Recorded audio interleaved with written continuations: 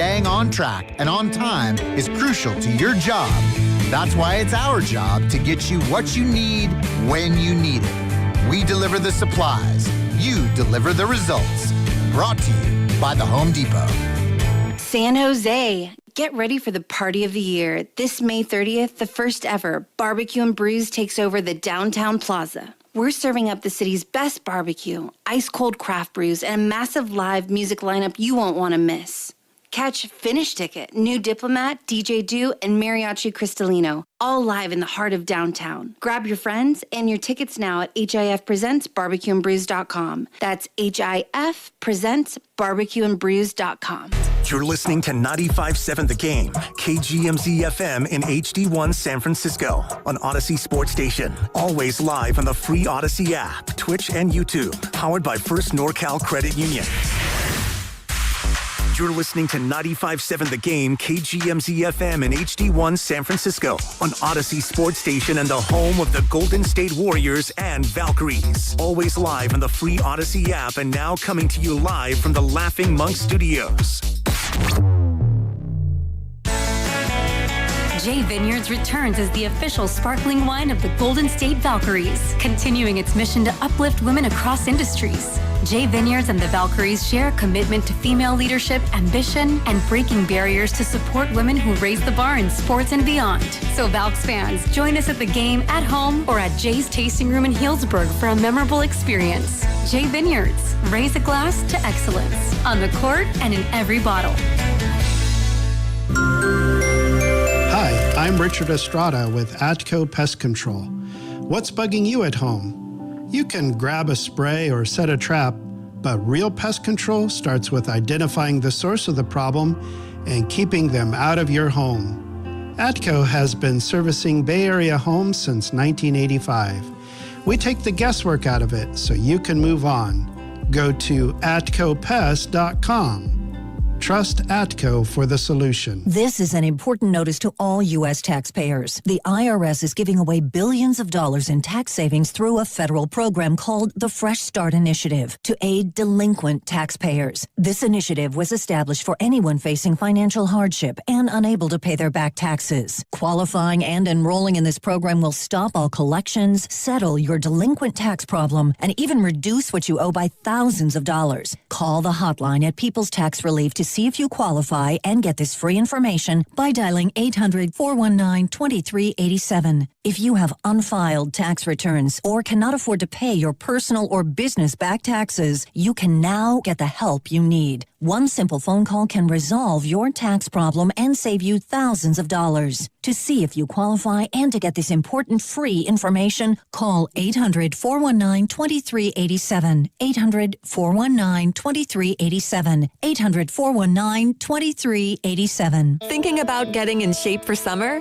Then stop trying to do it on your own and call the experts. DIY weight loss is not the answer. At Jumpstart MD, you'll work with real clinicians right here in the Bay Area and get access to GLP-1 medications at our most affordable rates. And for a limited time, mention Alice and save up to 70% this May. Don't wait until summer. Start now and lock in your results early. Call 855-JUMPSTART or visit jumpstartmd.com today.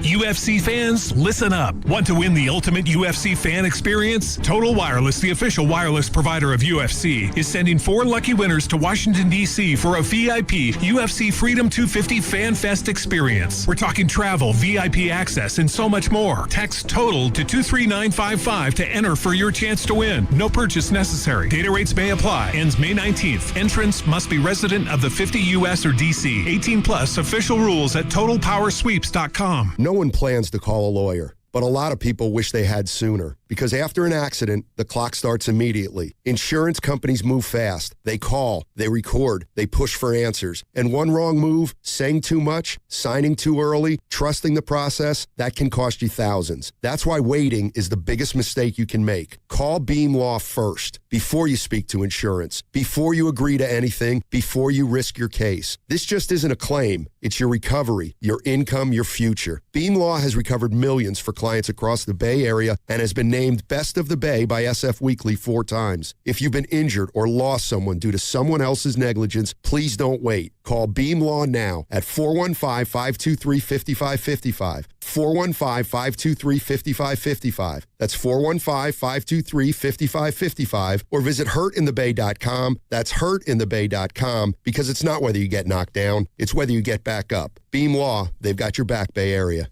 I know that hiring can be challenging. You need someone to match your role perfectly. Well, now you can meet them fast on ZipRecruiter. Build your team, build it sooner. Meet your match on ZipRecruiter. Just head to ZipRecruiter.com/free right now to try it for free. That's ZipRecruiter.com/free. Meet your match on ZipRecruiter. Try it free. This is the story of the one. As a procurement manager for a hospital system, she keeps every facility in her network stocked and ready. That's why she counts on Granger to be her single source for thousands of products, from disinfectants to lighting, air filters, and more. And with fast, dependable delivery, Granger helps her keep every facility stocked, safe, and running smoothly. Call 1-800-GRANGER, click Granger.com, or just stop by. Granger, for the ones who get it done.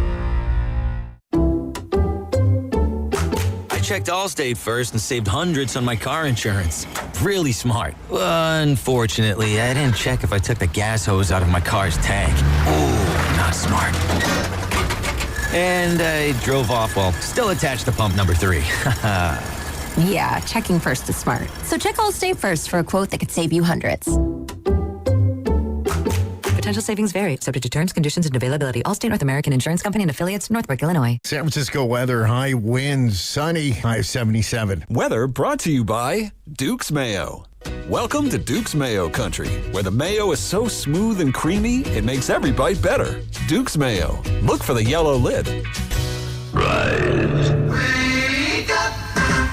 It's time to wake on up. Wake up, wake up, wake up. With a nice cup of Joe. What's up, Joe, bro? Featuring Joe Spadoni. He's an Italian. And Joe, the Butcher Boy Shasky. I am slippery. Oh! The best part of waking up is morning roast in your cup.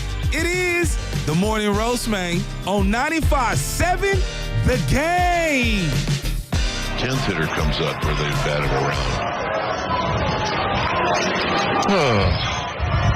I must have had about 20 of those myself. Down the right field line, and it is out of here! See ya! And listen to these fans here in Sacramento. It's a grand slam for Harrison Bader. What an incredible start to that call. Dwayne Kuiper, Mike Krukow, NBC Sports Bay Area.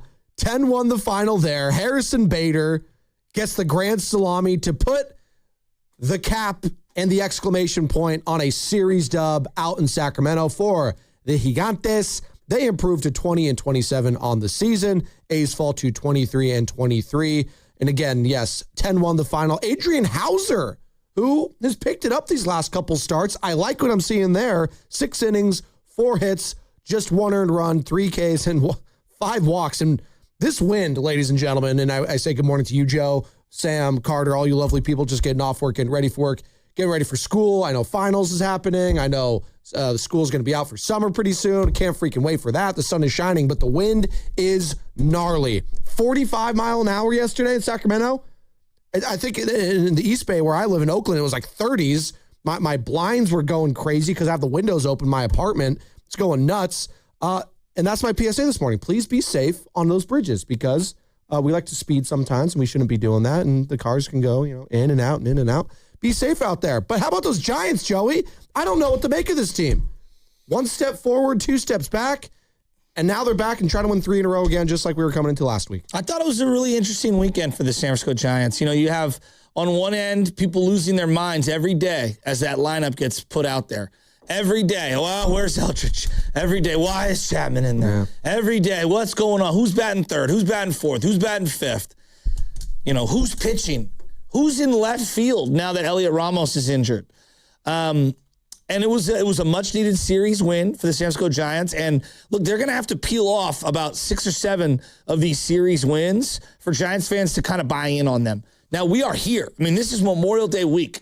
Everybody that's saying it's too early to make sweeping proclamations on who they are, well, it's getting early kind of late here, or I guess getting late kind of early here. Kind of like the opposite. Depending on how you want to put it. Yeah. And the reality is that this team is actually being carried by the others.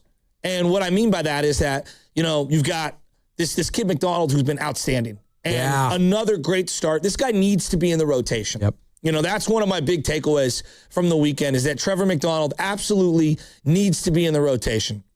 The second one, what are you going to do in left field? Elliot Ramos goes down. From what Tony Vitello says, it's going to be a multiple-week injury. They don't have outfielders to begin with. I mean, we have catchers playing right and left field. Yeah.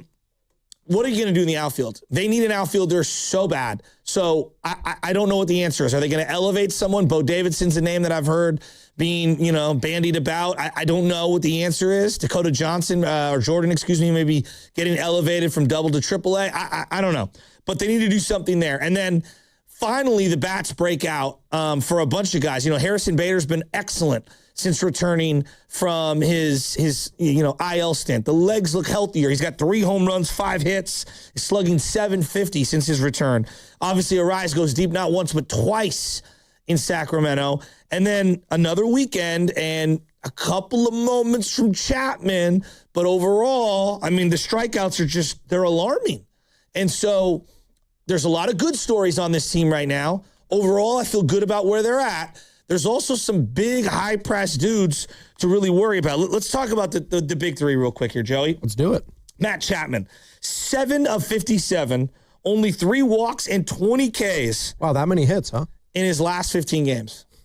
7 of 57. He's batting a robust 123 the last 2 weeks and a 211 slug. And this is a guy who had a big RBI hit this weekend. It's a guy who finally, after going 0 for in the whole game, finally ripped one down the line. I feel a little better, even though the data tells you you shouldn't. The at-bats have been better. Yeah, I don't know what to make of Matt Chapman going forward with this team. And you brought it up last week, and I want to hear the audience participation this morning. 888-957-9570. That is the number to get involved. The Giants take 2 out of 3. And not really a battle of the Bay anymore. I don't know what we're calling it. It's A's-Giants. It did feel a little strange, going to be honest, it being in Sacramento, that ballpark. And if you went to the game, I would love to hear, because they were packed all 3 nights. It was Giants fans, it was A's fans. So that aspect was great to see. But when we talk about home field disadvantages, I also want to get into that at some point today, because the A's disadvantage at that ballpark is frightening when you look at some of the splits. But you mentioned Matt Chapman, Joe. And, we've been talking about, whether or not this team's going to make a big trade, if they're going to move off some of these guys. We've had the Jim Bowdens on, former GMs. We've had, all the different, the Ken Rosenthal sound, Chris Rose joining us. Of those 3, Chapman, Devers, and Adames, Chapman is the guy that defensively is just a step above all of them. It's not even close. So he can hang his hat on one side of the ball. He is infinitely better than those guys. Now, when it comes to just the offense, that's what we care about right now. Chicks dig the long ball.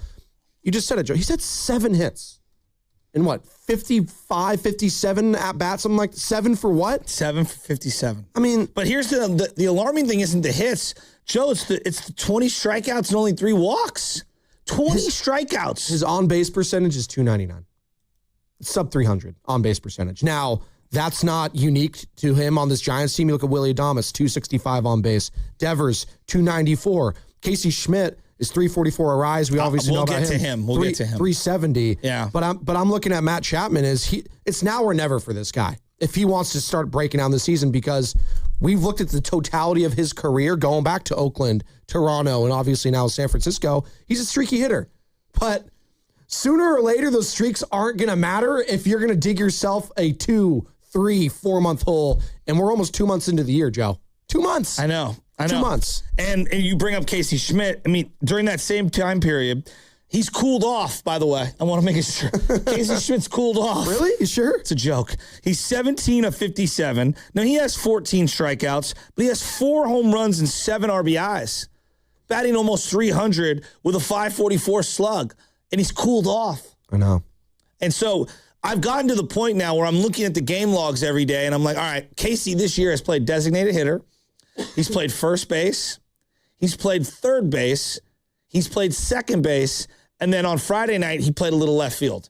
That was Friday night, I believe, that Ramos got injured, correct? Correct. And they're calling it a quad strain, and Vitale was talking over the week, and they think it's going to be a handful of weeks, I think was the quote. So, yeah, which is not good. Not good.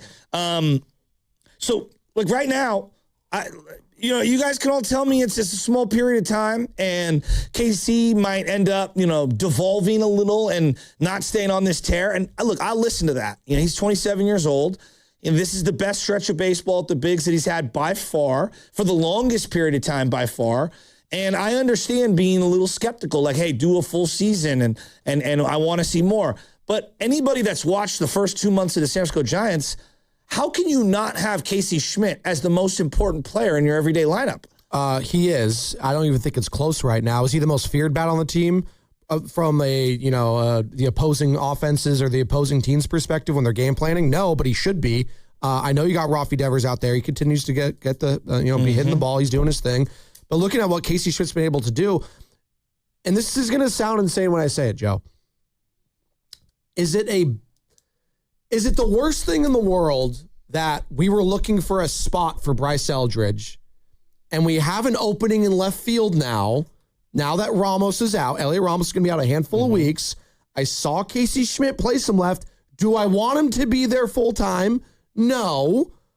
But does this now make it a little bit easier potentially going forward if Ramos is going to be out? I can slide Casey Schmidt over there to left. I could put Eldridge at DH now.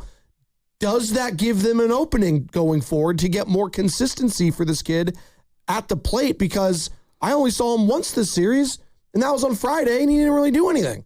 So, I'm trying to find the answer because I know Bryce Eldridge is still a story on top of Casey, who's been unbelievable. Yeah. And I'm with you. He has to play every single day, and maybe this opening in left allows him to do that.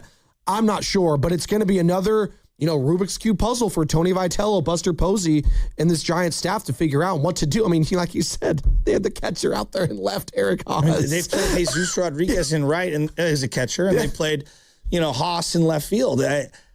Look, you were facing a lefty yesterday, so I get maybe you want to not play Bryce Eldridge. But the individual development plan, the IDP, if you will, is very perplexing. Can I ask you something real quick? What you just said? He's facing a lefty.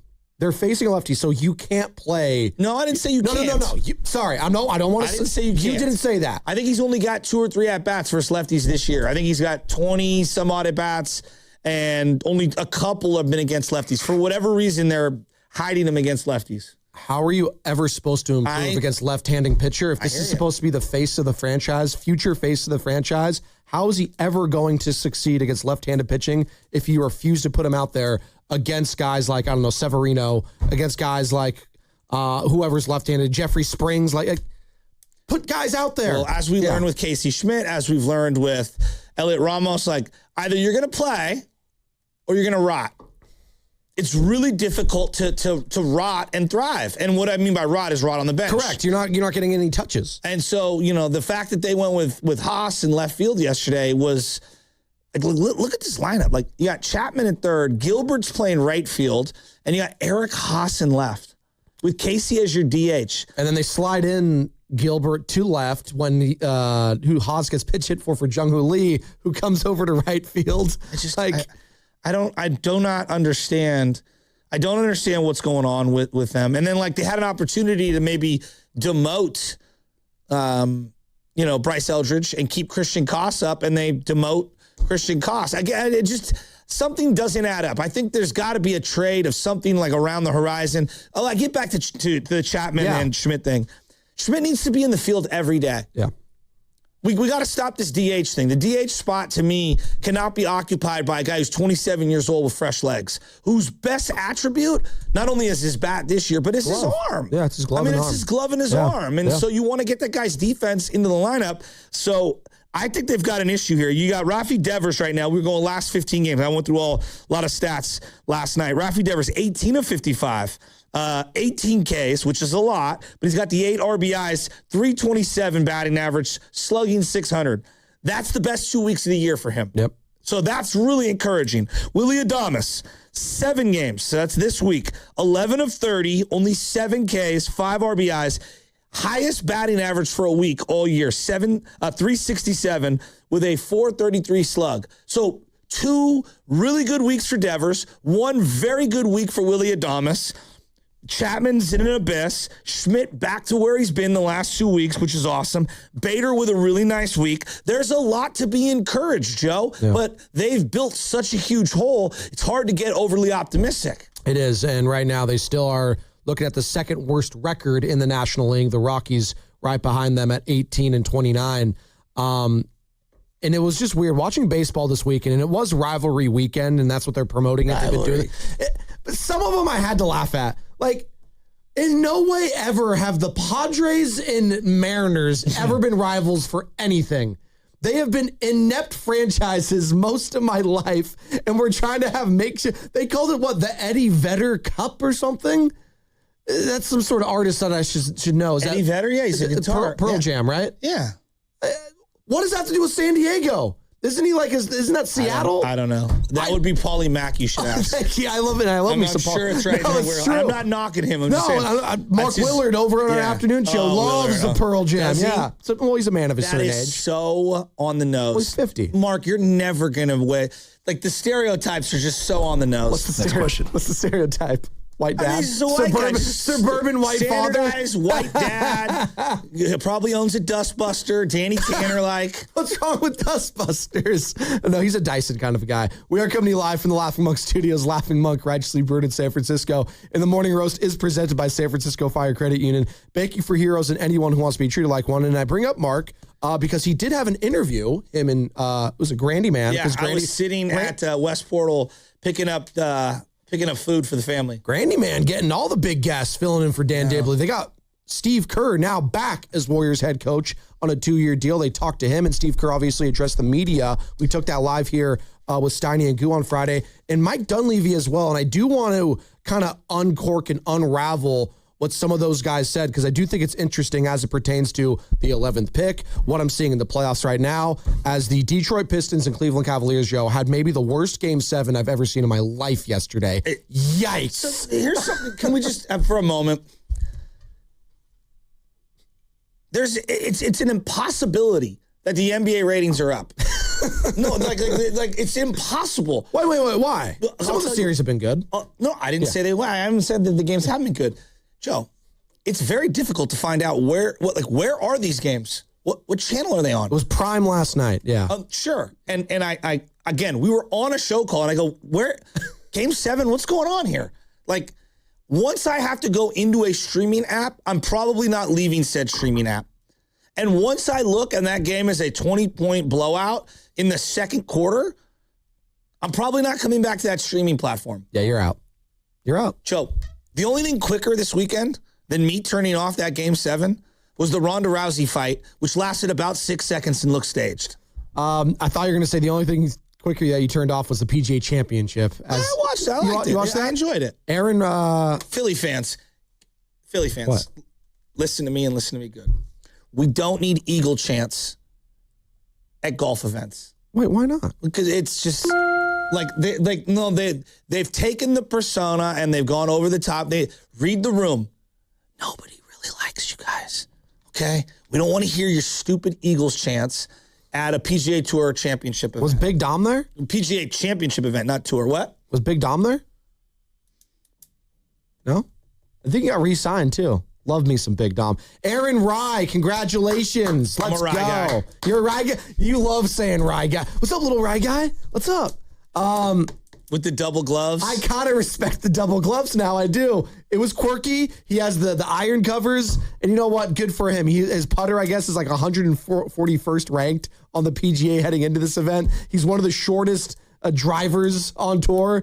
Everything was working against him if you just take all of that into this course. And yet, he won by 3 strokes and maybe had the putt. No, not even maybe. Hit the putt of his life. Yeah. That was incredible really on 17.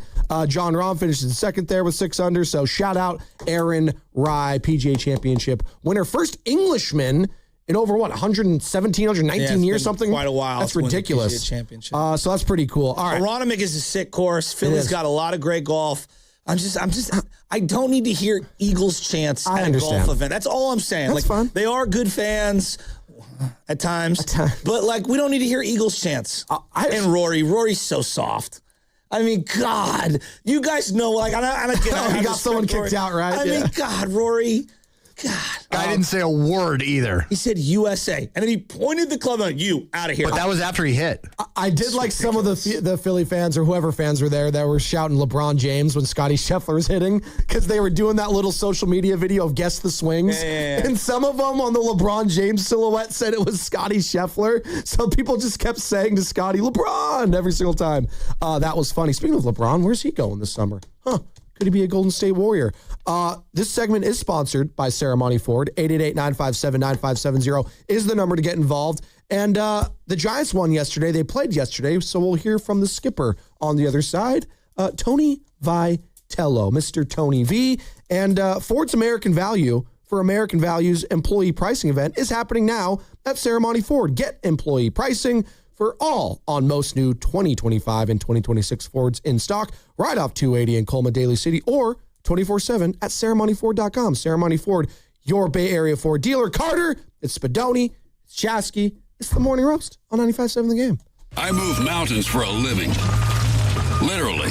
That means I don't carry hand lotion, and when it comes to serious heartburn, I don't mess around with anything but Rolaids. Rolaids' dual-active formula has calcium carbonate and magnesium hydroxide that relieves heartburn fast. Yeah, you heard right. 2 actives for that powerful relief. And the best part? The roll fits right here in my pocket, so I can get back to moving mountains. Rolaid spells powerful relief. Read each label. Use as directed. Keep out of reach of children.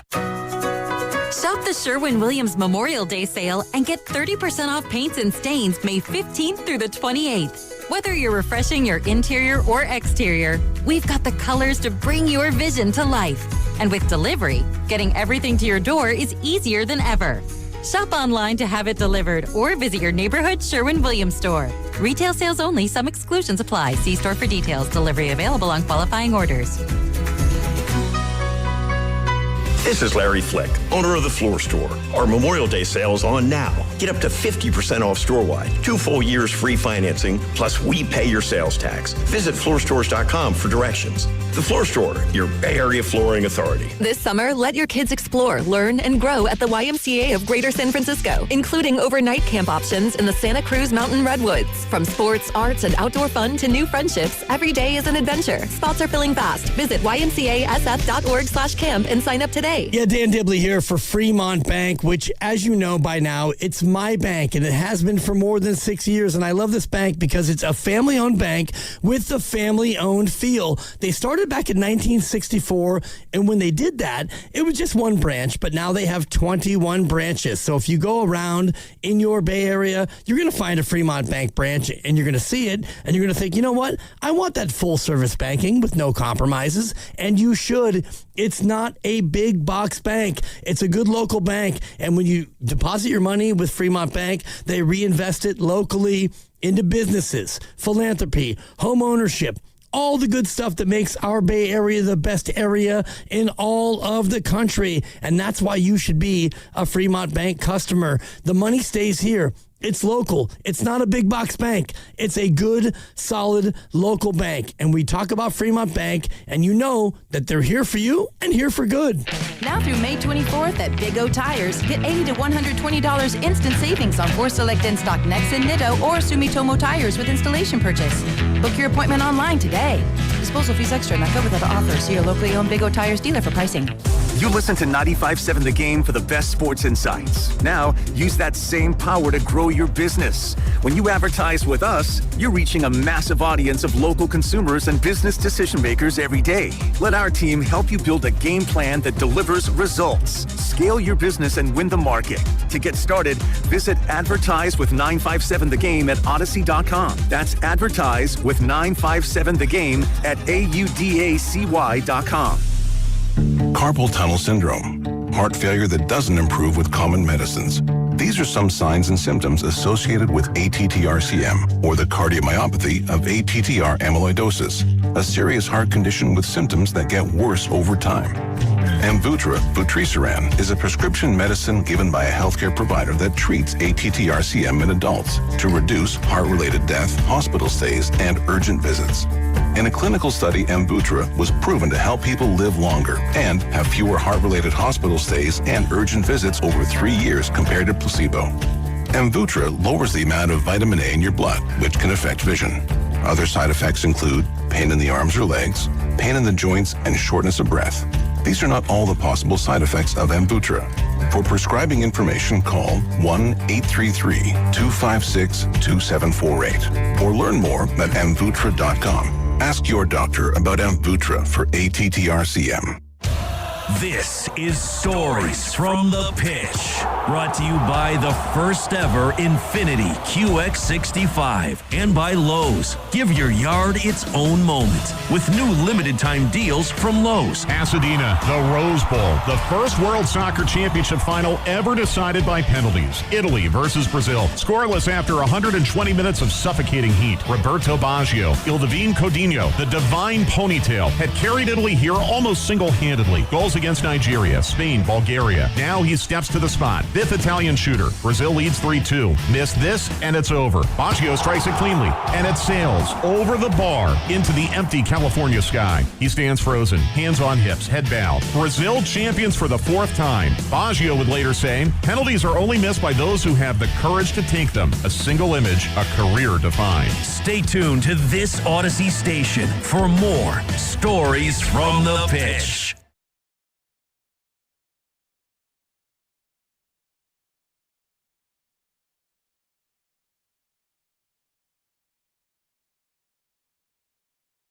To get Mother Nature movement. There's a high fly ball, very high to right.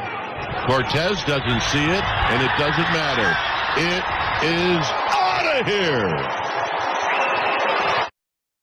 It's Union City's finest, Daryl the Guru Johnson, and I'm listening to my guy Joe Spadoni and my brother from another mother, Excelsior's finest, Butcher Boy Joe Shasky. Take it away, guys. What's up, Goo? Full disclosure, Joe. Do it. We just entered beginning of the work week. We did. It was empty on the roads today. I'm very jealous of those who have the full week off. And I will be... who has the full week off? A lot of people I know. What? And I what will do they be, do? I don't know. I don't know. Not my job. I'll be mailing it in the next 2 days. Why do you say... why do you say these things? Today, tomorrow, and the next day. That's 3 days, by the way. I'm going to pull a Steiny. So like Steiny, right? When I know I could sniff vacation just a little, dude, I'm all the way in. He doesn't say he mails it in, though. First off, timeout. Love this commitment from you here, Joe. Are you saying you mailing it in is still 90% better? 100%. You don't get to say you're mailing it in and then come at me, dude. Hey, dude, there's some sound that Lucas didn't cut that you need to get to. Oh, no, I've been getting to it because I don't mail it in. Oh, my God. Sam's on one this morning. He just went to go check out my soundboard. His hair touched my arm. There's a lot did this, going on. So that police officer rejoin, can you give me the postman? That's what I need because I'm mailing it in for the next 3 days. You're Newman? 100%. Okay. When you control the mail, you control information. It's one of the all-time. My dad, postmaster in Monterey for a minute, was in the Postal Service for most of his life. He worked with many a Newman. Did you guys get a chance to do the weekend project that I've been asking you guys to do for like 2 weeks now? What weekend project? I was too busy Watch mailing the it movie in. Sleepers. And I'm out on that. I watched Gabby's Dollhouse movie again. What? For like the 3rd time. And Nora likes Gabby. Hey, Gabby. Na, na, na, na, na. Meow, meow, meow, meow, meow. Is this a cartoon of some sort? It's on Netflix. It's a show called Gabby's Dollhouse. This young girl. Yeah, it's like a doll. I don't know. Okay. It's this young girl. She's gotten older now, but she started when she was like 10, I think. Okay. And like she like shrinks herself into this like this dollhouse, Gabby's Dollhouse, and it's like magical, and like she has these little cat figures that come to life, and she plays with them. Oh. Yeah, they made a movie so it's about kind of like Honey, I Shrunk the Kids meets something else. Kind of. You ever remember Blue's Clues? Oh yeah. But like he would like didn't shrink. Blue die? No, Blue's always alive. Steve moved on at one point, and then Joe came in, and then he moved on. And I think who's the new guy? Josh. I think that's the other one. So I really like the Jays on that show. I'll say this: there's a guy who I'm very creeped out on who was doing duets with Miss Rachel way back when, and I was like, yeah, Blippi? we're out on that show. Blippi. Yeah. Totally out on that show. Yeah, he creeps me out too. Very bizarre, Yeah. right? Yeah. Hi, how you doing? In my suspenders. But the kids love him, so I don't. Yeah. Well, my child will be cease and desisting from that particular show. That's fine. I grew up on South Park and other things because I had 5 older brothers. So by the time Benny's like going to be 7 this year, I'd already watched Bigger, Longer, and Uncut. So I was I had no chance growing up. Yeah. The innocence of my childhood was lost very, very early. Other than that, I had a great weekend. We went to the beach yesterday, Alameda. Oh, nice. But the wind, winds. But the wind started, so it was warm, right? Mm-hmm. But when you get in the water, well, it wasn't warm in the city. Okay. Oh, it was freezing in the city. Freezing. East Bay, it was nice. It was, right, Carter? Yeah. Carter's locked in. Dude. Yeah, whatever. We cut sound that Lucas didn't get to. Keep going. So you're not going to get over the sound that Lucas didn't. Sam's been huffing and puffing about it all night, all day. He is the big bad wolf. He's going to blow the studio Harrison down. Bader and Sam Loveman have the same physique. Wow, that's top heavy, looking like 1990s pro wrestlers that have been on the juice at Gold's Gym. Good for you, Sam. He's just saying you look like a guy that's on steroids. You don't even take steroids. That's a compliment. You skip leg day. He doesn't skip. Look at those quads. He scooters in, dude. Come on. Well, he uses an electric scooter. He doesn't use manual like me. No, I went to the beach. It was great. But once they get out of the water, the wind's like 20 miles an hour. They're freezing. Like, Dad, can we go home? I was like, all right. They actually swim? They don't. They get in there and they swim. For them is just waist high. And just I wasn't allowing them to go because I'm not getting out there super deep. I had my tank top on. I had my shorts. I'm chilling on the beach, brother. Right. Assumed you'd be in full regalia. Regalia? No. I'm big chilling. I got a little sunburn action. Got a little color this weekend. That's a former high school swimmer who's water polo. Sorry, I was not on the swim. polo. That's different. I was not a swimmer. All right. And he goes deep as you want. That'll save you. I tread water, baby. I'm imagining you like in I could Baywatch. save him if I needed to. Yeah, absolutely. Yeah. Junior lifeguard over here. Sure, I could do that. Junior lifeguard. Yeah, could be that guy. Hey. Tony Vitello, are we ready for what do you hear? What do you say? Let's hear from the guy himself, the man, the myth, the legend. There's also some new sound we're going to get because Tony V sat down with a friend of the show, Chris Rose from John Boy Media. They just released that over the weekend. I think that was back in the Dodgers series. He sat down with them. It was like a 30-minute interview, and he had some really good stuff there. But we're going to start with the bats coming alive. We haven't opened, though, for this, right? Let's play it. Come on. Thank you. Tony Vitello, what do you hear? What do you say on the bats coming alive this weekend in Sacramento? Rafi kind of gave the big shot, hard line drive with the bases loaded, but there wasn't, one explosive moment until we got to Bader. There was a lot of other hitters that came to the plate prior to that, and it was, kind of a lot of scrapping and taking advantage of mistakes and just hitting low-line drives. If you lofted something up the wrong spot of the park, it was an easy out. So it was the opposite of all the things we've talked about in San Francisco of how do we string it together? We got guys who can hit. We just hadn't strung everything together, and maybe a little bit of it, I don't want to discredit our guys because they battled their butts off and they swung good all 3 days, but maybe a little bit of it was just law of percentages. If we're capable of hitting and we keep pushing forward, we're going to run into innings like that. Tony Vitello, Tony V, baby. And there was a good quote that he had I do want to get to as well, Joe, on how the wind affected the game because it did. He was a believer in that. He was affecting the pitchers too. Now the pitchers are going to downplay it and say it wasn't a big deal, just throwing to the mound. Mm-hmm. But he's like, I don't know about that. I've played in a lot of different winds, golf, right? Yeah. A lot of different winds. Specifically, some of the worst winds I've ever played at. Which makes it so much more difficult. Yeah. Way more difficult. Like Glen Eagles on an afternoon, it can get very windy. Yeah. Lake Merced afternoon, very windy. But one of the worst was up in Bodega, and you could not pull the flags out of the cup. Those coastal winds in Northern California can be brutal. So on Saturday night, okay, I knew the wind was going to be bad just in the entire area. Saturday night, I went to the driving range. It was completely empty. Oh. This is at 6 o'clock. Now, normally Harding is packed. Packed. No one was out there. So me, my nephew, and my son, we went out there. And nice. I hit one pitch shot, and Joe, it barely got up 3 feet. The wind took it to the right on a little pitch shot. I go, I've never seen that. Ever in my life. My face was chapped. We were there like an hour and a half. Call you Joe Chapman. The winds were really bad. And so then when I was tuning into the game the next day, I'm like, oh, all the wind that was here in the Bay Area either, flew up in that direction or was even worse up in that direction. Didn't surprise me at all. Here's Tony Vitello talking about how it affected the game. Yeah, it was a massive factor. Harrison, Rooker, Geloff, Willie, 4 guys that just put a huge charge into balls, either to center or to kind of left center, and had nothing to show for it. And then occasions where, I believe it was Cortez puts the ball in play, and it was a tough sun ball, and then communication was tough because the wind was loud. But I'll tell you what, Chappie came in more determined to make a play on a pop-up, a crazy pop-up. Said it, and it's kind of like one of those things, you speak it into existence all the times. Hunter Pence did that. It kind of came true today. He spoke that one down the line to end Hauser's outing into existence. So it had everything to do with it. I argued with Randy Mazey's one of the best baseball guys I've ever been around, but I argued with him. He didn't think the wind like today affected a pitcher's command. I think just it makes everything crazy, and you saw some things that wouldn't normally happen, and it's kind of fun. I know it was a Sunday game and a nice day and a Bay Series rivalry, but there was a little extra buzz in the crowd before the game and then every time a ball was hit, just because it was kind of an erratic environment. I agree with him. It is kind of a little fun. It's different. It was very unique. Yeah. It reminded me of like a crazy football game. Yeah. Where the elements. Yes. Yeah, which I hate. We should probably just have a dome for that. But in baseball, it's cool.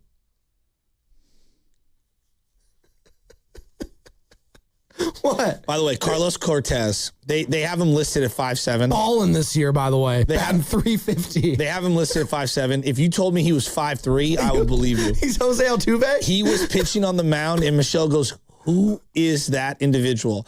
I was like, that's Cortez. Yeah, that's Cortez. And CC, Carlos. She's like, well, how big is he? And so, of course, I Googled him. Nestor Cortez kept coming up. Oh, no. Even though I know it's not him, right? And I'm Nasty like, Nestor. No. I got to find the right Cortez. They have him listed at 5'7". He cannot be 5'7". He looks so tiny. He is batting. He is having a great year. He's batting .346, 4 home runs, but you're right. He pitched at the end of that game. He's very small.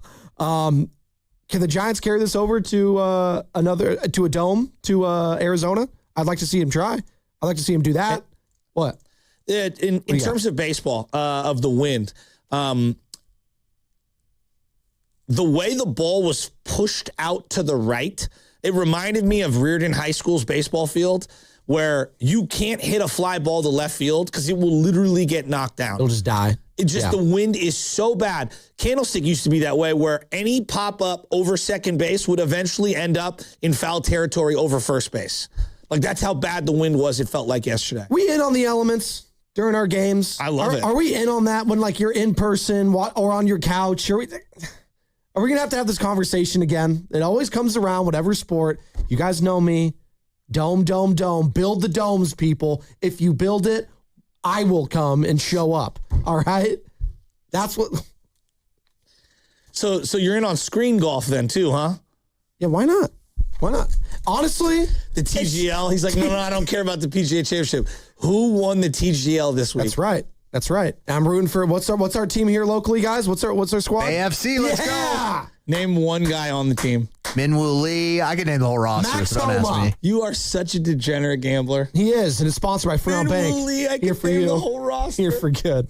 All right, Bay Area, if you're still paying monthly checking fees, come on now. There's a better way. San Francisco Fire Credit Union has been serving people for 75 years, going all the way back to 1951. And no, you do not have to be a firefighter to join. Anyone can join. You get ATM access worldwide, great service, and it all comes from a local not-for-profit credit union that gives back to its members and the community. Check them out at sffirecu.org. That's sffirecu.org. This institution is not federally insured. The credit union is not insured by any state government. Privately insured by ASI. Hi, I'm David. I'm Chris. And I'm John. We are the three brothers who own Jack's Restaurant and Bar. And we are here to... Not again. That was my line. Boy, stop it. Mom? What are you doing here? Have you heard your commercials? They're terrible. That's not our fault. You taught us how to cook delicious food. Using only the freshest ingredients. And to treat all our guests like family visiting our home. But you didn't teach us how to write catchy radio spots. They remember that and get back to work. Yes, Mom. Jack's, serving delicious breakfast, lunch, dinner, and drinks the way our mom taught us. ilovejacks.com. Struggling to lose weight despite trying every diet? You're not alone, and there's a better way. At Prime Male Medical, they're helping men and women achieve real, lasting weight loss results with expert medical support every step of the way. And for a limited time, listeners can get started for their first visit, including full blood work, plus first month of GLP-1 treatments for only $199, a savings of $400. Call 415-761-4037 or go to primemalemedical.com.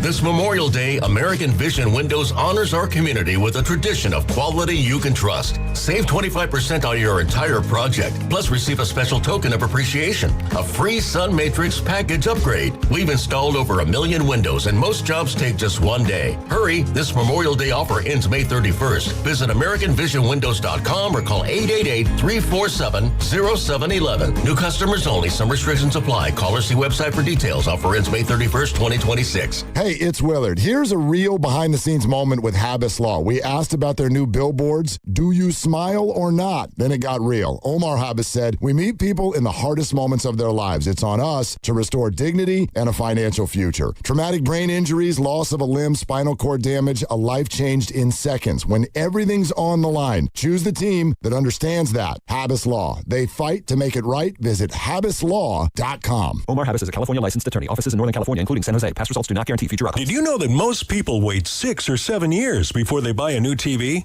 That's a lot of time in front of one TV. So why not get one of the best sets for the next 7 years? Like one of the top-rated Samsung, LG, or Sony models. Too expensive? What if you could get up to $1,000 trade-in for your old set? Who would do a stupid deal like this? Right now, at Video Only, you can get big bucks for your old set as a trade-in and a hot price on the new models. Don't be sorry. Check out Video Only. Neuropathy is a debilitating condition that is sometimes misdiagnosed. Symptoms can include pain, numbness, and tingling in your hands, legs, and feet. Neuropathy is a progressive condition that only worsens unless you get effective treatment. SF Bay Wellness is a leader in neuropathy reversal and uses FDA-cleared, non-invasive electric cell therapy to restore nerve function with no injections, no drugs, and no surgery. The treatments have a 95% success rate. If distance is a factor, ask about our virtual consultation option. Call SF Bay Wellness at 844-94-NERVE for the $99 neuropathy evaluation and receive a personal treatment plan that is tailored to your needs. Don't wait another day. Call 844-94-NERVE. That's 844-94-NERVE. Why keep suffering with the painful symptoms of neuropathy? You deserve to live a pain-free life. Start getting the treatment you need for your neuropathy symptoms. Call today. In a world in need of a hero, one man rises to the challenge in style. He is... just driving the kids to soccer practice. Make every day feel epic in the all-new Hyundai Palisade Hybrid with up to an EPA-estimated 619 miles of range on select trims, advanced tech, and class-leading interior space. Visit HyundaiUSA.com or call 562-314-4603 for more details. And hey, come on, no cleats on the seats. One of life's greatest mysteries has finally been solved. Who let the dogs out? It's Spruce, the weed and grass killer that's safe for use around people, pets, and bees. When used as directed, spray the leaves for visible results in just 1 hour and dead weeds in just 1 day. You spray, they play. Spruce, pet friendly, weed deadly. Find wherever weed killers are sold. Did you know about 1 in 3 people with plaque psoriasis may also develop psoriatic arthritis, which causes joint pain, stiffness, and swelling? Does this sound like you? Listen to what it sounds like to be a million miles away. Tremfya guselkumab, taken by injection, is a prescription medicine for adults with moderate to severe plaque psoriasis who may benefit from taking injections or pills or phototherapy, and for adults with active psoriatic arthritis. Serious allergic reactions and increased risk of infections and liver problems may occur. Before treatment, your doctor should check you for infections and tuberculosis. Tell your doctor if you have an infection, flu-like symptoms, or if you need a vaccine. Imagine being a million miles away. Explore what's possible. Ask your doctor about Tremfya. Visit Tremfya.com or call 1-800-526-7736.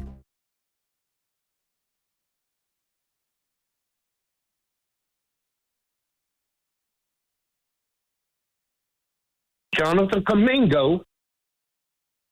Now back to the morning roast. A lot of people wait to hate. They cheer when they're drinking the beer. I want you to keep that same energy when we win that chip this year. With Joe Spadoni and Joe Shasky on 95.7 The Game. Who's winning the chip this year? Is he talking about the Valkyries? Maybe. I can see that happening. Giants? Whew. Hey, is that a bigger long shot than my guy Aaron Rye winning? If the Giants are, what's the money on the Giants winning the World Series right now? Whatever it is, it's got to be bigger than Aaron Rye winning. Because he was 151. It isn't? No chance. He was 250 to 1. I thought he was 150. I saw 250 to 1. I had him at plus 10,000 odds. Yeah. So plus 10,000? That's insane. You had that or you took that? Well, I usually put about 7 golfers in my bet slip, and he was one of the 2 I removed. So it was a really tough day. Sound like a lot of gamblers I know. Woulda. Him and Rory. Coulda. Shoulda. So $10, you win $1,000? Yep. Damn. Just $10, Carter. That's it. Did you bet on the Netflix fights? No, I forgot they were happening, honestly. What about the Preakness? Of course. Who won? Some of the names of these horses are just... The Preakness was awful. Oh, it was awful. Honestly, it was embarrassing, honestly. Let's just call it what it is. This was supposed to be like a fun sports weekend. It was shaping up to be. It was horrible. PGA Championship. We had some no-name guy. I'll give him this, though. He at least was quirky. And he's got a great story. He's got a great story. He's memorable. He's got the 2 gloves. It's a very forgettable winner. Sure. For most casual golfers. When it's not one of the main guys, it's just not going to hit the same. And I saw a lot of people complaining about that. I was like, this happens this happens a lot, people. Someone's going to win that you've never heard of. Like, it rarely happens in tennis, but it happens more so in golf, for sure. You mentioned the Ronda Rousey Gina Carano fight. Oh my gosh. So that lasted 15 seconds. I was shocked how many women friends and family that I follow on Instagram were like fired up for the fight. I was like, oh that's right, there's a fight tonight. Where was it? I didn't even know. It was in LA somewhere because streaming service. Where was it? Oh, it was on Netflix for free. See? For free. Well, free if you subscribe to Netflix. Yes. Well, I mean, I have to say that. I mean, it's $25 a month, Joe. For me, anything that's not something that I'm already currently paying for is already free.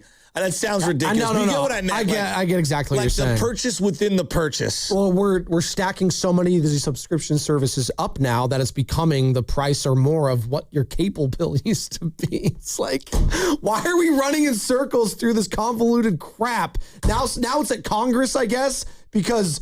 Oh, we really need our football. They'll fix it. It's just really difficult. See, these are the things that matter in our country. I just need to watch our football. There's just not things that are actually like happening, like people like not having housing and people dying on the streets. I need to watch my football game, damn it. And apparently, Donald Trump tweeting out oh my God. Or whatever, it's Truth putting out Truth something. Social? Whatever his social media platform is, putting out a picture of him with, it looks like a photoshopped alien. Oh my. It looks so over the top. Oh, did they release the alien stuff? Oh, I'm sure Benny's been telling me all about it. Oh, is he Young Benjamin. Like, this is the problem. See, I don't have tablets in my place, all right? I don't have any like iPads, any like the Kindle Fire, whatever they are. I don't have that. Oh. His mom let him bring his tablet to my place this weekend. What does he have? He has an iPad. Oh. But it has the kids' controls on it. All right, and it has like a nice a cover, so like if he drops it, it's not going to shatter and whatever. And I was like, that's fine. You can have like 30 minutes. Like you can have 30 minutes. Your sister can, and then we're going to be done with it, right? Okay. For like the deck, we'll have like our allotted time. So he has YouTube Kids. There's this thing called YouTube Kids, all right? Okay. And I don't know if you can stream 95.7 The Game on there on YouTube Kids. You should be able to, but I don't know if you can. We'll get on that in the back. But he loves watching alien, like abduction, like aliens, like him and me both. Well, that's kind of me and Benny are just like two peas in a pod. That's kind of what I'm getting at. His two fascinations on YouTube Kids is watching documentaries about alien abductions and Egyptian pyramids. Let's go. He might be your best. Benny might be your best. They are connected. Friend. When he starts watching those David Sampson videos, then you'll know. David Sampson videos next. And golf tips. And Bryson DeChambeau videos. How to not come over the top with the driver. So that was just. There are only 4. Like there's many species of aliens, but those that are in the know claim that there are the 4 big ones are the Nordics, the lizard people, the grays, and then there's like a mantis one. Who are those in the know? Well, again, these are people that have either been abducted or that have been a part of government agencies. And Benjamin Spadoni. Who are, and I'm tongue-in-cheek with this, but I'm telling you what others, not me, I don't believe in the Nordics and all that stuff. The Nordics would look like blonde-haired people from Game of Thrones with like bright blue eyes. Oh, so they look like the Targaryens. Kind of. Okay. Yeah. So some of my little cousins. Yeah. Okay. Again, they call those the big 4. Like those are the big 4 species of aliens. Thank you for the X-Files. Yeah, the Greys, the Nordics, the mantises, and then the lizard people. The truth is out there. You think I'm making this up, dude? I'm telling you. The core 4. This is not me making this up. This is what these government, what do they call them when they flip on the government? The truthers? Yeah, but they're like whistleblowers. All the whistleblowers, okay. Sure. They're the ones trying to debunk the conspiracy theories. All right, they're the ones that it's not a conspiracy theory. It's truth reality to them. I don't know. I find the whole thing funny. It's just whatever. But anyway, it's fine. I think you think it's legit. Well, here's what I say. I don't dismiss some of it. That's fine. I don't dismiss some of it. I do think there is probably alien life somewhere. There's got to be something. Yeah, of course. But there's connection to the quote-unquote Anunnaki and the building the pyramids. Yeah, blah, blah, blah, then blah, you start blah, throwing blah. names like that, then I'm just going to roll my eyes. The Sumerians put that into a tablet. Yeah, Mesopotamia. Yeah. Well, technically there's like 6 or 7 of the ancient religions that all believe in the same thing. But that's neither here nor there.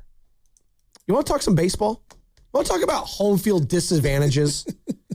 Real quick, let me give you a home field disadvantage. You guys think I'm crazy, don't you? Just because I'm like fascinated. This is like just a little side project. Joe, they have entire channels based on this, so you are not alone, my friend. I play video games and I put on YouTube on my phone or on my thing, and I let it sit there, and I just listen and I laugh. I watch clips of video games. So that's what I do. So there you my go. friend. So we'll do the same thing. Exactly. You're fine. And the new Resident Evil came out, Requiem, which I want to go play. Is it good? It looks really good. It's got really great reviews. I've watched new games. No, it's if you're into like, it's not like the old Resident Evil where it's like all chop bitty and like you're walking around, and it's more of like a first person shooter kind of, or I don't know. It's like a third person shooter. You'll really like it though. It's kind of got that nitty gritty scary element still, but it's more action based. All right. I think you'd like it. Just LJ. What is going on LJ here? Can't watch you play it. That's it. We're preparing We're for riffing, dude. Whatever they're going to disclose when my co-host today. says last segment, I'm mailing it in for the next 3 days. This is what he means when he's talking about aliens. When I mail it in, I'm still great. This is like Tom Brady. Like, I don't want to get hit, but I'm still going to throw for 5,000 yards. You look like Tom Brady this weekend. We're wearing that pink, pullover right there. It looks great. Tom was rocking Gucci at the Fashion Week over the weekend. Similar to Tom, we did win back-to-back championships and the 10U championship. So we're feeling pretty good about where we're at right now as coaches. Let me give you something, and I want you to chew on it. When I say home field advantage, let's just start there. What are the biggest home field advantages in sports right now? One of them, like in my mind, like when you go to the link, like you know what you're getting into. Okay. I would say some of the biggest home field advantages. Lambeau on a snowy afternoon. Okay. That second window Sunday afternoon game in like November, December. I would argue Seattle at the height of their powers. I would argue some of those are also the elements that they can hurt your own team, but I'll hear you on that. New Orleans when they were cooking. That's a good one. And they would get you to jump off sides and false start and all that stuff like that when they were really humming. Well, they had a stretch there where they lost like 3 games and like multiple, like they never lost there. It was was Ever. insane. Yes.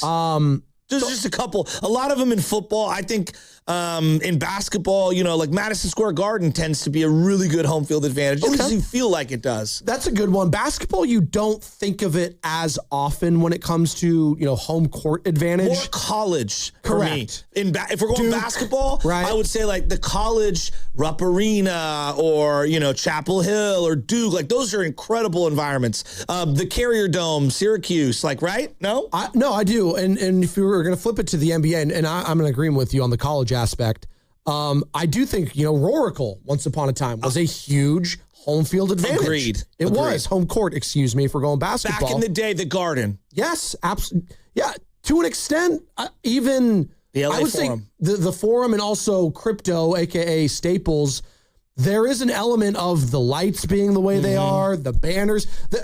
Just ask Steph Curry. There's something weird that goes up when you go down there. There's depth perception and also the the aura, if you will. I don't know how to describe it, but there's something. Can I give you also another one that I think is underrated? I think Denver in general tends to be underrated. Both altitude. Football and basketball. Big time altitude. And I'll give you a current one that nobody wants to give them love.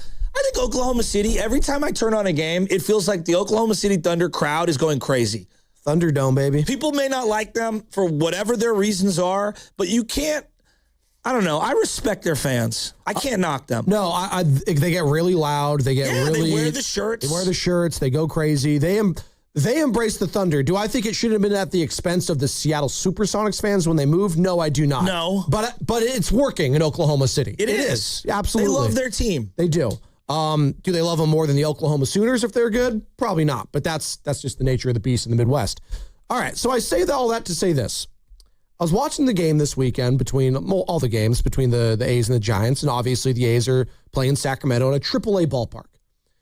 And, I've been watching them play there the last couple of years now, and it's so hard for me to wrap my mind around, first and foremost, that the A's aren't in Oakland anymore. It's still just kind of weird to see that it was rivalry weekend in sports, the Battle of the Bay, what it used to be, right, between the Bay Bridge series, if you want to call it that, between the A's and Giants. It was really fun. It's something I think you looked forward to every year, Joe. I looked forward to it. Whether you're going to Oakland, whether you're going to San Francisco. I remember going with my dad a couple times over the years growing up.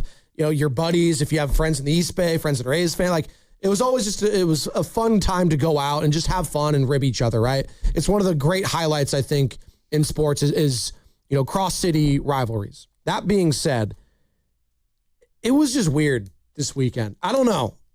It just felt a little off. Not to say it wasn't cool to see the place packed and lively, and you even heard Vitella felt like it had a little bit more juice with both these teams.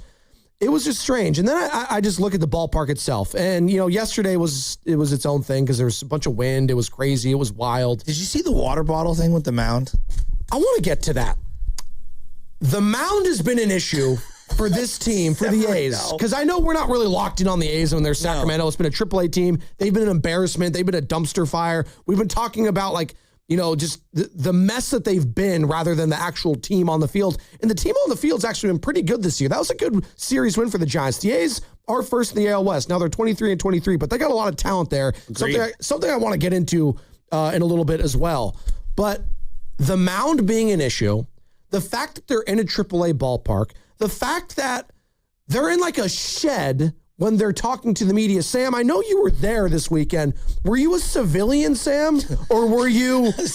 I know, that's the phrase we use. Or were you covering the weekend? I covered Saturday, but the Giants don't do their pressers in the shed. They do it... Tony did his post-game in the hallway outside the clubhouse. And then the players, we go into the little tiny locker room that's in there, and we did it there. So did it feel very amateur low level? Honestly, it feels cozy watching games there, if I were to describe it. I'm talking about covering it, in terms of after.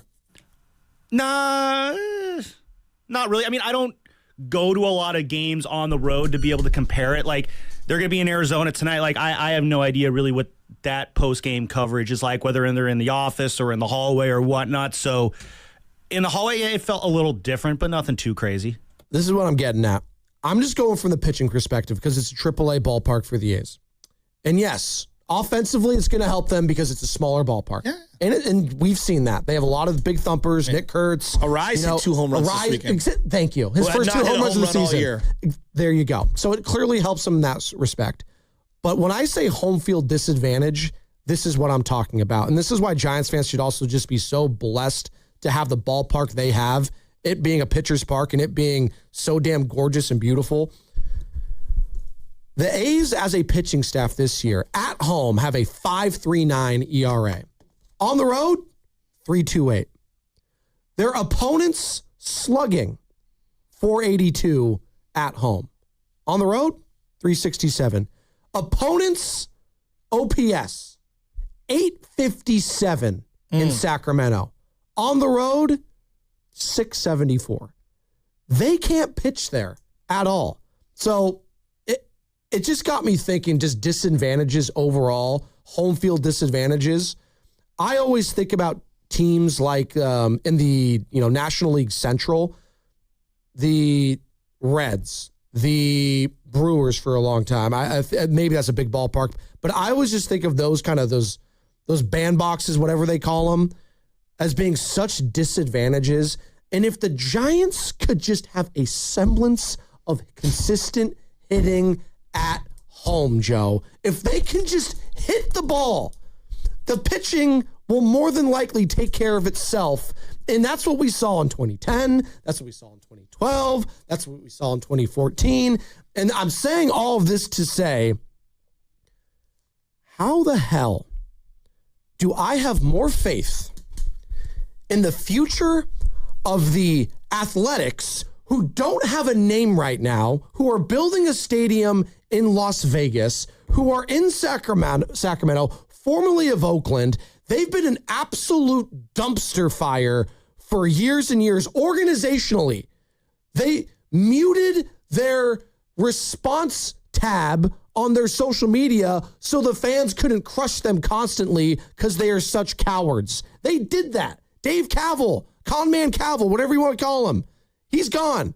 But he was a massive face of that organization, and all that was wrong. John Fisher, that guy, owns Gap, but an absolute clown show for years and years and years. All right? This is a team that has gutted their roster. Last decade, 2 decades, you know the story. There's a movie about it. It's called Moneyball. They've been a laughingstock. They have ripped the hearts out of their fan bases. And yet, Joe, and I have a point to this, bear with me, and I appreciate your patience.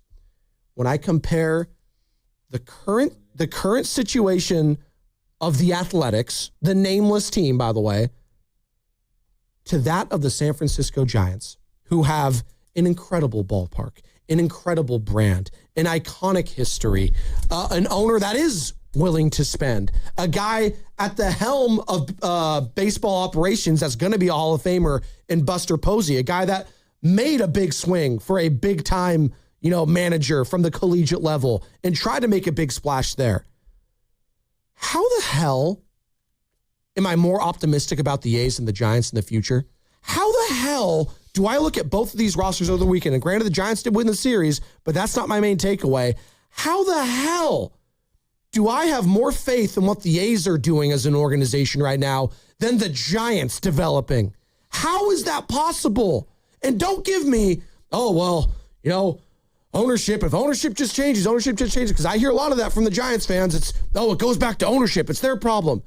Well, the A's have one of the worst owners in sports. Hands down. And they're doing something right. They're doing something right. If we did a poll, you're talking about ownership real quick. Yes. And I don't mean to cut you off, but if we did a poll, one of the worst owners in sports, he's a bottom, 5, 10 owner? Correct. In the big 3 sports, John Fisher is on the list. Right. He's at the bottom is what I'm saying. Exactly. Correct. Okay, keep going. Keep cooking because you're cooking. So I'm looking at the lineups just yesterday, and let me pull it up right now.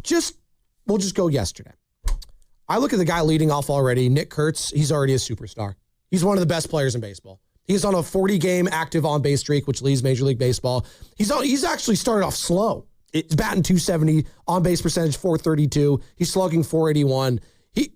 He's going to be the next big thing. If you were trying to develop a player in MLB The Show, it would look like what Nick Kurtz is at first base, right? At first base. I mean, 6'5", 240, 23 years old, lefty, who hits absolute donks. And you know what?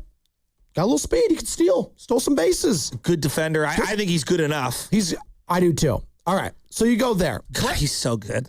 Brent Rooker, he's right? what I want Bryce Eldridge That's to be. That's what Giants fans want. I hate to be it's true. God, it's true. Pains me to say that. Brent Rooker, who's off slow start this year, but who's been an absolute beast the last couple seasons. Found this guy out of nowhere, right? Been an all-star. He's been up there for the home run category. He just hits massive tanks. And also kind of a funny guy on social media. I go there. Tyler Soderstrom, another guy they've locked up. And by the way, they locked up Brent Rooker. They're trying to lock up Nick Kurtz, something the A's haven't done in decades and decades. They're actually finally doing and paying some of their young players. Tyler Soderstrom, slow start this year. A really good player. A lot of pop. A lot of promise. A guy that a lot of teams would like to build their franchises I think around. he's a Turlock kid, too. He is. That's just a theme here with a lot of these A's guys, too. They have a lot of local guys. Which is interesting. Jeff McNeil, savvy veteran. Solid. The guy just gets his average is always above 270. He's batting 274 this year. Poached him from the Mets. Really good player. Geloff, who... Another guy they're really high on at third base. Defensively, it's an adventure. But their other guy, their top draft pick, Max Muncy, is out right now. What I'm saying is this. They have so many young, talented guys that have pop, guys that have great athleticism, guys I haven't even brought up yet, like a Lawrence Butler that's got swag, that could be a face of a franchise. How can the A's do this year in and year out? You even brought a guy from that organization, Farhan Zaidi, to try to poach their method, and it still somehow failed over here. Joe, I guess I'm running around in a circle here, and I'm just trying to figure out, why is there more hope with the A's organization that's been a dumpster fire for a decade than there is with the Giants right now? Why is that? Why? Why do I feel better about where they're at than where the Giants are at? And you didn't bring up Jacob Wilson, who missed the series because he's injured. He's a stud. Out, but you know what? He's great. Well, I think it goes back to two things. Like, there are some organizations that are amazing at identifying, drafting, developing, signing, and then cultivating whatever promise and making you your most optimal.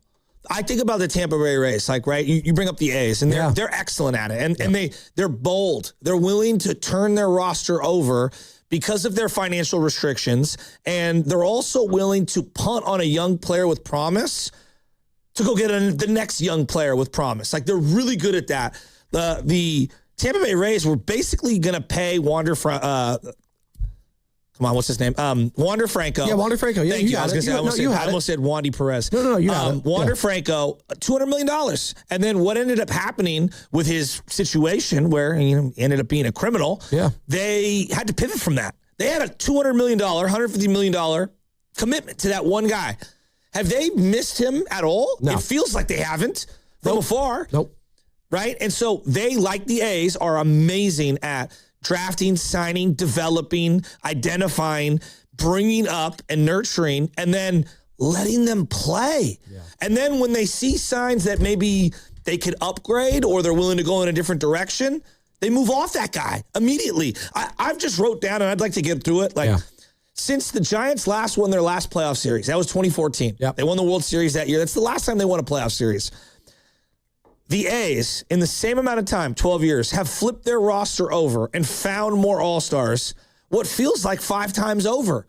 And the Giants are still waiting to find, who their next developed All-Star is. And I don't know, man. I don't know. All the Giants fans were wringing their hands about the trade for Patrick Bailey to kind of move off him. Sure. A's fans laugh at Giants fans over the rhetoric regarding this player. Would A's fans have had an issue moving him? No. Now, they've been conditioned. They've been conditioned to do so, and when you compare and contrast the fan bases, there are differences. Because no question. One fan base is just, I don't even know what the fan base is at this point. Quite frankly, it's fractured.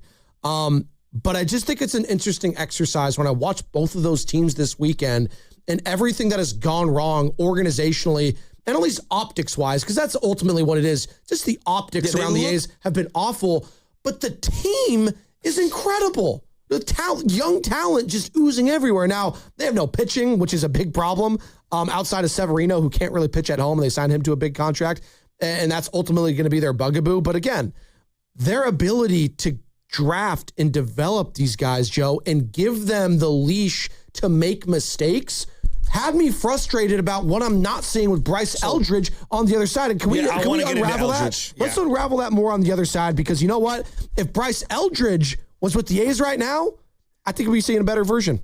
And it's sponsored by Freon Bank. Here for you, here for good. San Francisco, don't miss a night of killer comedy with Dave Landau live at Cobb's Comedy Club May 20th. You've heard him on The Anthony Cumia Show and seen him on Last Comic Standing. Now catch his sharp, no-holds-barred stand-up live on stage. One night only. Big laughs, limited tickets. Get yours now at cobbscomedy.com. With lineups updated weekly, there's always something new on stage. 2-drink minimum applies. Get your tickets now at cobbscomedy.com. That's cobbscomedy.com. And follow at Cobbs Comedy for show announcements. In 2026, Bay Alarm celebrates 80 years of security. With burglar and fire alarm systems, 24/7 in-house monitoring, and local service, our promise to the Bay Area remains the same. We got you. Learn more at bayalarm.com. Boxer & Gerson, Northern California's premier workers' compensation law firm, helping injured workers get their lives back for over 40 years. Hey, I'm Pick. And I'm Bull. My partner here is making his first do-it-yourself fix-your-own-car video. How do I look? Like you need a shave. I'm serious. Go! Hey, this Friday through Monday during Dollar Days at Pick and Pull, every part you pick and pull from the yard is 50% off. You're such a DIYer and social influencer. From doors to fenders, every part is half off. Yeah. Seats are just $15. Doors are $25.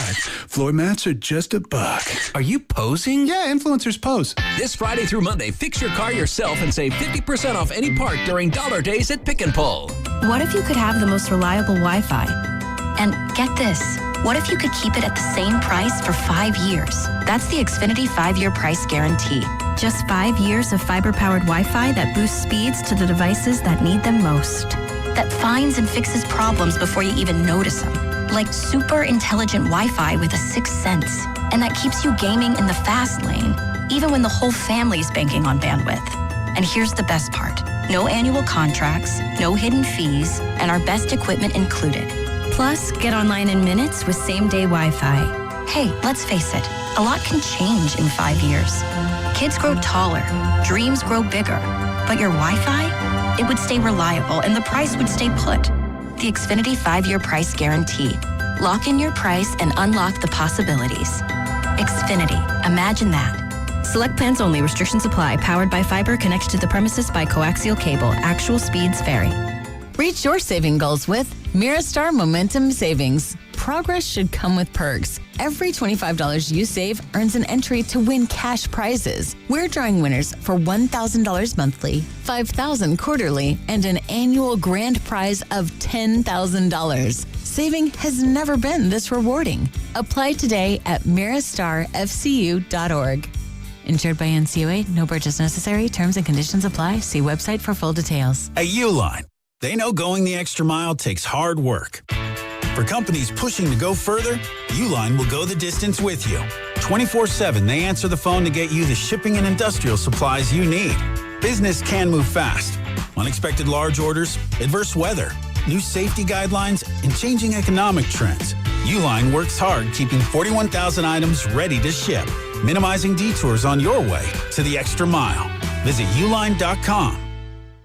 My name is Whitney Allen, and I'm a widow. My husband, Ryan, died. We never thought we'd ever have to use life insurance, but the unexpected happened. With Ethos, signing up was fast and 100% online. You can get a quote in seconds, apply in minutes, and get same-day coverage. No medical exams, and you can get up to $3 million worth of coverage. I'm grateful we were prepared. Get your free quote at ethos.com/radio. That's ethos.com/radio. Paid spokesperson. Time spent on application may vary. Online health questions required.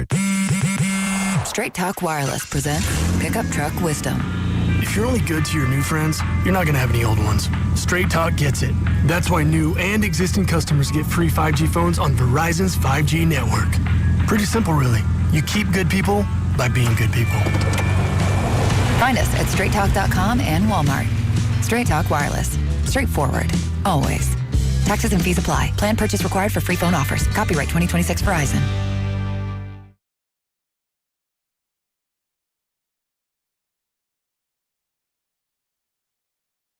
am slippery. Hey, it's Dibber here. Tune in to Willard and Dibs every Friday when I give out my locks for the weekend. They may fade me and the right to do so. Meanwhile, you can go ahead and fade back into the morning roast. Hey, Dibs. Dan Dibley here. Squirt.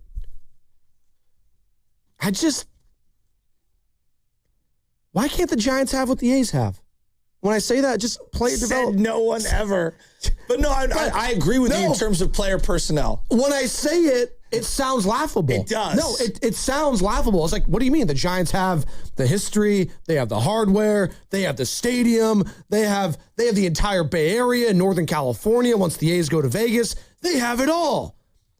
Except what you actually want if you're a fan, which are young, good, homegrown talent to be really excited about and to see grow for a decade.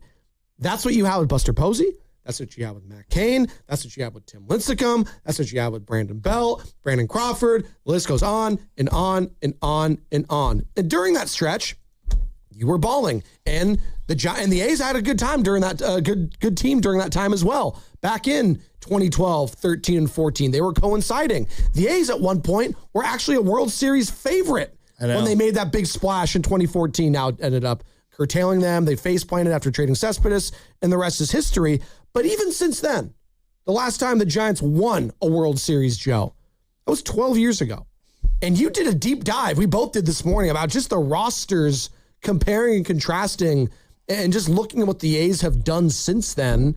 And it is pretty remarkable, the iterations that you saw them tear it up, tear it down. Yeah. Tear it up, tear it down. Oh, bring it up, tear it down. No, you know what I'm saying? But like, and I'm looking at it right now. There is part of me, if I'm a Giants fan, that says, would I have just rather sucked these last couple of years like the A's if it meant nailing my draft picks and getting all this young talent, and now it's finally come to fruition and I'm first in the division? And yeah, I took my licks for 4 years, but the Giants were just muddled to mediocrity for 2022 to 2025, and the A's were just awful, but the A's cashed in on picks. Yeah. Like, they're just clearly better at identifying. Yeah. Can we acknowledge that? Yes. Like at picking the players. Are they better at developing the we players? like to make fun of Billy Bean for the Moneyball thing. The guy just knows talent, and David Force is the general manager, is right under him. And I feel like they cultivate talent. Yes. So when I go through this exercise and I go through some of their teams, can you just, all the Giants fans out there, remove how bad the business model has been for the A's and just think about player development. That's it. Not who they kept, who they got rid of, whatever. And while you're thinking about that, think about what would the A's do with Bryce Eldridge. Yeah. Okay? So in 2014, that was the last time the Giants won a playoff series. They won the World Series. The lineup for the A's was Derek Norris, Brandon Moss, Eric Sogard, Jed Lowry, Josh Donaldson. They traded Yoenis Cespedes, but he was their middle guy. Coco Chris, Josh Reddick, and Albert Callaspo. Alberto. 2 years later, there were only two guys on that team. From that team. 2 years later. In 2016, it was Stephen Vogt, Yonder Alonso, Jed Lowry's a carryover, Reddick's a carryover. Boom, they bring up Marcus Semien, Ryan Healy, Chris Davis, Billy Burns, Billy Butler. Country breakfast. A couple years later, they make the playoffs again. 2018, the A's. Lou Croy, Matt Olson's new. Jed Lowry's the carryover. Marcus Semien a carryover. Chapman's new. Chad Pinder, Mark Canna, Piscotty. Chris Davis is a carryover. 2020, their final little playoff run with that version. Sean Murphy, Matt Olson, Tony Kemp, Marcus Semien, Matt Chapman, Robbie Grossman, Ramon Laureano, a newer face, Piscotty, Chris Davis.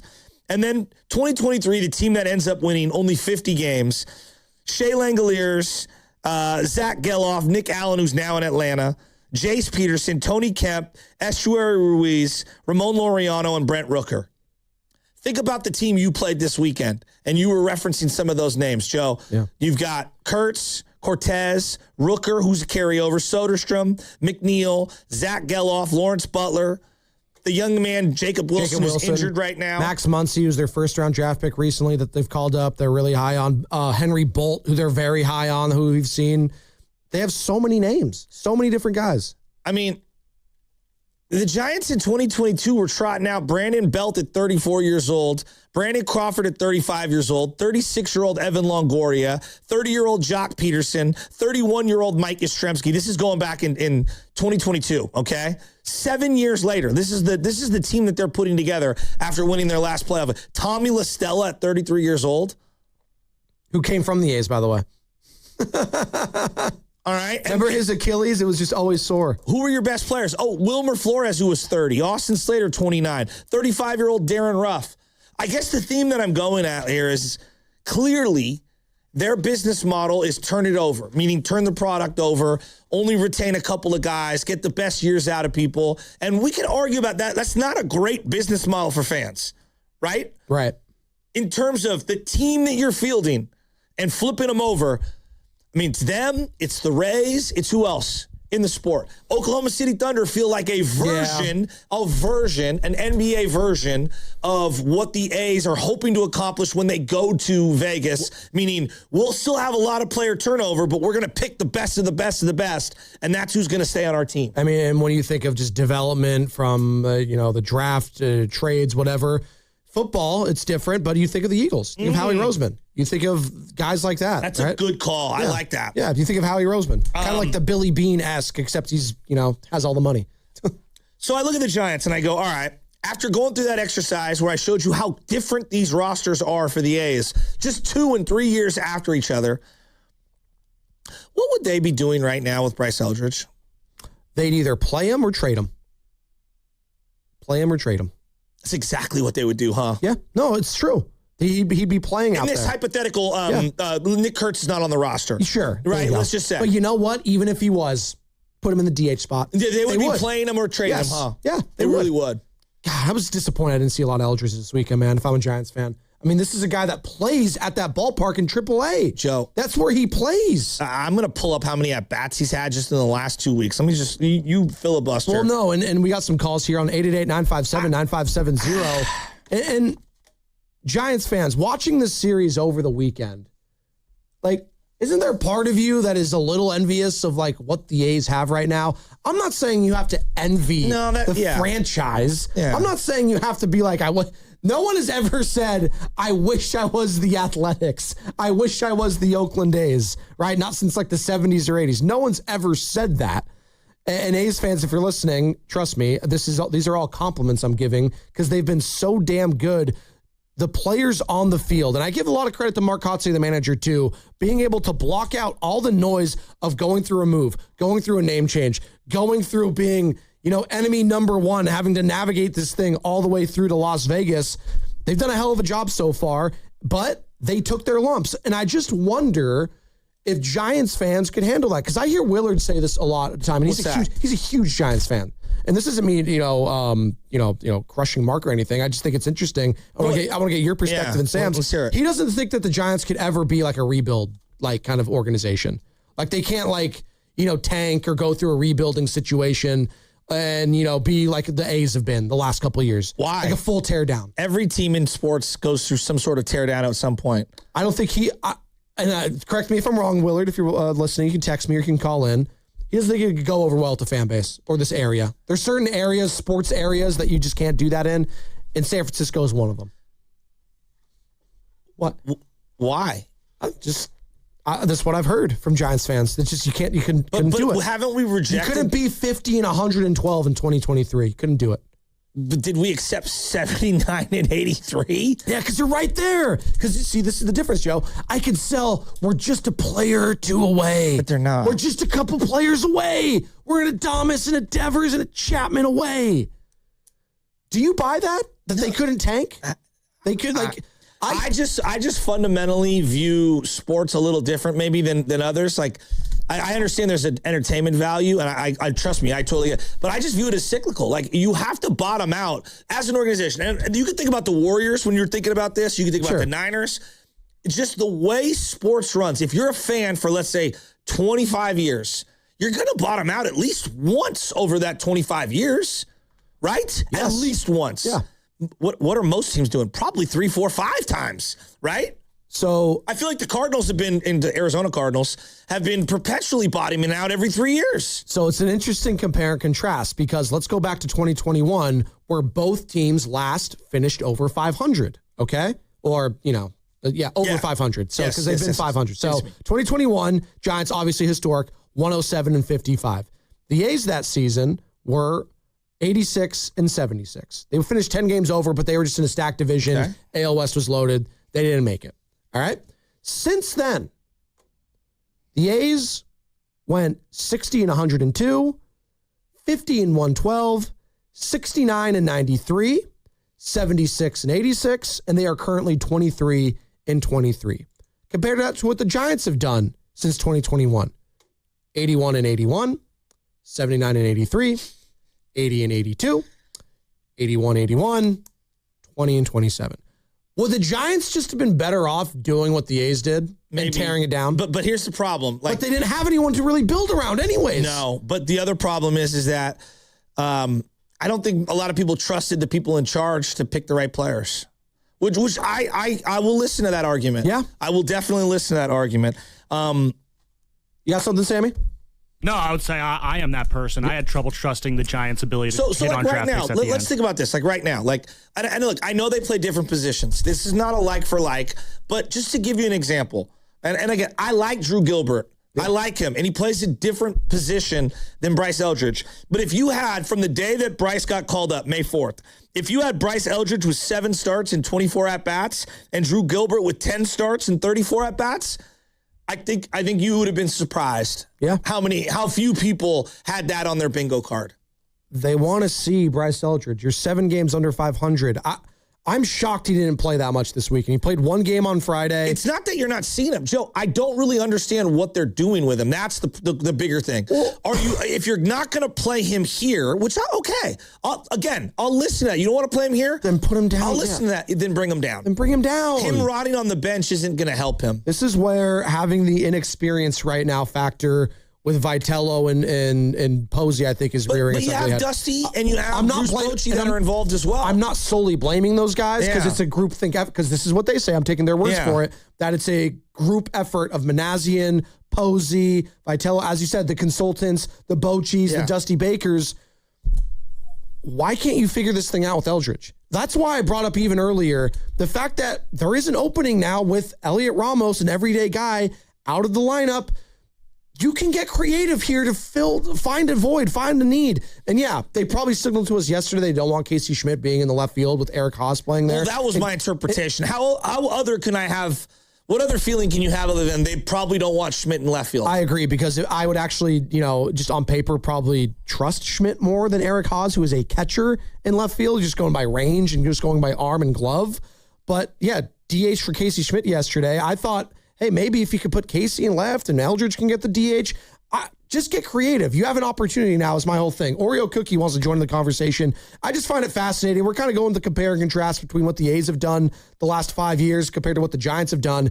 And I do believe the A's are in a better place presently and for the future to kind of take over the American League potentially. I'm dead serious when I say that. They need pitching, but they have the bats to do it. And I know Giants fans have been dying to have young, fun at-bats, and that's why we've been so damn stressed out about guys like Marco Luciano, about guys like Bryce Eldridge. Oreo Cookie, what's up, man? Hey, happy Monday. Congratulations to the Giants, man. You guys won the series 2 out of 3. Yesterday was a bit surprising. Our offense didn't show up, but that's okay. You guys are talking about our future. Our future looks good, bro. We've always been able to develop players. We've always been able to identify players. But our thing for the A's was we were never able to keep the players. Good luck trying to buy a jersey because in a year or 2 they're going to be gone, right? So that was always our issue. They always cried poor and all this and all that, but we already know what was going on there. But we have a good core of young players that came up through our system, and we have slowly but surely started re-signing these guys to longer-term deals. And with the move to Vegas, I'm excited for our future because it looks like, or it should be, where we have more money, we have more revenue, and we're able to sign our own guys and then bring in top free agents. Now, what I see with the Giants is they went through the free agency side for the last couple of weeks, not a lot of homegrown players. But the thing is with the free agency is when you spend a lot of money to get them in and they don't produce, then you're stuck. That's where the Giants are right now. So I'm feeling the Giant fans, the good thing is you guys spend money, but if you spend it wrong, it's terrible news for your organization, man. Thank you, Oreo Cookie. Your connection was getting out of there a little bit. He's right, though, in that the overall ethos of the team shifted so much from the Farhan Zaidi era where it was like, I hate what you're doing when it comes to No, it's true. Whatever you're doing, Farhan, I hate so much. I'm going to do almost the opposite and overpay to bring in some of these guys because Giants fans are just so desperate to have someone, some sort of name recognition. Willie Adames, Chapman, and obviously you get the big swing for Rafi Devers. That was a huge one. It's okay to do those things, but what truly separates the elite franchises, Joe, and this is kind of what we're getting at here, because neither of these franchises right now are elite, I would say, from any stretch of the imagination. Quite frankly, if they could maybe combined, maybe they would be. But it's coupling those free agents, the right ones, with your already developed young talent. That's what the big boys can do. That's what, for a long time, the Yankees were able to do. They drafted and developed, and then we could add an Alex Rodriguez to put us over the top, a Roger Clemens on the pitching side, and so on and so forth, right? And I think the big bugaboo right now, the team everyone's chasing, and the team that does it so well, the Dodgers. They're the perfect example of this, are they not? This guy, Pages, has been on an absolute tear. Another younger guy, a guy that's come up in their organization, who's going to be a mainstay for them. Will Smith, obviously, Clayton Kershaw in the past. And then, on top of that, let me bring in a Shohei. Let me bring in a Mookie. Let me bring in a Freddie Freeman. Now, they've done it to such an extent where, they're getting a little bit in trouble here and things are going to change. But, it's frustrating if I'm a Giants fan. It's just like, can I just have both? Is it that difficult to just develop young guys and also bring in some free agents? I have the money to do so. Like the Padres, to me, was kind of like a kind of sweet spot-ish organization. Okay, and then everyone's like, they haven't won anything. They've been really successful. This is the best era of Padres baseball outside of, ever. You're right, because they went to a World Series, but that was like a 2-year run maybe with Tony Gwynn and a young Bruce Bochy. Like, this is the best Padres era of my lifetime. And they are currently passing the Giants. They've passed the Giants when it comes to, Petco Park being a party, when it comes to the branding, when it comes to bringing in the development and the free agents. They've done that. But I always push back when people are like, they haven't won it all. And I'm like, all right, well, using those metrics. Only one team does that every year. Exactly. Is it their fault they're in the division with the Dodgers? You know what? I commend them. They've gone toe-to-toe with them. They've tried to go toe-to-toe with them. They're not falling down. It's like going up against the Thunder in the West right now. You think that the teams in the Western Conference this summer that are trying to, and we'll see if they take out the Spurs or not. I think they will. Everyone's trying to gun for that team. It's like when I hear like the Niners talk, and look, the Niners not winning it all makes me crazy, right? Look, I understand. But do I come in here and be like, we didn't win it all. Fire everyone. No. Dismiss everything they've done the last 10 years because they didn't win it all. No. It's like, no. Like, there's nuance here. There's nuance. Now, you can get mad and angry, and it's like, are we ever going to win under these guys? Like, that starts... The more losses starts to do that. But I don't think anybody wants them all fired. No. Maybe they want a combination changed a little, like, maybe change this, change that. It's the same, but it doesn't dismiss the amount of success that they've had. And that's what I would say to anybody who's trying to poo-poo the Padres, just in general. Well, they haven't won anything. They've won more playoff series in the last 6 years than the Giants. They absolutely have. An 888-957-9570 is the number to get involved. We're also streaming on YouTube. Join in the chat there and follow us on the free Odyssey app. What would, let's keep doing this exercise. Left field's a big hole right now. What would the A's do right now with left field? Would they elevate someone from within, or would they... Probably, or try to mix and match it. They have Soderstrom in left right now. You would try to get the best players on your field. That's what they try to do. Or develop the players you think are going to be really good. See, that's another thing too. Like, they've been so good through the years. Here's a perfect example. You read off a lot of those names from the A's over the years. A guy like Tony Kemp. Solid player. Would have been a beloved Giant. I'm saying this because this is the thing with the Giants fans and the difference between A's fans that have gotten their hearts broken year after year after year. They have, this battered, X kind of mentality where it's just like, you're going to leave me disappointed again. Whereas the Giants, they're loyal to a fault, where it's like, they like the status quo. It's okay. You know what? Brandon Belt, he's the captain. It's awesome. I love this thing. Tony Kemp would have been viewed the same way. When Tony Kemp was done and it was over and he looked cooked and they realized that this team was going to suck, you know what they did? Shipped him off real quick. Bye-bye. See you later. We don't need you anymore. Well, that's what I was hoping that I would see from Buster. And I think last year was a great example. They were ready to turn the page on Yaz. I still think he had maybe a couple of years left, as he's proving now. And they traded him and they got something back as opposed to losing him for nothing. Turn the page. That's what you just said right there. I do think we're finding out that the Giants might need to turn the page. And I know they're coming off a series win, and I'm not trying to poo-poo anyone. And you know what? The Giants have it all in front of themselves if they want to go on a little bit of a run here, get back to over 500, and we could change the narrative of this team. It's just hard for me to compare and contrast the two squads I saw this weekend and not feel a little envious if I'm a Giants fan about some of the young talent on the other side. It's like, why can't we have that over here? But the catch-22 of that is the A's are never going to trade for a guy like Rafi Devers with that fat contract. No. They're never going to be able to do that. Now, we'll see if things change in Vegas or their revenue, whatever, what have you, if they sell. I have no idea. But that's what the Giants do have working for them. That is something that if I'm a Giants fan, it's like, dude, okay, I know we have the ownership that can spend. I love Buster Posey being my president of baseball operations. I love having him be the face of kind of this Giants franchise right now. I love that he made a big splash for Tony Vitello. They are taking chances and they are taking risks, which is something that Farhan Zaidi just wouldn't do. Now it's about the happy medium.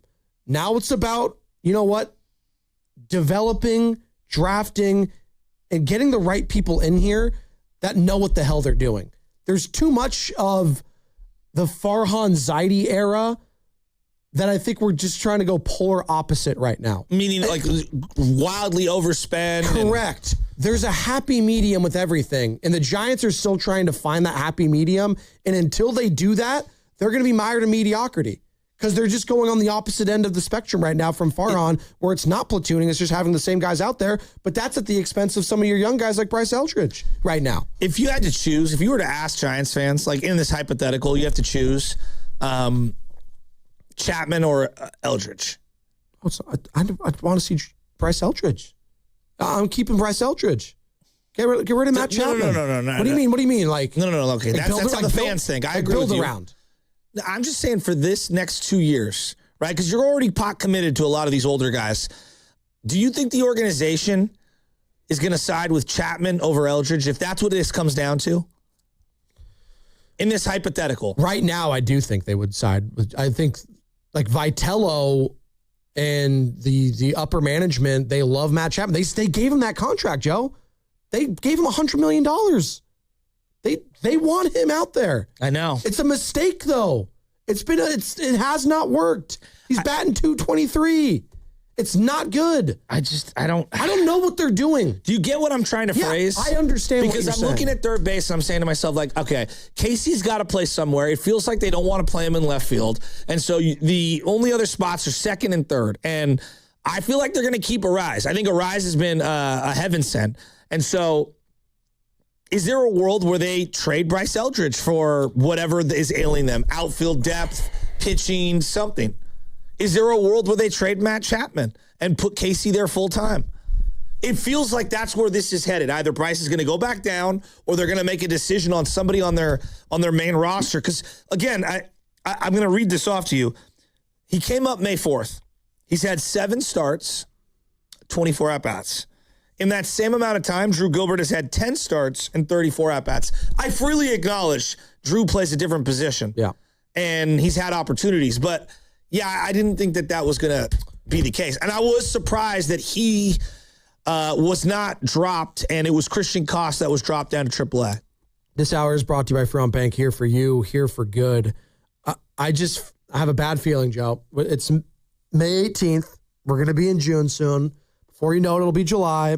We're going to get to the trade deadline, and this team is going to be right around where they are right now. 20-27.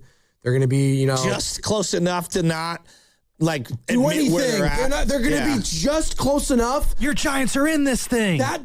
Sam, can't you see that happening? That's the worst case scenario. As I said, I've seen this episode before. Yes. Can I give you guys another one if you want to? In that same amount of time, because they got called up at the same time, how many at-bats? I said Bryce had 24. How many for Jesus Rodriguez? Oh, that's a good question. 28. 20. He's had more. Yeah. By the way, Eric Haas, 22. It's just left fielder right there. This can't be. This cannot. They can't continue with this. And I know they won the series. I'm feeling good about where the team's at. I do think that they need to make some sort of an adjustment with their roster. And I think it either make a decision on Bryce. Either you're dropping Bryce to AAA, or you're going to play Bryce, or you're going to trade Bryce, or you're going to trade someone else. But I don't think what they're doing right now, I just don't think it's fair to anyone. I don't think it's fair to Bryce himself. I don't think it's fair to Chapman, Vitello, to Posey, to everyone involved.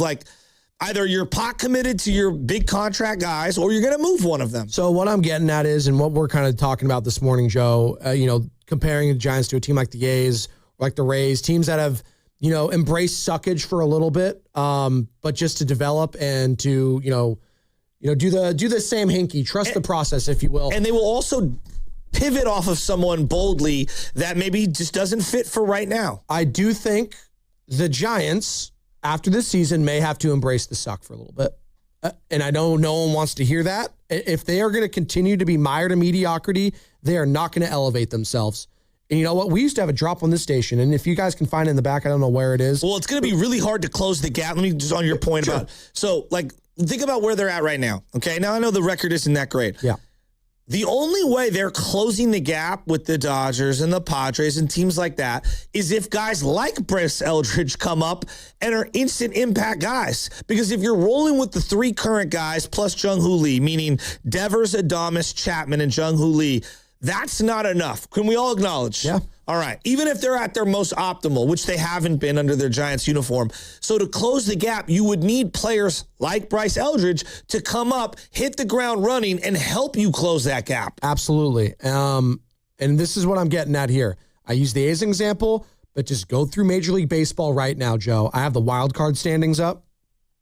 The teams that have embraced the suck the last 3-4 years, they're all on top right now. The Chicago White Sox. I know. We had a Bonte drop Murakami a couple years ago saying I would rather be the White Sox because we were comparing and contrasting. We were laughing him about it. The White Sox are looking incredible.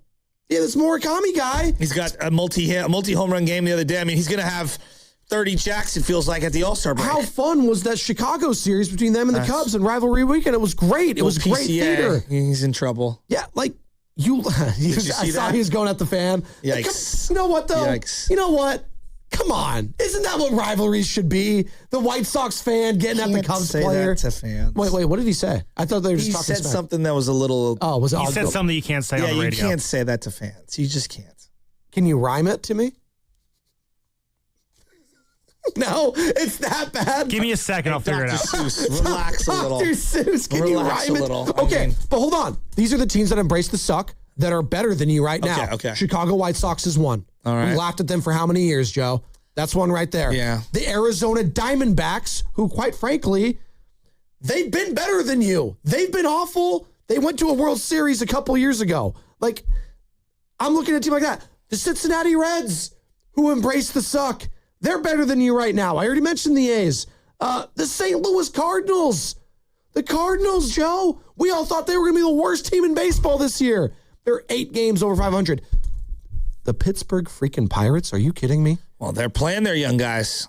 They're 24-23 right now. What'd they do when they found out Griffin was the man? They moved. Where did they move their stud? They moved him to center field. And they gave him a fat contract and said, I believe in you. And they said, we're going to open up shortstop. You're going to play every single day. So that's what I'm getting at. Now, are there teams that have been, embracing the suck and still suck? Absolutely, because that's just sports. Yeah. I mean, I'm a Raiders Cardinals fan. have turned it around after being bad for a couple of years, and they've got a lot of young talent. The Angels, they stink. They're 16-31. They've been stinky for a while. Just like the Cardinals. But the Angels, or just like the Rockies, excuse me. To me, the Angels very much mimic where the Giants are at because they will spend money bad, and they will have young players that people like on paper that don't materialize. Actually, I think the Angels are one of the closer comps to where the Giants have been the last few years. They're closer to the Angels than they are Padres or the Dodgers, right? I agree with you on that. Absolutely. But Giants fans would say, no, the Angels have been awful. We've been right there. We've been right there. I'm not sure how many diehard Giants fans would say we've been right there. Been right there. We've been a little closer, but not that much closer. Right there. Just a couple moves away from being a couple moves away. It's just, can they pick a direction and go with it? That's it. That's all I want. That's all I want with this team. They just don't, they feel so directionless right now. Oh, God, they really need to start stacking some wins also. Just start stacking series after series because you can't win 3 in a row. This is what happened last week, Joe. We came into the show. They had an incredible win against the Pittsburgh Pirates. They took 2 of 3. They won tonight, and they win the next game. And then what happens? Then they lost 3 in a row. So, they can't have these lulls in between where they start digging themselves out, and then they fall back into the hole. Do you think Buster Posey and Zach Manasian are looking at this situation emotionless, and they're saying to themselves, yeah, we're not as close as we want to be? I actually do. You do? Yeah, I trust Buster Posey's outlook on this team overall. I do think he's not some guy that's going to just say... He's not going to get swept up in a 3-game series. Correct. That's not his temperament, and feels that's for true. him. That is a good call. When I've heard him speak, he's not some guy that feels like he's sugarcoating things. Not like Mike Dunlevy I heard on Friday, which we will get to, I promise. Mr. Sugarcoat. I'm not going to sugarcoat it. You can sit here and do a sugarcoat job. He said some things that, if I was a Warriors fan, would really bother me. We're going to get to it. It's a tease. Maybe about 10 minutes. Yeah, I'm ready to hear this. You got me. You know what? You want to do it now?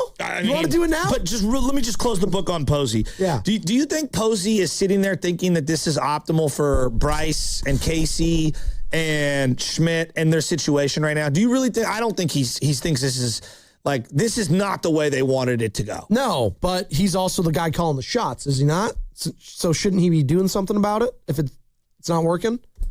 I'm saying, sure. Shouldn't you be saying, all right, this clearly wasn't the right time to bring up Eldridge, just put him back down, and then let's, put Casey Schmidt and all the other guys that I want to be playing out there and let Eldridge develop still. He could just do that, but instead, we have him riding the bench for God knows why. I don't know. Again, we have an opportunity with Elliot Ramos out. That's an everyday guy. He's out of the lineup for a handful of weeks, according to Tony Vitello. What are we going to do with Eldridge? Shouldn't that give him somewhat of an opening? Somewhat of one? Yeah. You would think. Yeah. You would think. I just keep coming back to, we're going to see Robbie Ray tonight. I keep coming back to this. He's gone, by the way. Well, it's funny that you say that. Harrison Bader, keep playing well, because you could be gone. Because you could be gone, too. Yes. Arise, I want to bring him back. I think he fits, but he's on a 1-year deal. How many teams would love to have him? If the Giants did embrace where they were at, they could be one of the teams that's the most active at the deadline and be able to net the most in return for the future years. But again, going back to your Mark Willard comment about how Giants fans... San Francisco, we can't do tanking here. We just can't. We're a big market, top 5 market, can't do tanking. We're just not allowed to. It's such an absurd thing to say. We're not allowed because we're a big market. We're not allowed to tank. Do you guys buy that? The Chicago Bulls have been tanking for how many years? Yeah, but I mean, it's Chicago. But did the Bears not tank? I mean, Chicago's not. They can't touch San Francisco. Bigger market than ours. Yeah, but we have better. Champions. What about the Dallas Mavericks? What are they doing currently? They are rebuilding around Cooper Flag. So Although they were just in the NBA Finals. They were. Sure. But what did they do very quickly? Well, Nico Harris, I mean, one of the worst trades in the history of the sport. I don't know if that's the example I want to use. Washington, D.C., what have they been doing with all their teams over the last 15 years? Outside of the Nationals for that one run? Developing. Rebuilding. Yeah, they've been developing. This thing that advance the season, let's go. Because you're from a certain size market, you can't do that. That's just, that doesn't even make any sense to me. Well, it's the notion that the fan bases here would all of a sudden be checked out on the Giants forever. They've been checked out on a team that's just been mediocre forever. A decade. They've just been I don't think they'd all of a sudden be like, oh my God, we've lost 20 fewer games, so I'm just not going to go to the stadium. That's not how baseball works either. No. It's just not. And the ballpark's the ballpark. Let's say Bryce doesn't work out, and Bo Davidson at some point, I'm just going to throw a name out at you, comes up and he starts hitting the crap out of the ball. I'd feel great. And Giants fans would be over the moon. Yes. Over the moon. Is that the guy they're going to call up to start playing some left field? Is that what we're going to do? Boy, it feels like it. That'd be great. It's him, and then they got Dakota Jordan. I keep messing up his last name. Is that his name, Sam? Dakota Jordan? Or Johnson, one of those two. I thought Dakota Johnson but was he's in an Double A. actress. I believe he's in Double A. Isn't Dakota Johnson from the 50 Shades of Grey movies? Well, I'm pretty sure there's more than one Dakota Johnson out there. I don't know. It's a pretty unique name.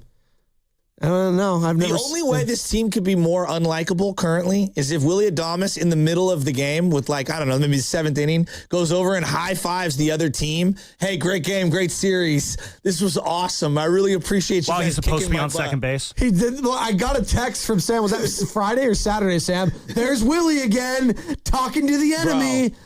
Ferris, that's what everyone was next to me saying. I was looking at Drew Gilbert when it happened, but it's still a bad one. Dakota Jordan. It's Jordan, by the way. It's Jordan. Okay. Yeah. How about Chapman not running out a couple of those balls on Friday night? Uh-oh. I know time has passed since then. Uh-oh. Woo. That's pretty good, Carter. No, and that Friday night game, yeah, he's lucky that ball went foul because he stopped going out of the batter's box there, and it's just like, dude, what are you doing? He's having a nightmare year just in general. Well, he's turning around. He got that double on Saturday, so everything's good. He's making $100 million. I think you got to lock him up now for the next 7 years. He's fine. He's loving life. He's good. He's got the money. He's got that. He's got Willie Adames. Come on, man. Hey, take a couple against the Snakes. Get back home. Play a huge series against the White Sox, by the way. Did something just fall on my mic? I think something just broke. What's the worst look? Adames chopping it up in the middle of just a terrible contract and a dud year, or Ant Edwards dapping everyone up with 8 minutes to go. 8 minutes to go, dapping every single guy on the other team up who just kicks your butt. Well, that is what it is. See, Anthony Edwards is like everyone's friend. He was doing that with LeBron last year, too. It's Jaden McDaniels is the guy that's you don't want to mess with. He was the one that angry. And then yesterday, I saw, was it Asar Thompson going at Max Strus? Did you guys see that? I was like, okay, just end this game right now. We're having Max Strus versus looking like Macho Man Randy Savage with his hair and beard, by the way. What a just horrible Game 7. And that I got to be honest with you, Knicks Cavaliers does nothing for me. I'm going to be so locked in on Spurs Thunder, though. That is going to be box office. That starts tonight. Can't freaking wait. Let's go. Who do you got in that series real quick, though? No, Spurs. You give the Spurs a chance? Everybody. Well, yeah, of course you have to. You don't have to. I think most people think the Thunder are just going to win. Because I felt like on my timeline, the trendy pick was San Antonio. Yeah, see, no, I'm going with until the Thunder get knocked off, I'm going to lean in their direction. Yeah, I'm going Thunder in, I'm actually going to go, check this out, Thunder in 5. Whoa. Yeah. That's aggressive. That is aggressive. But you know what? I think they got the experience. And you know who's back, Carter, tonight? You know who's available? J-Dub. J-Dub is back. He's going to be the one traded, right? I would think. He'd be the one I would trade. To the Warriors. That is what you tried to say last week. You did try to say that last week. Is there any way we can trade for Jalen Williams? You were out. I actually came up with this about a month ago. Oh, what? You did? Yeah. I didn't know that. Everyone's like, Kawhi. It's like, God, do we really have to go after old people? You're zigging when everyone else is zagging. Okay.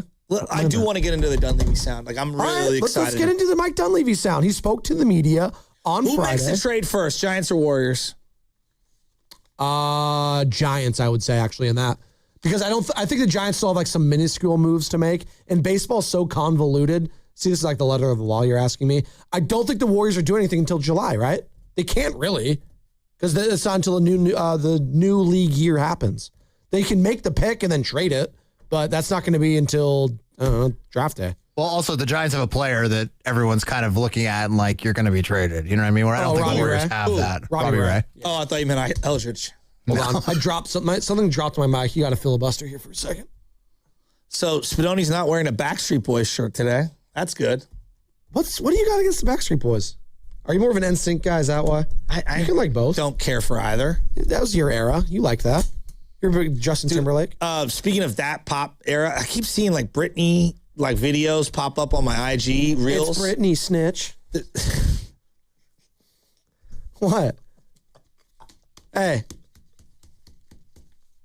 Give me my injury report. Is she okay? She might be on the injury report, actually. Is she okay? Like, I worry about her. Shaved head. Yikes. It was a good look for her.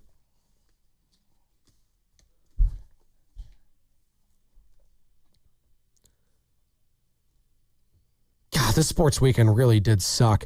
Tony Vitello provided an update on starting pitcher Logan Webb after he threw a bullpen session over the weekend. Vitello said there was nothing to report, which he termed as good news. There is still some debate as to whether he will do a rehab appearance before he makes his return.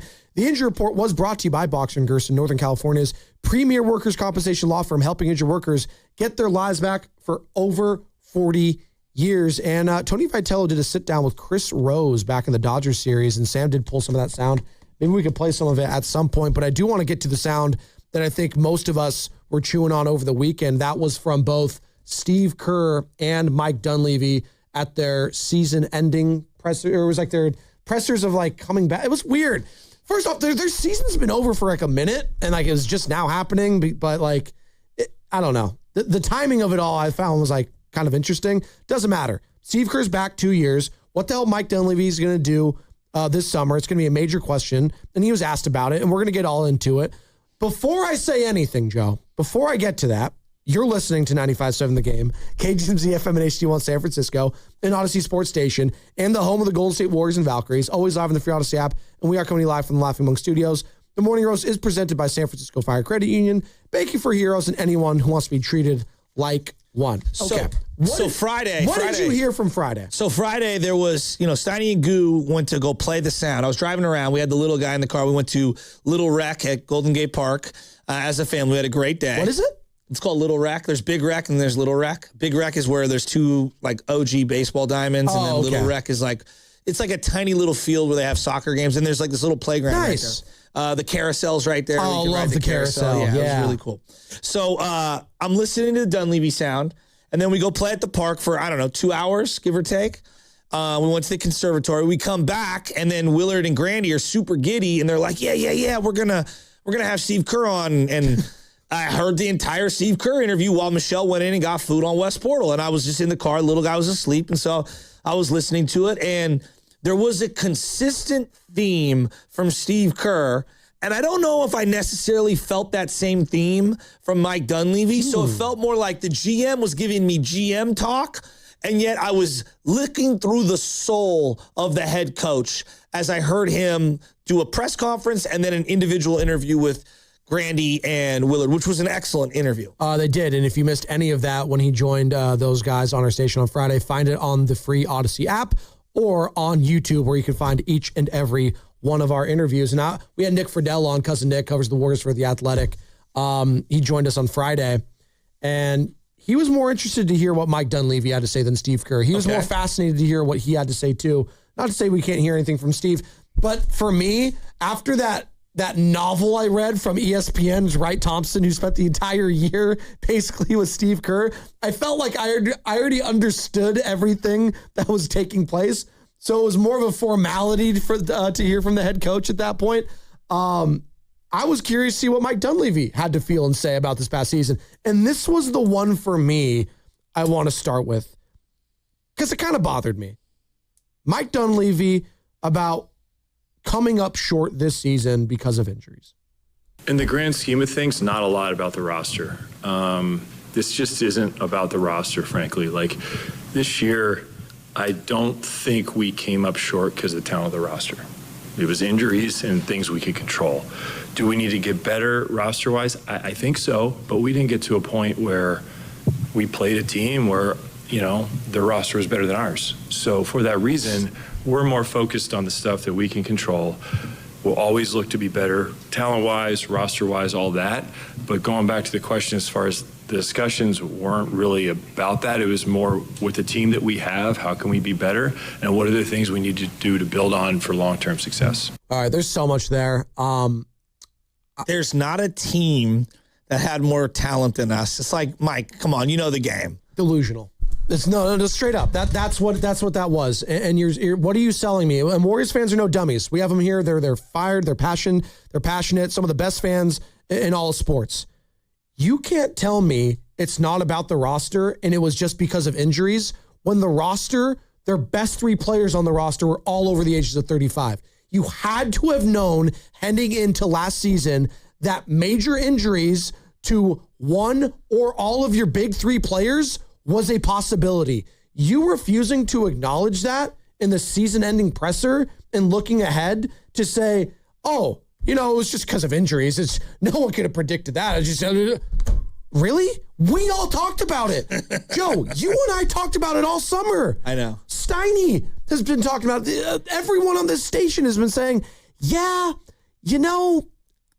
I don't know if this is going to end well when it comes to Jimmy, Steph, both of whom got hurt in the playoffs last year, and Draymond Green, who has so much wear and tear on his knees. And let's acquire, Al Horford, who can't play in any back-to-backs, and let's acquire Kristaps Porzingis midseason. Oh, let's get Seth Curry, too. Yeah. Forgot about exactly. Let's get Seth Curry. Here's the thing. I don't think he's this dumb. No, but you hear that, come on, man. Well, here's what are you trying? What are you saying? You interpreted it. You were like, "Are you kidding me?" And I get that. Yes. I totally get it. Trust me, I get that. I interpreted that as, guys, I built this thing for these old guys so that we could kind of double down on them being old. We were boxed in. That's the way I viewed it. And I'm not going to disrespect some of these legends by saying we don't have enough talent. Sure. I think Dunlevy knows exactly what's wrong with this team, and he just can't say it out loud. Well, I don't think he's allowed to say it out loud because of the role that he's in, and you want to maintain value of the players, and I just don't buy it.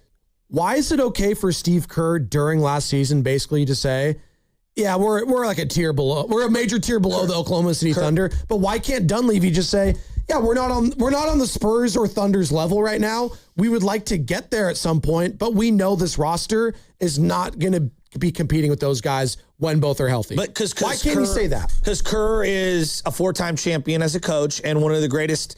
Kerr would have a job yesterday with any team he wants. Because his Q rating within the organization, basically, is what you're saying. His equity, everything. Okay. It's his status, his equity, his ability to be forthright. And he also is not the one maintaining contracts and trade value and fielding calls. I just think their roles are so different. Dunleavy has to speak different than Kerr. So when Kerr is being truthful, right, to you know what I interpret it as?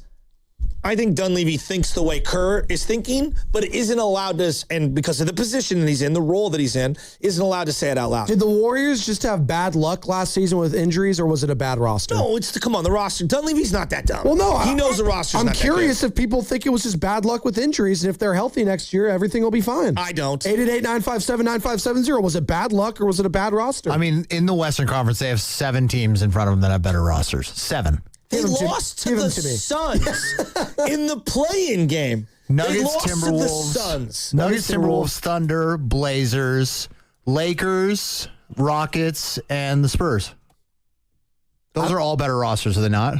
I would say yes. And if they didn't have an amazing 7 minutes down the stretch against the Clippers, you would have lost that game, yeah. And maybe you get a top 4 pick instead. I don't know. Maybe. Look. I probably sound like I'm caping up for Dunleavy. No, you don't. What I'm saying is that I think in his role, whether it was Dunleavy, whether it was Farhan Zaidi, whoever, I just don't take what he's saying in that role as word of the gospel the way everyone else does, because I just think that you have to figure out what you're doing with Draymond. You have to figure out what you're doing with pods. You have to maintain value of your players. You don't want to tip your hand to other organizations. You don't want to diminish people's value. You don't want to disrespect them to their agents. I think you're balancing so many plates. You just have to say things. Do you feel like you could have trusted Bob Myers whenever he spoke to the media? Again, certified champion. Yeah, I know. Equity. I know. Think about where Bob was 3 years in versus where he was 10 years in. I just don't think Dunleavy will ever gain the trust of this fan base, because his first ever move And first ever presser, he actually was asked about, hey, Jordan Poole, where do you envision him with this? Hey, Jordan's going to be a great player with us for a long time. I'm paraphrasing here. Basically what he said. And then what happened? Gone. Let me attach a first round pick and bring in Chris Paul. But here's the thing though, so it's hard for me to ever look past that. Okay, but what if he had come out and said this? I was ticked off about that sequence too. Yeah. What's he gonna say? I mean, Jordan's got to go because you know what? My owner wants to sign Draymond, so Jordan's got to go, guys. Come on, you can't say that at a podium. I think you got to figure out a way to say something that kind of straddles that line where it's just like, we love Jordan Poole. We hope to have a long future with him. And then that's it. Maybe he thought that the morning of. And then he got a phone call from Washington. And I think it's made an offer he couldn't refuse. You give kind of that non-answer answer there where it's just like he kind of did it with Draymond. Like, yeah, the ball's in his court. We hope to have him here for a long time, but he's got to make a decision. It kind of... You play both sides there in a sense when you give an answer like that. We hope to have Jordan Poole here implies that there's a situation where maybe he doesn't end up here. I think they work in tandem. So one is good cop, one is bad cop at all times, meaning your GM and your head coach. And you see this with John Lynch and Kyle Shanahan. Sure. They kind of, oscillate regarding their role at any given time of whose decision is what and who's in control. You interpreted it one way. I interpreted Dunlevy talking just as a whole in a totally different way. Oh, how so? I just think that he's shopping Draymond. I don't think he wants Draymond on this team. They kept referencing turnovers and over and over and over again. Kerr was referencing turnovers. You know who they're yes, they're talking about Curry. They're also talking about Draymond. They brought up spacing over and over and over again. And I think that Dunlevy, if he had it his way, would either move off Draymond, Draymond would opt out and not come back. Interesting. One or the other. I think there's a Draymond conversation that's happened internally, and I think they're all on the same page. I think they're ready to turn the page on Draymond. I do keep going back to that image, and Steiny brings this up a lot, of that Phoenix Suns game ending when he's getting kicked out. The face he gave. The face that Dunlevy he just gave Draymond when Draymond was walking off the court. It was just like, are you kidding me? It's like this guy really? That's kind of how I perceived it. Yeah, in real time. And I was sitting in the hospital, I was holding a newborn baby. I was like, oh, that's not good. Well, one thing I do know, there was some double talk, meaning on one end, we want to stay loyal to the vets, and Horford's important, and Kristaps is important, and Draymond's important, and Curry obviously is everything in this solar system. He's the sun, but you can't have all of that and then Kerr come out and say, we need young legs, we need to practice more. And we need to be able to have guys that can play in more games to build that synchronicity, that vibe, that feeling. Those don't jive. So they're moving off some old guys, everyone. They know it. And I thought that was the most encouraging thing I heard over the entire weekend was, I think they're keeping the 11th pick, and I think it's the right move. This is what Dunleavy had to say on the optionality of the 11th overall pick. Yeah, I mean, it's a lottery pick, and I think in a strong draft, we feel like we can get a good player. So we'll look at it that way. But we'll look at everything. If there's offers for the pick to move up, move back, trade for a veteran player that could help us, I mean, we'll definitely look at all that stuff. But it's early in the process right now, and just got through with the combine, and so going through that stuff, starting to evaluate the prospects. But we feel pretty good about 11. Had some good success there before. Obviously referencing one Klay Thompson, who was the 11th overall pick out of Wazoo once upon a time. And I do want to get to the sound that you referenced about Steve Kerr, too, on solving the turnover issue. Dunleavy spoke about adding more athleticism to the roster. And Warrior fans, are you with me when you heard Mike Dunleavy refusing to admit that doubling down on the older players may have been the wrong move? I don't know. Just all you could have said was, we knew it was a possibility. That's it. That they could have gotten hurt. And they did. They're old. That I agree with. Just say, you know what? It sucks. It happened. It was a risk we were willing to take, and it failed. That's it. Sometimes it's okay to say that. 888-957-9570. And make sure you are signing up to become a Game Pass Pro member on 95.7 The Game's YouTube channel.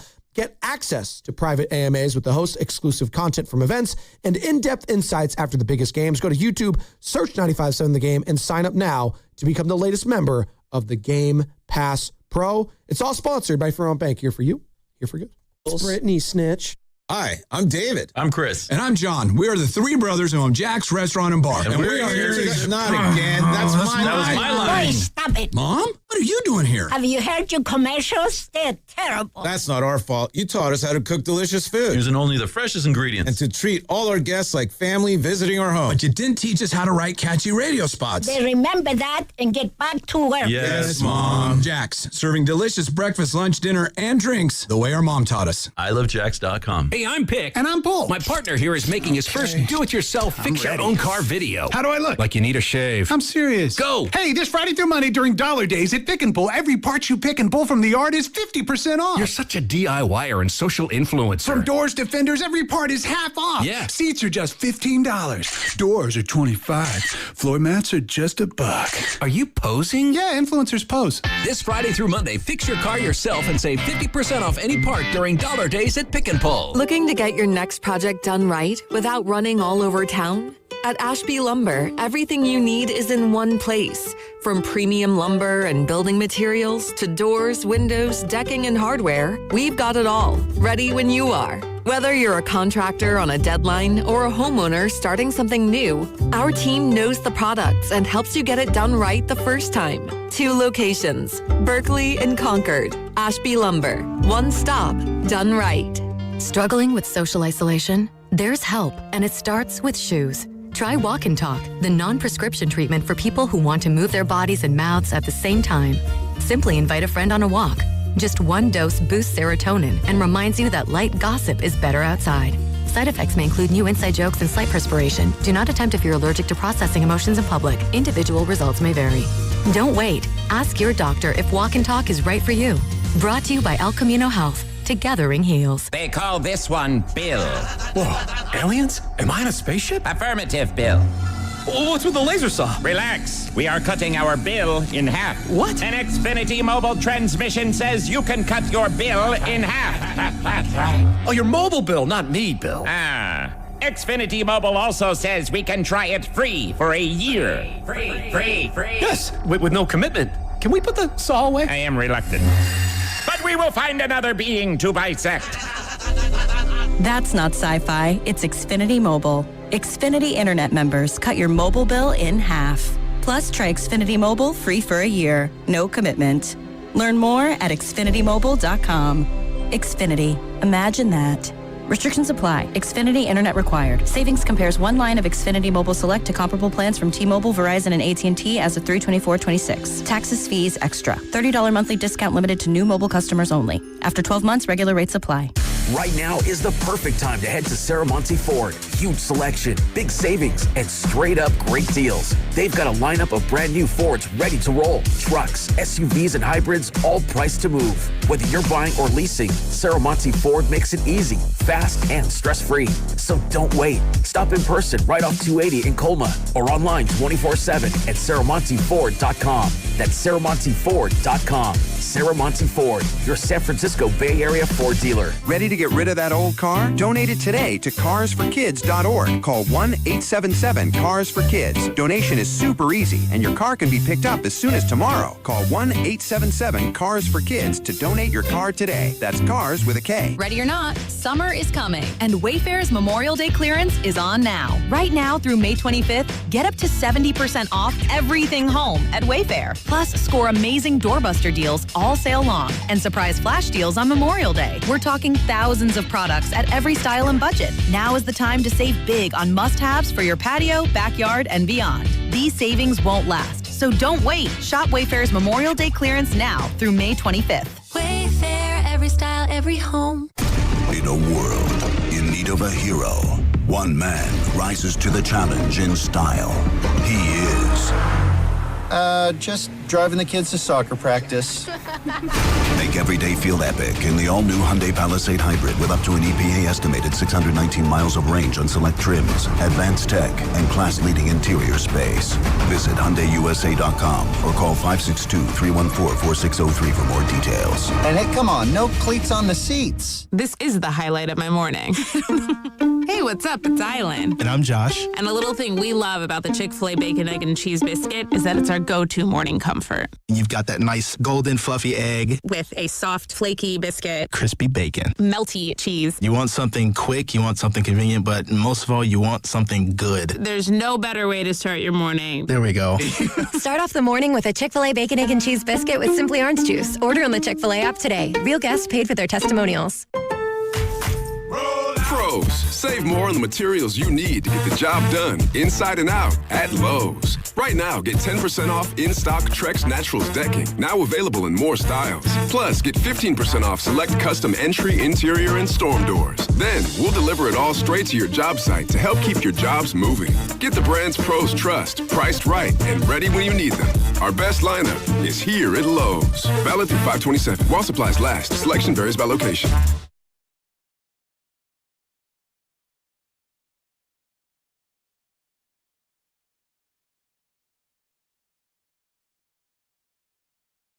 Come on, Dub Nation. What are you waiting for? Download that Odyssey app now. This is Draymond Green. You're listening to the Morning Roast with Joe Spadoni and Joe Shasky on 95.7 The Game. What's up, Day-Day? Hashtag new media. Let's go. Is he coming back next year? We sure? Do we want him back? It's going to be a domino to fall. What's going to happen with the 11th pick?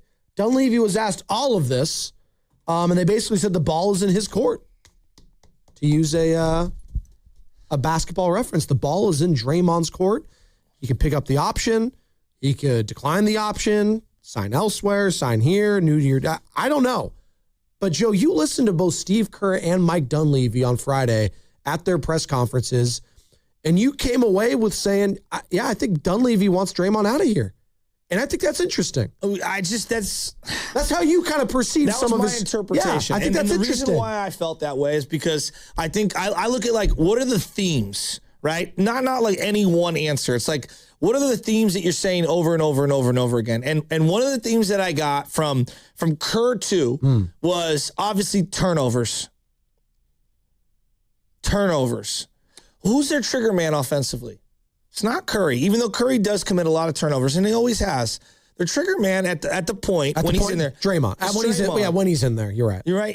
And Pods, for all the things Pods can and can't do, he doesn't really turn it over like that. No. He actually improved upon that tremendously towards the end of the season, I felt. The guy who has the worst, in terms of being a ball handler, who is a primary ball handler, one of the worst assist-to-turnover ratios for a guy under that specification in the league is Draymond Green, and always has been. Yeah. I mean, he's been a high turnover guy. He gets you a lot of assists, he gets you a lot of turnovers. I mean, this year it was basically 2-1.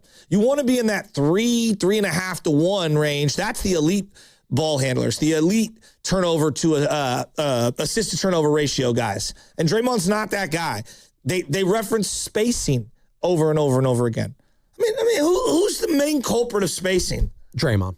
And has been. For a while. For quite some time. Yeah. Now, again, that doesn't mean Dre's out the door. No. But I think that they're viewing this as either Draymond does go and we're prepared to figure out what our offense looks like, or number two, we need to lessen the load that he is involved in offensively and defensively for long stretches of the season, and that's just not conducive for us being a good offensive team. They referenced offense much more in all of their responses than any defensive stuff. Let me play both of what you were talking about. Let's start with first Steve Kerr, and this one's going to be from our airways when he joined Grandy and Willard on Friday on solving the turnover issue. Well, it's got to be every stone, has to be turned over. We've got to examine everything we're doing from player development. What are we, how do we teach better decision making? How do we teach better fundamentals? We got to look at strategy. Our spacing, is our spacing causing some of the turnovers? I'm literally watching every single one from this year, and in the past the turnovers haven't hurt us. We've always been a pretty high turnover team, but the reason Mike and I are talking about it is we want our players to see this. We want them to understand, and I'm going to meet with them all individually and challenge them. We have to understand that for us to be successful, we can't, keep doing what we've been doing and expect different results. And that was great. Yeah, that was Steve Kerr on Friday, and I'm with him there. Like, it's one thing to get away with it when you have the players you did, but when you have the players you have now and you're older and you're also trying to thread the needle of youth with age and experience. And having said that, the mileage on these guys and the wear and tear, the body's not being where they were, there's a mental fatigue aspect as well that I see far too often with the Warriors. And they need to start, addressing this. And I'm glad he finally said it, because I think he's been hanging his hat on, well, we've been doing it for so long, so it's like, it's fine. No, it's not. When you do cut-ups, right? Well, so like they show every single turnover. I mean, that to me tells me that they are actually committed to, and I'm sure, Joe, every team does this, whatever. He even said it, like, hey, I looked the other way on the turnovers in years past because we're so prolific offensively. We can't get away with that. They were bottom 5 in turnovers back-to-back years, basically. The thing that he also is alluding to, which I think is really important here, this is the quiet part that's not being said. You cannot work on protecting the basketball if you're not practicing. You cannot work on those things if you're not practicing because you're too old. You cannot work on those things if you're not practicing because you're too old, and you also can't play in back-to-backs. So I think the age and the amount of guys they have that are that old on their team and doubling down on that is baked into how they think they're going to solve reducing the turnovers. So you can't have Horford, Dre, Steph, Seth, KP. Who else is old that you would put in there? GP2? Yeah. Even though you had a really nice year this year? He's old, though. Yeah. He is old. Yeah. Right? 1, 2, 3, 4, 5, 6. 6 or 7 guys on your top 12 guys cannot be that old because you can't practice enough. You're not playing in the prerequisite amount of games, so you're not able to establish chemistry in games. And then you're just relying on guys that are older, and older players tend to do what? Get hurt. Now, I didn't also include Jimmy in there. That was another one. So I come back. They kept talking about turnovers. And to me, that's a microcosm word for a larger conversation about how they've constructed the roster being so old. Warriors were 29th out of 30 teams last year when it came to turnovers per game at 15.8. The only team worse than them with 17 per game, Joe. The Portland Trail Blazers. The top teams, let's just go top 5. No surprises with the fewest. Boston Celtics, Oklahoma City, Denver Nuggets, Philadelphia 76ers, San Antonio Spurs. Then you got the Knicks right there as well. So if you were to dive even deeper, there are dead ball turnovers, meaning you throw it out of bounds, the team gets an inbound, they come back in. Then there's the live ball turnovers. I throw a pass, it gets picked, we go the other way in transition.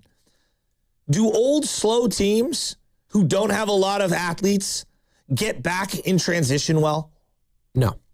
So when you're turning the ball over as often as they are, and it's leading to points on the other side, now you're making your defense worse on top of your offense not being potent enough, right? So I keep coming back to, I just think that they're giving us a signal. They might have a couple of old guys, but 1, 2, 3, 4, 5, 6, 7 of their top 12 guys being old. I don't think they're going to do that again this year. Nor do I. 888-957-9570 is the number to get involved. And we're talking about Steve Kerr and Mike Dunleavy's pressers. So you had that one on the turnover issue. And this is another issue on top of that, Joe. Asked about adding athleticism. There is an athleticism issue. How long have we been talking about that with this team when it comes to the spacing, when it comes to just pure athletes on the floor? Dunleavy spoke about it. Yeah, I think the top priority is to take care of the ball, limit turnovers. And then after that, we'll try and get better in every which way. We took the most threes in the league last year, so definitely want to have as many guys as we can that can make shots. Athleticism helps for sure. I mean, having 2 wings like Jimmy and Moses, they're not going to be out. That will be out to start the season. That's a huge hole, and generally your most athletic position. So, yeah, I mean, we'll always look to add athletically, length, size, skill, all those things. But yeah, I mean, watching the playoffs, you learn a lot. You see these teams where they're at, where you need to go, and it's good to see. So take care of the ball was his first answer. Yep. First thing, and he said it very emphatically. What does that tell me? I don't think they view Pods as a point guard. I think they view Pods as some sort of a combo guard, some machination of a combo guard. I think whoever they take with 11, I don't think it's going to be, we're not taking a guard. They're going to definitely take a small forward or a power forward or a center. Now, when he says take care of the ball is our number one priority, that tells me every position is on the table for 11. Yeah. That's the way I interpreted that. I interpreted that as we are taking the best possible player that we can. Heck, we might even try to move up in this year's draft because we are going to identify someone, whether it's a perimeter player or a point guard or a ball handler, whoever it is, that take care of the ball. That's what he said. Well, if you're out Jimmy almost, 2/3 of the year next year, you need someone to fill that void of playmaking guard. So I really think the more and more I think about this, either they're going to move up or whoever they take, it could be just any position now. In my mind, it was like they're going to take a small forward or a power forward or a center. But then after I heard them talk, I'm like, nah, actually, they're open to anything. And speaking of that, Mike Dunlevy on filling roster holes within or through free agency. Yeah, I think we've got some pieces internally, but if you're looking at our roster in terms of who's back under contract, we don't have a lot of guys. And especially if you factor in Moses and Jimmy not being ready to start the season, there's only a handful of guys under contract. So we're going to have to do some stuff, whether it's retain some of the free agents that we have, bring in some new players. But the general core of guys, though, I think is very solid, and we'll look to add to it. What is their core right now? What would you say the core of this Warriors team is that's going to remain? Okay, I'm going to rock everyone, and they're going to get triggered. What's the core of the Warriors currently? Well, right now, because you don't know the contractual status of Dre. I think everyone's going to assume Dre's in there. Sure. I'll play the game, and I'll say, yeah, all right, you guys want to put Dre in there, fine. Okay. Steph, Dre, Pods. That's the third name I said, and I said that for a reason. They all referenced how important he was because he played all 82 games. Jimmy? I think Jimmy's up in the air. Wow. Interesting. I think Jimmy's up in the air. Why? Availability, future contractual status. Okay. Trade piece. I think it's just up in the air. Okay. I think KP would be your fourth, which is insane. That is insane. Kristaps Porzingis, Brandon Pajemski, Draymond Green, and Steph Curry. For now, KP, for now. And then Guy Santos? Guy, definitely. Yeah. Guy, I would put over KP. I think Guy is on this team next year.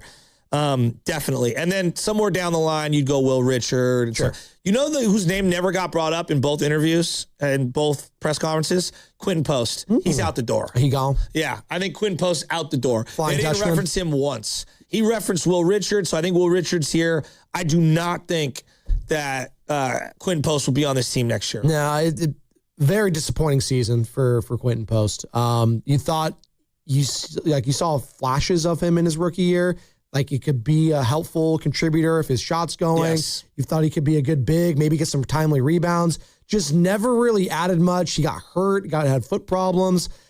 It's looking like he's on the outside looking in, heading into next season for sure. And then which is unfortunate. Yes, I agreed. And then like the unsure category, meaning I don't know if they stay, go, I don't know. Like GP2, free agent. What do you do with him? God, he was really good last year. He was, but what does GP2 signify? Same old, same old. Same old, yeah. Same old, same old. And if you want to get younger legs and you want to get more dynamic and you want to make your offense, like GP2 does compromise spacing offensively. Yeah, he does. If you're going to bring Draymond back, GP2, though an important, nice piece, like you can't play them long stretches together. That's two non-shooting bigs.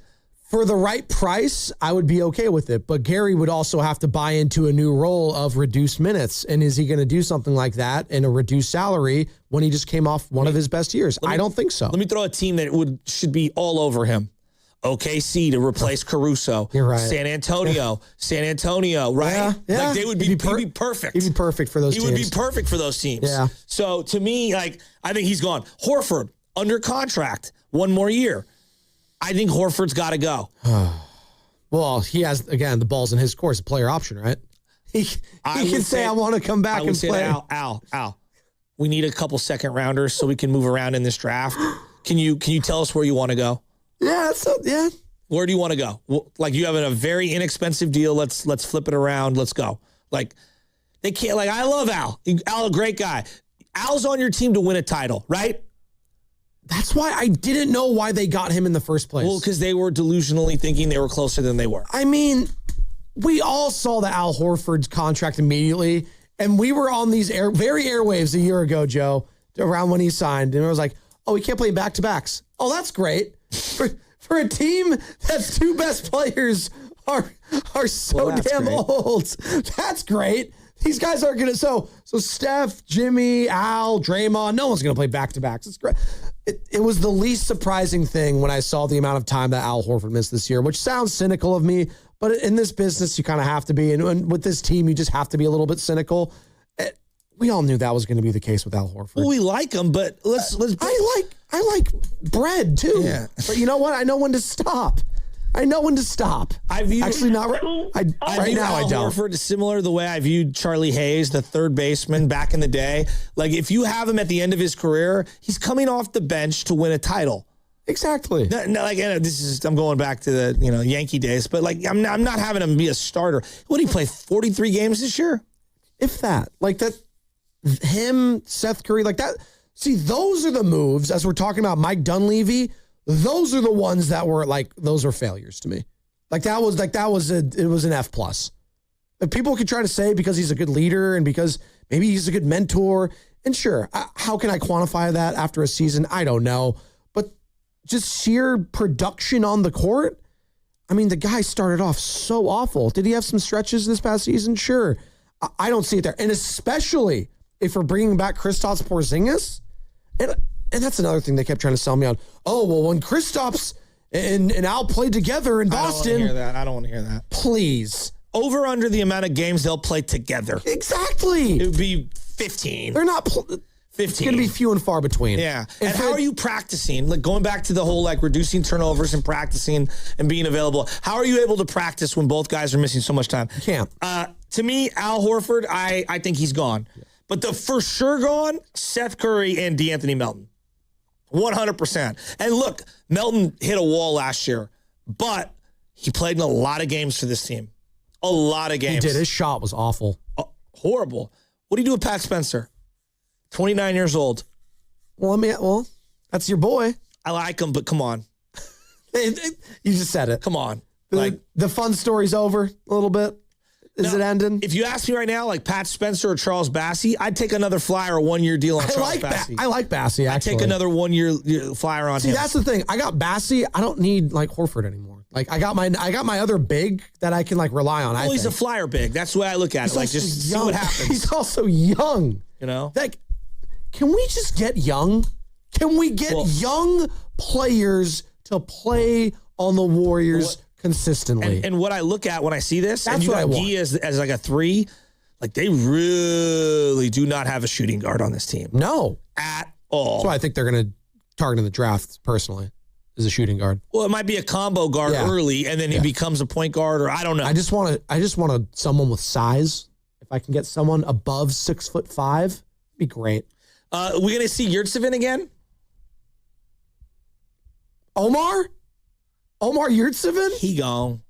Oh, gosh. I forgot about him. Carter's face, he's like, is that a draft prospect? How about LJ Cryer and Malachi Leons and Nate Williams? I'll take LJ Cryer back. I like LJ Cryer. I like Nate Williams. Malachi Leons. See, in this scenario, like if even though he was better than him this year, like Pat Spencer was just better than him this year, if Pat walks, I do like LJ Cryer as like my third point guard. If Pat walks, are they going to offer him anything? I think he'll get a multi-year small deal, like a $4 million a year, $2 million a year somewhere. Do you guys want that? I'll tell you what I don't want. I don't want to see Malachi Leons again. Like I don't want to see it ever. I'm sorry. Like, how about him shooting with? Why don't we get the most undersized 6'10" player of all time and then try to play him like he's full size? It's just ridiculous to me. 6'9", he's not even 6'10". He's a gust of wind. I'm so sick of the Warriors doing that. Well, that's what they do. They put on Band-Aids for a gaping gash on your knee and expect it to get healed. Now, I agree. I think Seth Curry will not be back, but I would not mind him signing a 1-year vet minimum with the Warriors. He can't suit up. He didn't stay on the court, but when he was on, he was fine. How many games? No. Forget games. How many minutes? 5. When he played, Joe, you can admit he was productive. When he played 5 games. But it was a productive when he played, as I said. I'm clicking on it right now. So if yours taking this year was the low bar for games, Yeah, but look at his games played in his career. He hasn't been all that injured. Like, you're acting like he's Kristaps Porzingis. No, but on this team, he is played injured, though. 10 Guys, games. this is 1 year. That's all it takes. That's a ridiculous statement. No, it's not. So you're going to look at him the way you look at Kristaps Porzingis? Hold on, Carter. Let's explore this real quick. Insane. Hold on. But this goes back to... This is what Dunlevy was talking about. Exactly. That not coming to reality that old people get hurt. So getting rid of Seth Curry, who you had on a 1 year vet minimum, that'll answer the problems. He didn't play. Listen to yourselves. Played 10 games. He's not answering anyone's problems. No, but he fills a void that the Warriors have, which is they have people that cannot create their own shots. It's empty calories. He's not building any. No. It's a small void. I'm His not body saying, oh shot. my God, Come he's going to on. bring them Come on. championships. It's not that at all. It was literally a PR stunt to bring him here. That's I what mean, it was. I agree with that. But With do you want him Brad and Steph. Wanamaker instead? I mean, those are the people you're kind of talking about. Player. He's Wanamaker. Those kind of players is what you're talking about, basically. I would rather see Nate Williams on this team than Seth Curry. All respect to the Curry family. Nate Williams played really good defense, fills a void. So I'm agreeing under with that. 6'3", non-defending, injured old guard. Like, do they need shooting? Of course they need shooting. He's done, Carter. Come on. He is done, Joe. But as I just said, he provides something that you don't have. So, like, are you just planning on growing these things out of the ground? I'm confused. I would rather, I'm planning on developing. What's your answer? No, to me, I'd rather go two-way player at that spot and just see if I hit on something as opposed to 36-year-old played 10 games. I agree. Seth Curry. So you're in win now mode, but let's pluck someone out of. That's the problem. No, but they're telling you that, No, Joe. they're not. They said transition over and over and over. But they have Steph Curry on the team. Steph Curry himself said we need to stop talking about championships. 100%. You're not listening to him. No, I'm listening to him, but I still think that the franchise clearly is telling you, oh, we're kind of still in win now mode. We're not in full rebuild. No, they're not in a full rebuild. But we talked with Slater last week. They're trying to develop and just compete. That's all it is. Exactly. It's compete and develop. And Those Seth are the didn't two even words. play So in the who's going to give you a better closeout games. opportunity to do that? LJ Cryer, who is the guy who's like LJ Cryer in the D-League, or Seth Curry? LJ Seth Cryer Curry didn't play in the Clipper game or the Phoenix Or the game. games he played in, as I've said 10 times.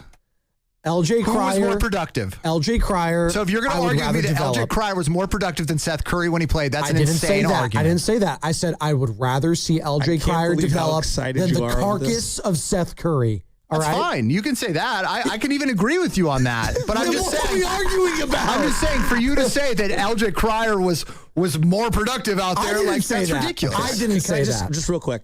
So Seth Curry played games 1 and game 2, then didn't play for 1 month, 2 months, 3 months, 3.5 months. Played 2 games, then didn't play for another month, and then came back. He was hurt. There's no doubt. He's 36. Wait, he didn't play. Didn't he not get signed to like November? Right? Didn't they have to like wait to get him? He was very right. We had to wait for the Kuminga thing. Yeah. Remember? We built the team in October.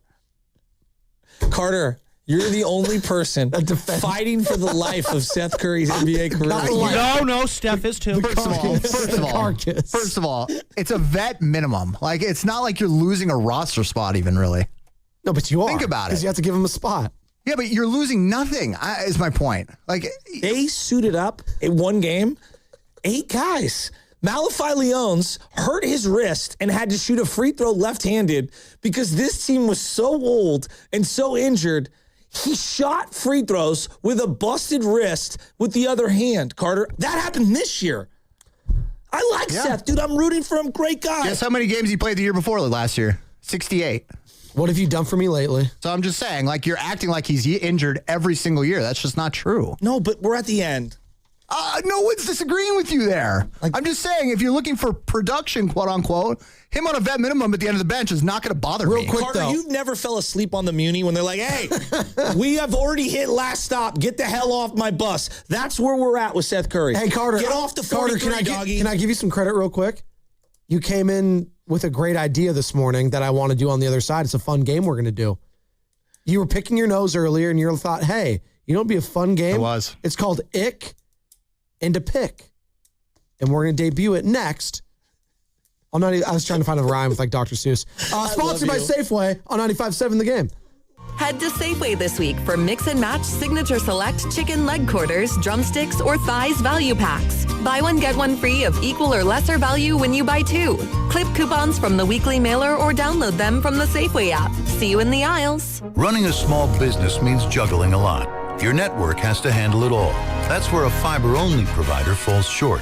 You deserve a partner who gives you a greater advantage. Introducing the Total Solutions Advantage only from Comcast Business. A first-ever combination of the largest, fastest fiber-powered network, the most reliable Wi-Fi, gig speeds with equipment and security included, and a 5-year price lock. Plus, it's all backed by a 30-day money-back guarantee. The Total Solutions Advantage only from Comcast Business. A new standard for small business with reliability, security, and savings in one. When you add it all up, no one does business like Comcast Business. Switch today. Get started for $60 a month for 12 months when you add an advanced solution to a qualifying internet package. Limited time offer. New customers only. Requires 300 megabits per second internet, security edge, and additional qualifying service. 1-year agreement, paperless billing, and auto pay with bank account required. Taxes and fees extra. Most reliable Wi-Fi based on Open Signal Awards USA Fixed Broadband Experience Report, May 2025. As the official bank of FIFA World Cup 2026, Bank of America knows how much hard work it takes to achieve a dream. So when it comes to owning a home, we're here to help. Get guidance and resources to buy a home you love, including up to $17,500 in select markets when combining down payment and closing cost grants. Visit BofA.com/home team. What would you like the power to do? Bank of America N.A. Equal Housing Lender. Credit and collateral is subject to approval. Restrictions apply. This is not a commitment to lend. I move mountains for a living. Literally. That means I don't carry hand lotion, and when it comes to serious heartburn, I don't mess around with anything but Rolaids. Rolaids' dual-active formula has calcium carbonate and magnesium hydroxide that relieves heartburn fast. Yeah, you heard right. 2 actives for that powerful relief. And the best part? The roll fits right here in my pocket, so I can get back to moving mountains. Rolade spells powerful relief. Read each label. Use as directed. Keep out of reach of children. Shop the Sherwin-Williams Memorial Day sale and get 30% off paints and stains May 15th through the 28th. Whether you're refreshing your interior or exterior, we've got the colors to bring your vision to life. And with delivery, getting everything to your door is easier than ever. Shop online to have it delivered or visit your neighborhood Sherwin-Williams store. Retail sales only. Some exclusions apply. See store for details. Delivery available on qualifying orders.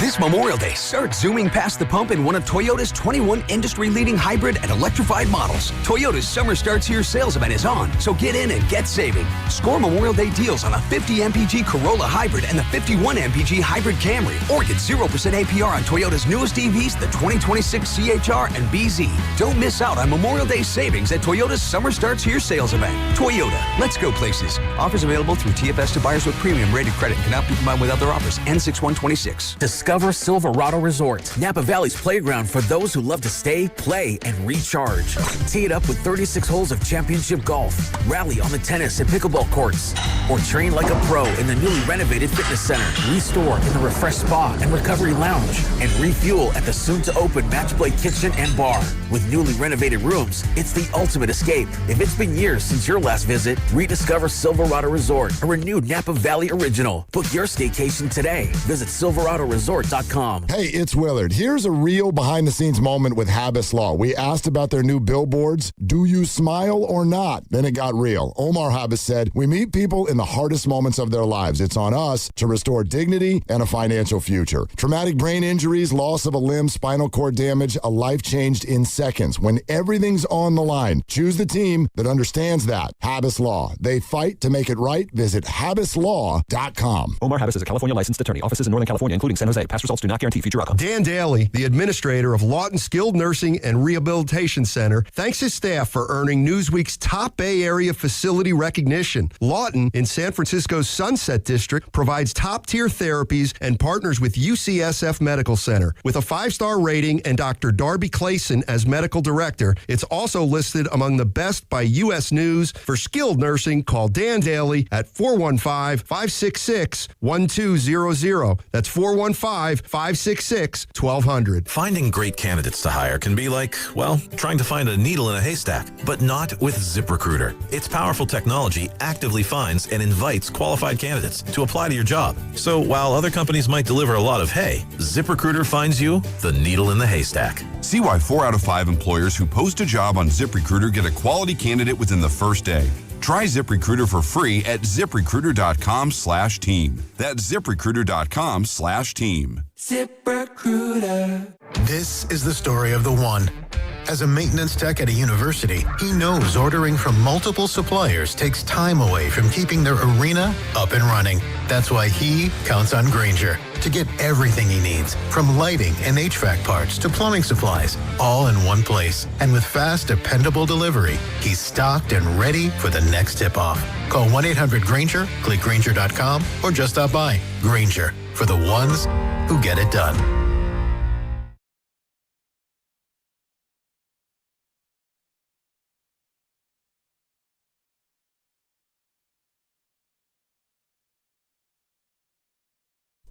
God, what a depressing conversation that was. Arguing about Seth Curry and whether or not he needs to be a 12th man on this team. One of our best shooters. Spadoni and Shasky. It's the Morning Roast. We're rolling. Beta Breakers was yesterday. Can I just real quick on Seth Curry? Was he there, Seth? Minute logs in the 10 games he played this year. 17 minutes, 14 minutes, 12 minutes, 7 minutes, 10, 12, 16, season high 23. Oh, that's big for him. And then 12. And he still has some of the best splits on the team, oddly. He played 132 minutes. One of the best shooters, too, on the team. It says more about the team than the player. Exactly. Speaking of I don't know what situation you guys think we're in. Speaking of being a team player, Mark Grant, if you're listening right now, I'm trying to log into the text line. Please accept this notification you're getting on your phone because you're the only one with a login to the text line in this chair. How is this possible that Mark Grandy has the key to the text line? I can't read text. But doesn't Seth Curry, isn't that him coming back, isn't that emblematic of everything that's been wrong with roster construction the last 2 or 3 years? Yes. I completely agree with that. In on that? Because you've already gotten rid of 6 players. You need another spot? What? You got rid of 6 players already. You got rid of Malachi Leones, let's say. Okay. You got rid of DeAnthony Melton because he'll probably sign elsewhere. Sure. GP2. Well, not GP2. We don't know that. Don't know. We don't know that. Okay, that's just assuming. Al Horford. I'm saying you did. Oh, me. Yeah, you did. We Al need to be Horford. So younger. you're at 5 now. Yeah, we're gutting Then it. you're at Nate Williams. That's 6. So No, I want Nate Williams over. Okay, but I'm saying if your reasoning is to open up a slot on the team, that's not very good reasoning when you have half a team. Here's my thing. I want a bunch of guys that are going to practice and play all year. Completely and that is agree. not what Seth Curry is. And young, rampant guys that are going to do that are good, don't come on trees. LJ Cryer. Can you name any? 24. Charles Bassey's 25. Let's see. Malachi Leones, he's at least 26. D'Anthony Melton's 27. Wow. Gary Payton, 33, old man. Will Richards, 23. Guy Santos, 23. Great example, Will Richard, right? In this hypothetical, they both play the same position, essentially, like that kind of combo guard of some sort. Yeah, I'd rather see Will Richard play the entire year without looking over his shoulder that Seth Curry, on the 7 games that he's healthy, would be available to take his spot on the court. I would like to see that too, but if you're worried about looking over your shoulder in the NBA, that's kind of sad to me. Well, it's professional sports. Well, that's true. But on this team, we all kind of know that, like, the veterans, and this is why we're where we're at, the veterans continue to get played over the youngsters. And so for them to do this transition that they're describing, not me, but what they're describing, then they need to not have options that the coach is going to look at and go, in those 10 games he played last year, Seth sure shot a lot better than Will Richard. So then you shouldn't have brought Kerr back. And No. Well, Kerr also realized in his presser, and why are we talking about Seth Curry? Why are we talking about any of this? Because Mike Dunlevy and Steve Kerr spoke to the media on Friday in regards to Steve Kerr's coming back. What's going to be the game plan this summer for Mike Dunlevy, talking about the roster. And, I'm going to replay this sound. We can react to it again because this is what really stuck out to me was just this notion that no one could see this coming if you're Mike Dunlevy, and maybe he's just giving us a lip service, and maybe he knows all along, and that's probably the case, but it doesn't make me feel any bit better if I'm a Warriors fan when we're not addressing the reality of trying to rely on old guys, like we're talking about with Seth Curry, Jimmy Butler, Steph, and Draymond. Al Horford, another one. These guys get hurt when they're old. In the grand scheme of things, not a lot about the roster. This just isn't about the roster, frankly. Like, this year, I don't think we came up short because of the talent of the roster. It was injuries and things we could control. Do we need to get better roster-wise? I think so, but we didn't get to a point where we played a team where, their roster was better than ours. So for that reason, we're more focused on the stuff that we can control. We'll always look to be better, talent-wise, roster-wise, all that. But going back to the question as far as the discussions weren't really about that. It was more with the team that we have, how can we be better? And what are the things we need to do to build on for long-term success? That I don't agree with. It's like started off his whole interview with that. It was like literally like the first thing he said was it just wasn't about the roster. Came short because of injuries. Well, because you have players of those ages as main focal points of your roster, injuries are bound to happen because you're relying on those minutes and those heavy minutes because you don't have trust in the youth on your team. And I think this is kind of the crux of our conversation in a lot of Warriors fans is getting off this incessant need to stick with guys that are too old as I go with Priest and Palo Alto and finally move forward with somewhat of a youth movement. This is, I think, why people got so mad about the guy whose name I'm about to bring up that triggers a lot of people, Jonathan Kuminga. It's because he was young. We want to see young players play. But then we pick and choose which young players. Is it Kuminga? Is it Pajemski? I thought we were all just in lockstep, and this is just the fan base itself, and that's why I love the Bay Area and how much we care about these things, because only here can we have arguments for 20 minutes about Seth Curry being a 12th man or not, and it driving people insane. But on a team that didn't play him in the 2 play-in games where they lost to the Suns. Whoever you would put in that spot anyway, you wouldn't play in that game, Joe. Do you disagree with that? Yeah, Joe. Do you disagree with that? You disagree with it? Let's play this game, ick versus pick. Let's do it. Do we have a bed for it? Because this is going to lead me right. Give me a bed. Just give me something. Lead me right into what I don't want this team to do. See, we just came up with this idea, so don't worry. So bear with us. We haven't have the machinations down.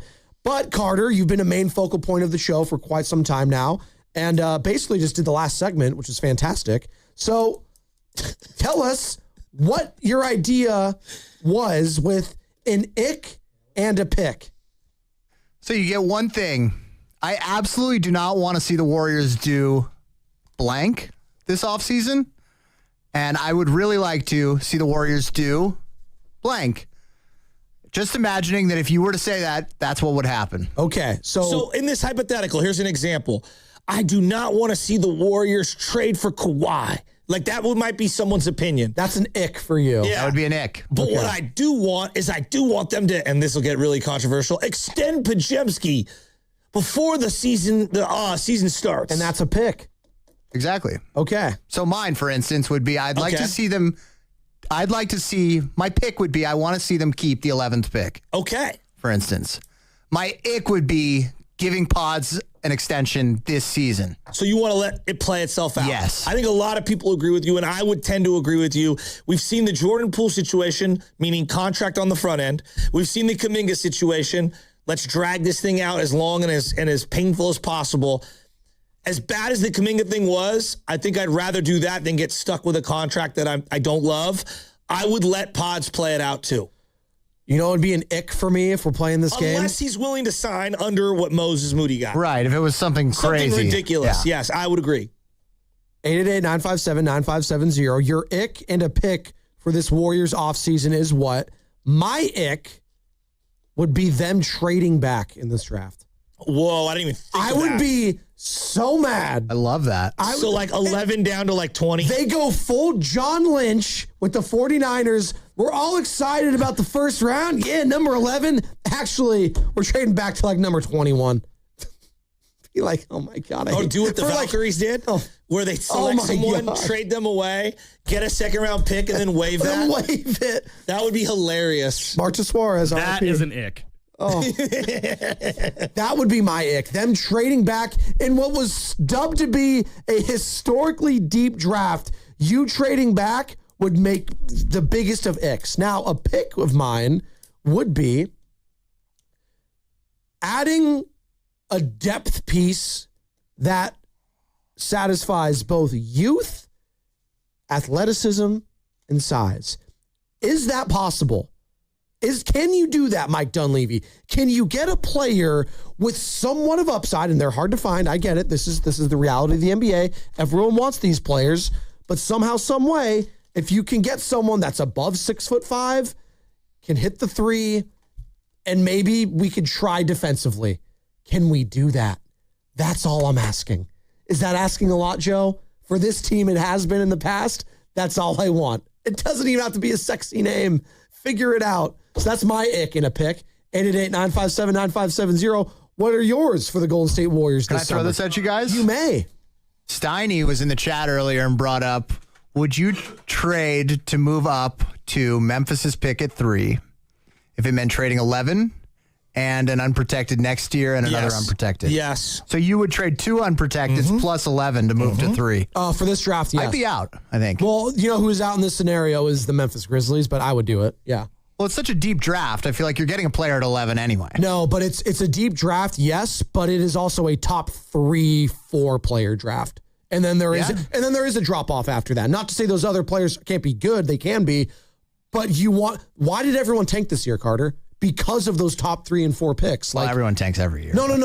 This year in particular was historically awful because of how deep those top 3 and 4 picks. It's not like that every single year. Sometimes it's guys named Zachary Resache. I was like, who the hell is that? And then there's times there's Zion Williamson and John Morant. Every other number 1 pick beside Resache in the last 7 years has been incredible. Alex Sarr. It was number 2 of the same draft. Exactly. Who else has been great number 1 overall? Who else has been great number 1 overall? No one saw Con Knipple being as good as he was this year, for example. No one saw that. I didn't. We all saw Cooper Flagg being great. Yes, we did. But that being said, you still want those top 3 or 4, kind of not guarantees, because nothing's guaranteed in the NBA. Yeah, I would do that in a heartbeat. Like, who wouldn't? I guess I'm asking Steiny now. Why not? I think you're giving up too much capital. If it was 1 pick, sure, but 2 unprotecteds, like, geez. If you somehow were able to get Cam Boozer or Debanza? Yeah, I mean, I trust me, I want Debanza more than anyone, but at 3, you're not getting Debanza. Okay, you're getting Cam Boozer maybe. Yeah. You know, that's not doing it for you, though? Oh, I think he's a great player. How much better is he? Is he two unprotected picks better? Can I guarantee I'm going to be in the top 3? I think I'm going to be too good to even sniff the top 3 the next couple of years, so this might be my only opportunity to do so. So, yeah, I would actually trade it. Yeah, if I have that opportunity this year, I strike while the iron is hot. And you know what? I do think Dunlevy needs to strike while the iron is hot because he might be out the door next summer. How about that? You don't think so? You guys think Dunleavy's here for the long haul? I'm just listening. I'm letting you cook, bro. Well, what's your ick in a pick? Well, I think my number 1 ick is them overpaying in draft capital for someone over the age of 32 years old.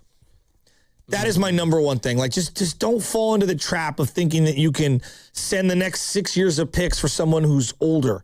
So I don't want to see them. So you say 32? That's Giannis, I'm assuming, and Kawhi. Yeah. Okay. I'm out on all those scenarios. Like, I honestly am. I'm truly out on all those scenarios. Like, you know, I keep thinking about like, what is like a legitimate potential move that could happen this year if they did have some financial wiggle room? Like, and again, these are just random. I'm just throwing random things out the wall, right? Like, hypothetically.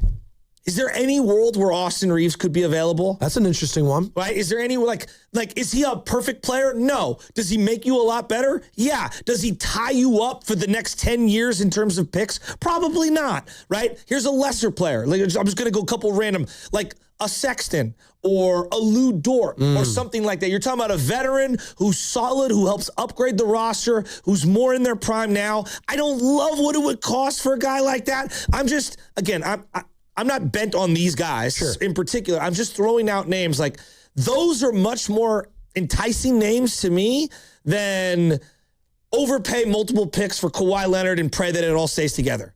Matt Narinda has an ick in a pick. And then like my number 1 thing for them. Yeah. They've got to find a way to pick a rotational piece who can plug and play in the top 8 with that 11 pick. I love it. 888-957-9570. Also, we're getting LeBron James. A lot would be people's picks if he can come here on a free agent deal. That would be fantastic.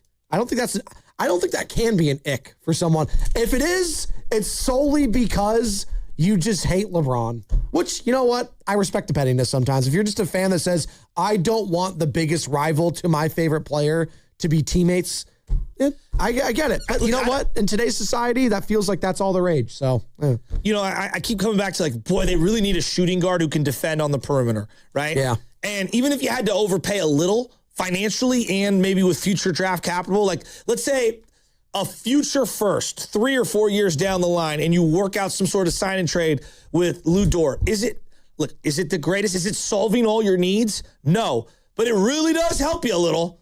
It does. Like it helps you now. It helps the development of whoever you bring in. It gives, Curry some protection. And again, I'm just throwing out one random guy who could be the odd man out in a situation like Oklahoma City. Why would he want to come to the Warriors? I don't know. I'm just throwing things at the wall here. I think that's what you kind of have to do right now. You have to get creative. And that's what Mike Dunlevy's have to do. And we're throwing it out to the people. 888-957-9570. You're listening to 95.7 The Game, KGMC FM and HD1 San Francisco, an Odyssey Sports Station in the home of the Golden State Warriors and Valkyries, always live in the free Odyssey app, coming to you live from the Laughing Monk Studios. Matt in Orinda. Matt, what is your ick? Hey, Matt. And what is your pick for the Warriors this summer? Hey, good morning, gentlemen. Good morning. How are you, man? How was your weekend? It's windy out there. It is a little breezy. We got a little red flag warning for the Bay Area. Let's hope that goes away soon. And I recognize that I'm about to enter Spadoni jail, so Shasky, get ready to defend me and bail me out here. Give it to me. But are you guys sipping lattes while you're whistling past the graveyard this morning? Like, are you even holding hands as you guys are whistling past the graveyard, or what's going on? Yeah, we're holding hands like Diana Rossini and Mike Vrabel, finger locked. Spadone,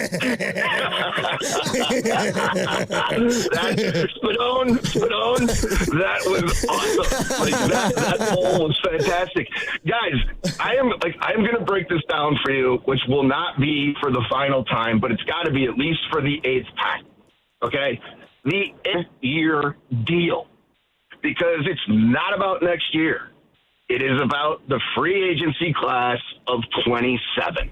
The ick is signing anyone to more than a 1-year deal. And the pick is rolling out a team next year that is just whatever it's going to be. And you walk into the 27 free agency season, which is better than this draft, and having the most cap space in the league, so you can get Steph off being the number one, reduce his usage rate, maintain his minutes, and let him shoot. Can I just read you the top 15 guys and how old they would be in this 2027 season you're alluding to? Steph Curry, 40 years old. Anthony Davis, 35 years old. Giannis, 33. Jimmy Butler, 38. Jokic, 33. Karl Anthony Towns, 32. Paul George, 37. Donovan Mitchell, 31. Kawhi Leonard, 36. Kevin Durant, 39. Zach LaVine, you want him? 33 years old. No. Trae Young, youngest guy on this list, 29. Why would they? I do not want him. Harden, 38. Ingram, 30. Do you see the theme? This is the top in order. I do, but you can't view that free agency season as one draft, as one player. Because we have Steph's early bird rights. He's the last person to sign, right? Because then all you have is the cap reserve. He comes in at what, $65 million, something like that, on a 2-year deal, whatever it is. You give the max to Joker, and you go get a $25+ million per year center, which gets you just below All-Star. Now you've got Joker at power forward, you've got a real center, you've got the ball being distributed by a guy who averages a triple-double, and a shooter on the outside who's the best shooter of all time. That puts you with a late 20s center, Joker and Steph. You want to maximize Steph's window? That is how you maximize Steph's window. I mean, it sounds I love you, great. Matt. Thank you. It sounds great. I might have to change my pick. I mean, God. guys, Curry played 43 It's games. a wrap. Like, so in 2 years, he'll be healthier. I was more just thinking about clearing the books in general. I didn't really. But I just read you off the ages of all. So let's just, I'll No, it is pretty incredible. I'm looking at it too on Spot Track, Joe. They're all old. They're all old. There's not one young guy. So you want to give Jokic at 33 a 5-year max at 33 years old? No. With his body. No. I was saying like you're finally free financially, even from Curry and everything. Everyone says that, but here's my thing. Actually, I backtrack. I would give Jokic that, even at 33. He's that good. I think his game isn't predicated on elite, like, physical traits. I didn't say it was. No, but he could lumber up and down the court this year. Yeah, he did, but I'm paying him that money because I do think his IQ as well. Would you agree that it is a huge risk? No, it would be, but he's one of the few players. Jokic is one that I would do it. Yeah, I would listen to it. Why would he want to come here? That was my next statement. So just because you have a ton of money doesn't mean you're the destination everyone wants to play for.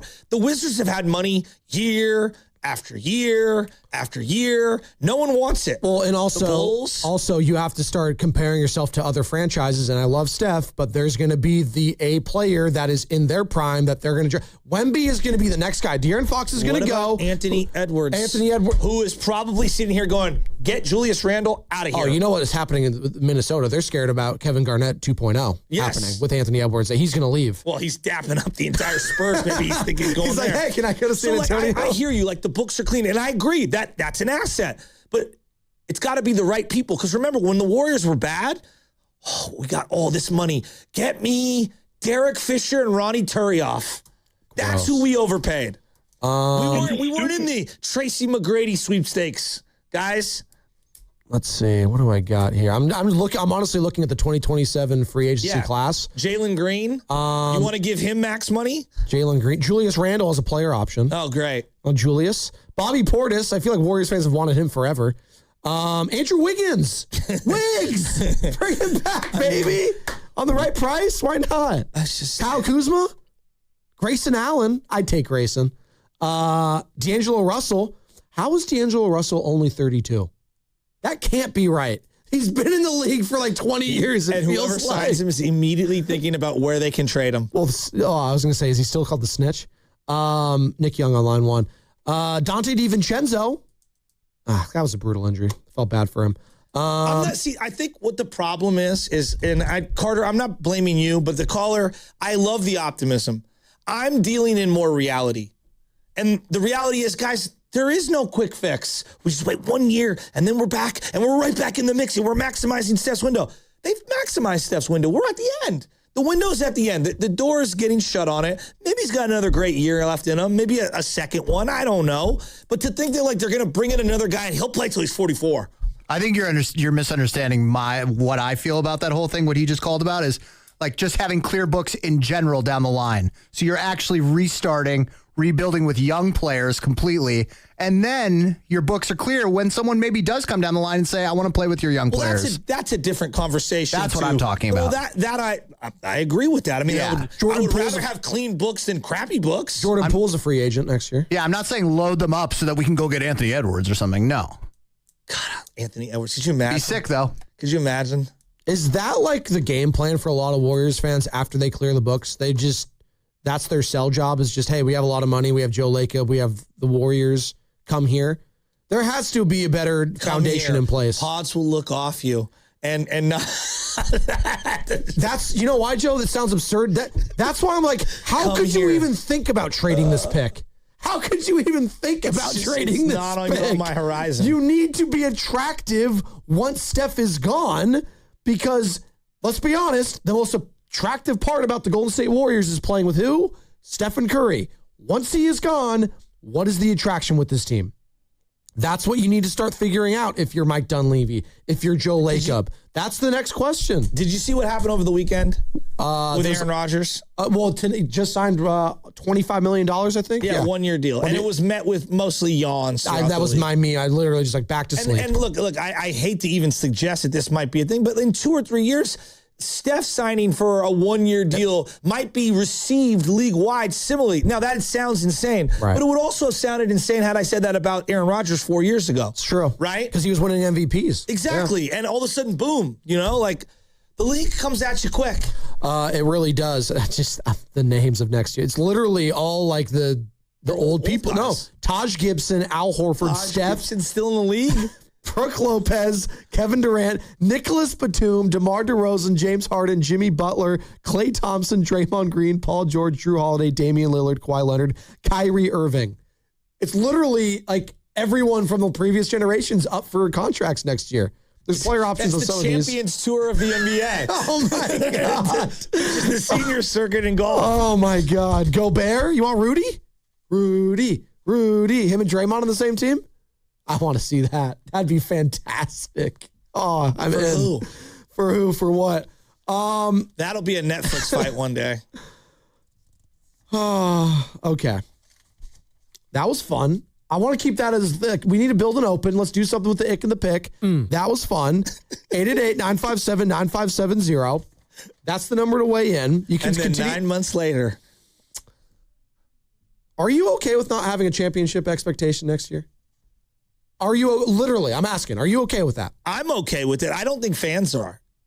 Let's explore that on the other side. And it's going to be brought to you by Crystal Geyser Alpine Spring Water. What makes Crystal Geyser Alpine Spring Water different? We always bottle our Alpine Spring Water less than 1.5 miles from the spring source. And all our bottles are made with 50% recycled plastic from our own recycling plants. Crystal Geyser, bottled at the spring source. You know your outdoor space isn't just a backyard. It's where everything happens. And if you're thinking about upgrading your deck, Ashby Lumber is the place to start. At Ashby Lumber in Berkeley and Concord, you'll find fiber-on decking built for durability, style, and low maintenance, so you can spend more time enjoying your space and less time working on it. Fiberon's Concordia line, including the Aster collection, features a rugged take on classic wood grain with nature-inspired multi-tonal colors. It's backed by a lifetime performance warranty and a 50-year stain and fade warranty. Fiberon Sanctuary decking brings a warm, inviting look with rich tones like espresso and latte, perfect for creating a relaxing outdoor space. And for dependable, budget-friendly performance, Fiberon Good Life decking offers warranties up to 30 years. And when you shop at Ashby Lumber,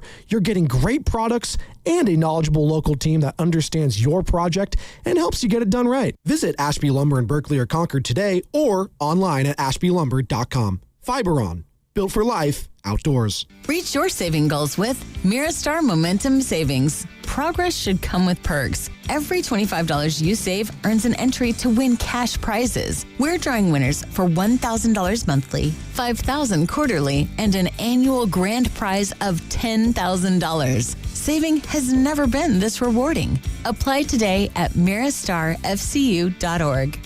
Insured by NCUA, no purchase necessary. Terms and conditions apply. See website for full details. Let me ask you, are you still trying to figure this out on your own? Because when it comes to weight loss, DIY can only take you so far. At Jumpstart MD, we do it differently. Local clinicians, personalized care, real results. Plus, you'll get access to GLP-1 medications at some of the lowest prices in the Bay Area. And here's the best part. Mention Alice and save up to 70% this May. Summer is almost here. Don't wait to get started. Call 855-JUMPSTART or visit jumpstartmd.com today. There are things the insurance company hopes you never find out, like how quickly they try to close your case, how they look for anything you say to use against you, and how the first offer is almost never the full value of your claim. Because the faster they settle, the less they have to pay. That's not a coincidence. That's their strategy. So before you call them back, call Beam Law. From the first call, they'll take over. They handle the pressure, the negotiations, and the legal fight so you don't get pushed into a decision you can't undo. Beam Law has recovered millions for clients across the Bay Area and has been named Best of the Bay by SF Weekly 4 times. So if you've been injured or lost someone due to someone else's negligence, don't wait. Call Beam Law now at 415-523-5555. 415-523-5555. That's 415-523-5555. Or visit hurtinthebay.com. That's hurtinthebay.com, because it's not whether you get knocked down, it's whether you get back up. Beam Law, they've got your back, Bay Area. Wait, before you change the station, listen to this. 1-877 Cars for Kids. KARS Cars for Kids. 1-877 Cars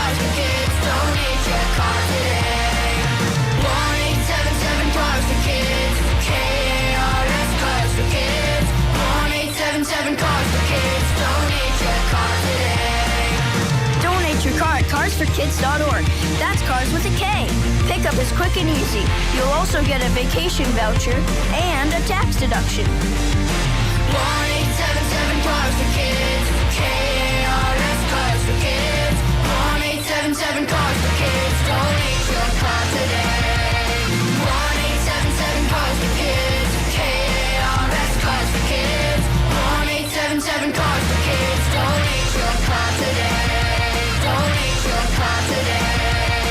Hey, Mom, now that I have an after-school job, I think I want to buy a drum kit. Okay, Rockstar. Let's look at your account. When kids start making money, Chase has easy-to-use tools and expert bankers to help them learn how to manage it.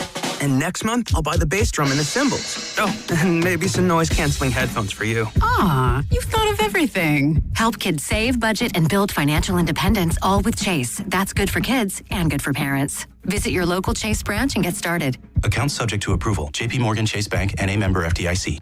This is the story of the one. As a maintenance tech at a university, he knows ordering from multiple suppliers takes time away from keeping their arena up and running. That's why he counts on Granger to get everything he needs, from lighting and HVAC parts to plumbing supplies, all in one place. And with fast, dependable delivery, he's stocked and ready for the next tip-off. Call 1-800-GRANGER, click Granger.com, or just stop by. Granger, for the ones who get it done.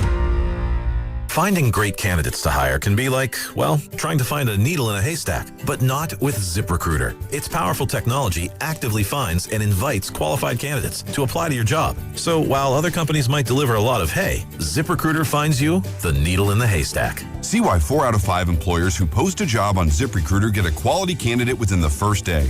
Try ZipRecruiter for free at ZipRecruiter.com/team. That's ZipRecruiter.com/team. ZipRecruiter.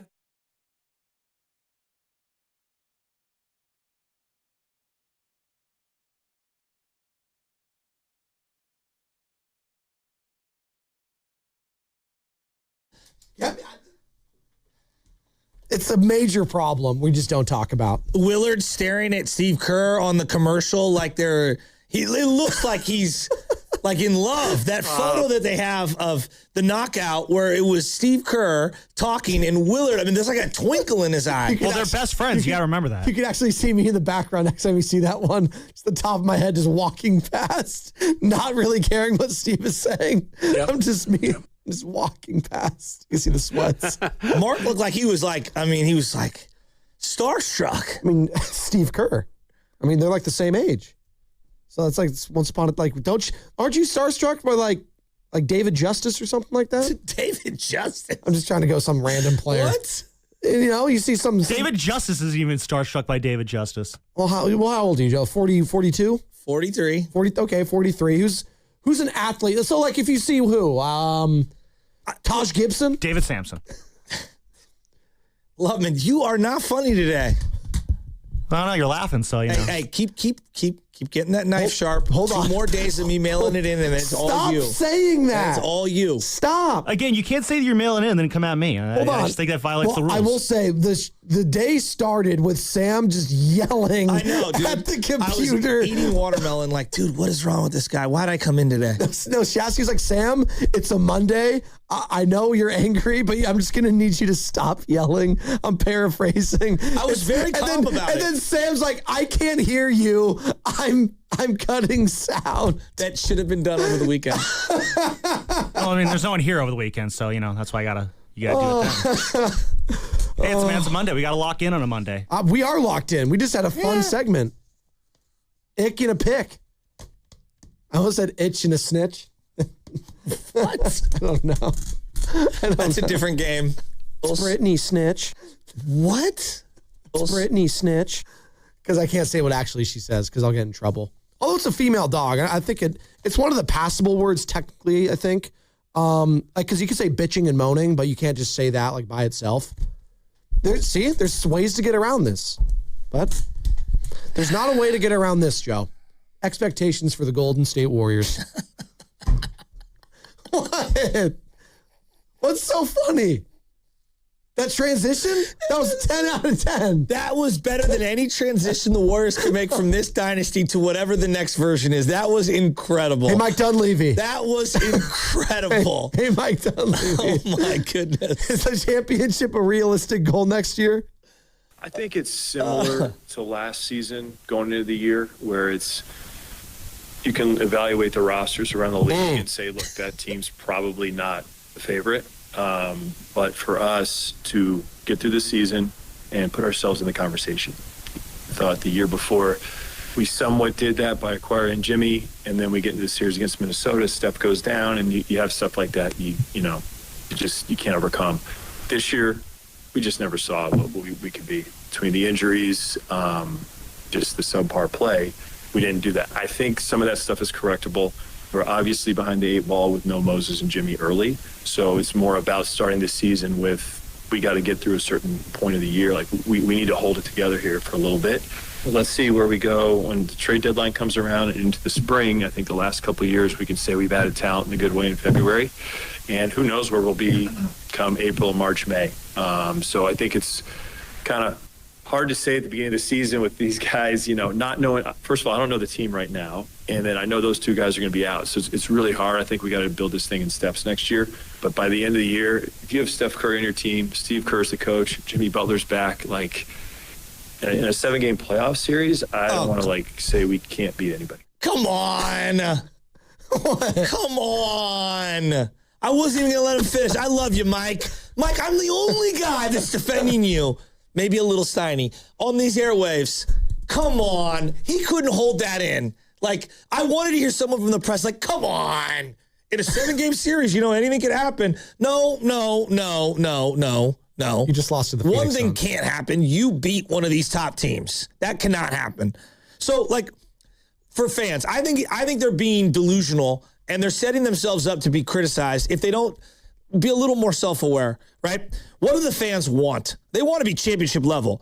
Can we all agree? Can fans agree on this? They're not going to get championship level this year or next year. Can we at least admit that? No matter what move they pull off. If they get Giannis, they're not a championship team? Nope. Not even a contender for one? Nope. Are you seeing these teams play? Yeah, we'll see. You think what if a big injury happens? So let's just go. That could change. Time out real quick. Giannis, you have Giannis and Steph and Pat Spencer and GP2 and your boy Seth Curry, all right? That's not mine. That's and Bassey, because that's who you would have left on the roster, and Bassey, and you're a contender against the Spurs Slap at the and Bassey. Oklahoma City? Do you really believe that? No, I don't, but some people might. I don't. I don't think there's a move you could do, even if you were to add this summer and at the deadline next year, that vaults you into the conversation of the San Antonio Spurs and Oklahoma City. Do you think fans agree or disagree with my statement?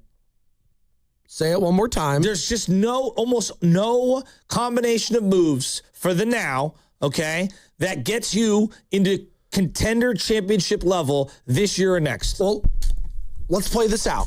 If there's any reasonable path to do that, you would have to think you're getting rid of the 11th pick.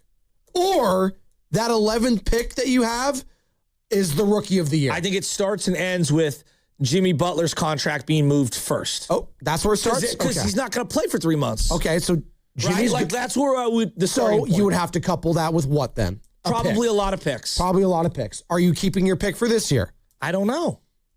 See, this is the best case scenario. The only way to get something back for your pick this year is to attach it to money, because any established player has money allocated to them, and because of where their contractual statuses are over the cap, to get something back, you have to attach money to it. See, this is the part about trading the picks people just don't understand. The picks themselves have no financial value. And in today's NBA, you have to match up the money when you're at where the Warriors are at with their salary cap.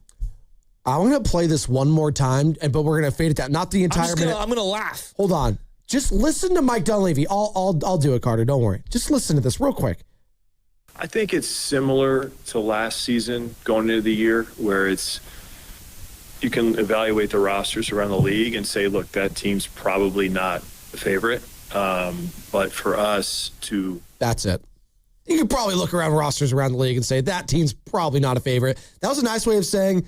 you ain't winning jack. How many favorites are there? 5, 6? It's just right at the top of our head. Thunder, Spurs. Are the Nuggets still considered that? Yeah. I just think they lost to a team that What about the matched up Timberwolves? well They've against been them. in the second round or later 3 years in a row. I think the Timberwolves are there. Knicks? Maybe the Knicks. Okay. That's the only team in the East right now. Did you think and then the Celtics. Okay. there I you go. thought the Celtics. Okay. That was a bad upset. They lost. They had a 3-1 series lead. That was bad. But they have the talent to compete anyone on a given the night. options to make moves. Correct. If you have Jaylen Brown and Jason Tatum, and all your picks, chances are in a given series you probably have the 2 best players on the court sometimes. That's good. Yes. That's a good point. And then I think Cleveland, it's wait and see. They did have one of the best records in the league last year. I'm not a believer in I know you aren't. You've been that way twice. Actually, I did pick them at the start of the season to represent the Eastern Conference in the finals. I actually like them against the Knicks. They might win. They might beat the Knicks. Yeah. James Harden, by the way, I think it's finally gonna got be a great some. series. Finally got some help in a Game 7. Finally got some help. Good for James Harden. Good for him. If he's the one that takes out Shai Gilgeous-Alexander, you want to talk about, you know what, that would be Looper. I mean, he's like basically taking himself out from 10 years ago. Oh, he flips the gun on himself? Yeah. Like, was that Bruce Willis? So I don't think the Warriors, there's any path for them to be contenders this year or next. That's my personal belief.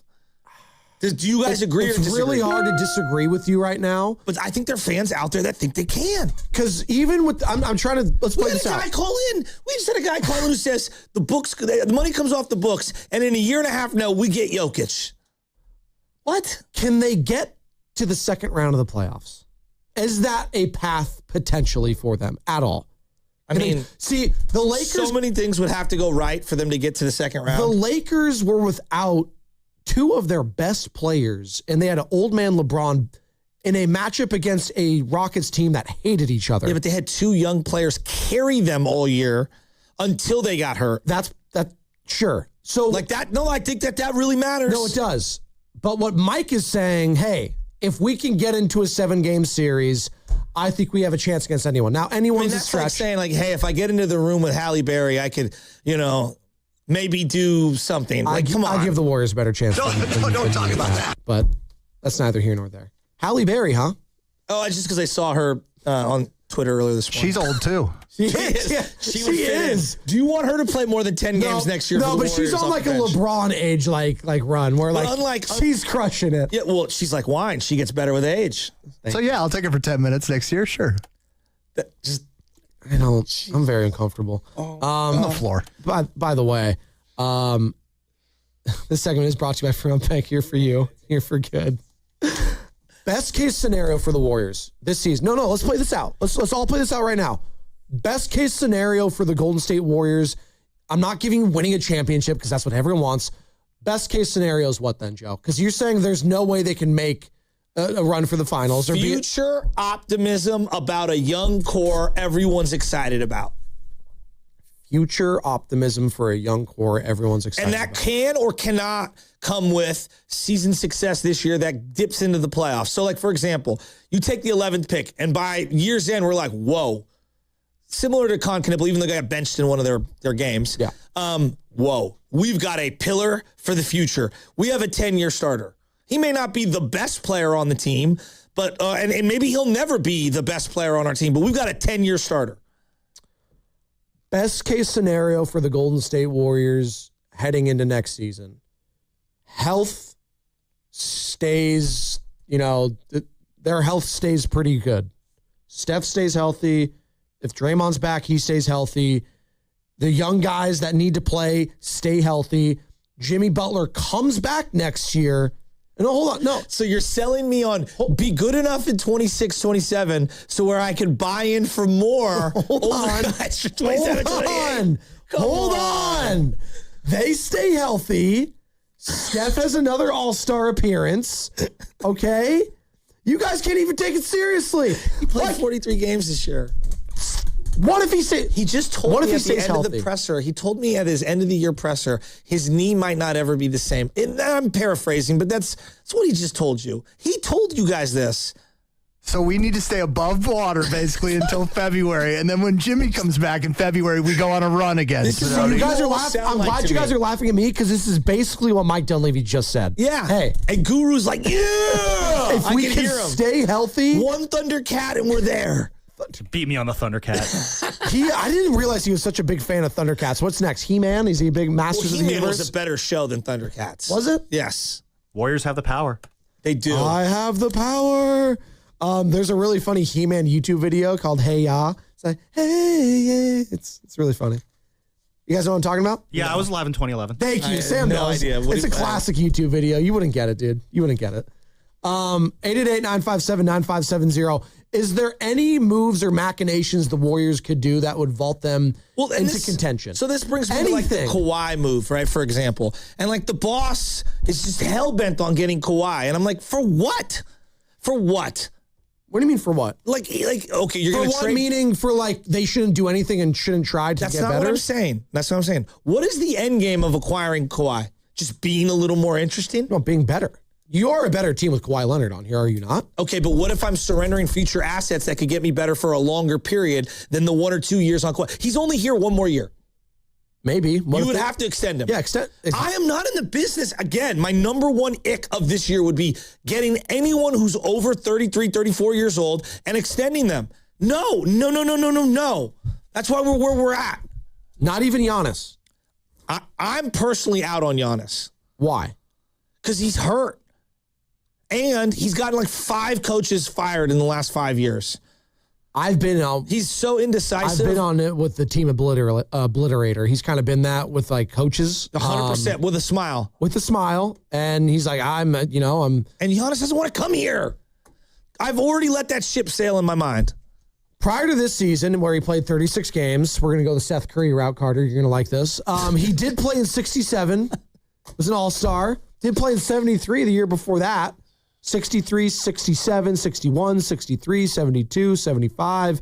And then you have to go back to 2016-17, a decade ago, when he would play 80 games, the most he's ever played. Why are we so afraid as Warrior fans to hit the developmental button and just embrace where we're at, where we just need to get younger, we need to play younger guys, and we need to freaking hit on our draft picks? Why are we so afraid to admit the now? Well, because you have Steph Curry on your team. Steph played 43 games. Part of why you're the 11th pick this year is because Steph got hurt. Yeah, but that is real. Like, guys, but that's we the only love reason him. they came He's up one of short. the greatest players ever. He's one of the greatest players ever. But part of why you're where you're at is he's making $60 million a year, and he only played 43 games. And part of why is because you doubled down because he's his age on Jimmy, and he only played like 43 games or 44 games or whatever it was. Like both can be true. They came up short because of their injuries. If they stay healthy next year, maybe they can do something. I think that's literally what you have to hang your hat on next year, is the risk of health. If the Warriors can stay healthy, which they've proven they can't. But if they can, they can take anyone in a 7-game series. That's what Mike Dunlevy is selling to I don't people. think they can get through a 7-game series. They won one play-in game. 2 days later, they didn't have Jimmy Butler, though. That's why. That's what you're saying. If Jimmy gets Steph healthy, couldn't move. Yeah, because he had to carry the team. He played 4 games down the stretch, and he played like restricted minutes. Like, what do you mean carry the team? I mean, he had to. He had to carry. No, legitimate. I'm not even being kidding. It's like, I'm not kidding here. He felt like if I'm not playing well, the team's cooked. So he had to push himself a little harder in those games too. Now the minutes wise, yeah, I'm with you, but I think next year a major talking point is going to be the minute allocation of Steph Curry. We might even see early on, Joe, the first couple games, what it's going to be like. And maybe that's going to be the thing that pisses Warriors fans off and pushes them to say, you know what? Maybe it is reality is finally hitting us in the face. Steph's not playing as much. He's not playing in as many back-to-backs. Okay. Well, no, he won't play. I don't think he should play in any back-to-backs next year. Really? Well, yeah, he's got a knee injury that he said himself, I'm just going to have to deal with this the rest of my career. Like, what do you mean, really? Well, then if he's not playing guys, why are we... This is my biggest problem with Warrior fans. Why are we surprised we're in the situation we're in? It's gotten a little worse every year. Last year, before this year, how did last year end? They lost in the second round of the playoffs. Hurt. Yeah. It sucks. Older players are more susceptible to injury. You could still be unbelievable. You just can't do it the same way that you used to in years prior. Like, we're watching the slow bleed out. Why is anyone surprised? I'm surprised you're all surprised. Hey, Mike Dunleavy, you going to go big fish hunting? As far as trade acquisition stuff, I mean, we're probably always in the conversation, frankly, because we have the draft capital to be. So we'll always look at stuff, whatever we can do to make the team better that makes sense, kind of now and in the future.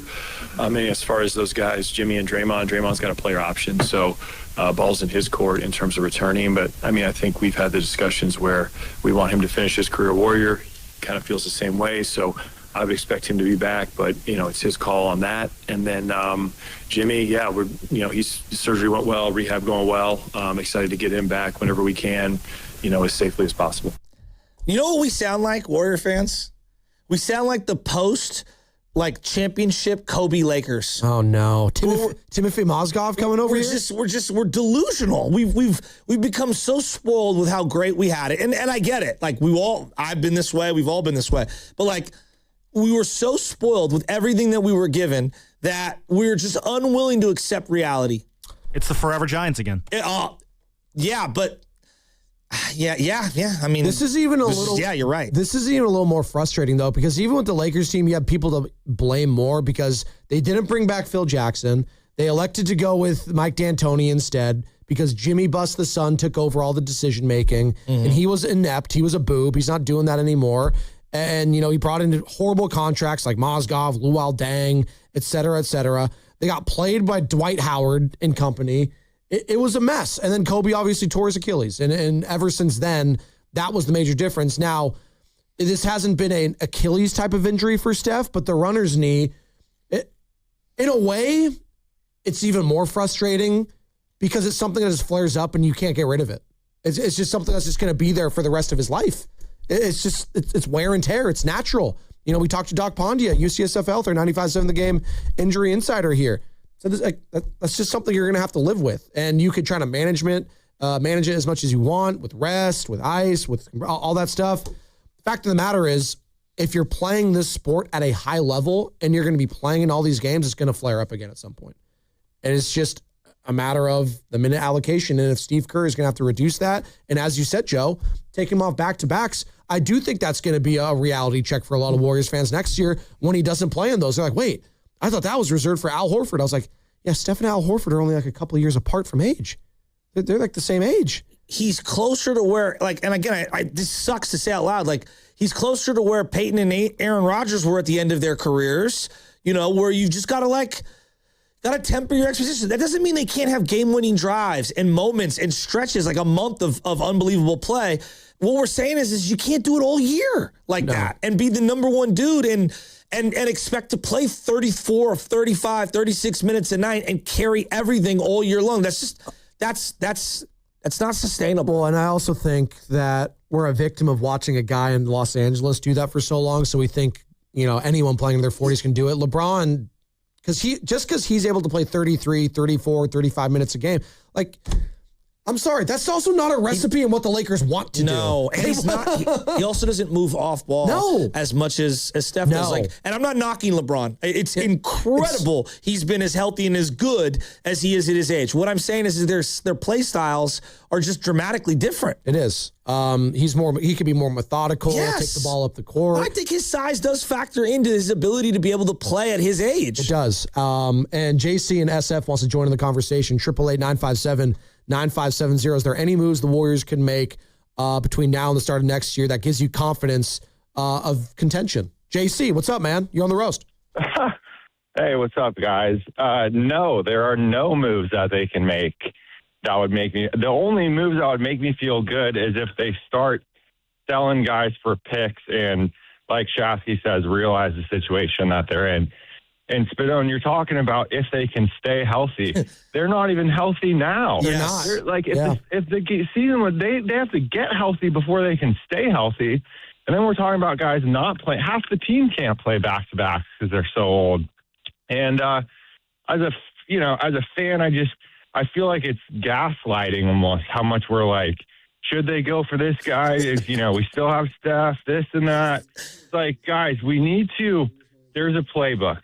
Get young talent, a stockpile lottery picks. Yes. Let's get 3 lottery picks in consecutive drafts and hit on those. That's it. That's the hardest thing to do is we have to be patient and they've got to nail the picks. Thanks, JC. It's the hardest part. It's just, Joe, Where's Moses Moody right now? If he was healthy, does he crack the top 8 for the Spurs? Oh, for the Spurs? Probably not. Does he crack the top 9 for the Thunder? Probably not. How about the top 8 for the Knicks? Maybe? Maybe. Okay. Maybe. Okay. Yeah. Does he play for the Nuggets a lot? Nuggets have depth issues. He might, actually. He might, yeah. I don't think he's playing a lot for the Timberwolves. No. Because they've got a lot of pieces off the bench. He would be redundant on that team. Yeah. So where I'm going at with this is they're missing him. We're not even sure how good he is, and it's a huge blow. Yeah. Huge blow. Yet if I said that same thing to a fan from the Spurs, they'd be like, Moses Moody? What? Huh? We got Dylan Harper and Castle. We're going to trade De'Aaron Fox for something good down the line if we need to, and we've got all our picks. Moses Moody? What? And I'm not disrespecting Moses Moody. Like, our situation is so dire, we're elevating and propping up Moses Moody. He wouldn't crack the top 8 on almost every one of those teams. I mean, guys, he barely starts on a team that's dying for starters in the Golden State Warriors. And he's like their only young player outside of Pods that we like. Steve Kerr joined Grandy and Willard last week, and he was kind of talking about what we're talking about right now on adding more lively and capable bodies to get through 82 games. We see more Charles Bassies. We've got to add some more, lively, capable bodies, guys who can do what Brandon Pajemski did this year, play all 82 games. It's a very difficult thing to do these days. So, you go into an off season and you have some ideas and some thoughts, and ultimately we have to put together the best roster that we can, but we've got to have enough players who are available night after night to develop that continuity. The two most durable Warriors in recent years have been Brandon Pajemski, Lightning Rod, and Buddy Hield, also a Lightning Rod. I want you to think about what he just said. It's the end of the year. We just don't have enough guys to play 82 games. You think when the Spurs, let's say the Spurs lose, and they're like, hey, what went wrong? How come you guys couldn't beat the Thunder? We just don't have enough guys who could play 82 games this year. Well, Wemby almost didn't hit that threshold, right? Of 65 games. He has injury problems. He's 20 years old. I know. Well, it's concerning. Okay, you think the Thunder This is also telling me we need to reduce the season. This is just a bigger conversation. We need 10 games. None of the young guys think that. None of the young guys think that. I don't care what they think. I'm telling you what they need to think. Only the old guys think that. Yeah, because with age comes wisdom, and they don't know yet.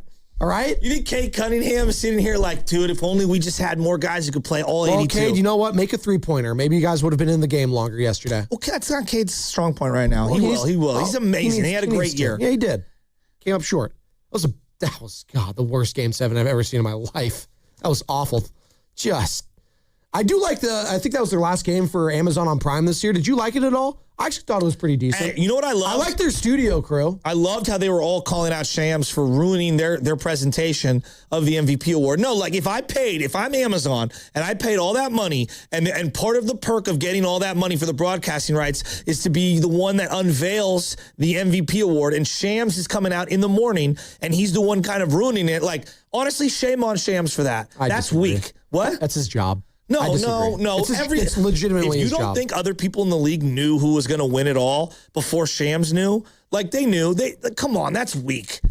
Someone in the top levels of the NBA that runs Amazon told Shams. So clearly they don't care. If someone took the carpet out from under ESPN during the Heisman presentation, ESPN would be furious. Sure. And rightfully, they paid all that money to be the ones to unveil it. Like, that's weak. I think that's weak. I thought it was funny that Dirk talked about it. I don't even remember doing that. Mark Stein did it before Dirk even got his MVP award back in 2007. Mark Stein had leaked out the information through an article. If I'm Amazon, I'm furious, and I get it.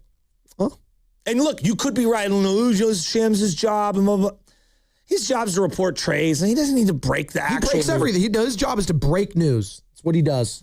I agree with Shaska on this one. I feel like if Amazon has this whole thing where they're supposed to be unveiling the MVP, that's what I'm saying. The league should be like, "Hey, Shams, I know you got a job, but you're our Why is it taking this long? The season ended a month ago. You got to do all the pomp and circumstance. That's a different question. Shams works for ESPN. I'm sure he does not care give a rip about Amazon. But if ESPN was the one presenting the award, I bet he would have kept quiet. 100%. Yeah, that's actually a good point. No, he would have. But he doesn't work there. Yeah, but that's, again, there's industry standards and there's like reading the room. I would have, on that one, just sit it out. I think Adam Silver's got to call Shams. I'll be like, hey, man, stole your role next time. Like, exactly, dude. Like, come on, man. We're all partners together. That's all. They're all, like, they are. They are all our partners together. I'd love to see Shams just blow right through that stop sign.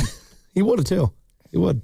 Marvin in San Francisco, before we get to our final thoughts. What's up, Starvin Marvin? Hey, how you doing, guys? Yeah, fantastic. I've been listening to a lot of stuff that I think is almost impossible to pull off, like get Jokic and all that stuff. How about something that we actually can do? Give it to me. The weakest part of our team last year was we didn't have any inside rim protection. Yep. Too many teams just did nothing but hit the rim, get second chance points, all that kind of stuff. So what I would do, the Warriors, if I'm the Warriors, I trade up to get the 7'3" center from Michigan, a guy who basically is a shot blocker, rebounder, rim protector inside. He's gettable. He's going to be a lot cheaper than trying to get Jokic and people like that. What that does is that opens up better defense on the perimeter because they can make a mistake. The guy can get by them, and they still got somebody in there to block the shots. They absolutely need to improve that part of the team. The second thing I would do is addition by subtraction. I'm tired of the drama. I'm tired of the nights off. I'm tired of him getting eaten up by nothing teams in the regular season when he takes nights off. But Draymond has to go. And also Pajinski, half a point a minute. Kept a lot of good guys like GP2 and Richard on the bench. You've got to get more production out of that second guy. Look, Pajinski played all 3 games when we were in the playoffs last year. We didn't win a single game, and he didn't do anything to take pressure off Curry all through the regular season. Pajinski is a negative. I know he scored points. He scored 25, 30 points, blah, blah. We didn't win a single game that he did that in. The guy's a volume shooter, bobblehead doll. Ever see him block a shot? Ever see him intercept a pass in the passing lane? Ever see him pass the ball quickly up court to get it in play before he dribbles slowly up there to see what's happening? So if I'm the Warriors, I want to solve that interior defense. I can do that a lot cheaper, but I got to get the guy who's 7'3". And when you look at these other tall players that are coming in the league, we're going to need somebody who's an inside defender more than almost anything else. Now, if you have that, and you get these guys like Richard more developed than what they were given a chance to be last year. I think if we can go into the playoffs with rest, forget resting your load management during the regular season in the first 2, 3, 4 months. You've got to get rest before the playoffs. And that means you have to finish in 4th or 6th place in order to be able to get the 3 days off. We missed 3 days off before the playoffs because we didn't finish in 7th place or 8th place. We finished in 10th place, which meant we had to play 3 every other day. Okay, so Kerr does not manage the team correctly to get rest before the playoffs. He doesn't care where we finish. He's from the San Antonio school, Pop school, where it doesn't matter where you finish in the playoffs. It does. Marvin, incredible. Please call again. We're up against it. Now, where have you been all my life? Bobblehead?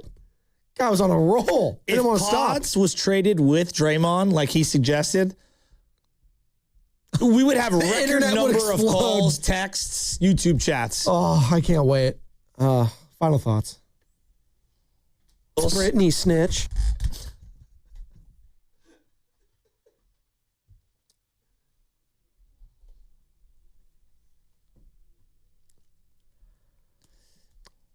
I got it. Shout out my sister who visited yesterday. She is living in San Francisco. So we got 2 Spadonis in the Bay now. She moved up here? Yeah. Nice. Moved from L.A. Yeah. Nice. She's in L.A. for the last 5-6 years and moved up. And I guess the company she works for some bigwig. She's had to sign an NDA, so she can't even tell me who she's working for. The government? No. Apparently this person who's worth a buttload, big fan of the morning roast. She's like, wait, are you related to Joe Spadoni? That works on. I listen to him every morning with Shasky when I work out. I was like, that's who you listen to when you work out, huh? It's like, it sounds. You want to listen to Joe Shasky and Joe Spadoni's voice when you work out, huh? I respect it. I respect the grind. So there you go. Shout out Gemma Spadoni. Carter? Yeah, my final thought's simple is there is no quick fix for this. Anyone that thinks there is a total fool. And I think Joe and I argue a lot, but we are on the same page about most of this, frankly. Sammy? My final thought is I wonder who fans are least trusting of when it comes to handling a rebuild, the Giants front office or the Warriors front office. Because I feel like fans are just like not buying into either one of these teams actually successfully rebuilding their team right now. Sam, that sounds like a tease for tomorrow's show. It might be. I don't know. Just producing here. Who do you trust more right now? Buster Posey to right the ship or Mike Dunlevy? I'll let you know it's 6:07 tomorrow. That's a great... turn the music down, please. Uh-oh. I got to go, unfortunately, to another funeral today. I'm sorry. A celebration of life. I want to give special love to the entire Bellato family. Eric is one of my closest friends for many, many, many decades, and his father passed away. He had a long struggle. He's a great man. Great man in terms of like just presence and aura and vibe.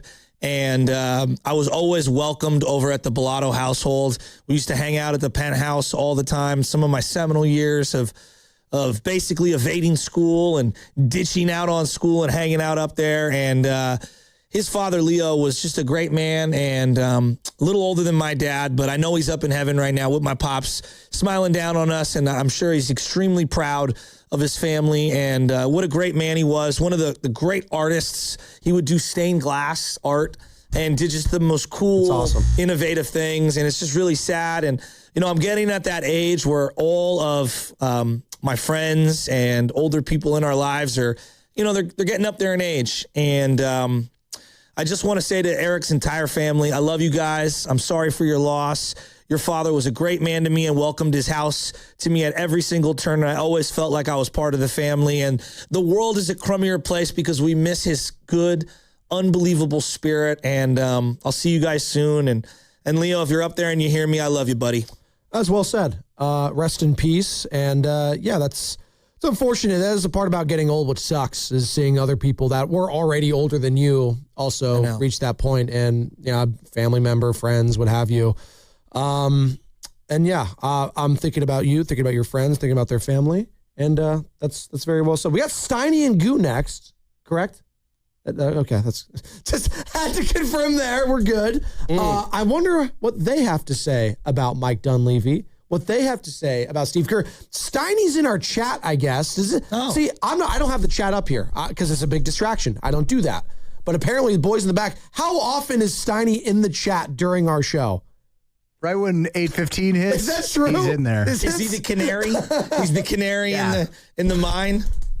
Wait, he has a different name? It's not Matt Steinmetz? No, I'm just saying, like you know, there's a minefield of people arguing, and then here comes this little bird.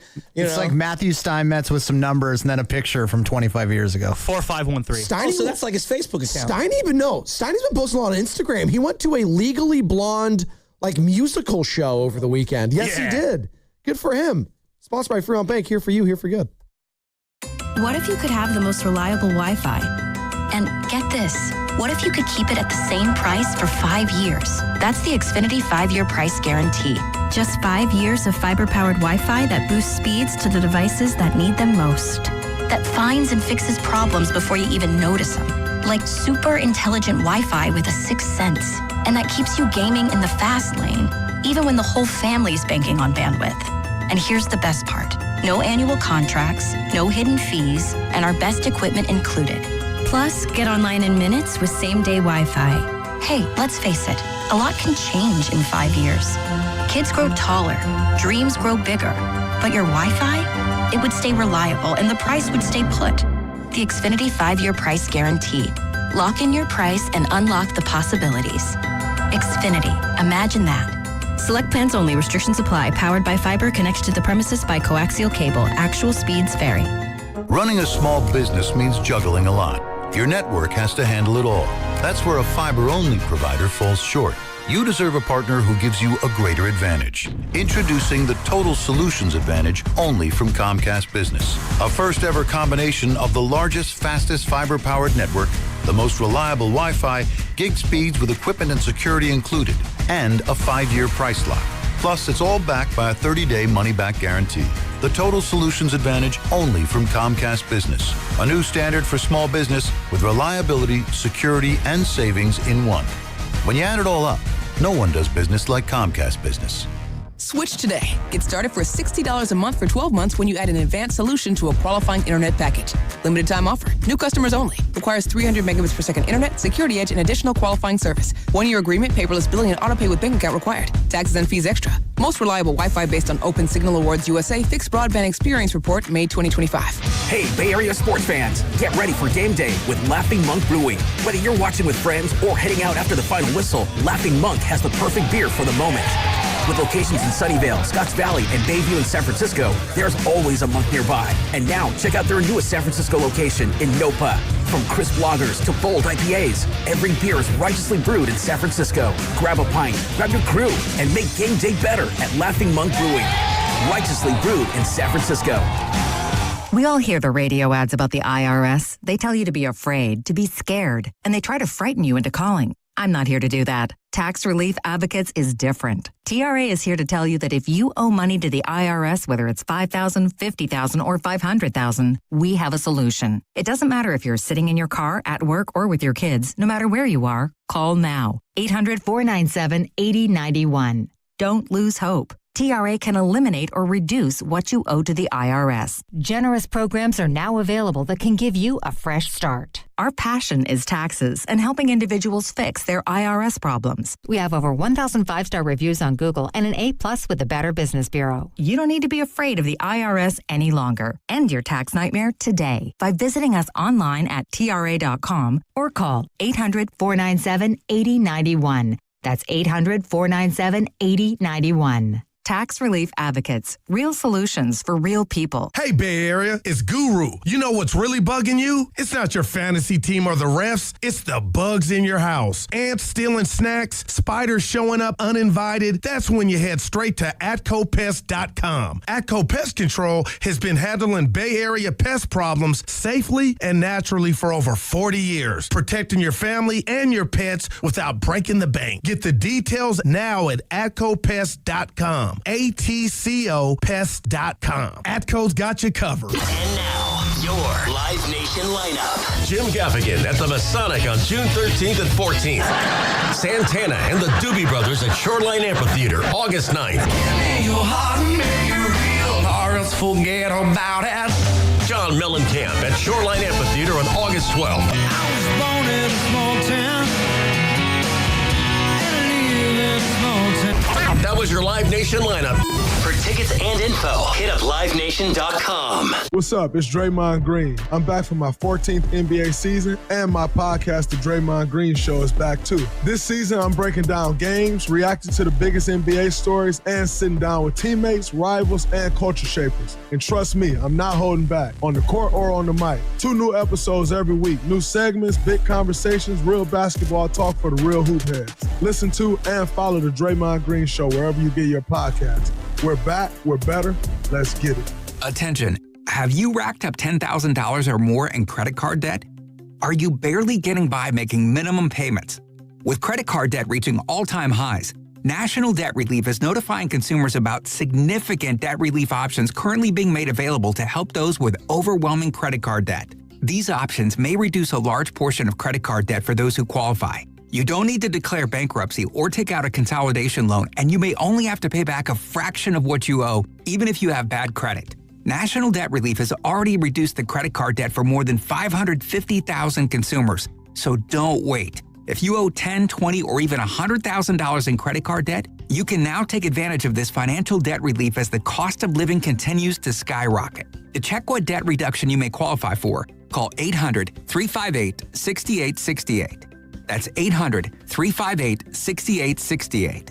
Again, 800-358-6868. You're listening to 95.7 The Game, KGMZ-FM and HD1 San Francisco on Odyssey Sports Station and the home of the Golden State Warriors and Valkyries. Always live on the free Odyssey app and now coming to you live from the Laughing Monk Studios.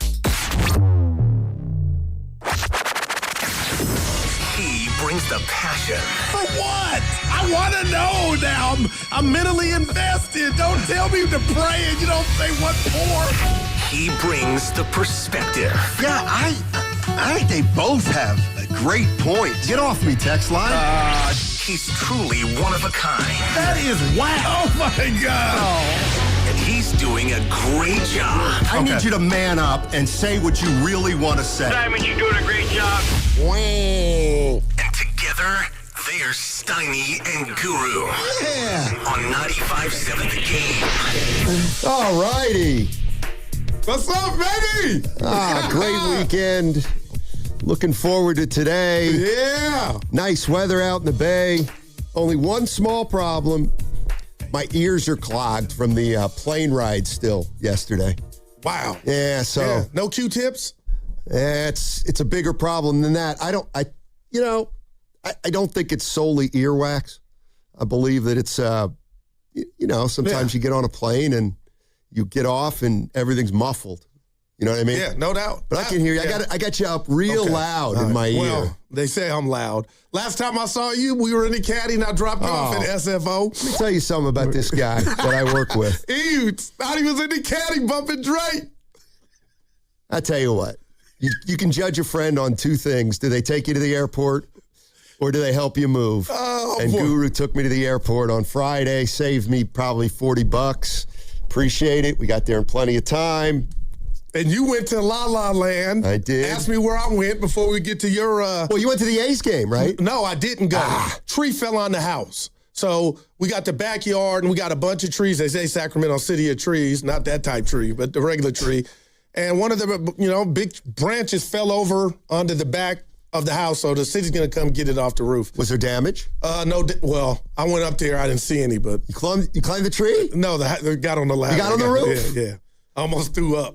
But I went to Chapman's. Oh, nice. Do you know they got a live band and a DJ? So on Friday, one of those DJs he be dancing to. Yeah. Dude, Snyder had a good time. They were asking for you, the owner, Alfred, who you claim said he didn't know me. But Steiny, we got to get to Chapman's. You, Evan, I, Carter, the boys, what have you. But I met Casey Munoz, who's graduating from Logan this Thursday. She plays... I don't know if you know this. I didn't. Logan has a women's flag football league. Oh. So, yeah, she's graduating. I saw her, met her mother, Maria, said they were big fans of the show. They go, where's Steiny? I said, L.A. Yeah, I went down to see my daughter perform in a theater production play of Legally Blonde. A lot of fun. What was her part? She was Vivian. Vivian, yeah, she was Vivian. She wasn't... Did she knock it out the park? Of course. Did you have to be proud? Oh, yeah, she's great. She's incredible. And then Evan and I, the other part, got a text Saturday afternoon. My guy, Bob Myers, said hello. Yeah, Bob Myers says hello to you. You ran into him. Yeah, I guess you could say that. You went to his crib. Yeah, That's dope. Chatted him up for a little bit. Watched a little golf. Yeah, chatted, caught up. Nice visit with Bob. Is he going to get back in the game? Or is he in the game? No. With Philly? Yeah, he's done. Okay. All right. He's done. Take that to the bank. Go ahead and report this. Myers will never take another GM job in the NBA. I don't think I'm breaking a confidence there. Oh, wow. Yeah, no. He's doing just... Shout out, Bob. He's doing just fine. Okay. He's doing just fine. And so are the Giants, 2 or 3 from the A's. Yep. So it was windy out there in Sac, My God, yeah. And I guess we got a wind advisory here in the Bay today. Oh, really? Yeah. Okay.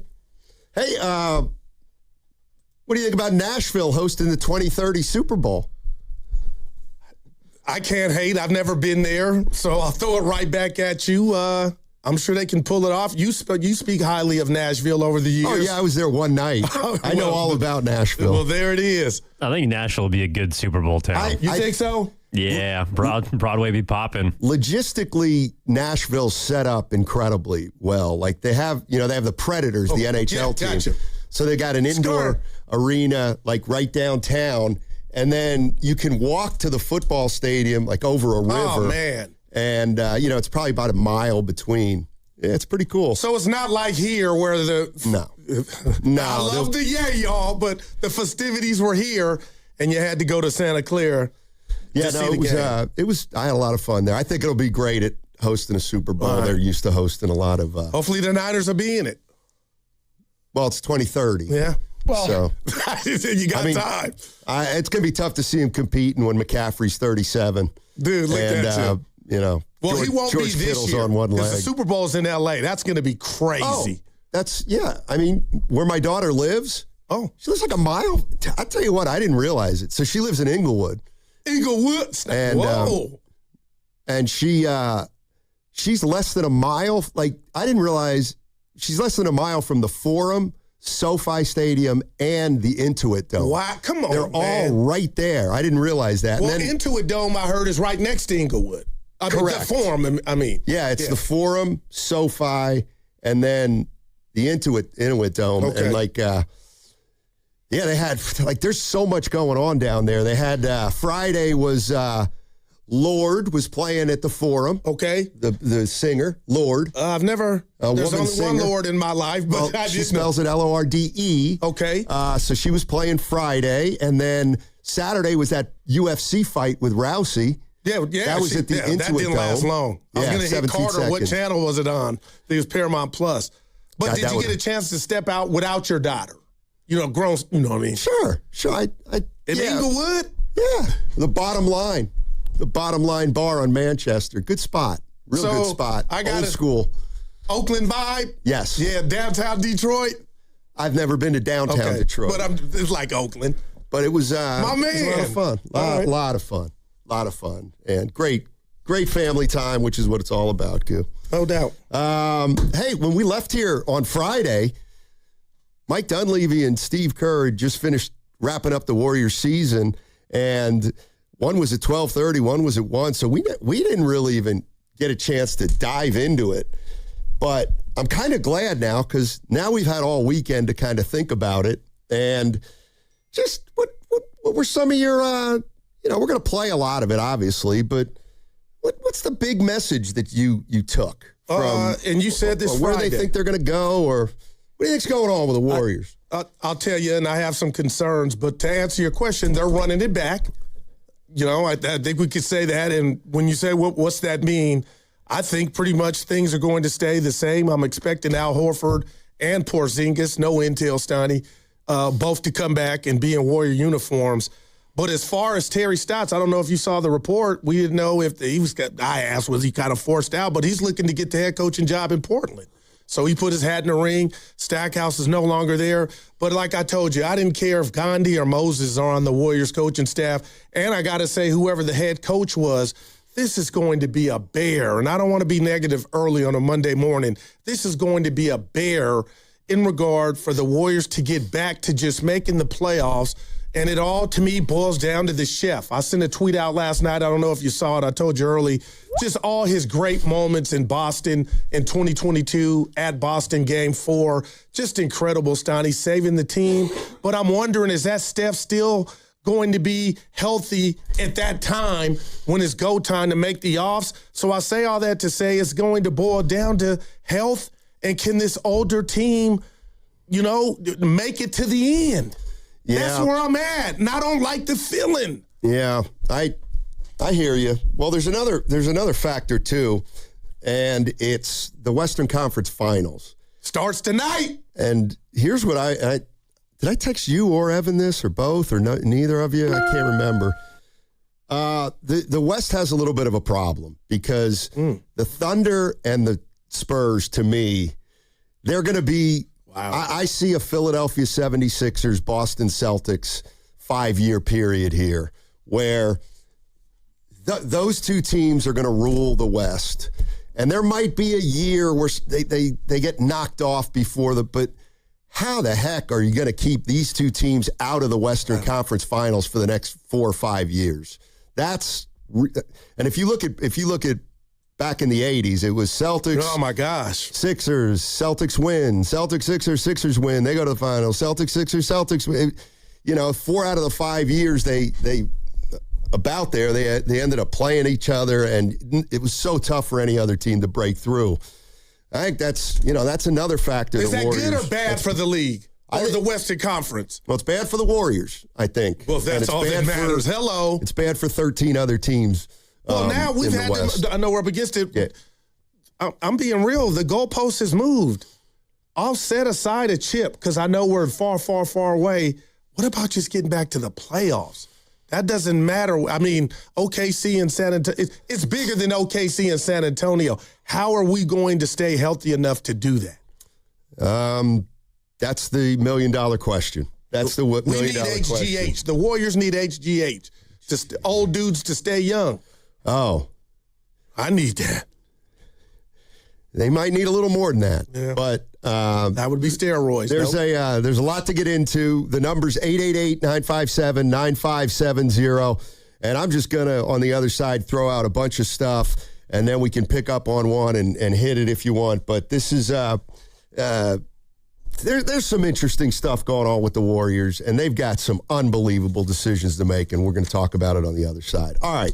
Hey, you know this. There are things the insurance company hopes you never find out, like how quickly they try to close your case, how they look for anything you say to use against you, and how the first offer is almost never the full value of your claim. Because the faster insurance companies settle, the less they have to pay. That's not a coincidence. That's their strategy. So before you call the insurance company, call Beam Law. From the first call, they take over, handling the pressure, the negotiations, and the legal fight, so you don't get pushed into a decision you can't undo. Beam Law has recovered millions for clients across the Bay and has been named Best of the Bay by SF Weekly 4 times. So if you've been injured or lost someone due to someone else's negligence, don't wait. Please call Beam Law now, 415-523-5555. That's 415-523-5555. Or visit hurtinthebay.com. That's hurtinthebay.com, because it's not whether you get knocked down, it's whether you get back up. Beam Law, they've got your back, Bay Area. Invest your tax refund in your home with Golden State Lumber and Showroom. Upgrade with Millguard and get up to $100 back on patio doors and up to $40 per window, depending on the series.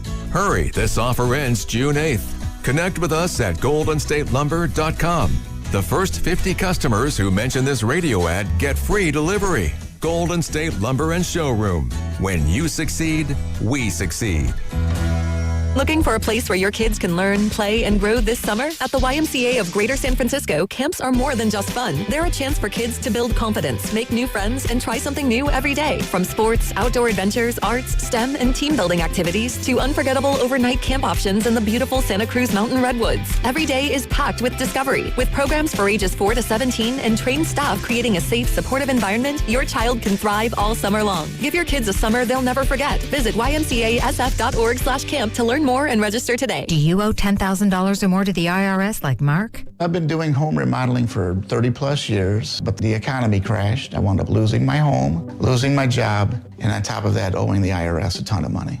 I owed the IRS $114,000. It really, truly was the worst part of my life. Then Mark found tax relief advocates. On news radio, I heard about TRA, and I thought, what's the worst that could happen? So I picked up the phone and I called them. When it was all said and done, TRA settled my $114,000 debt for $100, and I'm telling you, I was ecstatic. Could not believe it. I would recommend TRA to anyone. If you owe 10 or even hundreds of thousands of dollars to the IRS, don't lose hope. Do what Mark did and call TRA for a consultation. But TRA did. They gave me a second chance, and I'm forever grateful. Visit TRA.com or call 800-491-9914. 800-491-9914. That's 800-491-9914. Are you interested in being an install or service technician?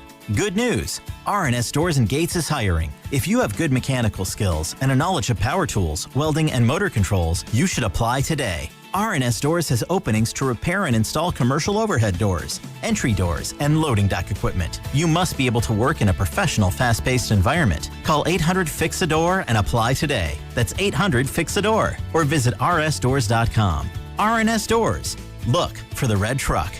Attention. Have you racked up $10,000 or more in credit card debt? Are you barely getting by making minimum payments? With credit card debt reaching all-time highs, National Debt Relief is notifying consumers about significant debt relief options currently being made available to help those with overwhelming credit card debt. These options may reduce a large portion of credit card debt for those who qualify. You don't need to declare bankruptcy or take out a consolidation loan, and you may only have to pay back a fraction of what you owe, even if you have bad credit. National Debt Relief has already reduced the credit card debt for more than 550,000 consumers, so don't wait. If you owe $10,000, $20,000, or even $100,000 in credit card debt, you can now take advantage of this financial debt relief as the cost of living continues to skyrocket. To check what debt reduction you may qualify for, call 800-358-6868. That's 800-358-6868. Again, 800-358-6868. One of life's greatest mysteries has finally been solved. Who let the dogs out?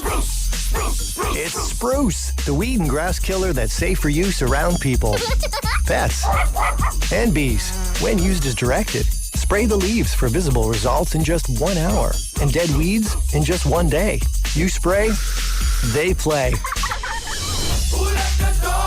Spruce, pet friendly, weed deadly. Find wherever weed killers are sold. Pros, save more on the materials you need to get the job done inside and out at Lowe's. Right now, get 10% off in-stock Trex Naturals decking, now available in more styles. Plus, get 15% off select custom entry, interior, and storm doors. Then, we'll deliver it all straight to your job site to help keep your jobs moving. Get the brands pros trust, priced right, and ready when you need them. Our best lineup is here at Lowe's. Valid through 5/27. While supplies last. Selection varies by location. Don't miss Chance the Rapper and his Coloring Book 10-year anniversary tour at the Masonic in San Francisco on September 22nd. Buy your tickets at Ticketmaster.com. And for your chance to win your way into the show, courtesy of Live Nation, visit the contest page at 957thegame.com.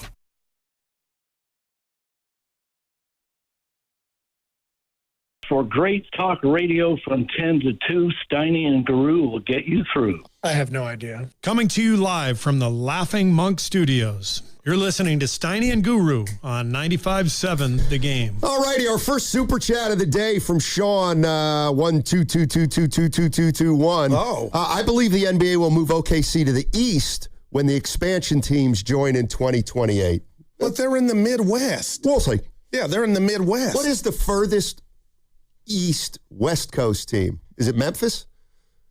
Is Memphis further east than Oklahoma? Yes, Memphis is further east than Oklahoma City. You remember Shaskin Spadoni asked me how long the flight was to Carolina? I go 2 hours, so I'm bad with logistics, so I'm going to sit this one out. Gotcha. And Willard and Grandy in for Dibs Friday. Great show.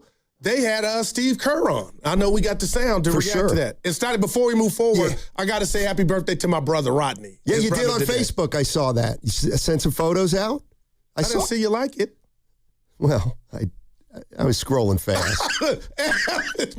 Anyway, wow, happy birthday. I was scrolling fast. Okay, there you go. I had a lot of catching up to do, so I had to kind of roll through fast. As you know, Steve Kerr and Mike Dunlevy met with the media on Friday. Extensively, and a couple things. Yeah. Here's the first thing I would ask. Is it, and I know he said why, but is it fair to wonder kind of like why Kerr's coming back? Like, is there any skepticism about him coming back and why he's coming back and for whom he's coming back and his motivations for coming back? I love the question, but to me, after reading, what was the author's name of that great piece? Wright Thompson. Wright Thompson. After reading that and him telling Willard and Dibs on more than one occasion, Steiny, I just believe it's still in his blood. He still wants to coach. So that's why he's back. Yeah, that's, we'll get into that. Yeah. Oh, my gosh. The 3 guys we got to talk about in this offseason and talk about them in a realistic way. Kawhi, Giannis, and LeBron James. Are any of those realistic? And even if they are realistic, do you want the Warriors to go down that road? They talked a lot about the 11th pick in the draft. Do you think they use it? Like, if you had to go to the counter now, Steiny, and make the bet, do the Warriors use it right now today on May 18th? My answer is yes, they'll use it, but I'm starting to think they don't want to use it. They want to use it to get a big boy. They want to use it to get as Dunleavy said, a veteran who can get in here and help. I'm not. The problem is that's got to be the right guy, and if it's not, you just can't give up that pick. And I think they're gonna be open to discussion about it, but they better be sure that if they can get a guy for that 11th pick, that guy is going to be somebody who's a pretty darn good player. We talk about the date today. What is it? May 18th. What's next? Well, what's next is the NBA draft in about a month. And that's probably the next shoe to drop. But then after that, it's it's going to be Draymond Green. What happens with Draymond Green? He's got June 29th is the day where he's got to say whether he's opting in or opting out. And just hearing Mike Dunlevy talk about Draymond, it doesn't seem to me like they want anything more than for him to either play one more year or opt out. I don't think they want to tear that thing up and tack another year on. See, I would bet there before that date, we will get notified that he's got multiple years coming. I'm starting to think that's not going to happen. Wow. And that is going to be, I wouldn't say issue number one, but would be, what happens when the Warriors make it clear to Draymond if they go this route that they're not going to give him an extra year? How's he going to deal with that? Because it's clear he made it obvious he wants one more year and he's willing to take a little less annually. But I don't think that's the route the Warriors want to go down. What message does that send to Dre if we could just stop there for a second? Because we know he's a perfectionist. We know he's smart. He's business savvy. I mean, if I were Dre and they didn't rip that thing up and I got multiple years, I've already said I want to retire here. I don't want to uproot my family. Stoddy, I think, and I'm not saying he would say it into a microphone if it goes down this way, but that would bother the bejesus out of me. Yeah, and that's why, they obviously that's part of the equation. But I think anybody who looks at this team realistically and they see where the Warriors are cap-wise, I'm starting to think that they know that's not the best move for the organization.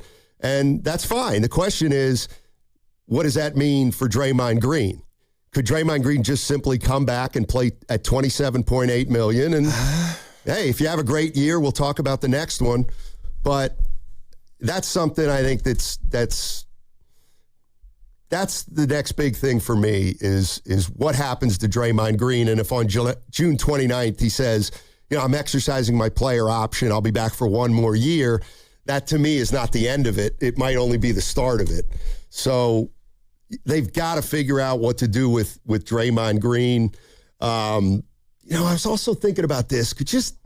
And I know a lot of people don't want to hear it, but just give it to me. The position Mike Dunlevy took and where they're at.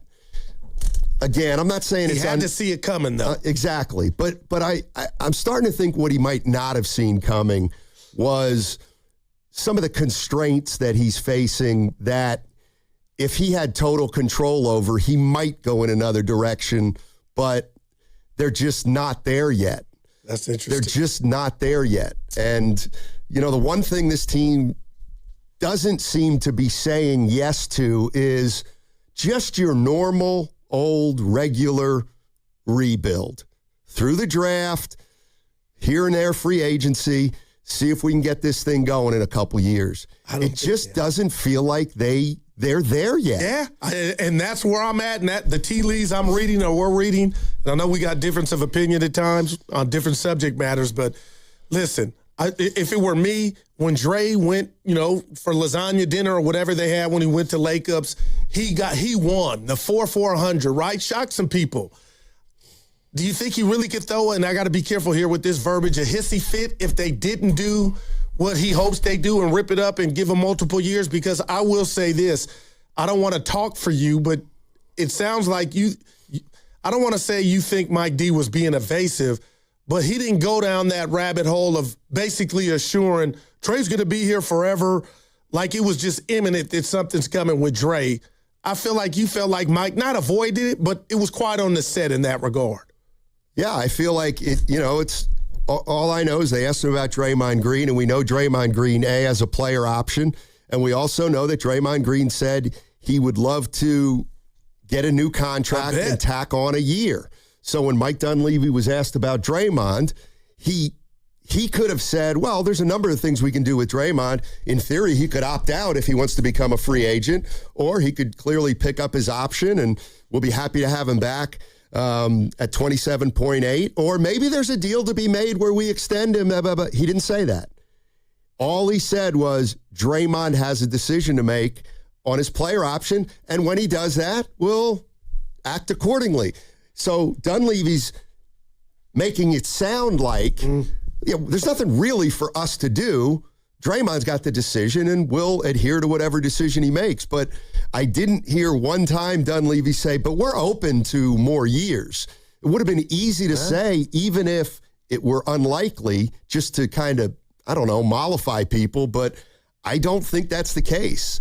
I think they're ready to sit tight with Draymond, and this could be his last year with the Warriors coming up. Man, like I said, it doesn't sit well with me watching this whole playoffs. And I mean, we're on the eve of the finals with the conference finals and both conferences getting ready to start here tonight. But just not having this team in the playoffs it doesn't sit well with me.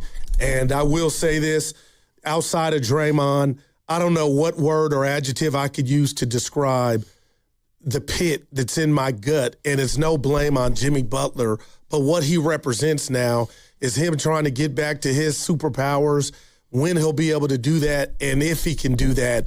I mean, man, they took a swing, and it was good for a second, Steiny, but if you just think about Jimmy Butler, where he's at physically, the money on the books, I mean, that's like your transmission going out in the car. You can go get a new one, but it'll never be the same, right? So to me, that's something hovering over this franchise. And hopefully all we can do right now is pray that he comes back. And when he does come back, he'll be close to what he was when he went out. Yeah, and then the other thing I kept thinking about, and it was, when Steve Kerr was talking about all the things that impacted his decision. So part of me wants to say, okay, so let me get this straight. And the first thing is this emphasis on turnovers for the first 5 or 10 minutes of these press conferences. Wow. Turnovers. And the thought was that the turnovers are an indication that the Warriors have, the ship hasn't been as tight as it's been in the past, and Steve got a little loose. Well, turnovers have been an issue for this team for all of Steve Kerr's tenure, essentially. But they were a powerhouse. That's right. But, he also said he didn't do a good job this year. He said he didn't have a good year. And he called him a fading dynasty. And the more and more I think about it, I'm just really trying to claw at what his motivation is for coming back. And if someone out there could possibly tell me how this is not going to end, how this ends well for Steve Kerr in the next 2 years. Like that's the question I have. Well, right now, don't you feel like he's got a bad hand? Forget coaching, just with the personnel, the age, the injury. You can say all you want. I can tell my kids. So why does he want it? Why does he want? Why does he want to stay Steph here? And Dre. He wants to see it through. Yeah, I'm a little more skeptical of that. I really am. I mean, I'm sure that'd be great if he could go out with Steph and Draymond. My question is, what are the Warriors hoping to accomplish the next 2 years? Like I said, right now it better be, I hope it is, and I think it is, make the playoffs. Well, and that's the thing. If it's just make the playoffs, there are moves out there that they can probably make for next year. But, okay, they make a move or two for next year, and they get into the 7th seed, and they make the playoffs, and they lose in the first round. There's a chance they're in a worse spot the year after than they are now if they forego that number 11 pick for a veteran. And again, I'm really struggling to find Kerr's end game here.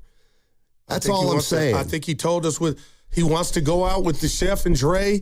And it's funny, you saw Bob Myers over the weekend. I'll bring up Bob because the streets are saying this. Bob got out, and a lot of people say he got off a ship that was sinking. And I know you didn't ask him, but I'm sure he doesn't have bags under the eyes because he's sleeping well without dealing with these problems. And I bring that up because I think of Phil Jackson, and as great as he was, we always say, well, Phil took, Shaq and Kobe, Scotty, and it was easy to take those jobs. I almost respect Steve for coming back because you didn't have a pair of aces in your hand. You know what I mean? Like, it's going to be some turbulence and rocky. And again, that's kind of what I'm saying is I feel like if you're in the NBA and you're a player, you're a coach, you're a front office guy, you're an owner, I think the Warriors have to be realistic about next year and what they really hope to accomplish and how much they can truly improve in a year where they have no idea if Butler or Moody are going to play. Wow, I mean, they could. I mean, there's a situation where by the time Butler and Moody get back here, they're just not even a factor. Let's hope that, like, you're wrong, but it's real. We can hope all we want, but the reality is that this team without Butler and Moody was not a very good team, and they're not going to be a very good team for 40 or 50 games next year unless they do something that almost single-handedly addresses next year and only next year. And I just think that could be a dangerous path to go down. And you know, some of the things, you know, I've been hearing about this 11th pick, for example. All right, Goo, let me throw this at you. Right. If you were the Golden State Warriors and you have the 11th pick, would you be willing to trade the number 11 pick and one or two unprotected future first-round picks to the Memphis Grizzlies for the 3rd pick this year? Oh, I would do that in a heartbeat. You would do that in a heartbeat. That would make me, and you're going to go, you dummy, that would make me feel like last Sunday went better than Sunday, but the lottery went better than it actually did, but we had to pay for the feel good. All right. So if you're the Memphis Grizzlies, what are you taking for the 3rd pick from the Warriors?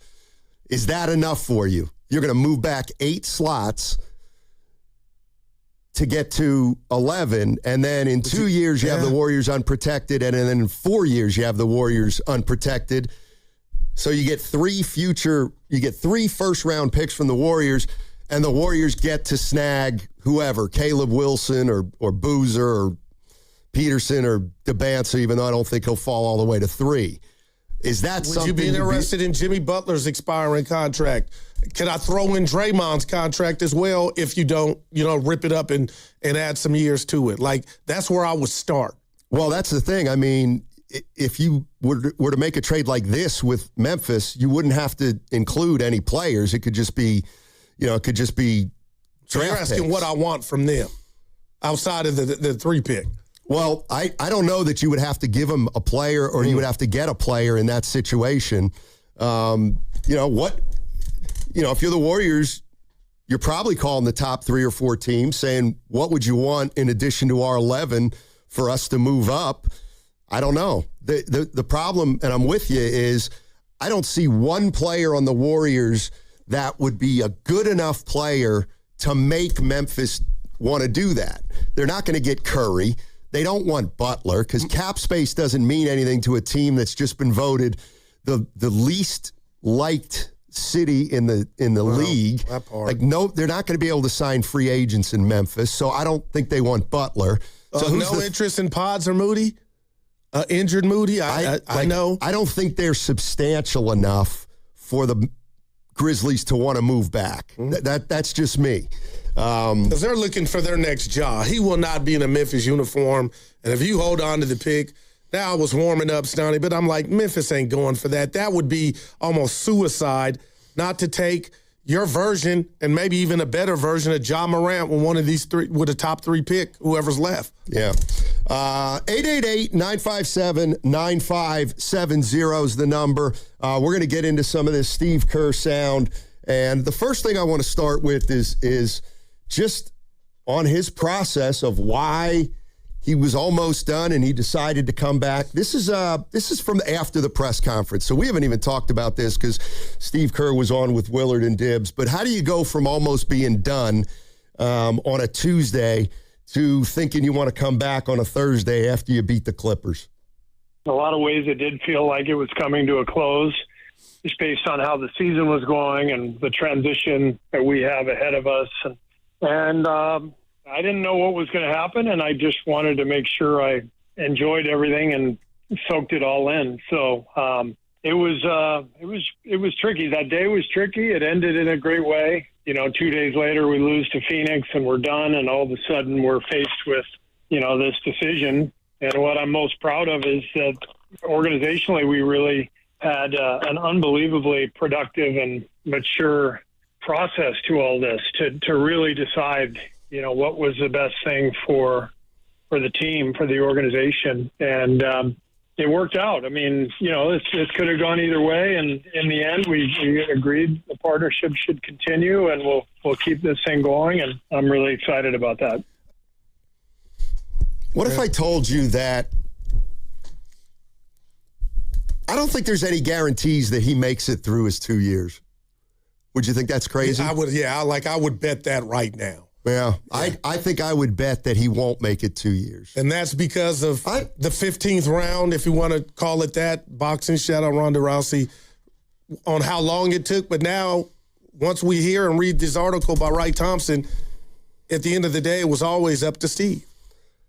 I'm not sure I believe that either, to be honest with you. I'm not sure I believe it was all Steve Kerr's decision. But here's the other thing I believe. That if Steve Kerr at the end of the season is 95% sure he's gone, and then, something changes late in the season, okay, so now they start talking. Kerr's got to convince Lacob that, Joe Lacob had to know without talking to him that Kerr was contemplating leaving. So now Kerr comes back and says, you know what, I've given it a lot of time. I'll take a 2-year deal. Well, at that point, what's Joe Lacob going to do? He has to give it to him. Even if Joe Lacob wanted to make a coaching change, there is no way that he knew that he could take that hit. He couldn't take that hit. What, PR hit, you mean? Yes. Okay, well. Yes, absolutely. I'll say this to that. Let's put the right on the table on this Monday morning, brought to you by Atco Pest Control. Steiny, no matter who was coaching this team, that's the smallest of their problems. It could have been Jesus coaching this team. Not going to bring Jimmy and Moody back any faster. Steph's new normal, Draymond, they got major issues. So if I'm Joe Lacob, all right, Kerr, come back. Because if I had a new coach, unless he's got a magic wand and some HGH and can sprinkle health on my team, we're still kind of screwed.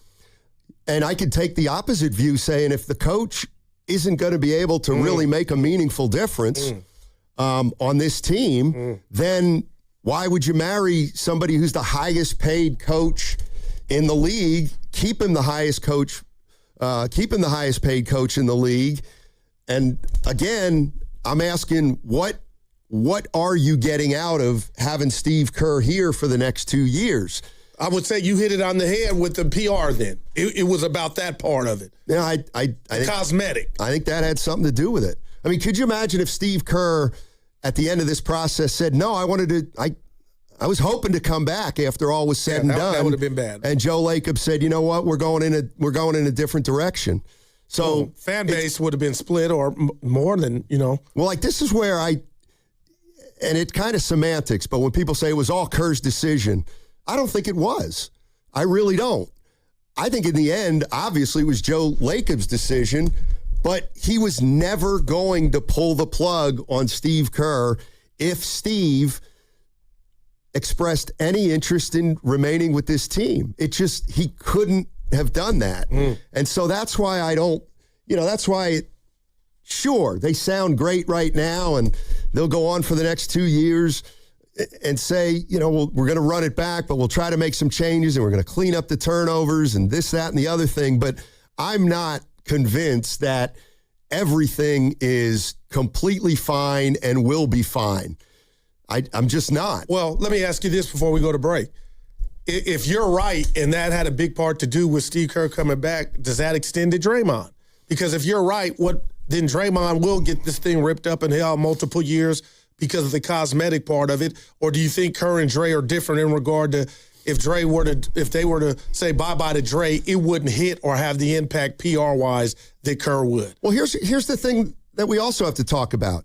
Mike Dunlevy, I don't believe has any interest, zero, nada, none, in giving Draymond Green an extra year. But what if Lacob does? Well, that's the point.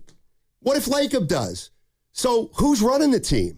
Lacob. Mike. Okay, well then get off Mike Dunlevy for if we understand that Draymond Green gets another year and he rips it up, it's like, what's Dunlevy supposed to do? All Dunlevy can say is, I'm ready to move on from Draymond, Joe, after this year, and if we could move on sooner, I'd be up for that too. Well, I don't know.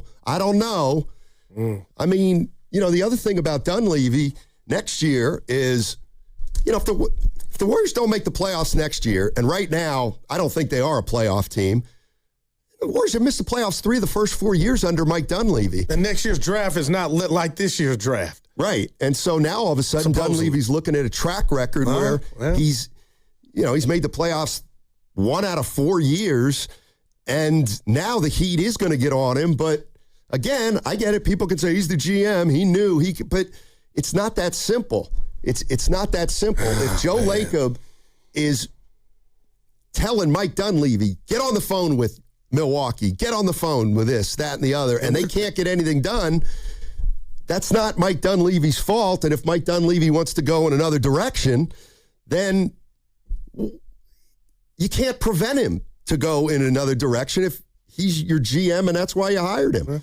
All right, 888-957-9570 is the number. We'll get into some of this sound, but listen, after Friday and you took everything in over the weekend, what are some of your thoughts on where the Warriors are, what you think their thinking is, what you may or may not agree with? After Friday, do you feel a little better about where the Warriors are headed in the next year or two, or nothing's changed, or you might even think worse? 888-957-9570. What's coming up on the game is brought to you by Fremont Bank. Here for you, here for good. This segment also brought to you by the San Mateo County Fair. It's time for the San Mateo County Fair. Powered by tradition, inspired by innovation, blue ribbon moments, fun, and bottle cake! And where experiences bloom everywhere you go. San Mateo County Fair. This is Larry Flick, owner of the Floor Store. For 40 years, Memorial Day has been our biggest sale of the year, and we're making this one count.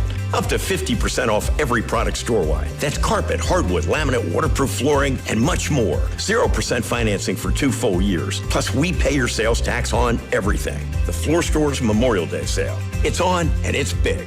Visit floorstores.com to find your nearest Bay Area showroom. From Santa Rosa to San Jose, the Floor Store, your Bay Area flooring authority. Man, I love this place. I've been surfing here since I was a kid. Now, seeing my grandson out on the water, it means everything to me. Watching him and taking in the blue waves, the sea breeze, the blurry horizon. If you have geographic atrophy, or GA, subtle changes in vision could mean it's progressing toward irreversible vision loss. Izervay is proven to slow GA progression and could help preserve your vision for longer, so you may keep seeing the world around you. Izervay, or avacincaptad pegol, is an eye injection. Don't take it if you have an infection or active swelling in or around your eye. Izervay can cause eye infection, retinal detachment, or increased risk of wet AMD. Izervay may cause blood in the white of the eye, blurred vision, or a temporary increase in eye pressure. Do not drive or use machinery until vision has recovered after an eye injection or exam. Ask your retina specialist how you can slow your GA with Izervay. To learn more, call 1-855-IZERVAY or go to izervay.com. Paid for by Astellas Pharma. Big matches, big moments, big rewards. This May, donate blood with Stanford Blood Center and score 2 free soccer tickets to a San Jose Earthquakes match. Guaranteed. Plus, you could win the ultimate VIP soccer match. 4 sideline seats to a world global game. Plus premium food and drinks and exclusive access to live entertainment. Don't miss your shot. Give blood. Get rewarded. Make an impact.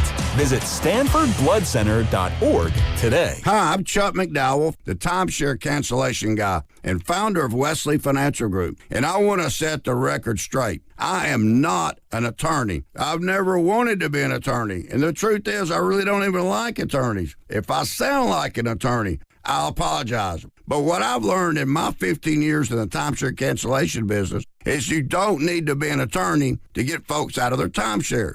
After 15 years and over 50,000 cancellations, I can tell you with confidence, we know how to get you out of your timeshare. Call us today and we'll send you our timeshare exit guide absolutely free with all your options for cancellation.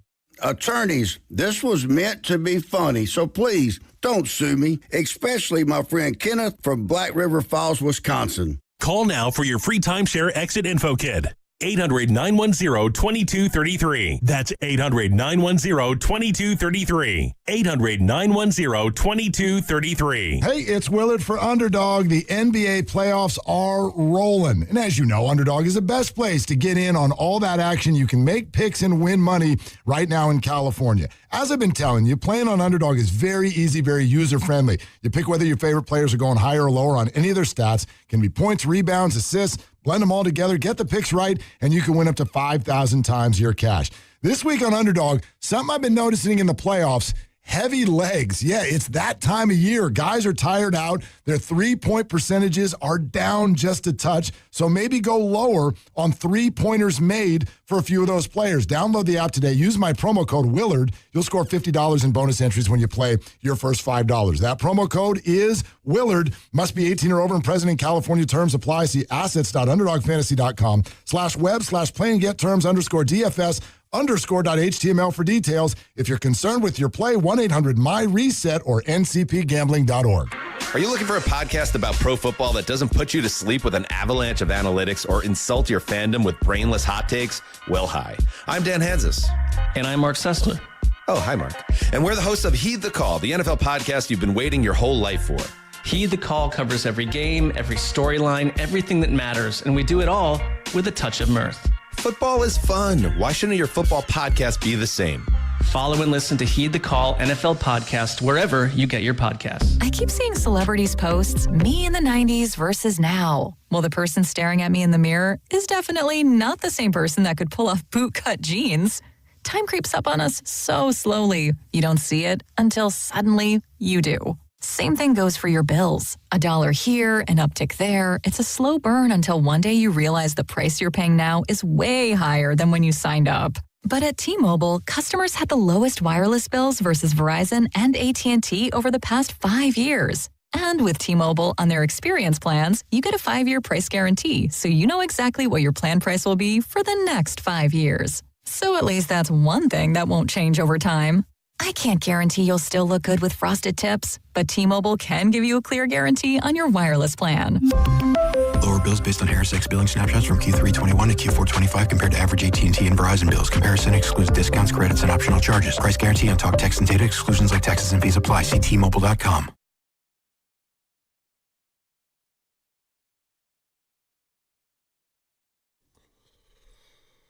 Hey, social media, kiss my ass. We need Thundercats. Dub Nation, this is Brandon Pajemski, coming to you live from the Laughing Monk Studios. You're listening to Steiny and Guru on 95.7 The Game.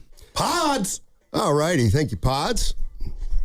Appreciate it. Leave Pods alone. Steiny, I got to do this, man. Yeah. I didn't jump in. I let you, get your feet wet. I knew you were in L.A. I dropped you off Friday, went to Chaplin's, and the whole bar, it was like Bloods and Crips, a gang. Hatfields and McCoys. Oh, no. Did you see, and I need you to do this if you didn't, San Antonio whipped that tail. Yeah. They beat Minnesota. Yeah. 8 minutes left. Yeah. Ant-Man, who I say is the face of the league, checks out the game and double backs in front of his teammates and his home crowd and congratulates the Spurs with 8-something left. A lot of people didn't like it. I didn't like it. Then one guy goes, well, if he wouldn't have said anything and congratulated him, Guru, you call me Guru, you would have been mad that. And I said, you know what? And I sipped my tea, and I said, you're right. So I'm conflicted. Don't be. Your thoughts, and what did your boy, your homie, Finch think about that? I want my 3 seconds back. Don't overthink it. Oh, it's a terrible move. Okay, it's a terrible move. There's no excuse for it. But he was coming out the game. It doesn't matter. All right, yeah. There's no leadership in that. I bet Jay McDaniel wanted to cuss his ass out. What are you doing? He's a little bit different. Anthony Edwards. 2 chains. He's got this likable side, but there's no doubt he's got a lot of maturity issues. So you were out on that. I was out on that. I'm wondering his coach, and he's got to be careful. You don't want to lose your star player. His coach is out. Okay. You lose your star player, you lose your job. Yeah. That's how I look at it. Man. Yeah, Finch. Oh, my God. He's been doing the Lord's work in Minnesota under the radar for a while. All right. This is what I want to talk about. Steve Kerr. He was on with Willard and Dibbs after the press conference. And Willard basically asked him, how do you go from 95% out to a 2-year deal? I think it was more just how the season was going and where we were organizationally. And that's ultimately what the 2-3 weeks was about, really contemplating what's the best thing for the organization. And you could make the argument that it was time for a new leadership. Sometimes that's just the case. And so we had to really approach that in a healthy, productive way. And that's exactly what we did, meeting with Joe and Mike, just the collaborative process of what's the right thing to do here and what's the best way for us to, get this thing back on a better path than what we showed this year. And so, like I said, it was there was a lot up in the air, but in the end, I think we ended where everybody feels really good about this going forward. And I guess call me really, really skeptical about it. And here's why, Goo. Okay, so he needed to talk about, where are the organization, where are they going? Where are they going?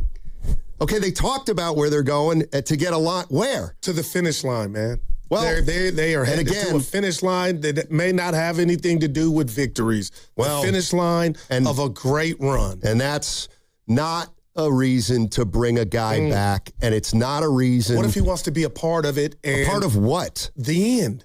The finality, the closure. Not everybody gets. Clay didn't get a chance to come here at the end. And maybe they regret that. And if they don't, Stoney, Clay and Steve are different. Steve didn't tear his ACL and MCL. I'm just like, that has to be a part of it. We left here Friday real quick. You were talking about, are the Warriors now in a zone to where they want to do things to where they want to make sure it looks the cosmetic aspect and component to this whole thing to keep people coming out. And maybe that helps Steve Kerr maintain his job. Okay. But I believe he would have said that. So what? Remember how you said, Goo, I don't know if he came back on his own accord. Like, all we can do is take them, Mike, Steve, we hadn't heard from Joe, at their word. Well, you said it. You said, cosmetic. Okay, that's not a good reason to bring Steve Kerr back, nor for Steve Kerr to want to come back. And here's the other thing. Like I was thinking, and maybe now I'm getting more, not passionate, but a little more. I hear you. Worked up about it.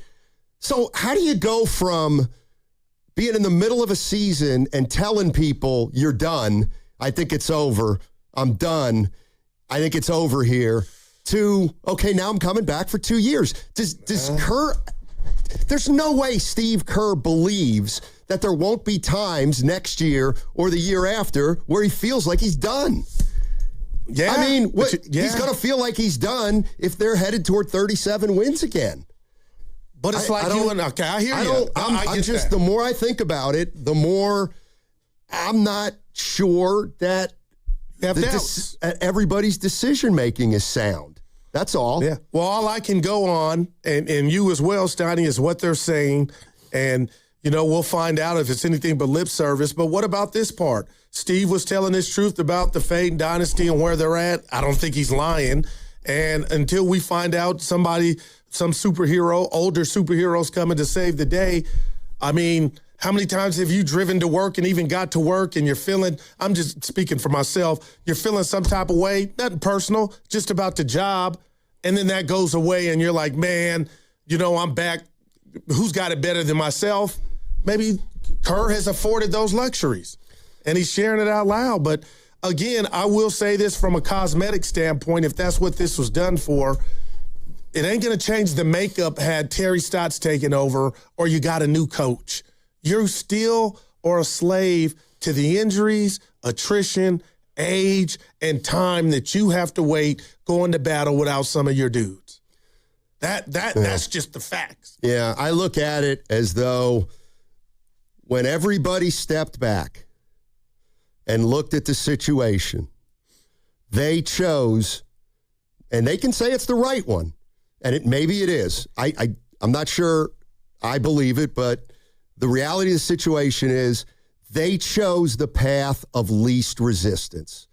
They chose the path, the safest possible path to go down. And I don't know. Is that what they need right now? Is that what they need? Safe? No, they need Thundercats. But to me, a guy who has said multiple times this past year that he thought he was done, he was fried, whatever. I think I'm done. I think I'm done. Okay, now they all take 2 weeks. Let's think about it. And Joe Lacob realizes at this point there aren't a lot of great choices out there. Bam. Right. So bring him back. How come?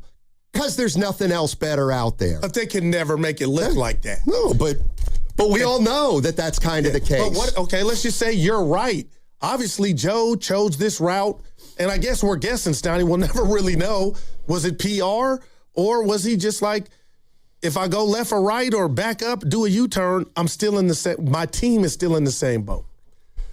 I think the bottom line is that if Steve Kerr would not have signed that contract, okay? And I know that Kerr's got detractors in the Bay, but I think the grand scheme of things, most people think Steve Kerr's a hell of a coach, particularly, around the league. I think that if Kerr would not have gotten a 2-year extension, and then we find out that he did want to coach the Warriors, but Joe Lacob wanted to go in another direction, Joe Lacob was not willing to take that hit. Like, he just wasn't. And I don't think I would either if that was a big consideration. My question to you is, when you say hit, is it a single, double, triple, grand slam? I don't think the building would have caved in regard to fans being mad. And just from the ones we deal with, I feel like it's 50-50. What concerns me about Steve coming back is what he shared with us all, is he kept it real. Thinking a coach stays in one place for a long period of time, your voice lessens and it gets more silent. And that meant so much to me when I heard him say it. I said, well, to me, Steve, what you're describing is where you're at. You've been here 14 years. I would understand if you said, I wanted to stay, but it's time for a new voice. That is, and I'm hearing you talk, you're making good points. That's what scares me about these new 2 years is, did some of that happen last year? Because I could tell my kids all day, every day, throw pots and pans. You have a 1 a.m. curfew, but that's not going to, I don't know if it works. It's up to the kids to uphold that and show me that they're going to come home on time. And I liken that and try to make an analogy with the turnovers. You can preach, we don't need to make turnovers, but if they don't go out and do it or change something, a leopard doesn't change his spots. And maybe if these leopards will. Who? The player, Steph. What about Kerr? Is he going to change any spots? Well, that's my point. He's not on the floor. He's not making any passes. But as a coach, he had a bad year, he said. Okay. They talk about these turnovers. Like, is Steve Kerr going to run a different offense? I don't expect him to. Okay, so I hear you. What are we doing? I hear you. The other thing is, when I keep hearing turnovers, I almost hear a concession that, look, we're not going to have a hugely different team next year. So we've got to get better with who we are, and that's the first most noticeable way to do it. Okay. Well, what does that mean? Well, I hear you. I got you. It's a concern. And I'll say this. I mean, you're a connoisseur of the game. I liken turnovers with older players to age. So it's not like the Warriors are going out there led by their main guys wanting to do it on purpose. So good luck with fixing the turnover thing, but it is an insight to that's all we pretty much got right now. Yeah. I don't know. I know that if Man, Steiny, all I can go on is what was said. I can't say you're wrong. I don't think you're by yourself, but that turnover thing to me was, this is the one thing we think we kind of can control, and that's why we're going to say that's what ailed us, not age, older legs. You're listening to 95.7 The Game, KGMZ FM and HD1 San Francisco and Odyssey Sports Station. Always live on the free Odyssey app and now broadcasting from the Laughing Monk Studios. And I got to, I have to also own up to this. I'm not saying the Warriors made a wrong decision. I've said this a few times over the last 3 or 4 years. When you're in a position like the Warriors, there aren't great decisions anymore. And yes, if Steve Kerr said, I'm out, Joe, go get another coach, I wouldn't have said, oh, this is great. They are going down the right path, doing things the right way. It's like, I don't like a lot of the decisions that are put before, that they're going to have before them this year. But we are on Steve Kerr and Steve Kerr only right now, and I just don't believe stuff goes away. And if Steve Kerr at various times during last season was 95% out, that doesn't go away. Yeah. I just don't think it goes away. And that means that there's gonna be parts of this upcoming season where he's gonna obviously be down and probably wondering why he came back. And I just don't think that goes away. That's all. Whatever the frustration was, But again, the powers to be, and I'm mainly Lake Up, was willing to, to roll the dice. Well, I know he wasn't. See, that's my point. He wasn't willing to roll the dice. So no dice are being thrown. No, this is the safest path of least resistance they could have possibly gone down. Then let me ask you, why so many questions then from you? Just on the move itself. Because I don't think they're coming back together. I just don't think it's a great union anymore. I just don't. Just from what I'm hearing these guys saying and just trying to apply it, how is Steve Kerr going to be less frustrated next year? I don't understand that. Let's go to Kurt in Dublin, get us started. Hey, Kurt, how you doing, man? Doing great. Thanks for taking the call. Sure. And like you, I agree. They must have had to gone to Kerr and said that they're trading the pick for a veteran because he's a coach who utilizes veterans. Guru, I hope you're sitting down because I've got a big game hunting scenario. All right, let's go. Thrill us all. So first thing they do is they denounce the rights to Porzingis. That allows them to sign a mid-level player by the name of LeBron James. I know $15 million is crazy, but the opportunity to play with Steph, it might happen. Once they get LeBron on, they renegotiate Draymond and Steiny. 2-year deal is what's going to have to be because they got to get his number down. Sub $15 million this year. Then, using Jimmy Butler's contract, pressure from Giannis, they make a deal for Giannis Antetokounmpo, giving up Butler and picks, no players, because we need Podziemski. After that, now you've got Giannis, you've got LeBron, you've got Steph, you've got Draymond. They go out, they sign Jackson Hayes to a vet minimum. They sign Dorian Finney-Smith to a vet minimum. They promote Cryer. They have a group. If they can get a shooter like Luke Kennard, which is a long shot. If not, maybe Seth Curry comes back.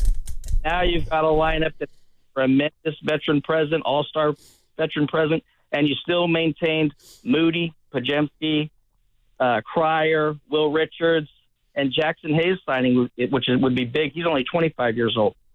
So that is the crazy scenario that would make us all go crazy in the Bay Area. What do you think? I'm not mad at you. Go ahead, Stoney. But the LeBron is not coming to the Warriors. Well, I will say this. Over the weekend, I read he would only take the mid-level on a new team. Like, he would be willing to do that. So that would fit in the Porzingis. Is he going to play or not play, be out? But where he lost me and where I think this is, and Jackson Hayes, they're mad at Reeves. Hayes has got a job, and he's going to stay in L.A., I believe. But I don't think Milwaukee would look at that package of Butler and some picks and say, oh, yeah, I feel like Boston can come up with a better package than the Warriors for Milwaukee to bite to get the Greek Freak. The Warriors rolled out the red carpet for Giannis at the trade deadline. They have less juice now than they had then. And here's the other part that I'm hearing is starting to become clear. Oh, Giannis is staying in the East. Giannis doesn't want to come to the West. Makes all the sense in the world, man. He doesn't want to come to the West, which makes a lot of sense. This has so many similarities to when Garnett wanted out of Minnesota, and the word was that Garnett wanted to get to the East because back then the West was brutal too, and he hadn't been able to break through. So I think Giannis is going to stay in the East. That part would make all kind of sense. As for LeBron, I heard the mid-level study. Yeah, well, he's a billionaire. Let me throw in. Okay, so what are the 3 teams that LeBron is apparently considering? Cleveland. Mm-hmm. The Warriors. Warriors. And the Lakers. Okay. Yeah. Hello. Help me out, baby. What if I told you I think we're forgetting a team that probably makes more sense than any of those 3, believe it or not? Miami Heat? No. San Antonio? Nope. Who? The Clippers. They don't have enough. They have cap space. Yeah, no, but like talent-wise. They have Kawhi Leonard and a number 5 pick. Wow, I hadn't thought of the Clippers. Everybody said he loves L.A. He does not want to leave L.A. His family loves L.A. Okay, go to the Clippers. And actually, when you think about the Clippers, I think, actually, that does make more sense than any of the others. Wow. But he just listed his home for sale. Okay. I just throw that out there. Boy. You know what we got to do? I don't want to pause the conversation because it's so provocative. But Big Carter's on the board. I'm sorry I got to do this, Carter. How did Friday night with the baby go? It went well, Gil. You made it, huh? No, seriously. We had some problems. You didn't talk about? Oh, I was texting Carter all Friday wanting to hear about it. Absolutely. Every hour he was texting me. Yeah. So you ordered out? Yeah, I ordered out, but I had my mom come over for it. My girl. She was great, really helpful. She, in some senses, got in the way of our routines some way, but it was great. And you checked on, that warms me, man. You are a good dude. All night. What they were saying at Chapman. All night. You're my guy, man. Well, now, when you said it did get a little dicey at the end. Yeah. We do, bedtime routine is bath first. Right. I love it. If you deviate from the bedtime routine with a 3-month-old, you're in trouble. Night. And my mom's like, don't give her a bath. And I was like, Mom, that is not the way it works around here. And you gave her one? Of course, yeah. Oh, so my man. It got dicey with your mom, not really with the baby. She tried to go kind of circumnavigate the wife's rules. Wow. That's my dudes. Got to be careful. Get used to it. Yep. Let's go. You checked on him. I love it. Let's go to Leroy's in Oakland. Lee. Hey, Leroy. How you doing, buddy? What's up, guys? How you guys feeling, What's man? up, Lee? Well, Steiny. Yeah. Guru. What's up, Lee? Oh. The Warriors have their work cut out for them, man. Like, wow. And Steiny, let me tell you something. Goo is exactly right. I mean, the Warriors are rolling the dice big time. They are rolling the dice like a man in Vegas that then put him and his wife's vacation money on the table. I mean, they are rolling the dice big time. And here's why, Steiny. All right. They looked Steve Kerr in the eye and went, you know what? I'm going to shake your hand and I'm going to guarantee you that we're going to bring some big fish in here where people are going to be looking at the Golden State Warriors like, whoa, they can contend with these guys. Here's the problem. For me, who it's got to be, it can't just be one person. It's got to be a Kawhi Leonard and, say, a Luke Kennard, a Chris Middleton. They got to bring somebody in with that. And I think they're planning on doing it. It's not just going to be one guy because it can't be. And, Steiny, they're going to have to nail the draft. I say keep the pick. So they have their work cut out for them. But you know what? They shook Steve Kerr's hand and went, you know what? We're going to cut it out. We are going to do it. Whatever it takes, we're going to do it. And Steve Kerr went, all right, well, since you put it like that, I'm staying. So I'm excited about what I heard Steve Kerr say, because that symbolized to me that we get ready to go out and get us some big fish. Wow, Lee, before you go, I'll owe you one. Jump up onto the boat without any bait just because they want to be in the boat? That 11 pick is debate. Leroy. Please. You gave me a show. I got to give you one. Nemesis on Netflix, baby. Just watch and get back to me. Nemesis. I hate that. Oh, okay. Great show on Netflix, though. just because you want a big fish doesn't mean you get a big fish. Well, you're not getting one. Well, LeBron, again, can come via free agency, so that's different. But, man, you got me thinking about Bron and the Clippers. But he ain't leaving Bronny. That's the one part. He doesn't have to. Well, no, they're still going home to the same house every night. I'm talking about playing and going to the same practice facility. He's played, 2 years with Bronny? Yeah. Dream realized. Now go take care of yourself again. Yeah. What was the other thing I was, had a lot on my mind. I can't remember what they were. Last year, who won the golf championship? An unknown. Yeah. Well, he's got a name. Rye is his last name. So, Goo, going into the last day of the golf tournament, there were major champions littering the board. Wow. Like McIlroy was in it. Justin Thomas was in it. Schauffele was in it. Scheffler? Scheffler was hanging around. John Rahm was hanging around. All these guys have the top of their game. This guy, Rye, he ended up winning by 3 strokes. So, I mean, how much did those guys choke? Rory and Rahm, they must have just choked. They must have just gaffed, right? No, or your boy just went out. Well, how do you determine when a guy steps up and wins a tournament when other guys choke? So coming from a guy that didn't watch all of it, we watched some when we were together Friday. You tell me how the big dog, did they miss putts? And remember, we were having fun, Carter. We were at the venue watching the golf tournament. Easy putts. And Staley's like, it's not that easy, dude. Dudes are chucking. I'm like, it looked easy to me. He's like, it's different. But you tell me, did the big dogs, like some chippies, birdies, did they miss some free throws? No, it's called the guy put together a once-in-a-lifetime So they didn't performance. choke then. They didn't choke. No, they played okay, but this guy played out of his mind. Wow. All right, 888-957-9570 is the number. Let's just cut to the chase. How are you feeling about Steve Kerr coming back, and what do you think it means? After thinking about it for the weekend, I get it, but I can't say You're a little skeptical. Can't say that I like it. I don't know that I would have liked any more him. And I that think I was would my have, question to you. I think I would have been more excited had he not come back. But that's Even excitement. if it was Terry Stotts and no shade at him or Stackhouse. I wouldn't have cared. Jamal Mosley. Oh, God. Who's now got a new job. Yeah.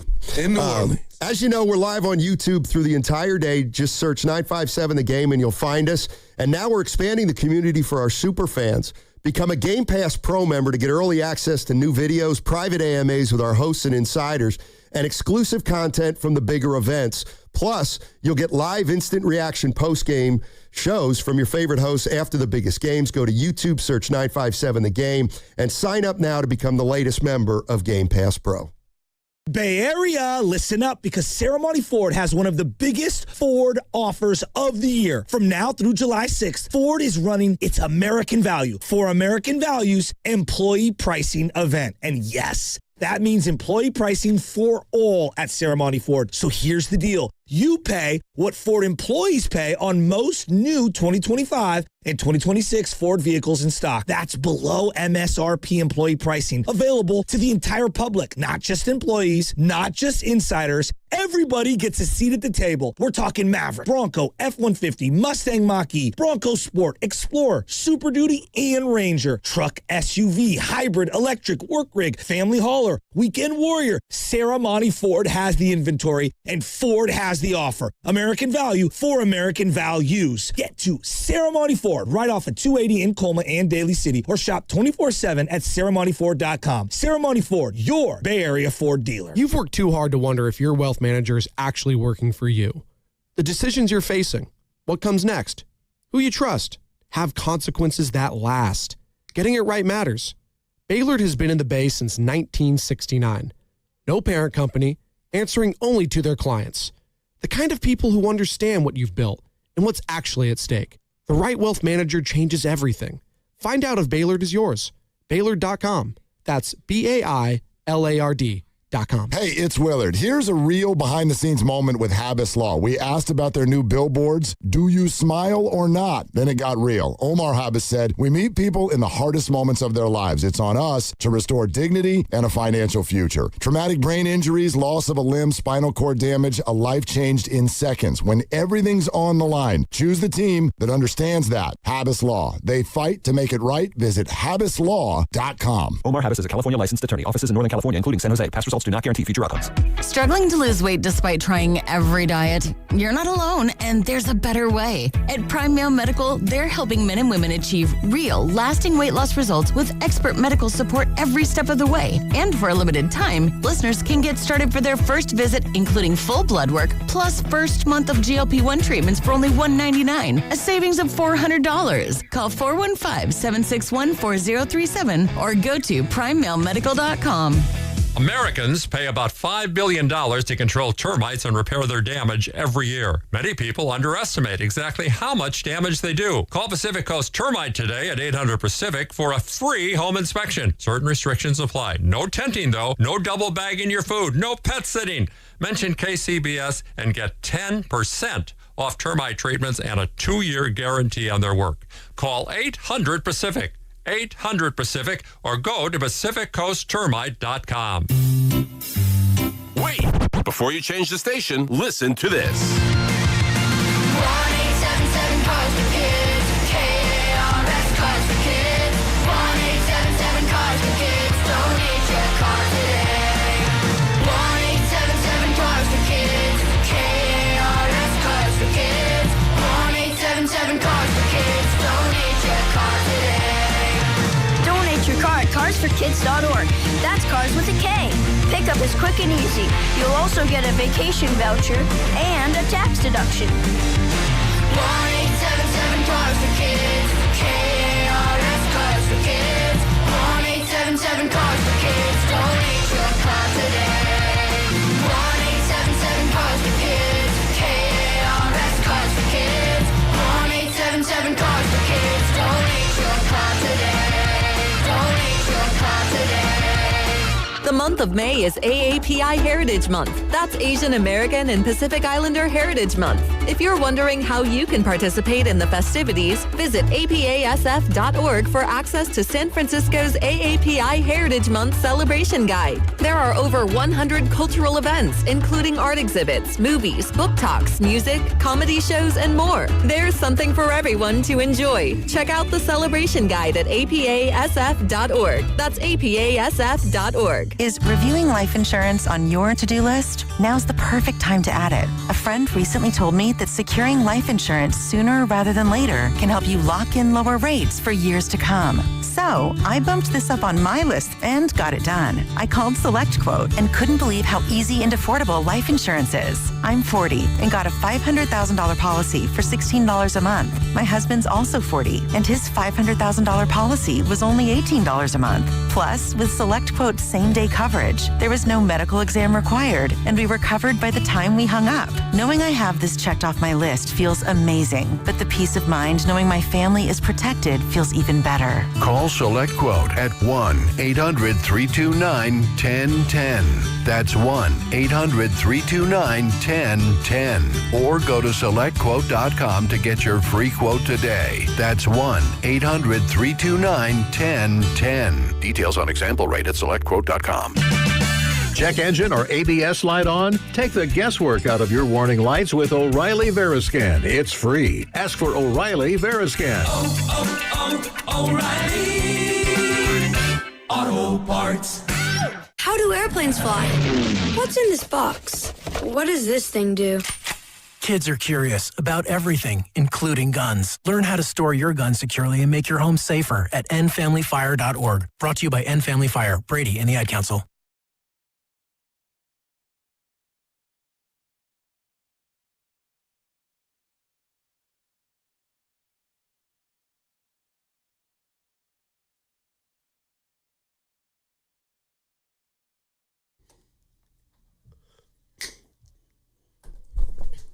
All righty.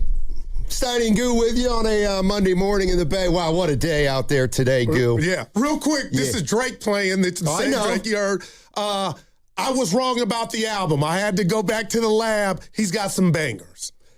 Well, you didn't play any of them for me on the way to the airport on Friday. I know that. You said you were digging them in the car. Okay. Head bobbing, you were smiling.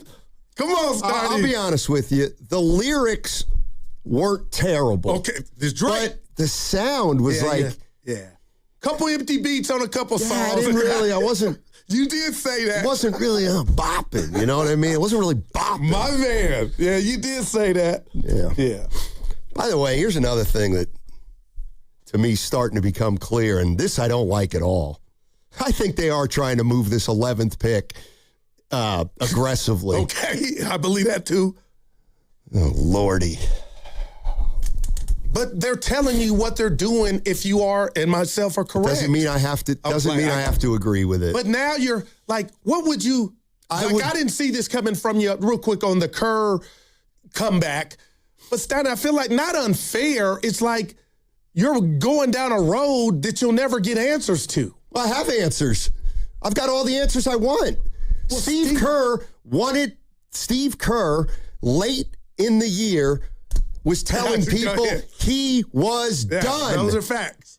Warriors management was asking people, do you think Steve's done? 2 assistants went and looked for new jobs. And he had told people he thought he was done. Like not over Christmas break 3 weeks ago, before the end of the season. And I just, for the life of me, think that this is being done more out of convenience, which maybe that is the best reason to bring him back, convenience. See, but what about loyalty? I don't think it's convenience. From whom? From just the whole thing. Lake up, like the coaches earned it.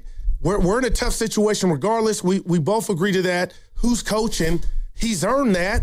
So when you say convenience, I don't get the convenience because to me, it's more sits at the doorstep of loyalty.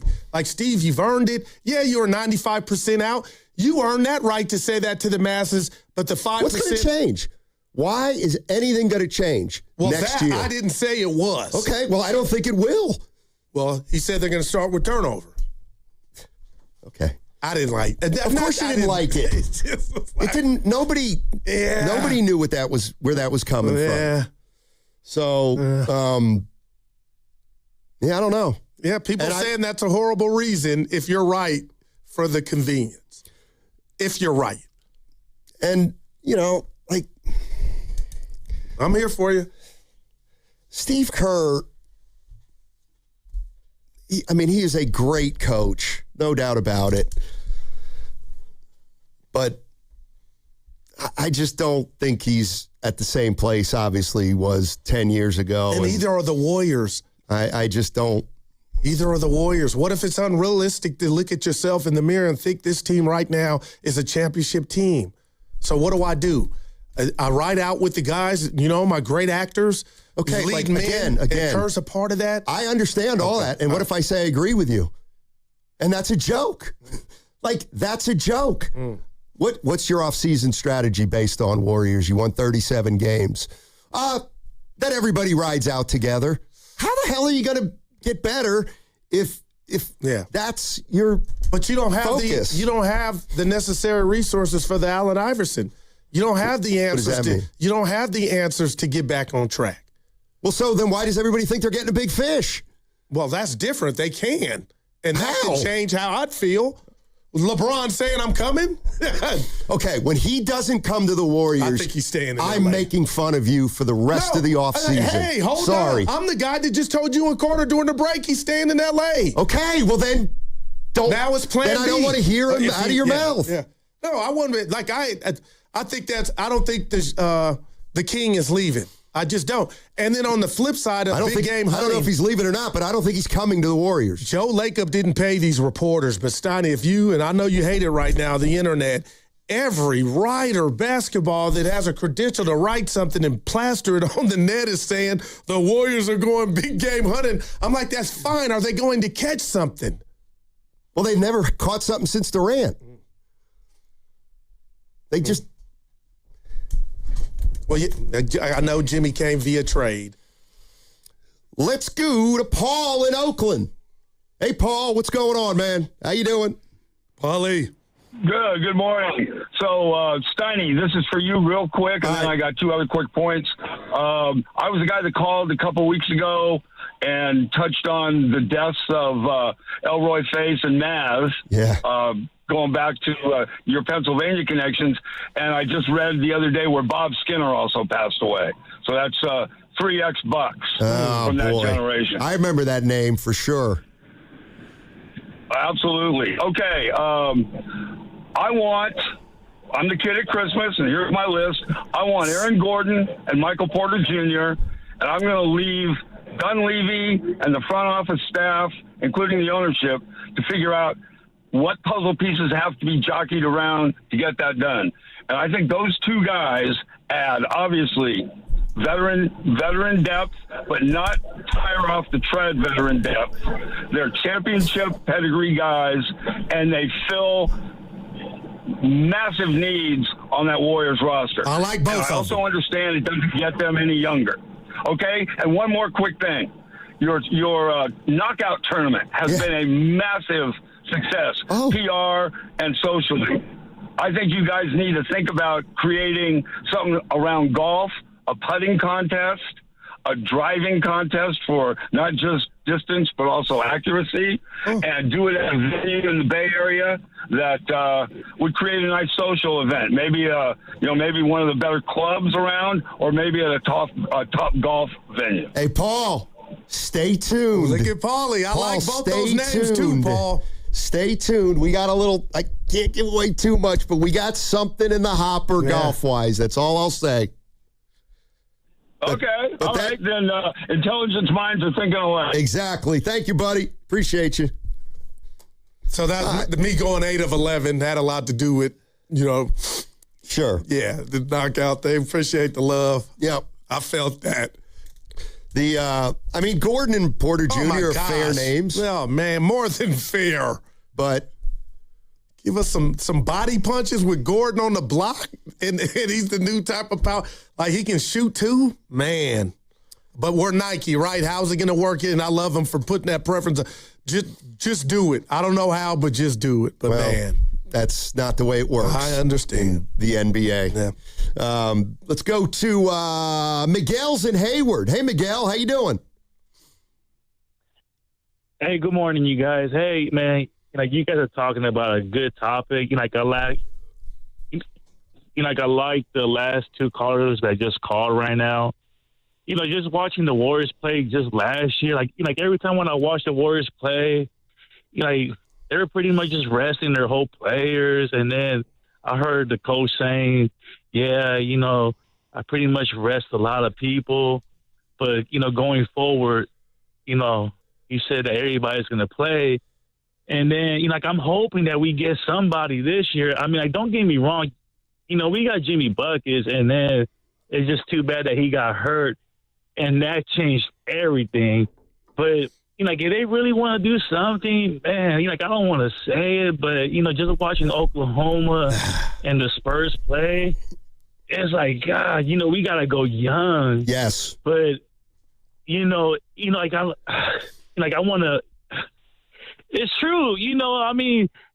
When you watch sports, it's a young sports league now. You know what I mean? So it's like, yes. What's going to happen? Okay, LeBron James is going to come, but like you said, he might not even come.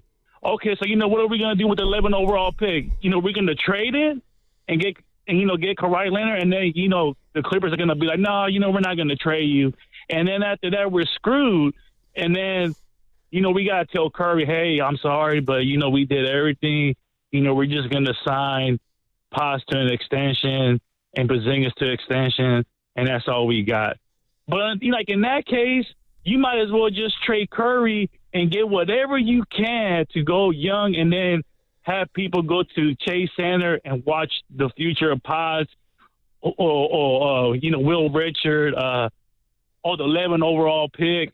But, man, I hope the Warriors do something, man. It's just like every time, they want to do something every year. they just don't do it. But don't get me wrong, we land Jimmy buckets, but we see what happens, you guys. I just wanted to get that out. Yeah, I appreciate it. I appreciate it, Miguel. About it. Yeah, good stuff. There'd be a revolt if they traded the chef. If we're talking about PR, that would be Michael Jackson bad. Well, PR. It doesn't have to be. He wouldn't have to be willing or initiated. Exactly. I mean, the Warriors traded Chris Mullin. They just agreed, like, hey, for you, let's get you out of here, and we'll get a player back who's young. And there was no acrimony. Mullin came back and became the GM. So, if a star wants to work with the team, they can work with the team. I can make Warrior fans feel a little better right now, I swear to God. Well, I'm here. Go to YouTube. Well, and I'm doing this because I know some people are desperate. I got to do that after work. I know some people are desperate. But go to YouTube and Google Kareem Lopez highlights. This guy from, I think he's from Mexico, but he plays in New Zealand. I should know that. Very interesting. Very interesting. Very interesting. I know it's a highlights. I'm bringing it up. I know it's the highlights. I love the highlights. But he looked a little interesting to me, for whatever that means. You think he'll be there at 11? Some good players are going to be there. Good players are going to be there. But this one stands out to you. How? Because he's 6'8", and there were a lot of plays where he catches the ball at the three-point line. He looks like Guy, but he doesn't. Yeah. He is so much quicker than Guy Santos. No, I'm just saying, just his look. I'm watching his moves now. 6'8", 220. Just went and flushed one, licked back at the dude. Well, it's more that he can create stuff off the dribble in the lane. He's not a great three-point shooter yet, but he doesn't really look to shoot a lot of threes. I'm watching him, Stoney. I ain't mad. Yeah, let's go to JP in Oakland. Hey, JP, how you doing? Don't. Can't trade this pick. Well, goodness sakes. What's up, JP? Oh, hey, Steiny, a couple of things. Yeah. Hey, for Steve Kerr, I think it was like a little bit of he got tired of people questioning his abilities or questioning his decision making, and I think the whole circus around JK I think made him feel the way that he was feeling towards the end of the thing. He's like, I've earned the right to make decisions. That's fair. The way I want to make them, and people questioning him. But the reason why he came back, I feel there is a little bit of a conspiracy theory that I'm brewing here. I feel like if Warriors had the top 4 picks, they would have gone in a new direction. They would have gotten a new coach.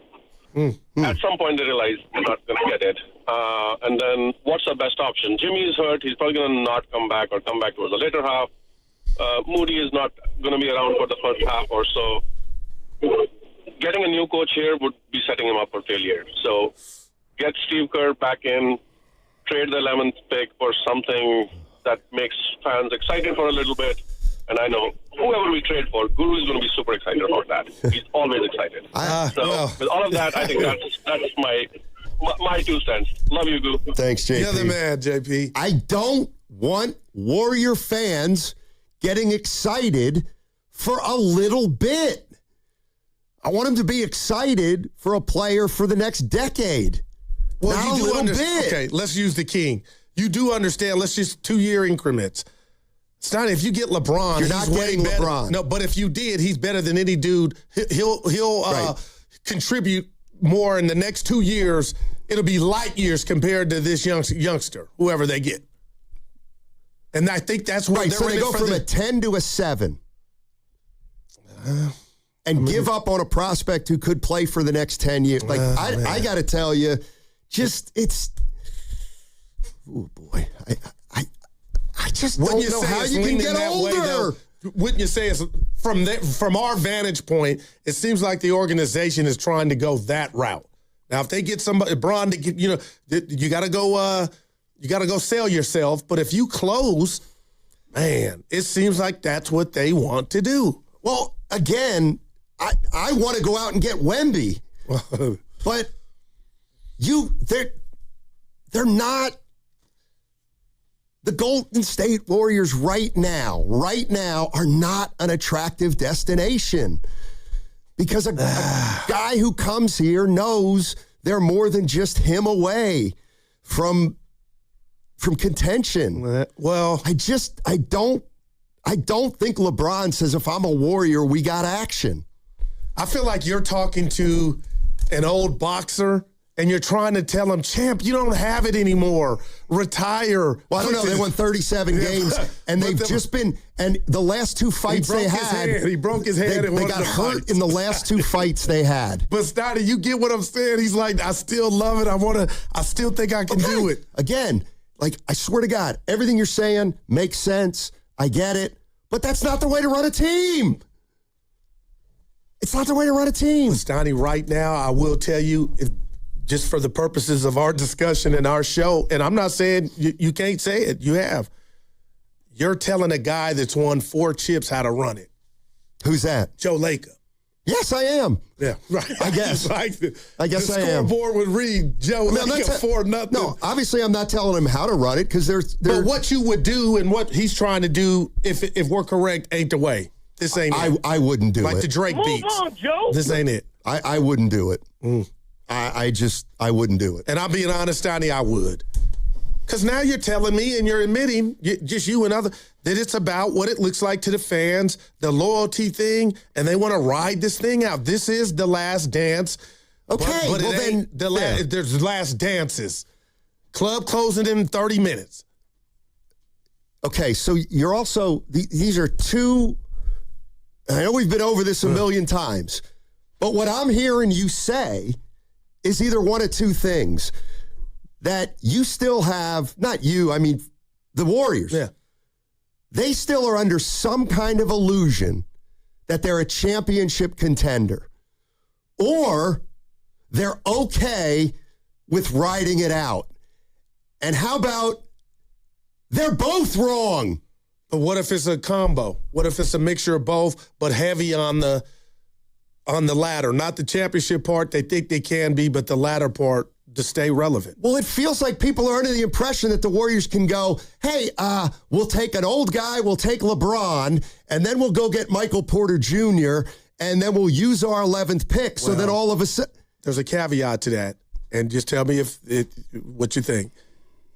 You keep saying, and the people are right, that they won 37 games, but if you allow me to say if Jimmy would have stayed healthy, which he didn't, we might be talking about a 47-win team. So just amongst your own, I do. It's like without Curry for 40 games? I forgot that. So now they need 2 players. But you know what I mean? Well, you know what? You're right. But that's what you're rolling the dice on, Stoney, that you stay healthy. Well, why don't you make moves? Why don't you make moves? Steph in this new normal. Why don't you make moves so that that's not such a determining factor? But what if I can't? Or what if I don't want to? You certainly can.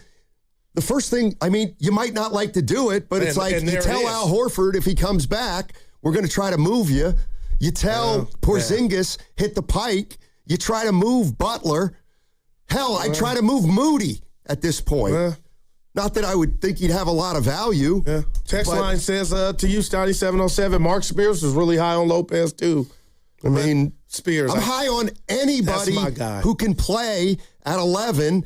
And if they draft, here's the thing. Oh, they'll draft somebody who's not good. If they make the right pick at 11, the guy will be good enough to play on this team. There's no doubt about it. At least the first 40 or 50 games. Spears is in my phone. That's my guy. He thought Wiseman was Garnett. So that doesn't bode well for your Lopez. Yeah. 888-957-9570 is the number. I'm also, wondering, I mean, I hate this too. Well, once they got the 11, then Kerr can come back. I don't know. What? What? Who knows, though? Just think about that. But who knows, man? What if that was part of it? What if that was part of it? Yeah. Go ahead. Hey, people getting on me about the Wolves. No, they said you're not allowed to talk about them on air. You have been talking about them. That was material. What do you I haven't been saying the Wolves. I mean, I've softened my tone. I used to use they're dumb. Yeah. They're just not a smart team. And then you gave up on them. Evan and I were having fun. You came back. I still don't think they're a smart team, and they never were a smart team. What if I told you, unlike the Warriors, they're one player, just like Detroit with Cade, they need one more dude that can a threat offensively, And Minnesota could be a problem for OKC or San Antonio. That's how close I think they are. Yeah, I don't know about that. Keep in mind that, he's a one-man show. Keep in mind that give it to the Spurs are getting better. The Spurs are getting better. Real quick, how you handicap that series? And Jay Will, you told me, is back tonight for OKC. Well, Evan told me something that I think's amazing. I should have known that. Spurs beat them 4 out of 5 this year in the regular season. Now, that is a fact, but if OKC wins today by 20, it's that was regular season. I expect OKC to win today.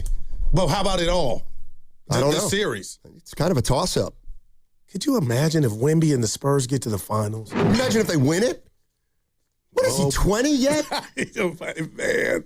I mean, this is man. This is and I'd like to know what Warrior fans think. When you talk about, LeBron and this and that, do the Thunder or Spurs even enter your equation? Or, no, that's fine. Well, at this point, the goal is to get to the dance to where you go up against them. Oh, okay. Got it. You want them in the first round. Well, no, my goal is to make the damn playoffs. I've lowered my bar. It ain't even a bar. That's not lowering the bar. That's raising the bar. They won 37 games. They need to win at least 8 more next year to even be a playoff team. Well, LeBron comes or Kawhi. You're getting those 8. You got the 8 right there and more. See me winking? Yeah. LeBron is not coming to the Warriors. He's not. Until we're notified. No, he's not. He said he would take mid-level somewhere. He's not coming to the Warriors. Yeah. Let me know if you want to bet on it at any time. Oh, he ain't leaving L.A. He's a narcissist. Oh, so then why? So if you say he's not leaving L.A., let's not bring him up anymore for the Warriors. But he didn't tell me that. So why would you say it then? Because I feel it. Okay, I do too. Yeah, I do too. What's coming up on the game is brought to you by 888-957-9570 is the number. What's coming up on the game is brought to you by Fremont Bank, here for you, here for good. As you know, we're live on YouTube throughout the entire day. Just search 957 The Game and you'll find us. And now we're expanding the community for our super fans. Become a Game Pass Pro member to get early access to new videos, private AMAs with our hosts and insiders, and exclusive content from the biggest events. Plus, you'll get live instant reaction post-game shows from your favorite hosts after the biggest games. Go to YouTube, search 957 The Game, and sign up now to become the latest member of the Game Pass Pro. And that segment was sponsored by Safeway. Head to Safeway this week for Mix and Match Signature Select Chicken Leg Quarters, Drumsticks, or Thighs Value Packs. Buy one, get one free of equal or lesser value when you buy 2. Clip coupons from the weekly mailer or download them from the Safeway app. See you in the aisles. Welcome to SF Fire Credit Union. Why do you have all those cats? I've been saving them from trees, just like a firefighter. So, can I join SF Fire? You know, we're not just for firefighters. Anyone can join and get lower fees than banks, ATM access worldwide, and the top-rated mobile banking app. Wow. Say, do you want a cat?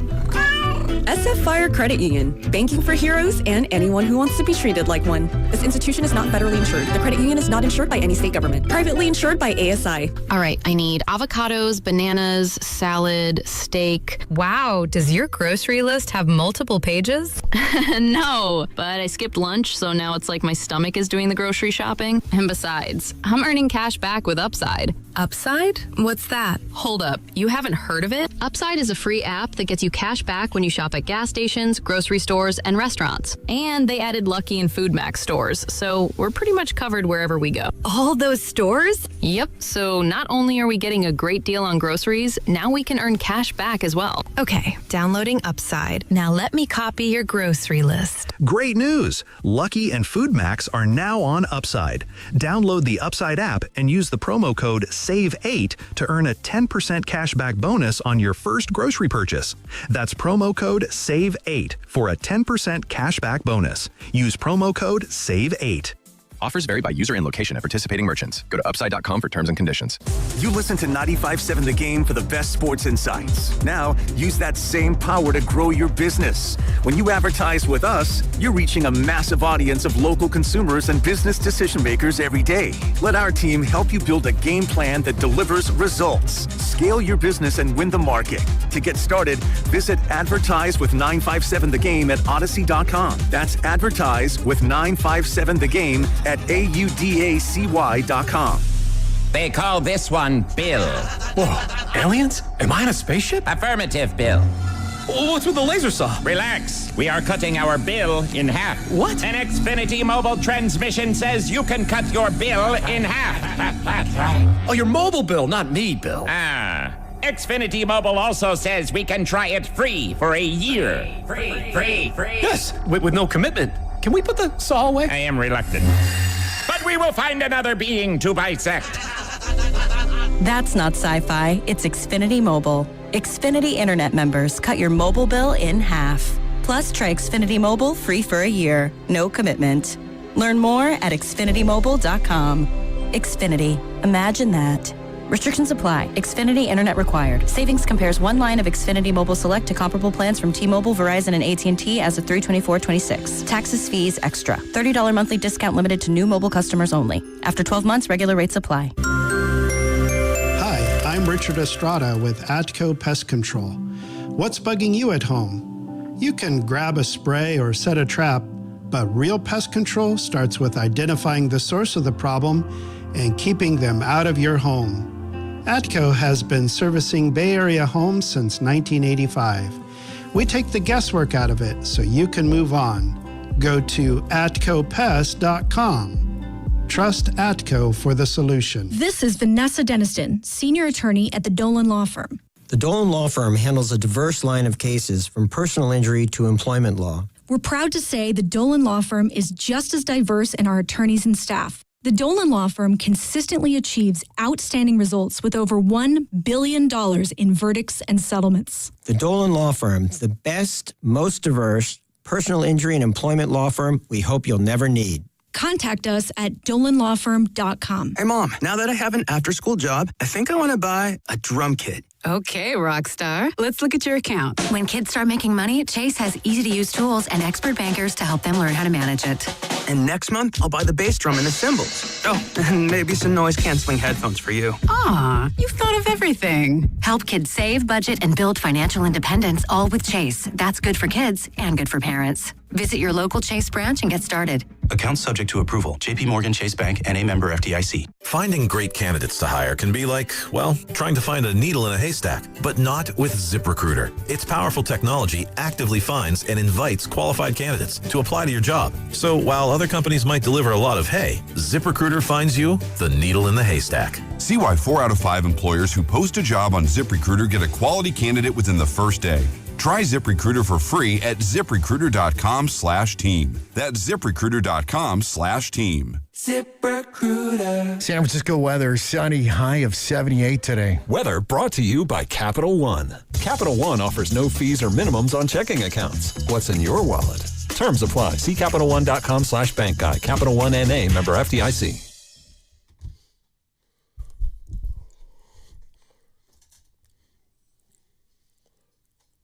Our transition decision-making was diabolical. That dude should return his muscles. I know everything.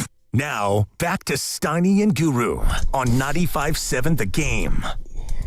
He's smiling. That's a good thing, baby. Yeah, Steve Kerr's back with the Warriors. 2 more years. We'll see. Yeah. We'll see if it's 2 more years. I got a quick question for you. Jim Olay asked on the text line. Evan let it slip last week because Norm hates my driving.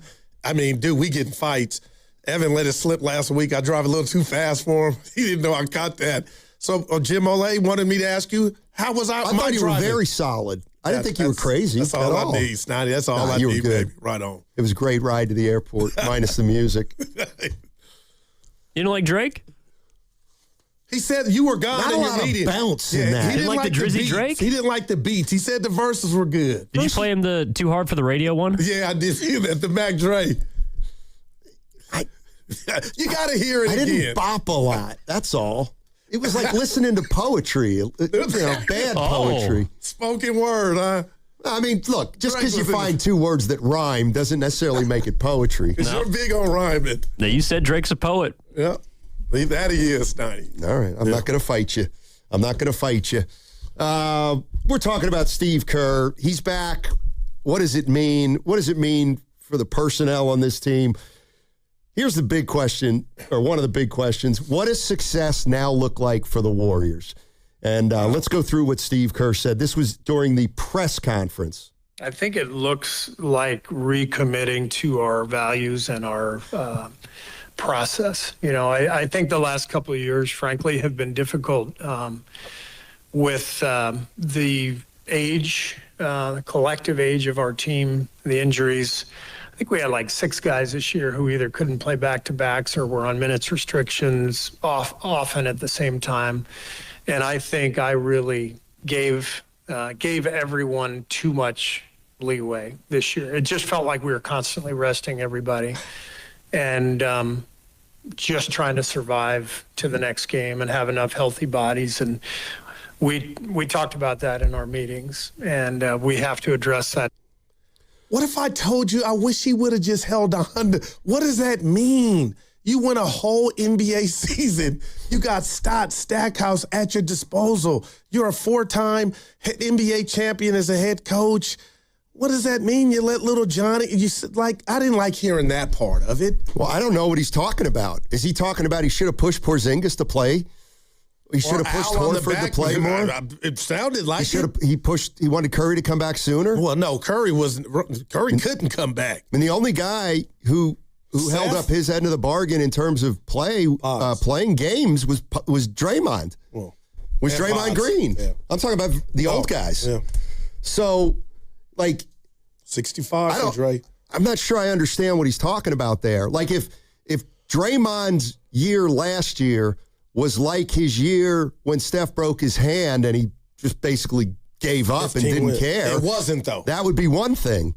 But Draymond played as much as he could this year. So it's not him, it's the others. But okay, so listen. Great. And then let me just play the second part of this answer, and then we can get into it.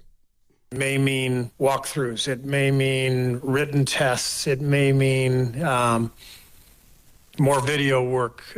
Hopefully, it also means more time on the court. We need that, but I think we lost some of our discipline, and we got a little loose, and that's my job. And if we can go into the season with a really clear vision of what we're trying to do, on the court, everybody is tight and committed, and we get the process going.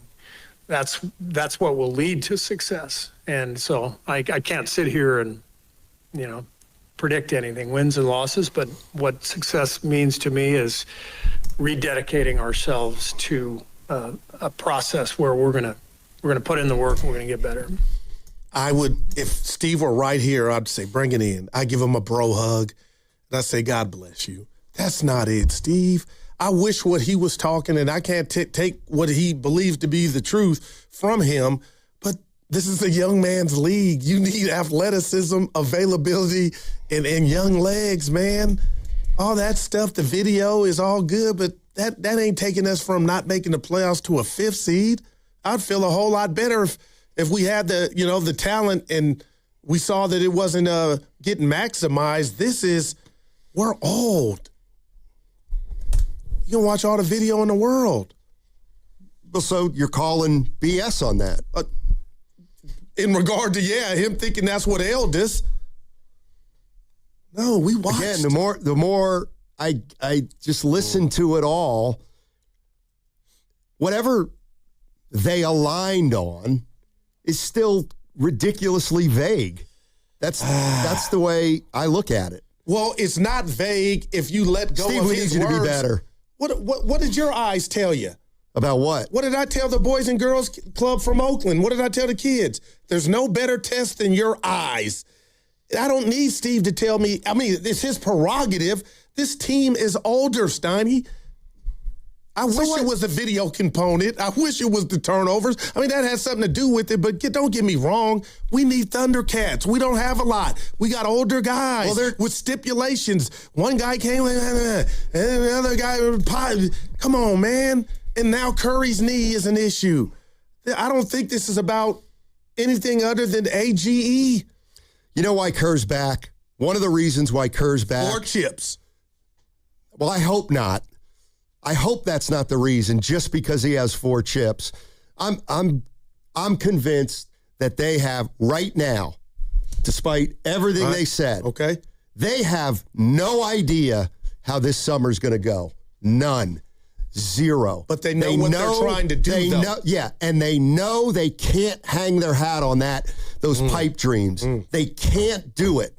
And so if you have no idea what your team is going to look like or play like next year, well, yeah, then I guess the best case would be Steve Kerr, because in a way he'll be able to roll better with the punches if they have the same team or a different team. But you can't, Steve, they couldn't allow Steve to walk and then hire somebody and say, but we have no idea what's going to happen in the next 4 months. But the truth of the matter is they have no idea what's going to happen in the next 4 months, whether they like it or not. But they do have a to-do list of who they want to try to come in that's already seasoned. No, you smile like, no, come on, that's obvious, right? But it doesn't mean anything. Right now it doesn't, because they haven't officially had a chance to strike out or get it done. Okay. Remember, are you ready? Hope is not a strategy. Are you ready? Yeah. Just remember when I'm going to do this, and I do it very rarely. Remember in December of Durant's last year, I said he was gone? Yeah, right. I was like, the league thinks he's gone. Giannis is going to the East. LeBron's going to stay in L.A. for either the Lakers or the Clippers. That's 2 of the 3. And who's the third? And Kawhi's not going anywhere. All right, so who do we got now? We got Kareem Lopez. Look at the highlights. I just did. I like it. He's 18. Oh, boy. See? Like Steiny, you're trying to tell you, I don't understand. Money away from the future. They're trying to go in now. But see, that's the thing. There's nothing here right now. You've got to start laying a foundation. And LeBron and giving up picks is not starting to lay a foundation. It's continuing to pull away from the foundation. I always think of makeup, Steiny, when I hear foundation. Your foundation is Steph Curry and Draymond Green and Jimmy Butler. That's your foundation.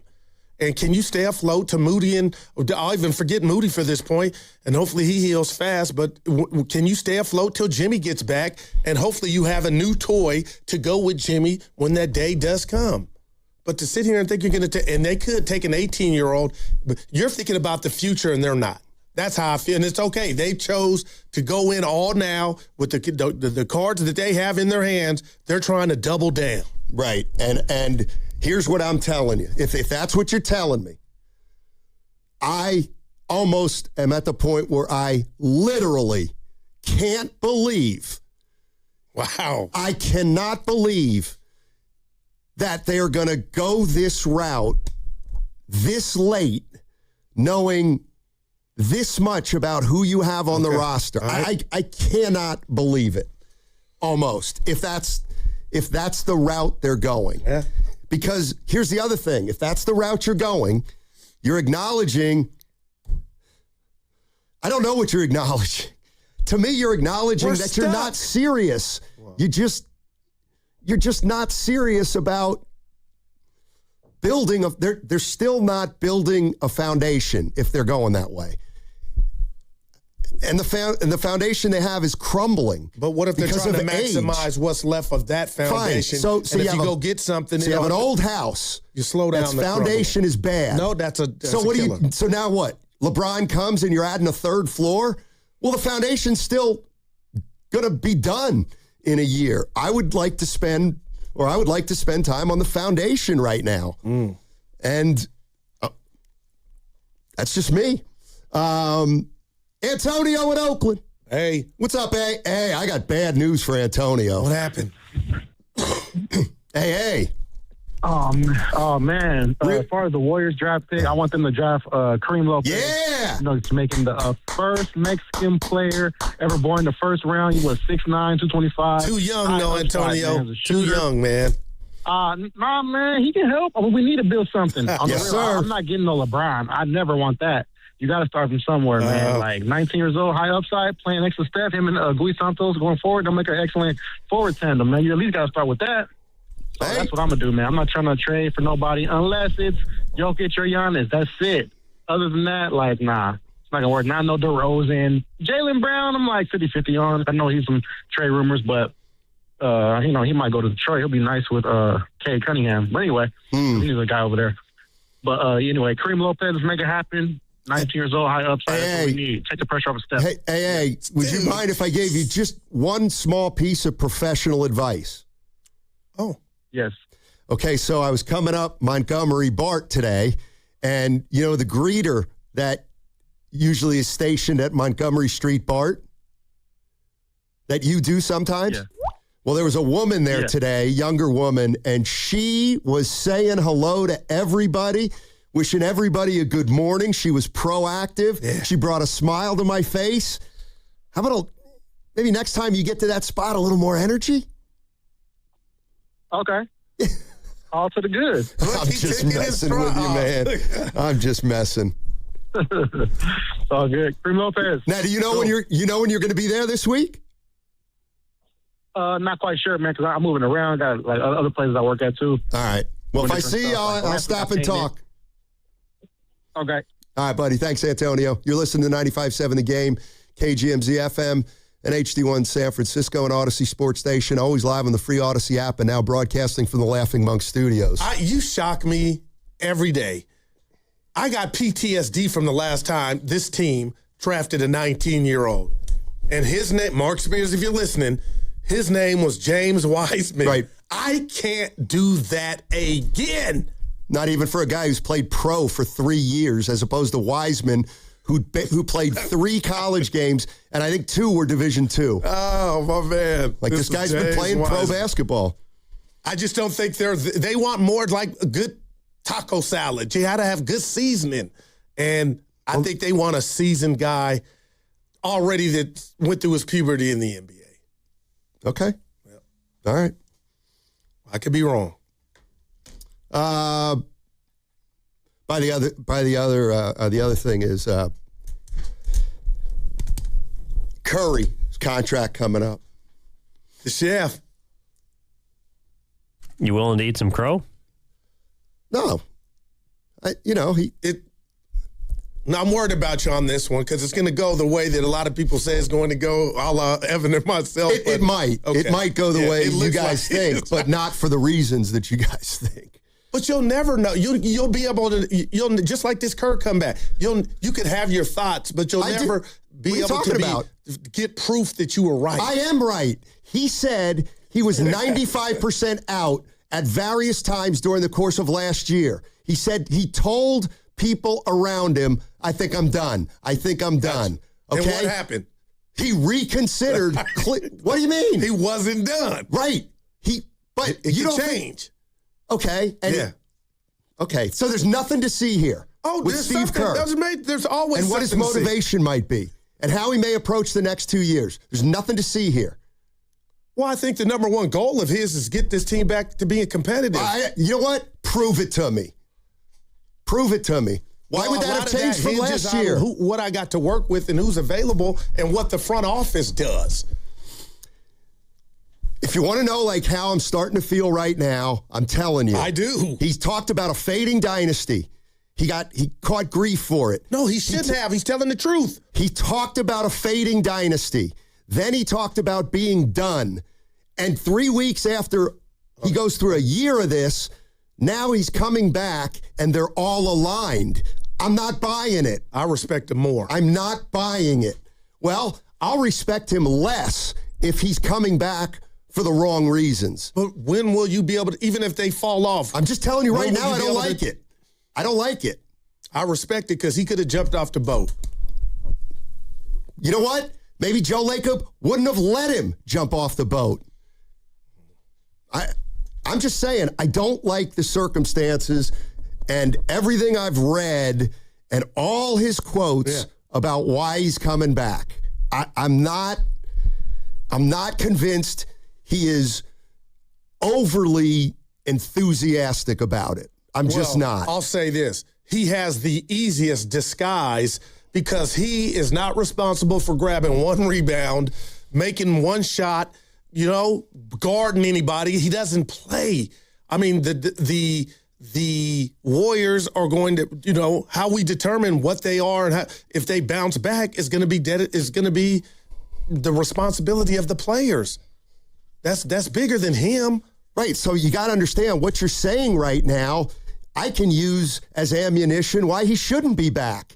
If you're telling me it's not about the coach, well, then let's get a coach in here who's gung-ho about the next 2 years, even if he knows it's going to be a struggle. Well, like when Steve, you talk like here's that, here's why I'm worried about Kerr.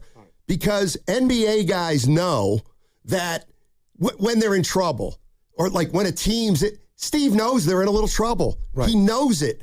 And the minute that things start to they've already happened. We're in the hours of that. These dudes. So you think the next 2 years is going to be smooth sailing? No, not at all. Okay. And that's why I respect him for coming back. So he's going to lose it again. No, it sounds like you're questioning, or you're saying, I'm making this up, but it sounds like you're saying Joe and Mike fell for the banana in the tailpipe as if Kerr had to trick them to think he's all in. Maybe. I believe he's all in, and he's taking on. So he got all in 2 weeks. That's fine. He got all in 2 weeks. Steiny, you've made difficult decisions in your life. You made a million of them. Let me ask you this. I'm sure it was up and down, yes or no, and he earned the right to take it down to the last second. Don't try to tell me he's enthusiastic about it. He's all in, and we're good to go for 2 years. You don't go through it. Why would you be skeptical, and why would I tell you that? I can't tell. The dude signed up for the job. Any employee that shows up means they want to work.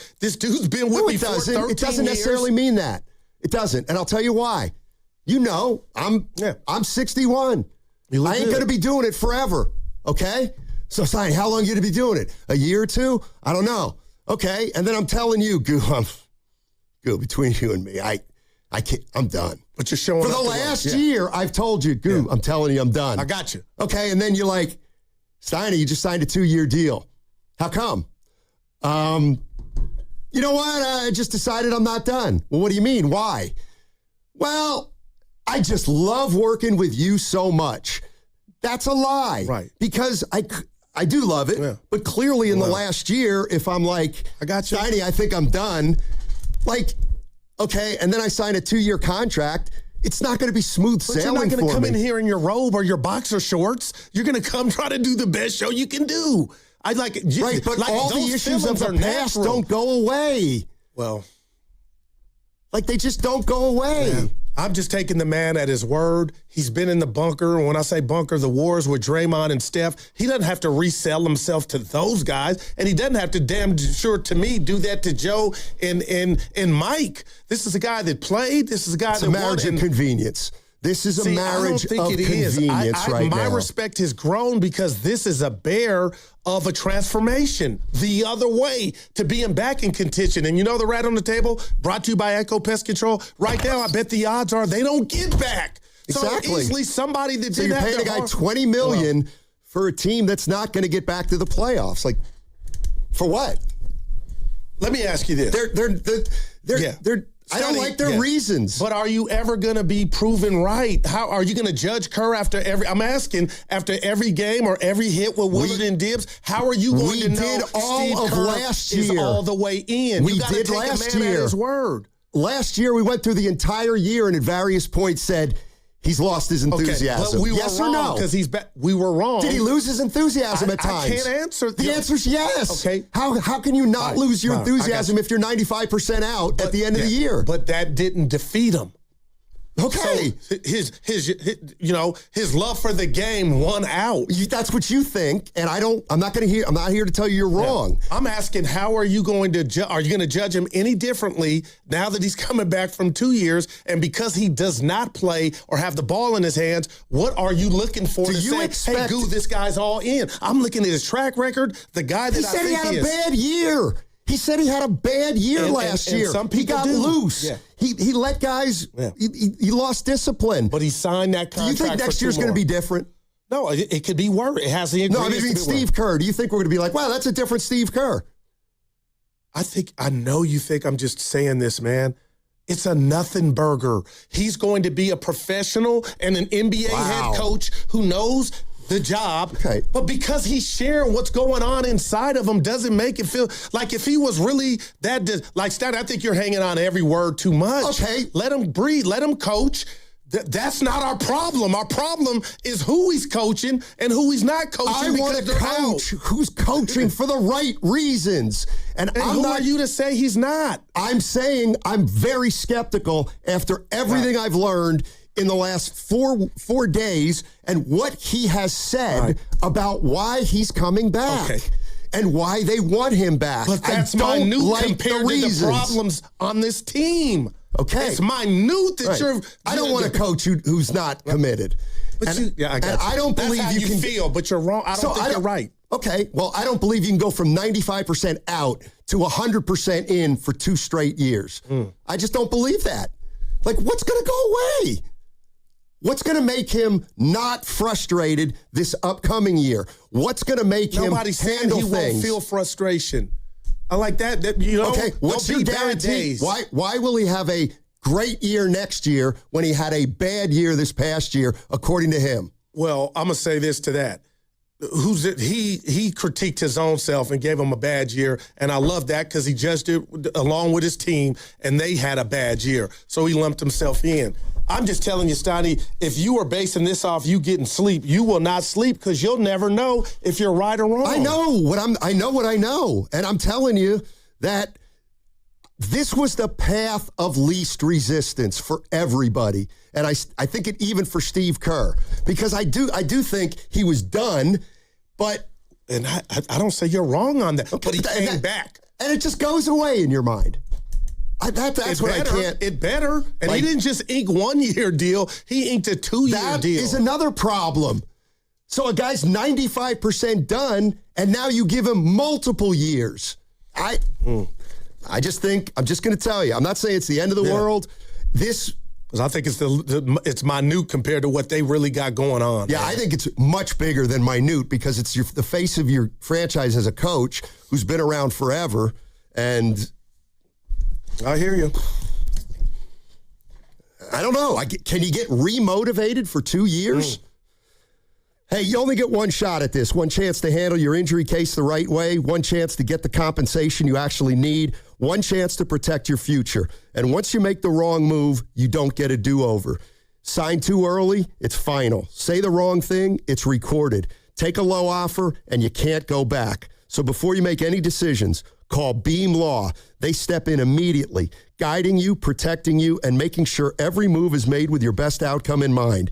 Beam Law has recovered millions for clients across the Bay Area and has been named Best of the Bay by SF Weekly 4 times. If you've been injured or lost someone due to someone else's negligence, don't take that risk. Call Beam Law at 415-523-5555.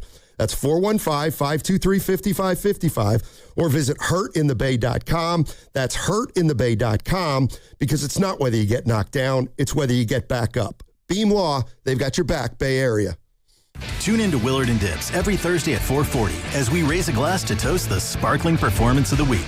Presented by J Vineyards, the official sparkling wine of the Golden State Valkyries. Raise a glass to excellence on the court and in every bottle. Bank of America is the official bank of FIFA World Cup 2026. Helping people achieve their goals is what we do. So if your goal is owning a home, we're here to help with guidance and resources, including up to $17,500 in select markets when combining down payment and closing cost grants. Visit BofA.com/home team. What would you like the power to do? Bank of America N.A. Equal Housing Lender. Credit and collateral is subject to approval. Restrictions apply. This is not a commitment to lend. Running a small business means juggling a lot. Your network has to handle it all. That's where a fiber-only provider falls short. You deserve a partner who gives you a greater advantage. Introducing the Total Solutions Advantage only from Comcast Business. A first-ever combination of the largest, fastest fiber-powered network, the most reliable Wi-Fi, gig speeds with equipment and security included, and a 5-year price lock. Plus, it's all backed by a 30-day money-back guarantee. The Total Solutions Advantage only from Comcast Business. A new standard for small business with reliability, security, and savings in one. When you add it all up, no one does business like Comcast Business. Switch today. Get started for $60 a month for 12 months when you add an advanced solution to a qualifying internet package. Limited time offer. New customers only. Requires 300 megabits per second internet, security edge, and additional qualifying service. 1-year agreement, paperless billing, and autopay with bank account required. Taxes and fees extra. Most reliable Wi-Fi based on Open Signal Awards USA Fixed Broadband Experience Report, May 2025. Hi, I'm David. I'm Chris. And I'm John. We are the three brothers who own Jack's Restaurant and Bar. And we are here to... Not again. That's my line. That was my line. Boy, stop it. Mom? What are you doing here? Have you heard your commercials? They're terrible. That's not our fault. You taught us how to cook delicious food. Using only the freshest ingredients. And to treat all our guests like family visiting our home. But you didn't teach us how to write catchy radio spots. They remember that and get back to work. Yes, Mom. Jack's, serving delicious breakfast, lunch, dinner, and drinks the way our mom taught us. ilovejacks.com. Hey, it's Willard. Here's a real behind-the-scenes moment with Habas Law. We asked about their new billboards. Do you smile or not? Then it got real. Omar Habas said, we meet people in the hardest moments of their lives. It's on us to restore dignity and a financial future. Traumatic brain injuries, loss of a limb, spinal cord damage, a life changed in seconds. When everything's on the line, choose the team that understands that. Habas Law. They fight to make it right. Visit habaslaw.com. Omar Habas is a California licensed attorney. Offices in Northern California, including San Jose. Past results do not guarantee future outcomes. Big matches, big moments, big rewards. This May, donate blood with Stanford Blood Center and score 2 free soccer tickets to a San Jose Earthquakes match. Guaranteed. Plus, you could win the ultimate VIP soccer match. 4 sideline seats to a world global game. Plus premium food and drinks and exclusive access to live entertainment. Don't miss your shot. Give blood. Get rewarded. Make an impact. Visit StanfordBloodCenter.org today. Ragnar the Terrible got a job at a big bank. Let's listen. So what's it like being a 5th century warlord? Same as big bank. We conquer and extort gold from conquest. Huh. We just lower our customers' deposit rates and raise their fees. And if they argue, put on their floorboards and crush while dining. So smart. Star One isn't like the big banks. We think banking should be pain-free, with lower loan rates, higher deposit rates, and friendly customer service. Star One, in your best interest. This is the story of the one. As a procurement manager for a hospital system, she keeps every facility in her network stocked and ready. That's why she counts on Granger to be her single source for thousands of products, from disinfectants to lighting, air filters, and more. And with fast, dependable delivery, Granger helps her keep every facility stocked, safe, and running smoothly. Call 1-800-GRANGER, click Granger.com, or just stop by. Granger, for the ones who get it done. My dad passed away unexpectedly. Of course, it was awful in every way, but we are very grateful that he had life insurance. So even after he was gone, he was still able to provide for us. And that's why I have life insurance for my family. Ethos.com. They make it fast and easy to get covered. It's 100% online. You get a quote in seconds, and you can apply in minutes. You get covered the same day. Get your free quote at ethos.com/protect. That's ethos.com/protect. Paid spokesperson. Time spent on application may vary. Online health questions required. Rates may vary. I need a little range, step to the range, come on, meet me at the range. Introducing the new Chick-fil-A Jalapeno Ranch Club Sandwich. With that juicy Chick-fil-A chicken on a buttermilk ranch bun, jalapeno ranch sauce, and pickled jalapenos, it's a little ranch with a lot of kick. The new Chick-fil-A Jalapeno Ranch Club with original spicy or grilled filet. Available for a limited time only. Order ahead on the Chick-fil-A app. Straight Talk Wireless presents Pickup Truck Wisdom. Trust is earned. That's why I've stuck with Straight Talk. Same price since 2009 on Verizon's 5G network. Cause shoot, anyone can make a promise. Keeping it for years, that means something. Now plans starting at $25 a month with 4 lines. Find us at straighttalk.com and Walmart. Straight Talk Wireless. Straightforward. Always. Same price claim applies only to the base monthly price of our $45 plan from October 2009 to present.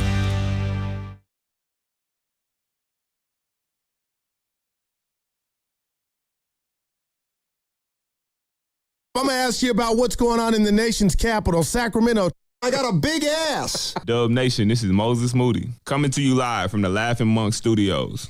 You're listening to Steiny and Guru on 95.7 The Game. All righty. Thank you, Moses. Appreciate it. Get better, baby. Coming to you. We may have a Guru's Gripe coming up later. Yeah, I got one, man. I'm ready to unload. We'll make that, we'll put that in between. We'll put that in the 1:18 to about 1:30. Yeah. Maybe a little before. I texted Stephen. I said I ran it by Kerr.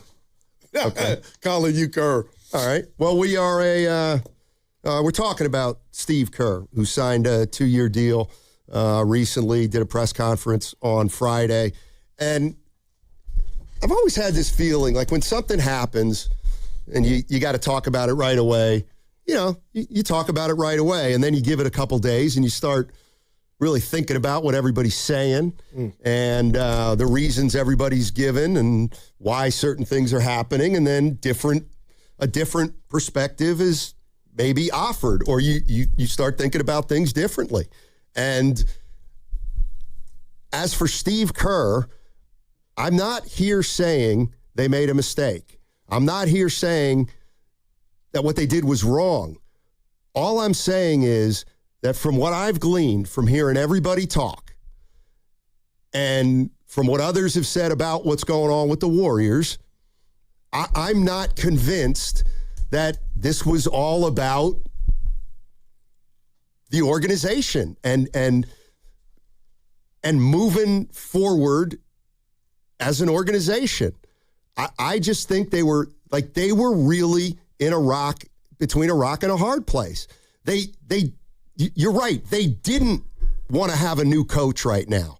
They did want Steve Kerr back, and Steve Kerr, I don't know if they wanted Kerr back or not, but they had to give him the respect that he deserves. Yeah.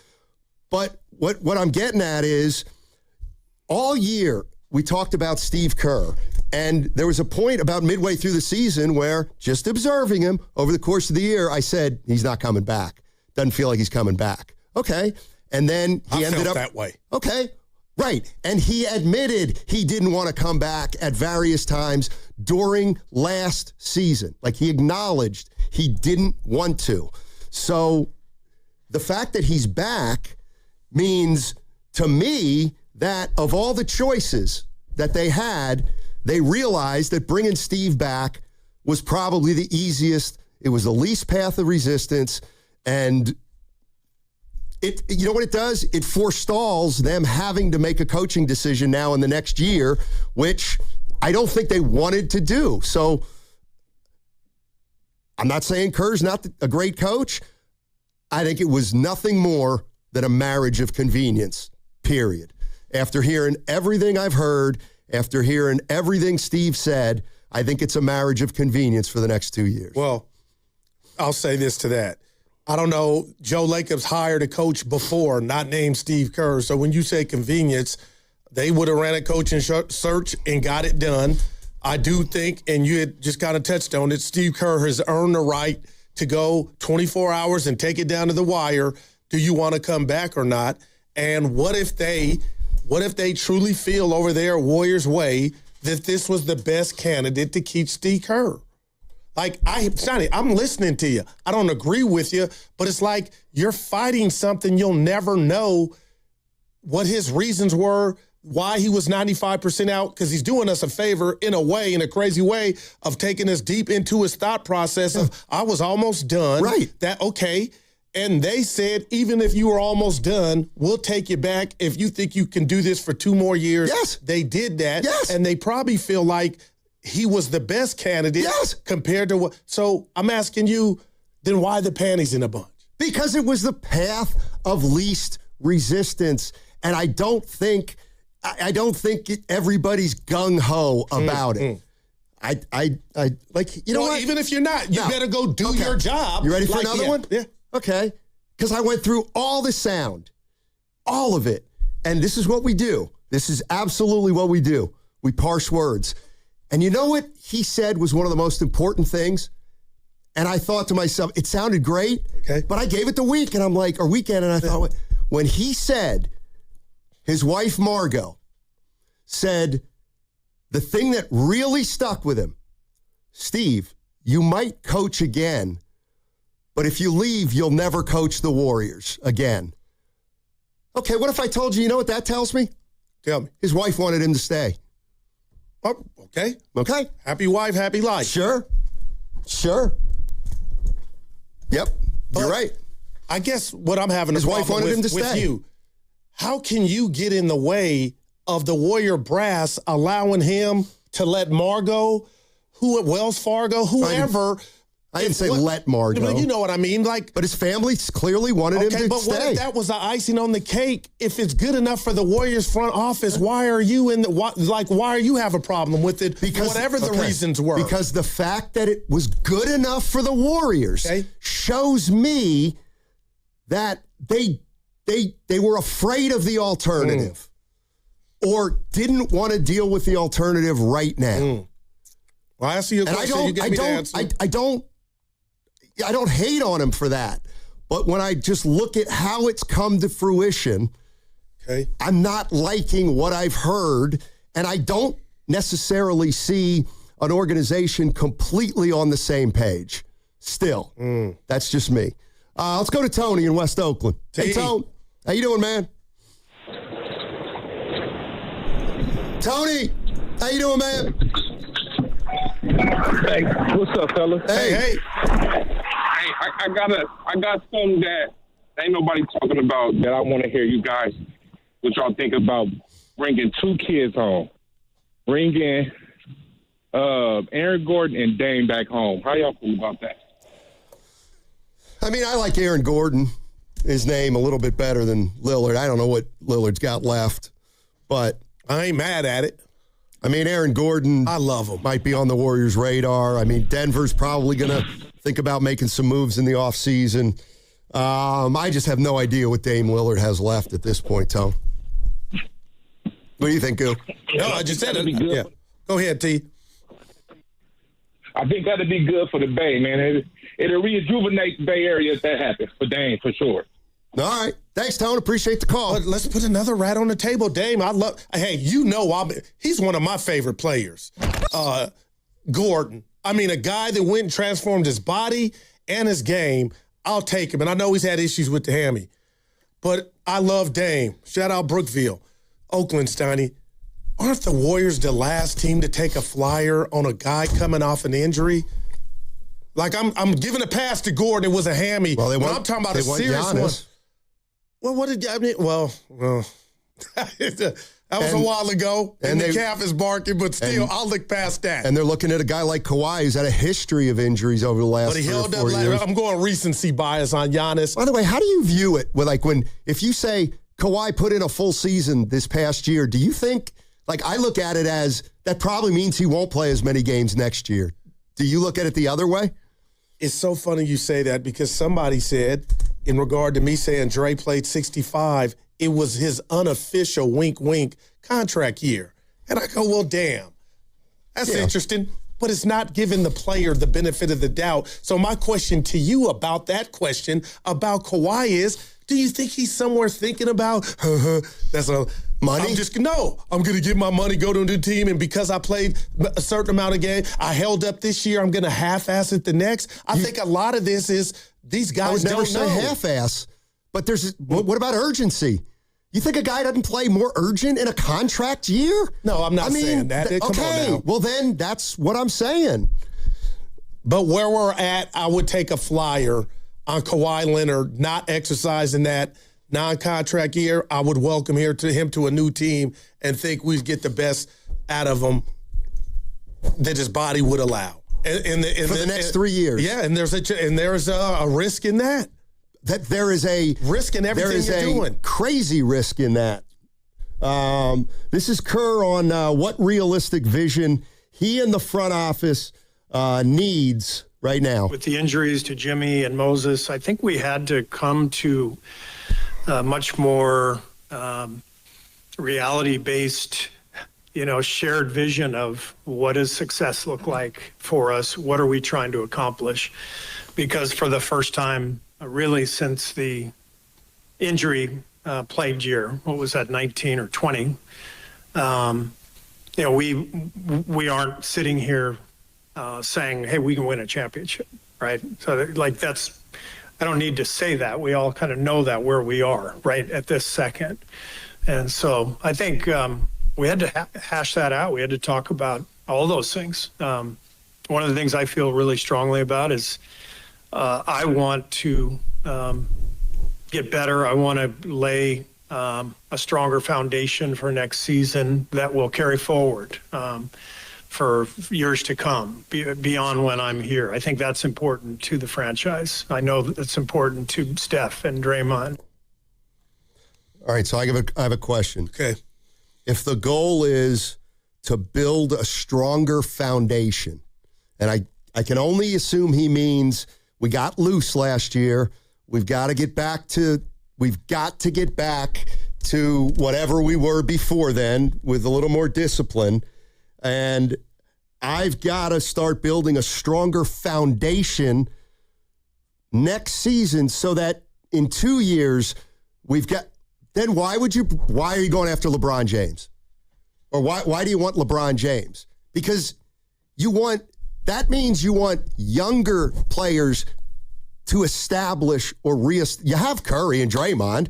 So now you need, what I hear him saying is the younger players may have suffered last year because we got loose and undisciplined. Okay, Steph and Draymond are still there. So if you want to build a better foundation so that 2 years from now you have a foundation, well, then you've got to bring in young players so that for the next 2 years you can teach them the foundation. You don't want to bring in LeBron James for a year or two who doesn't do anything for the foundation. You know what I mean? Well, he's straight. He's a stopgap. Right. Like you don't have to. He's an adult in the room. So right then and there, your foundation is better for the meantime.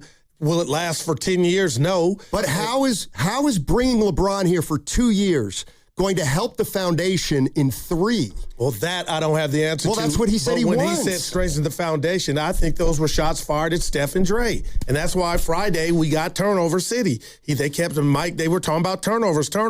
So what if he's going to be, I don't know if it's going to work, but I take that, and I'm being real, harsher and micromanage on Steph and Dre in regard to the turnovers, because that's your foundation. And if you start there, you can strengthen it. Well, and that's the other thing. I didn't get the video. We're going to do video. And I was like, what? This is the James Logan. And I was like, whoa, okay. But they're saying they're okay with just getting a little bit better by plugging up the dam a little bit. But I don't think LeBron James, and he also made a point to say foundation after he's gone. Well, LeBron's not going to be here after he's gone. Curry's not even going to probably be here after he's gone. So that to me says maybe they've agreed that they will have a few more younger players on the team next year, and they've got to play in the way we used to be 8 years ago, not the way we ran the team last year. Let's go to City Boy. What's up, City Boy? How you doing, man? I'm good, guys. I'm really good. Thanks for taking my call. Sure. I've come up with an idea.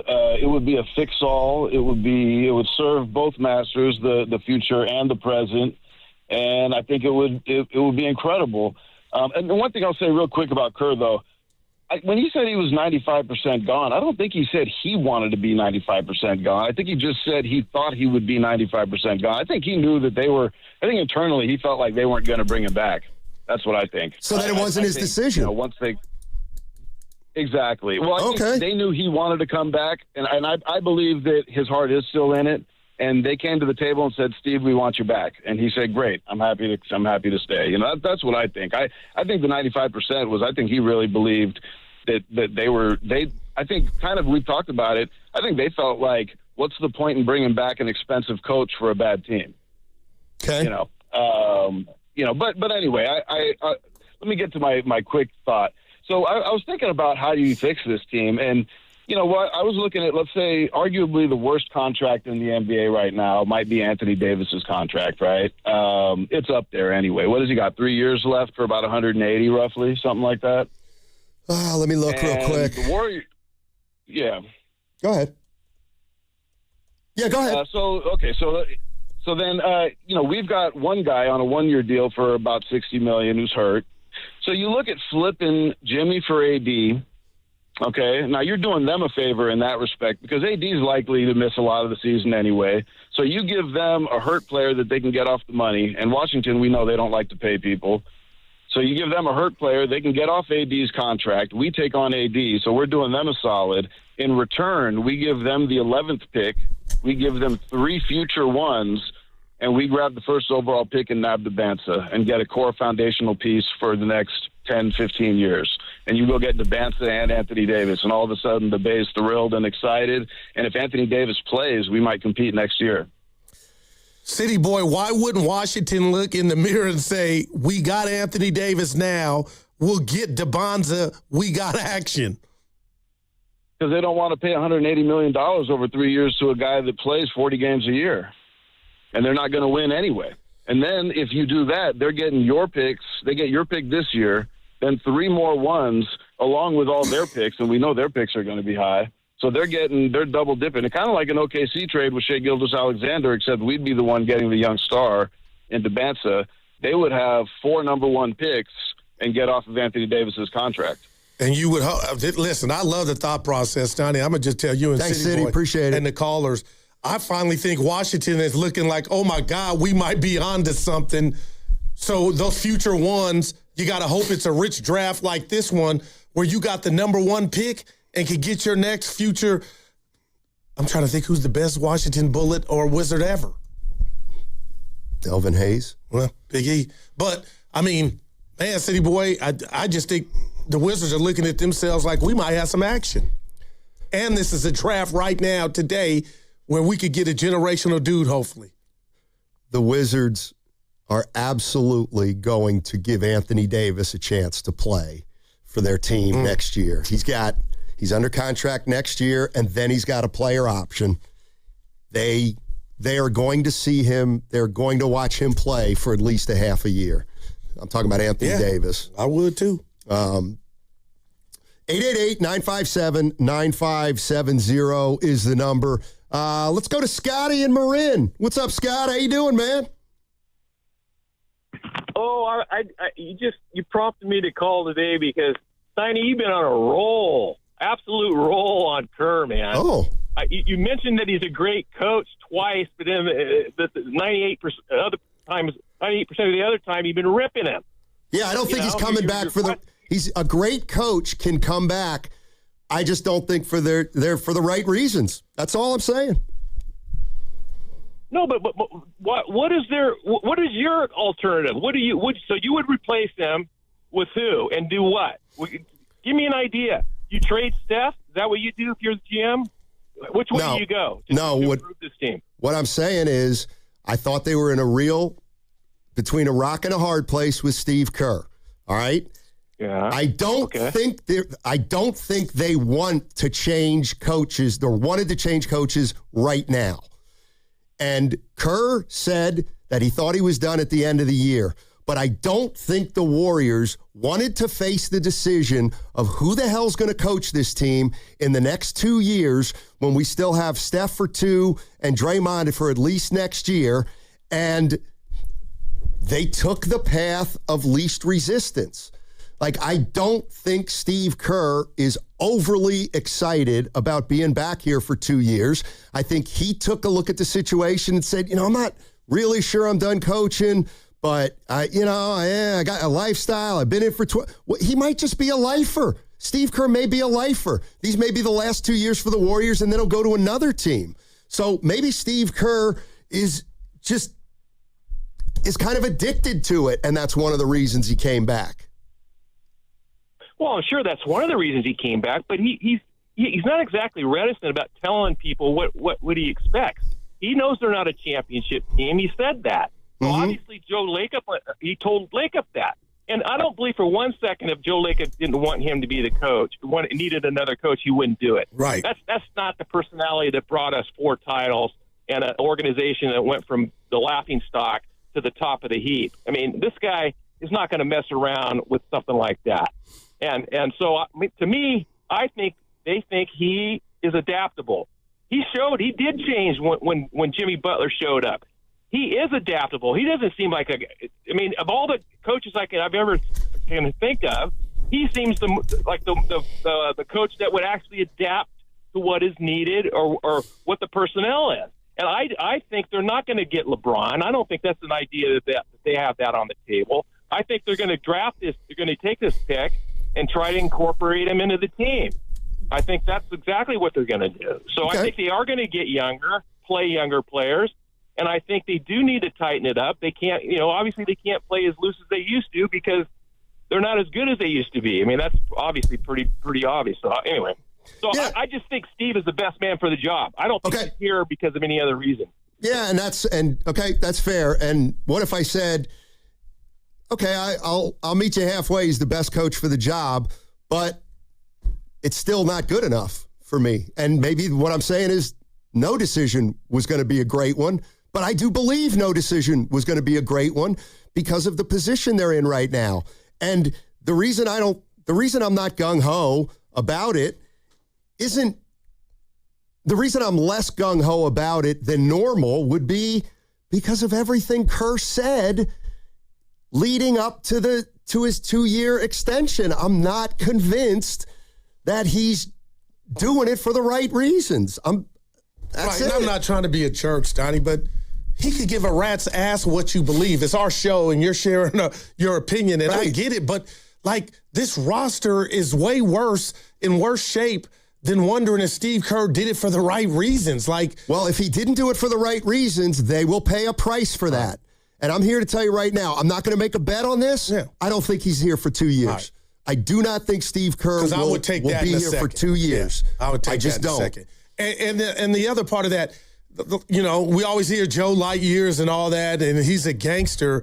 But Stoney, you really feel like Joe would sit on the feeling of, I don't want this dude to lead the team, but I'm just going to go and let him do 2 more years? Yes. Believe it or not, I don't see it like that, man. Yeah, I mean, okay, what if I put it this way? You know what? Lacob made a great move because there was nowhere else to go, which I don't think there was. Yeah. And so, luckily, Kerr convinced Lacob that he wanted to come back for a couple years. But it's the best we can do. But to some Warrior fans, they'd be happy with Joe saying, you got to convince me you want this gig. Nobody would have stopped going to the games if he would have jettisoned Kerr. So Steve convinced him that he wanted the gig, despite all the evidence last year that he was very frustrated. Listen, I hope nobody's out there thinking I'm saying Kerr is immune. I'm disappointed the Kuminga thing. But when Kerr was saying he thought his own voice, it had nothing to do with Lacob, his own voice was falling stale, I really thought, he's done. That's normally how it happens. When you start second guessing, are they listening to me? And then you preach turnovers. And then he told Willard and Dibbs numerous times, I quit even talking about turnovers because it was happening so much. I'm like, oh man, the end might really be here. But for him to suck it up and take it down to the last minute, and Joe Lacob sign off on bringing him back, I still don't get excited. That's one thing. I guess I'm a one-trick pony with this. Okay, now let's talk about the nitty-gritty, which is the damn roster. I do think it's funny that if we're talking about anybody under the sun other than Steve Kerr, we'll say things like, well, when you think about leaving or you think about retiring, you're already halfway out the door. But I guess we don't talk like that about Steve Kerr, even though he's acknowledged he was more than halfway out the door. That segment was brought to you by Ceremony Ford. Ford's American Value for American Values employee pricing event is happening right now at Ceremony Ford. Get employee pricing for all on most new 2025 and 2026 Fords in stock right off 280 in Colma, Daly City, or 24/7 at ceremonyford.com. Ceremony Ford, your Bay Area Ford dealer. Discover Silverado Resort, Napa Valley's playground for those who love to stay, play, and recharge. Tee it up with 36 holes of championship golf, rally on the tennis and pickleball courts, or train like a pro in the newly renovated fitness center, restore in the refreshed spa and recovery lounge, and refuel at the soon-to-open Match Play kitchen and bar. With newly renovated rooms, it's the ultimate escape. If it's been years since your last visit, rediscover Silverado Resort, a renewed Napa Valley original. Book your staycation today. Visit SilveradoResort.com. We all hear the radio ads about the IRS. They tell you to be afraid, to be scared, and they try to frighten you into calling. I'm not here to do that. Tax Relief Advocates is different. TRA is here to tell you that if you owe money to the IRS, whether it's $5,000, $50,000, or $500,000, we have a solution. It doesn't matter if you're sitting in your car, at work, or with your kids. No matter where you are, call now. 800-497-8091. Don't lose hope. TRA can eliminate or reduce what you owe to the IRS. Generous programs are now available that can give you a fresh start. Our passion is taxes and helping individuals fix their IRS problems. We have over 1,000 5-star reviews on Google and an A+ with the Better Business Bureau. You don't need to be afraid of the IRS any longer. End your tax nightmare today by visiting us online at TRA.com or call 800-497-8091. That's 800-497-8091. Tax Relief Advocates. Real solutions for real people. Summer is coming. Are you ready? If you're still trying to do it on your own, it's time for a smarter approach. Jumpstart MD offers local, medically supervised weight loss with personalized plans and access to GLP-1 medications at our lowest rates. This isn't DIY. This is real care that delivers real results. And right now, mention Alice and save up to 70% this May. Start now, not later, and get ahead of summer. Call 855-JUMPSTART or visit JumpStartMD today. Americans pay about $5 billion to control termites and repair their damage every year. Many people underestimate exactly how much damage they do. Call Pacific Coast Termite today at 800-PACIFIC for a free home inspection. Certain restrictions apply. No tenting, though. No double bagging your food. No pet sitting. Mention KCBS and get 10% off termite treatments and a 2-year guarantee on their work. Call 800-PACIFIC. 800-PACIFIC or go to PacificCoastTermite.com. Do you owe $10,000 or more to the IRS like Mark? I've been doing home remodeling for 30 plus years, but the economy crashed. I wound up losing my home, losing my job, and on top of that, owing the IRS a ton of money.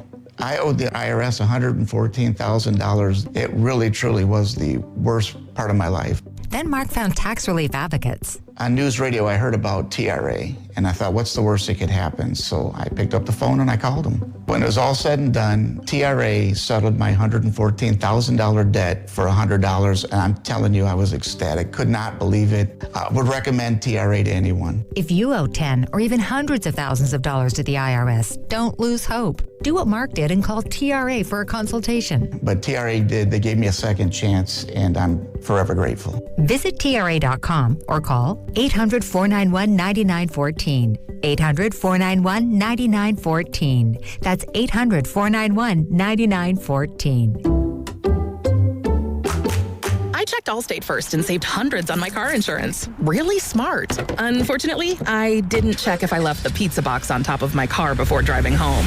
Not smart. Oh, and a semi just turned my deep dish into a thin crust. Yeah, checking first is smart. So check Allstate first for a quote that could save you hundreds. Potential savings vary, subject to terms, conditions, and availability. Allstate North American Insurance Company and affiliates, Northbrook, Illinois.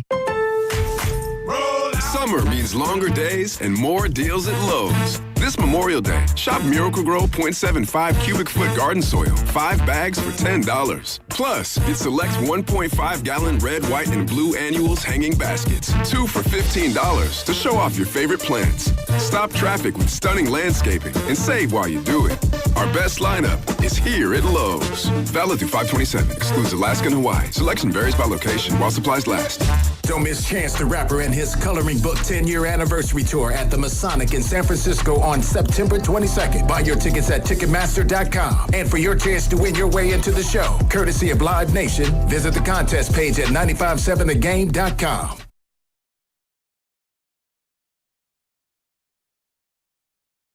You listen to me. We got witnesses here. We got a lot of witnesses. Here's the deal. If I get another job and you pass an IQ test at 143, I will hire you. Now, back to Steiny and Guru on 95.7 The Game. He's starting to interview guys for the Philly job, Goo, this week. So it's official. What? That he's back. I thought this was temporary. Well, no, for the Philly job. I thought you meant he was going to get the... No, he's making the decision on the Philly job. I thought I'd take the test when he's running the organization, not helping out or, doing what he's doing. Well, I think he could probably get you hired in some capacity. Yeah. I sent him a text anyway when you told me you saw him. Did you tell him you passed the test at 143? I thought I had to do it in front of him. Oh, he'll trust you. Well, then I'm out of here. Hey, I got a text from Dibbs. He's back. His sources say Dame will never be a Warrior. Like, I love Dave, but this is the last team we could have an OG coming off an injury on. That's it. And, Stoney, I know we're different, man. Fundamentally, we're different. It's in your heart that you're like, why is he coming? But I just feel like not as foul, but it's kind of lightweight offensive to say why a guy or gal made a decision when there were others that allowed him to make that decision. So everything you're saying, and you're making some valid points, but you're really talking to one entity, one person, and that's Joe Damn Lakeup, and he bought it. Yeah.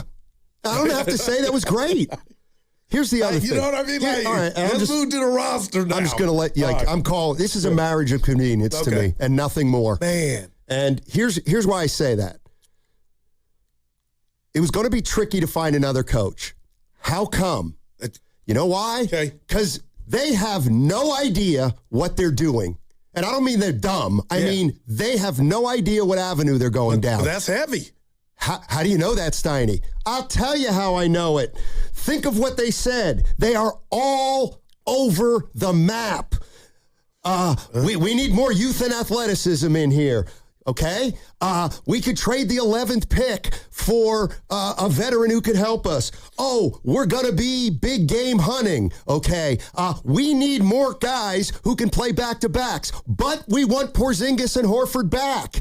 None of it is coherent. It's all just talk about the possibilities of all the ways to go. They have no idea where it will end up right now. None. Zero. And at that point, you say to yourself, how could we bring a coach in here who has no idea what to expect for the next 2 years? You know what? Kerr's been here for 12 years. The next 2 years could be total transition. Let's keep Steve because he knows the ins and outs. Okay. Well, he's back, but it still doesn't change our problems. We don't know where. You know what I mean? So somebody would have took the job. Okay, so you had a coaching decision that did nothing. Good, bad, indifferent. That's fine if that's if that's the way you're going. That's fine. And you're right, Goo. I think part of it was maybe they know they're not going anywhere in the next year or two. Well, Kerr knows what it's like coming out of a dynasty. He's not going to panic. He's not going to do all this kind of stuff. But if you put together everything they said, none of it adds up to a coherent plan. It is just, we've got 7 avenues we'll try to go down over the course of the offseason, and we'll see what happens. And I guess maybe that's why I'll take a page out of Too Short's book, The Rapper from Oakland, Stoney.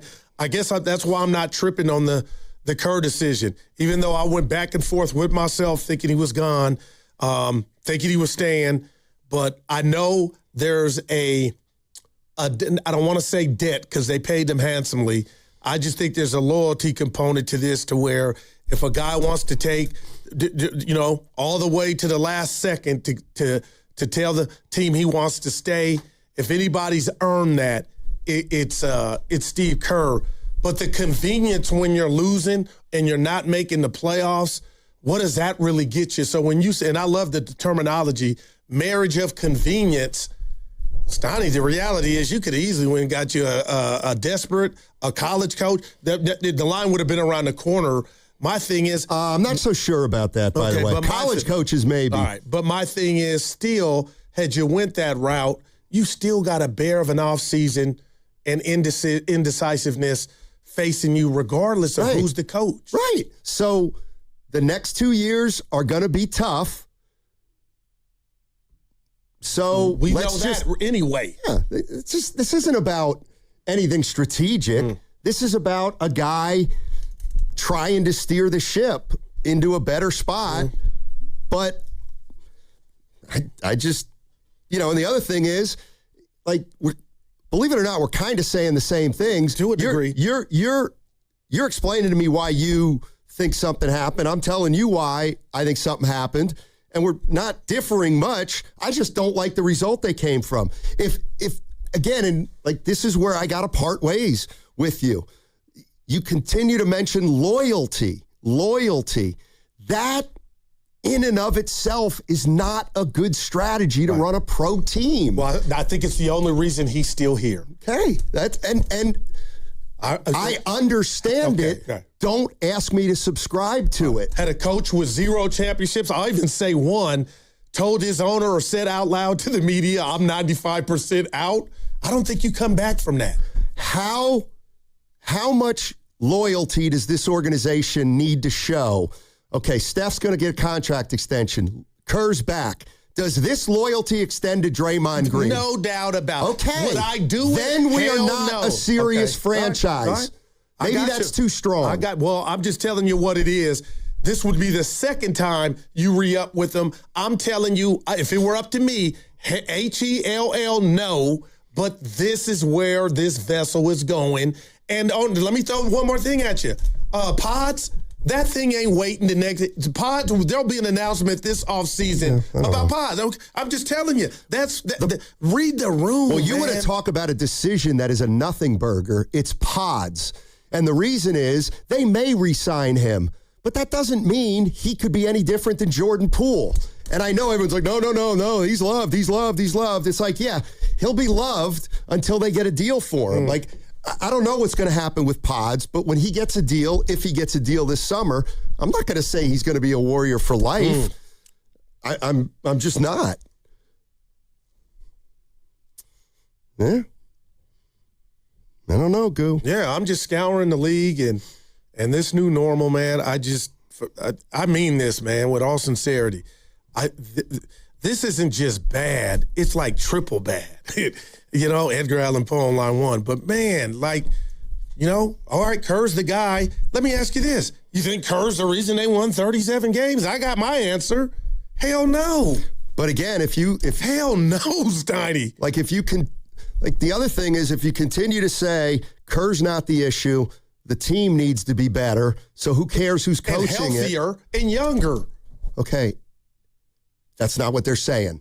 They said they want Porzingis back. They want Horford back. They're going to extend Curry. That's what I mean.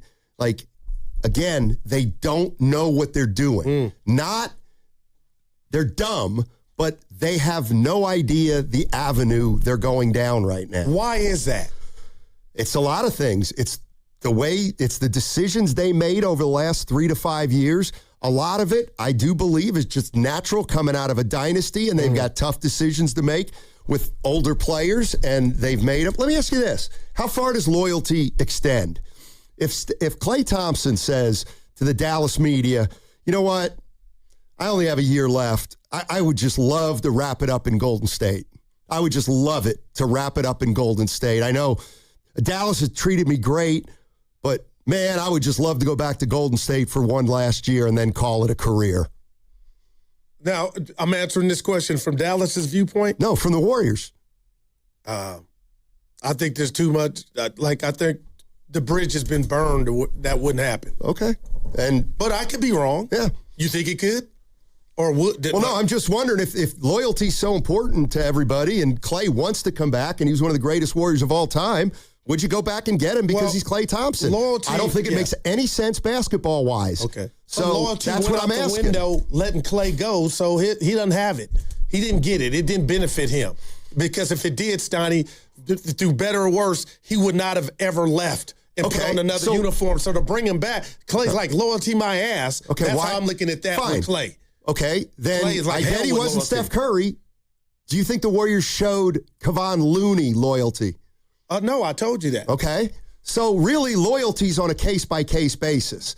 And I'm telling you right now, as it relates to Draymond Green, I would not give him Bastani, I think Kerr coming back, if you don't even subscribe to what I'm saying, he was afforded the luxury of taking all his time. Draymond Green do you know what that would invite for him to open at night and him just be on a lame duck status to where he would exercise that option and could be traded? That would be a nightmare. They know that. And that's why I don't think that's going to happen. So you're going to rip up a contract. They are. Okay. Yeah. You are. Not you. Okay. The Warriors. Yeah. You're going to rip up Draymond Green's contract. Go ahead, give him 2 more years for loyalty. Yep.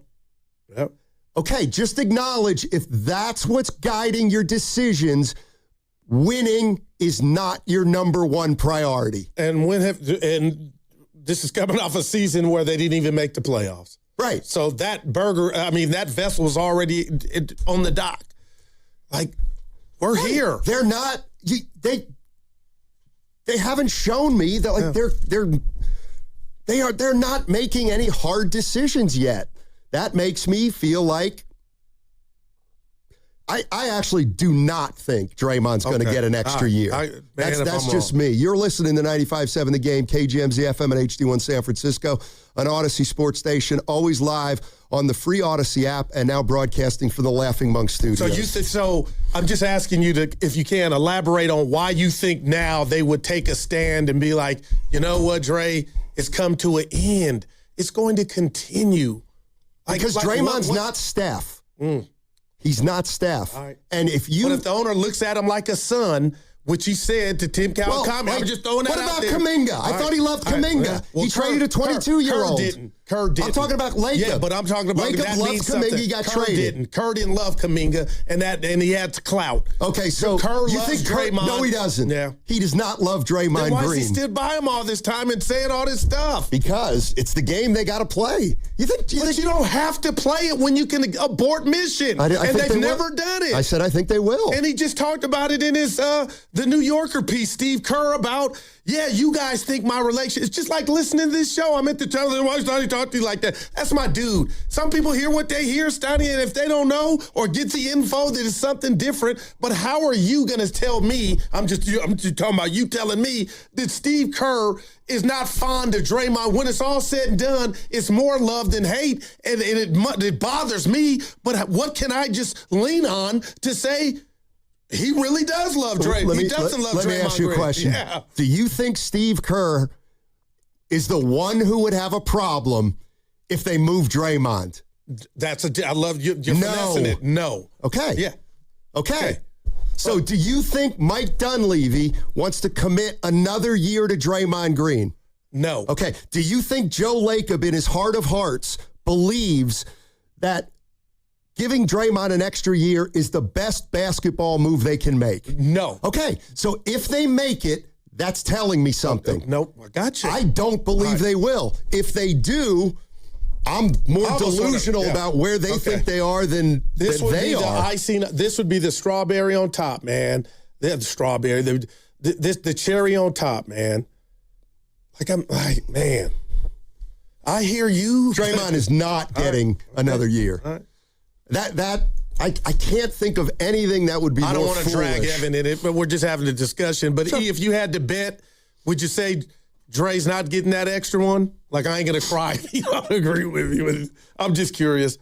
I think it's more likely than not that they will rip up the last year and do a 2-year deal. Okay. Because they'll try to lower the number to get another player and to help him try and win as many games as they can the next 2 years. And let me touch on that a minute. And his mental head about this guy's doing this for that. The one thing I was talking to Myers about, Bobby, and I don't think he would mind this one. We were just talking about contracts and guys taking less. Right. As it pertained to Steph. And he's like, I said, well, Brady took less. And Bob said, football and basketball are so much different that there is no comparison between the two. All right. And the reason is because you can go to Tom Brady and you can say, hey, Tom, if you take $11 million less, we can bring Edelman back. And Brady goes, I'll do that. Yeah. You cannot do that in the NBA. If you tell Steph, hey, Steph, we know you can make 65 for 2 years from now. But if you take 50, what? Yeah. You take 50 what? Well, the Players Association will be on your head. No, first of all, they won't, by the way, because you can make a case he's a $50 million player. But my question is, you can't say, if you take 50, we can get this guy. Like, it doesn't work like that in the NBA. Like, now, if Pods were like a restricted free agent and he were a superstar, and they went to Curry and said, we could get Pods an extra 10 if you do, maybe he says, but like, In the NBA, you can't present anything tangible to a guy immediately. Like, if you take less, I got you. We'll have, this will be the guy. You might be able to say, if you take less, we'll be below this apron and we'll have this money to spend. And that's but it'll only be a mid-level. But and that's why Steph taking less for a mid-level guy? No, he's going to get his paper. But aren't Steph and Draymond's contract situations different? That's what I think, Evan. I think they are. Well, but logistically, you have to make a choice on Draymond before Steph, because Steph isn't eligible until late in the summer. Draymond has to choose when he's going to pick up his player option or not. But that's kind of my point. Around free agency. And that's kind of my point is that I'm reading into Mike Dunlevy, letting it go at Draymond's got a decision to make. Now, maybe I read into it too much, but he could have easily said, there are things we can do. He just left that out. To me, they're saying to Draymond, you can opt in or you can opt out. Those are your two choices. And do you think I'm on Mars by thinking if the Warriors invite that to where Jay, not trying to have him rip anything up, have him come play ball for a year where he knows he can get moved, would that be good for the team and business? Do you think you would get the best version of Draymond Green? I don't. Okay. And what's the best version of Draymond Green for the next 2 years? I mean, for God's sakes, he walked off the court this year and he had 2 more years left in his deal. Well, apparently he walked off the court and that was okay because it was the coach's fault. Yeah, and that's another thing. You think Steve Kerr liked saying it was my fault? He's done that a few times. Right. I'm not saying it's healthy. I'm not saying it's healthy or it's accurate. I'm just telling you, I don't think Kerr would have a problem if Draymond got traded. And here's the other thing. You're not a championship team. Well, we know that. Okay, hey, Dre, listen, we're uncomfortable giving you another year. You got $28 million. You opt in or opt out. You can't, again, if you're operating out of fear, what's Draymond going to do? Hello? He's not important enough anymore that he can dictate anything. I believe that. I don't think they do. Okay, well, keep in mind. Show us. They're 5 years removed from a title. Draymond did that when he had the ultimate leverage. What's Draymond's leverage right now? In a perfect world. You wouldn't think there was much at all. I wouldn't. Wouldn't you want to lower his number, though? He's not a $30 million player. So basically, can anybody right now prove to me what saving $11 million this year would do when you still have Curry out there?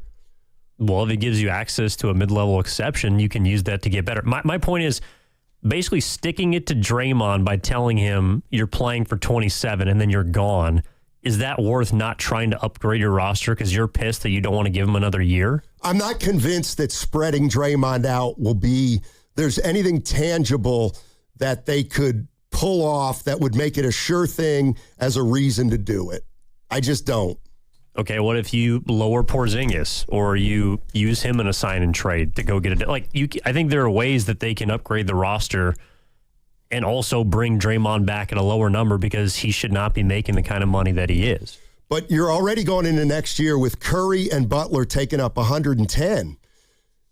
I mean, Draymond, even if you cut him to 15, that's 125. Pods, 130. Moody, 143. You want Horford comes back, 150. Porzingis comes back at a lower number, 170. All the other riffraff, 185. I don't see it. Anyway, I mean, I'm not saying you guys are wrong at all. Please, I think they're going to bite the bullet with Draymond. Well, bite the bullet and watching this movie and the guys that make it to the end, now that Kerr re-upped, is going to be, Kerr, Dre, and Steph. You mentioned Looney. And everybody played a part, and everybody's brand and what they mean to the organization is different. Klay Thompson, unfortunately, didn't make it. Looney didn't make it. Poole didn't make it. We know why. But the 3 guys that are going to make it, take this to the bank, Draymond Green, Steph Curry, and now we know Steve Kerr. So let me ask you this, because I'm fascinated with the loyalty thing. Forget the money. If Gary Payton II says, hey, Joe, I definitely want to come back for another year or two, does he just get to come back? No, because he went to Portland and he got traded there, right? I understand, but they made that decision to do it, and he came back, and it was glad he came back. But I don't think he would be afforded that. I could be wrong. Gotcha. Gary in Daly City. What's up, Gary? How you doing, man? Hey, guys. You brought me back to 75 real quick, Matt. I give Wes Unseld over Elvin Hayes, but that's a tough. Fair enough. But anyway. Fair enough. He's a great defensive player. I mean, I put Kerr's situation like Eric Spoelstra. Great coaches. They both know they're not going to win. Spoelstra's got his hands tied over there, but they're both mainly the faces of the franchise. That's part of it, too, like you were getting at. Where Pat Riley's, he doesn't want to deal with the crap anymore. Yep. Let Spoelstra be the face, do the press conferences. Kerr's the same way. But my interest is, why would Kerr come back? I mean, you could say for the dime, of course. And maybe his wife wants him to come back, maybe yes or no. But he knows what he's headed into. Right. He's going to try to make in one round of the play-in tournament and probably either get eliminated or make it to the next and get eliminated by OKC or San Antonio. Why would you want to put yourself through that with all the headaches?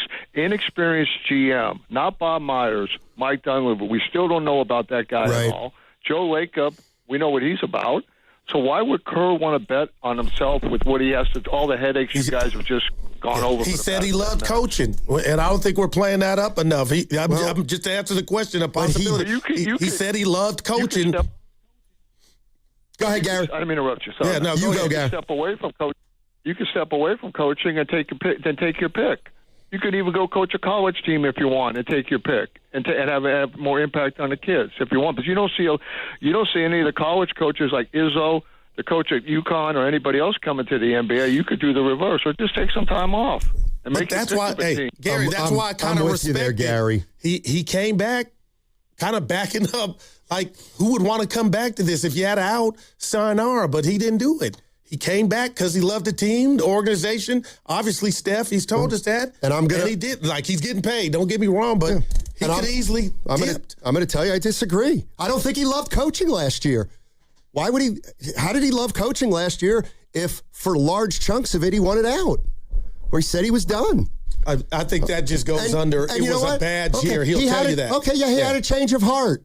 Yeah. Okay, that's fair enough. But if you think all the issues are going to go away, and I don't think he thinks that. Exactly. Like, how can you? Right. So it's just a marriage of convenience to get them over the next 2 years because they're not sure what they're going to do, and anything could happen. And I'm just saying, and when you say, Steiny, it is bigger than Kerr, you're right. And that's why they're not any better, they're not any worse at coach, to my way of thinking. But the indication is they're going to go a certain way, and I do get the sense that not everybody's on board with it in terms of Warrior fans. Not that that matters. Yeah, I can tell you that. I would be, if I were a Warrior fan, I would look at Steve Kerr and say, I wonder. That's all. I wonder if he's truly and utterly committed. I just do, because he acknowledged that he wasn't a month ago. What's coming up on the game is brought to you by Fremont Bank. Here for you, here for good. Administrator Dan Daly at Lawton Skilled Nursing and Rehabilitation Center would like to thank his staff, residents, and family members for helping us become both Newsweek magazine and U.S. News and World Report's top-ranked California nursing facility. Lawton continues to be a 5-star facility conveniently located in San Francisco's Sunset District. Please don't hesitate to contact our admissions team of Dab Sterling or Christopher Lord at 415-566-1200. That's 415-566-1200. 1200. What if you could have the most reliable Wi-Fi? And get this, what if you could keep it at the same price for 5 years? That's the Xfinity 5-year price guarantee. Just 5 years of fiber-powered Wi-Fi that boosts speeds to the devices that need them most. That finds and fixes problems before you even notice them. Like super intelligent Wi-Fi with a 6th sense. And that keeps you gaming in the fast lane, even when the whole family's banking on bandwidth. And here's the best part. No annual contracts, no hidden fees, and our best equipment included. Plus, get online in minutes with same-day Wi-Fi. Hey, let's face it, a lot can change in 5 years. Kids grow taller, dreams grow bigger, but your Wi-Fi, it would stay reliable and the price would stay put. The Xfinity 5-year price guarantee. Lock in your price and unlock the possibilities. Xfinity. Imagine that. Select plans only. Restrictions apply. Powered by fiber. Connects to the premises by coaxial cable. Actual speeds vary. At Ashby Lumber in Berkeley and Concord, you'll find Fiberon composite decking, made to capture the look of real wood without the constant upkeep. No sanding, no staining, just durable, low-maintenance performance. Discover Fiberon's Concordia line, including the Aster collection, with rich, multi-tonal colors and long-lasting protection, backed by a limited lifetime performance warranty and a 50-year stain and fade warranty. Get expert guidance for your next project at Ashby Lumber. Visit Ashby Lumber in Berkeley or Concord today. Fiberon, built for life outdoors. Hey, it's Willard. Here's a real behind-the-scenes moment with Habas Law. We asked about their new billboards. Do you smile or not? Then it got real. Omar Habas said, we meet people in the hardest moments of their lives. It's on us to restore dignity and a financial future. Traumatic brain injuries, loss of a limb, spinal cord damage, a life changed in seconds. When everything's on the line, choose the team that understands that. Habas Law. They fight to make it right. Visit habaslaw.com. Omar Habas is a California licensed attorney. Offices in Northern California, including San Jose. Past results do not guarantee future outcomes. Inherited a home? Done being a landlord? Helping parents downsize? We've bought over 1,500 Bay Area homes since 2016. As is, on your timeline.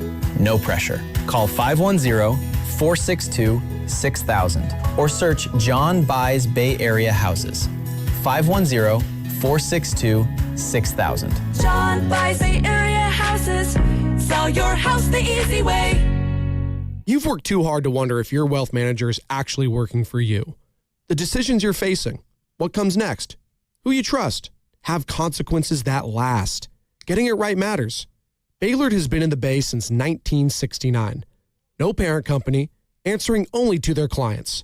The kind of people who understand what you've built and what's actually at stake. The right wealth manager changes everything. Find out if Baylord is yours. Baylord.com. That's BAILARD.com. This is Larry Flett, owner of The Floor Store. For 40 years, Memorial Day has been our biggest sale of the year, and we're making this one count. Up to 50% off every product store-wide. That's carpet, hardwood, laminate, waterproof flooring, and much more. 0% financing for 2 full years. Plus, we pay your sales tax on everything. The Floor Store's Memorial Day sale. It's on, and it's big. Visit floorstores.com to find your nearest Bay Area showroom. From Santa Rosa to San Jose, The Floor Store, your Bay Area flooring authority. All guests on 95.7 The Game appear on the River Islands guest line. Dub Nation, this is Jimmy Butler, and you never know when I'll be on the River Islands guest line. Dub Nation, this is Stephen Curry, and you never know when I'll be on the River Islands guest line.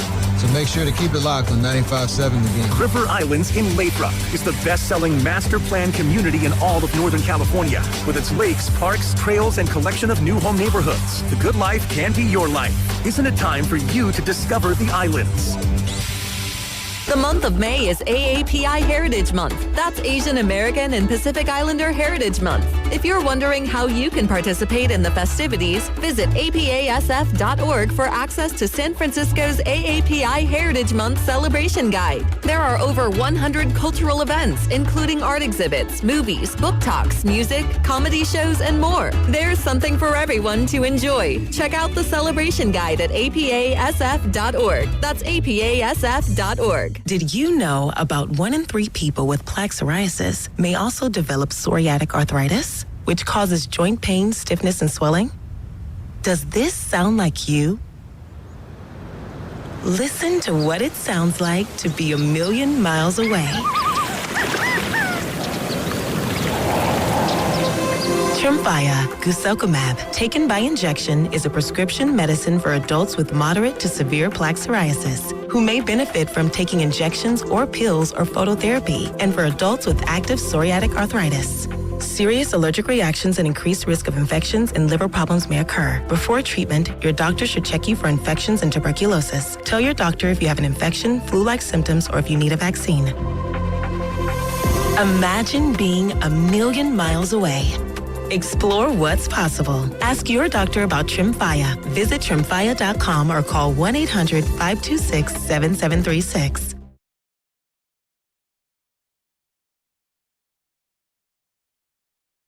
Man, who the hell is Harry, man? I'm Batman. Now, back to Steiny and Guru on 95.7 The Game.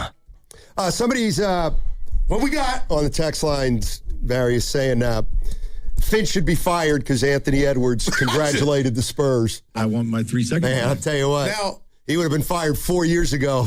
I got to be honest. Yeah. I always am, because I hate when you say that. You remember about a month ago, Minnesota lost, and Finchie said they got punked. Yeah. Ant went on his IG and said punked, and just left it at that, like I wasn't feeling our coach saying we got punked. Okay, you can say I'm reaching, bad defense. Yeah. He had to know his coach was seething, watching him do what he did. Excuse me. And Finchie didn't bite because he didn't say anything in the media about it or go in on Ant. So no harm, no foul. But I thought Ant might have been getting a little frisky, like you had to know, Ant. That was a bad look, bro. 8 minutes left. That was a bad move. 480 seconds. I mean, I don't know if they could have beaten the Wolves. I don't know if they could have beaten the Spurs or not, but they can't. I don't think they can as constructed now. Yeah, I got to tell you this It's before not the smart gripe. enough. How excited are you? I am with Jay Will back about what we're getting tonight in Game 1 of the Western. The 2 best teams are playing. Yeah, and they're going to be playing for the next 5 years. This is Boston, Philly, remember what early I said about 80s. Denver when they won? Well, I'm not saying they're winning 5 titles. No, I got you. Who's the next Minnesota team? gets a big boy to go with Ant, then they can supply anyone. Okay. I'm just saying that's how I feel. Name me the team in the next 3 years that will break through and beat either Oklahoma City or San Antonio in a postseason series in the next 3 years. In other words, okay, Minnesota's up there with. I'm betting on Jokic. I ain't done. They could get frisky and do some stuff. I'm just saying. Okay. You know, somehow Denver got Devin Booker. I mean, I know it's where they giving up. Murray could go, but what I'm just telling you, man. I don't think Booker and Jokic are good enough to beat any of those teams right now. Wow. I mean, here's the other thing. You can say Minnesota. Oh, Steiny, I'm serious. What if Ant got a hold of Booker? Minnesota, they're declining. And I know they're not the oldest team in the world, but they were Western Conference Finals, and now the Spurs, a younger team, have leapfrogged them. Yeah. I hear you, Steiny, but I think of like the Reed Shepherds of the world. Minnesota doesn't have that. They had to rely on Conley, and that's not why they lost. And DiVincenzo when he comes back, but they are not getting older in the most important spots, and that's Anthony Edwards, McDaniels. Those 2 dudes and Gobert aren't going anywhere. So right there, Gobert's getting up there. He's over 30. Yeah, but he don't look like it, and he's giving you, coming off one of his best seasons. Well, but let's get to this gripe. I need help. Okay. All right. All right. He does it periodically. He hasn't done it in a while. Let's go to it. It's time for Guru's Gripes. Fire away, Guru. I'm as mad as hell, and I'm not going to take this anymore. You're starting to piss me off. It makes me so mad. Oh, please don't make me angry, pal. You wouldn't like me when I'm angry. King Kong ain't got on me. It's time for Guru's Crops. Mother sucker. All right, so I told you, and I told you, Evan and Marcy Weiser, she was in here, Stoney, and I asked how many credit cards are too many. I kind of told on myself, right? I've just always had and I take on, ownership. I always had a problem, paying bills, man. Who likes to do that? But when you're grown, you got kids, a family, you do that. So anyway, somehow with these million credit cards I got, all of a sudden now they email me or text message me when the payment's due like a week before. I know I owe you. I will pay it, but don't put me in a foul mood on a Monday when the payment's due Tuesday of the next week. I love it. So as they accumulate, I'm driving, I'm spending money. It's just a reminder. Yep. It's my fault that I got a certain amount, but damn, let me do it. I don't need emails and text messages with your hand out. And why I'm really going off, Steiny, it's my doing, but it puts me in a bad mood. I know I have bills and quota. You'll get yours. Quit doing it electronically. And they're back-to-back. The 30 second. It's like, dude, I got it. Relax. I've called them. Quit sending me reminders. You have to opt out. Stoney, I still Ideally, get them. just like Draymond. I opted out of the text. I opted out, Evan, of the text. They send an email. I pay them, Evan. I don't need a reminder to be put in a bad mood. I know I got to pay you. You'll get it. Dude, they're just swarming me like bees. Who did you call? Just keep hitting 0 until you get an operator? Hey, can I opt out? She goes, you opted out of the text message, not the email. All of it. I know it's due, but North said, you got too many, son. Anyway, I just had to get that. Quit reminding me. You'll get your bread. It just puts you in a bad mood, man. It's payday from, is it? Anyway, I feel better now. All right. Yeah. Any thoughts on that? Like, is that how you pay yours? Do they remind? I kind of welcome it.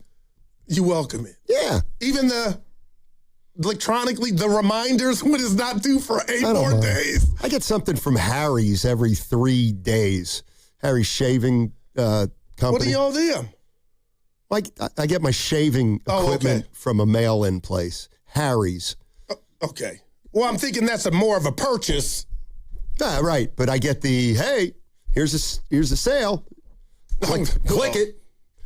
Isn't that kind of the same thing? Dude, it's just, good Lord, man. Just like flies and bees.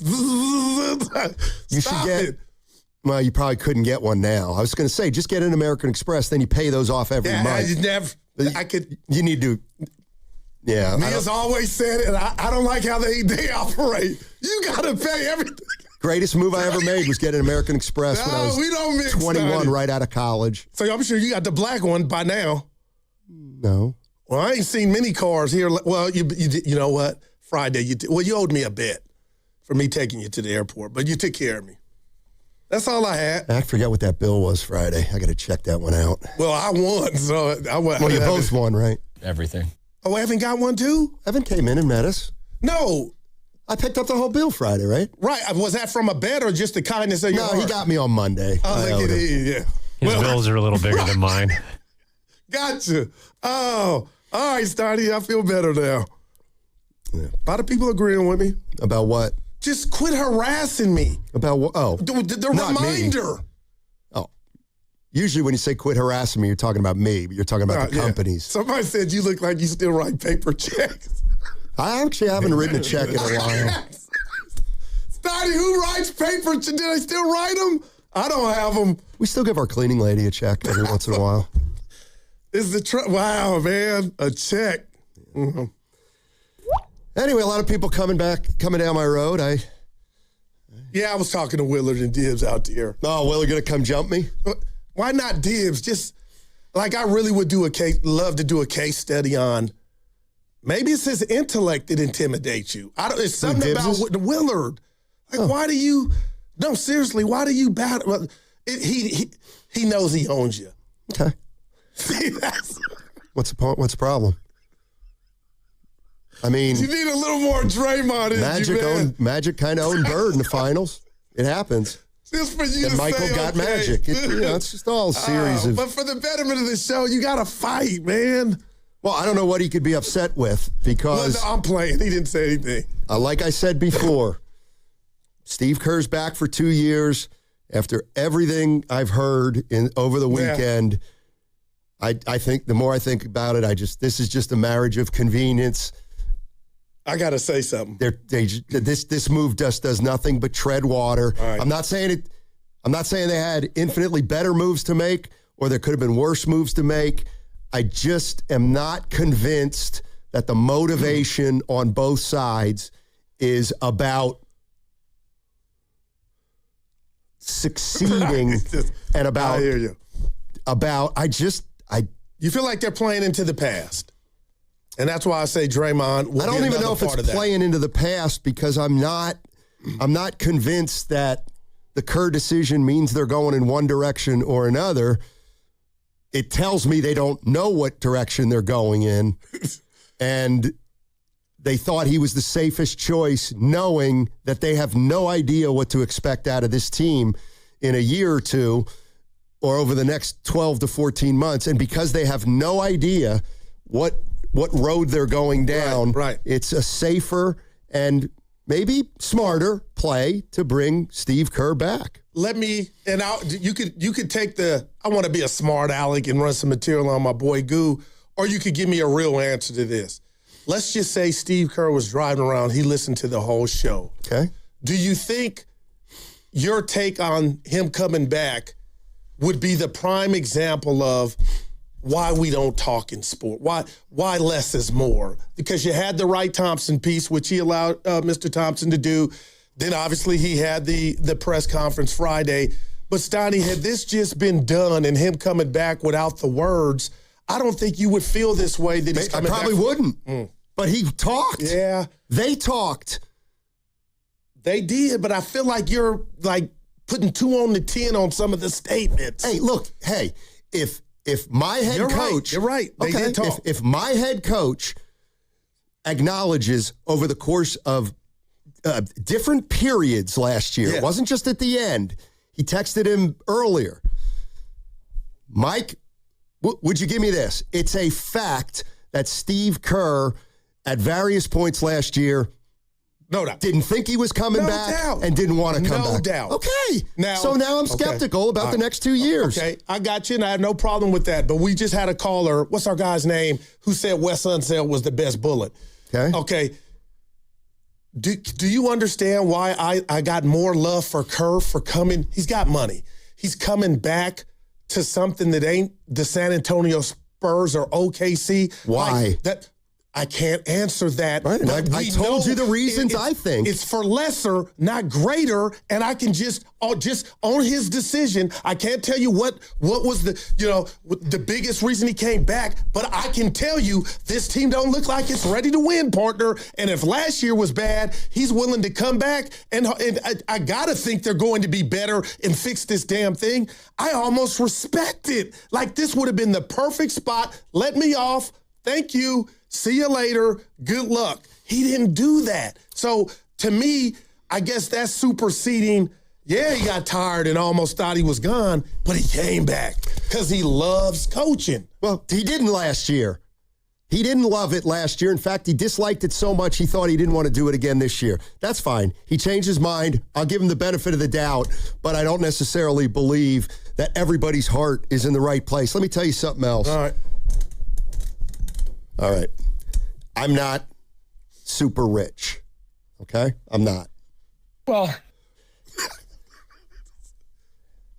but I have ridiculously rich friends. All right. Okay. When you're making $20 million, like the idea of retirement, okay?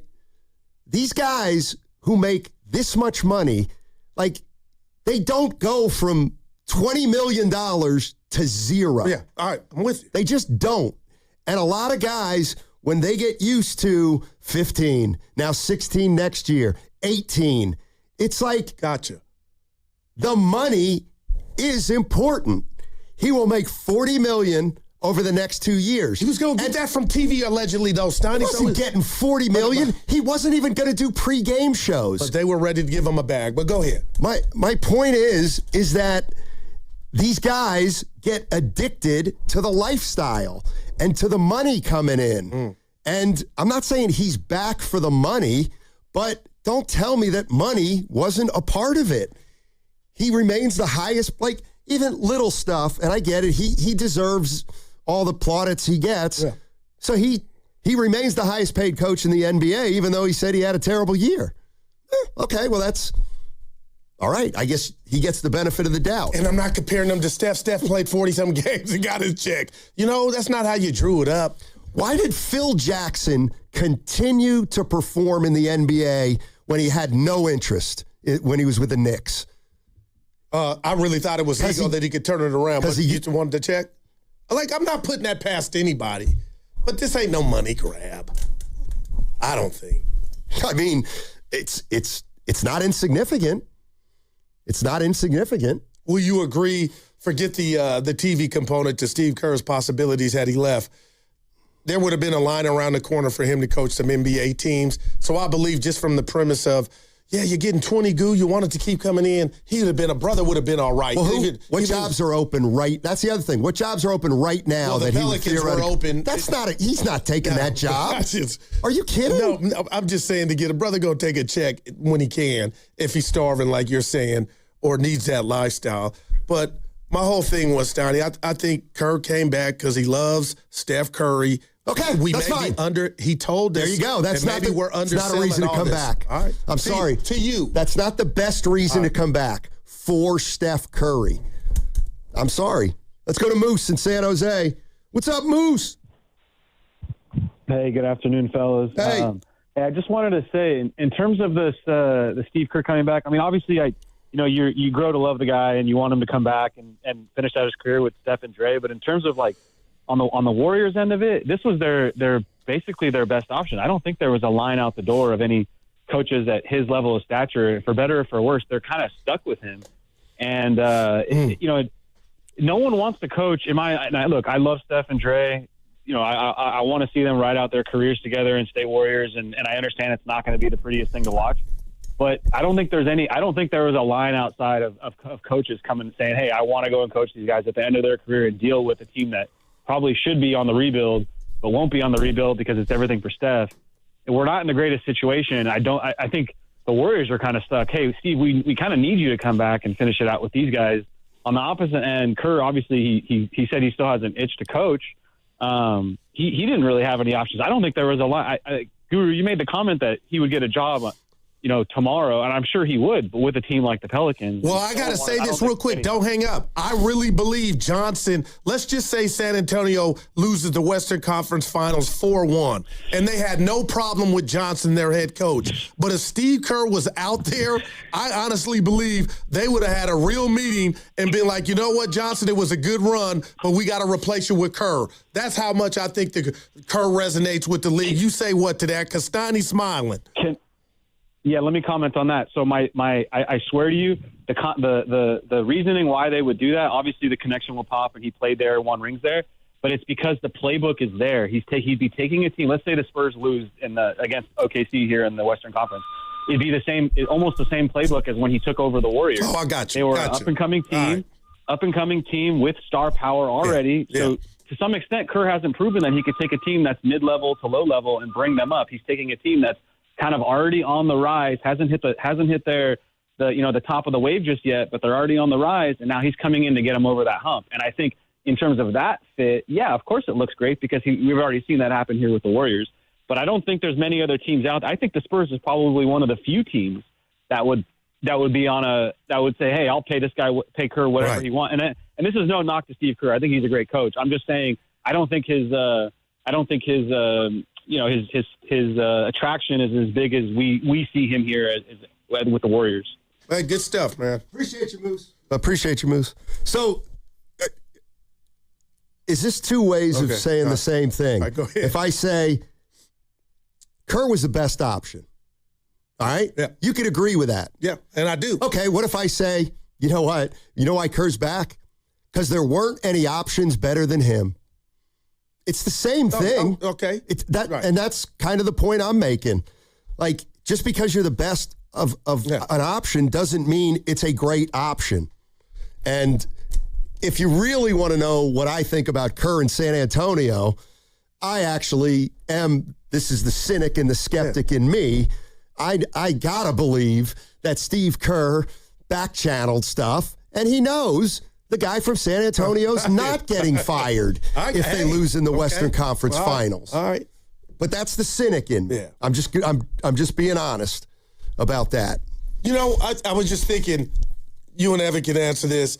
If you, and I mean what I'm about to say, Stoney, if you were a coach and there was a team like Dale Harris, he couldn't get the Lakers over the hump, Phil Jackson comes in and they're champions. Would you like to do it that way? Or would you have more, what word am I looking for? Would it be more gratifying to do what Kyle did, but let's say Kyle won a Super Bowl. He hasn't, but he came in, took over the program, they were nothing, got him to the Super Bowl. So I think I'd rather do it that way, right? To where you build the team and then you win with that said team. Or a guy like Phil Jackson, Dale Harris, you got some talent. It's obvious you can't get over the hump. Let me come to town, hold my beer, and then I get us to prominence. And which one would be better to you?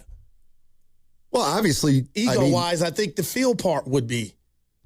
Well, I actually think, the most gratifying would be to build up an organization that was nowhere over the course of time. Well, that's what Kyle did. But Kerr, Kerr took over the Warriors and took them to the next level. The best shooting backcourt, mind you, even though we laughed at him when he said it, they had their feet wet in the playoffs.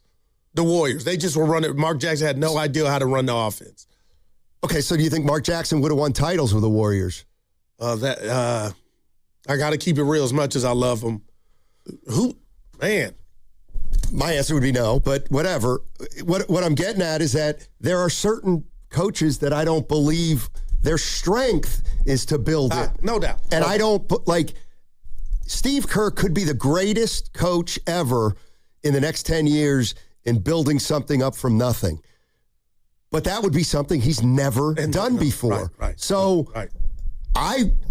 Having watched Kerr for 12 years, I think I know when he can be at his best. And it's when he's got a team like this, like he came into, as opposed to a complete and total rebuild. I'm not saying he can't do it, but... And you don't build the team by yourself as head coach. Let me ask you a question. Yeah. If there was an opening and you had a team, what's it called? An expansion team, would you want Sam Presti to be your GM or Bob Myers? Wow. I would want Sam Presti. And tell us why. Because he's done it. He has done that. Bob never built anything from the ground up. There was a lot of good things here. So I think different coaches are equipped to do things. Different coaches have strengths and weaknesses just like players. And I hear you. I'm not sure I would entrust. I'm not saying he can't do it, but they're proven guys who can take teams that are already there and get them over the top. And there are guys that are great builders. And Kerr's proven that he can do the former. Yeah. But would you just take a chance that he can do the latter? I don't know. All right, we got crossover, and Presti's an easy guy to name because he's great and he's done it. And everybody would take. How long is it about to last? Everybody would take Sam Presti right now over anybody, probably in terms of who you want to run your franchise. Yeah. So there you go. All right, we got crossover on the other side, and it'll be interesting to see what Willard and Dibbs have to say after a weekend of pondering the Golden State Warriors and the NBA at large. All right, that segment was brought to you by Ceremony Ford.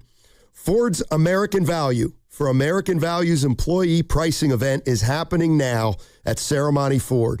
Get employee pricing for all on most new 2025 and 2026 Fords in stock. Right off 280 in Colma Daly City or 24/7 at ceremonyford.com. Ceremony Ford, your Bay Area Ford dealer.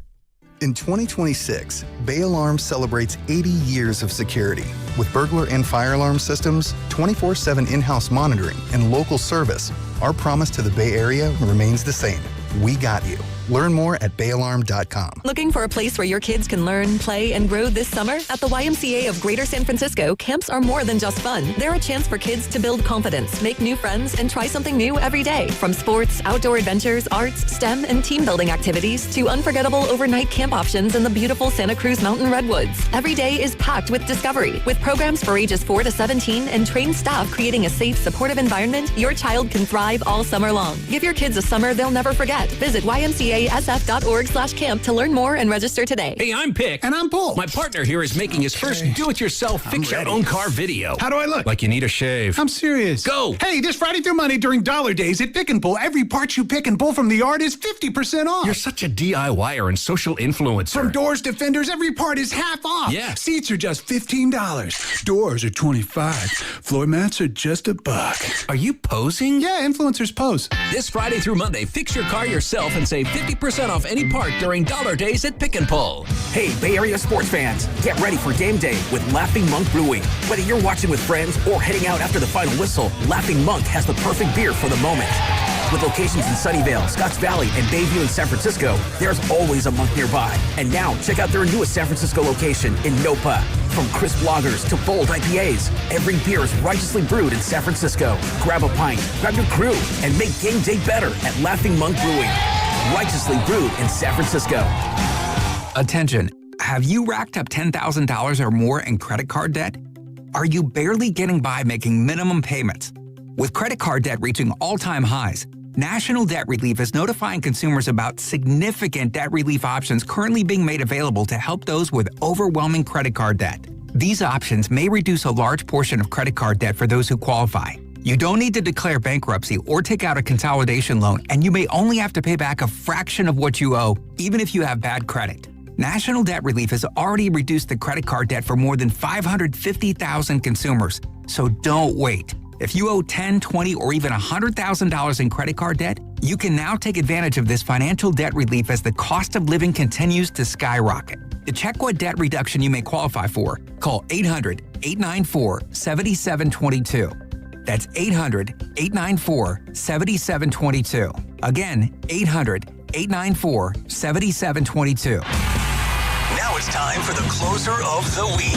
Presented by LiftMaster and R&S Doors. Turn your garage into the envy of the neighborhood. Visit rsdoors.com. This week's closer comes from Drew from Burlingame. Jason and R&S were great. We had a residential garage door installed and the whole team was great to work with. Very satisfied. Thank you.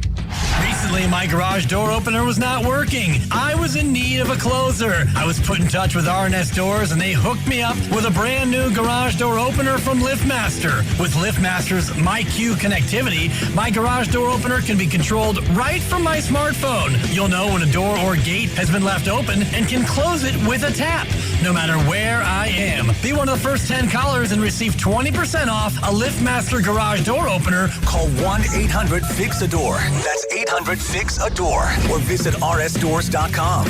R&S Doors. Look for the red truck. Ready to get rid of that old car? Donate it today to carsforkids.org. Call 1-877-CARS-FOR-KIDS. Donation is super easy, and your car can be picked up as soon as tomorrow. Call 1-877-CARS-FOR-KIDS to donate your car today. That's cars with a K. I'm Piera Palazzolo, VP of Digital Marketing for the American Management Association, a company focused on the management training skills needed to enhance the careers of business professionals. We did our research when it came to the best companies for website development and chose AmericanEagle.com. And we couldn't be happier. AmericanEagle.com worked closely with us to understand the front and back end requirements needed to launch an e-commerce website that could handle the complexities of running thousands of seminars nationwide. Our robust new website and improved SEO saw immediate increases in site traffic and web revenue. If you're in need of managerial effectiveness and success, visit our website at amanet.org. If you're in need of a website that provides an unparalleled consumer experience, I highly recommend AmericanEagle.com.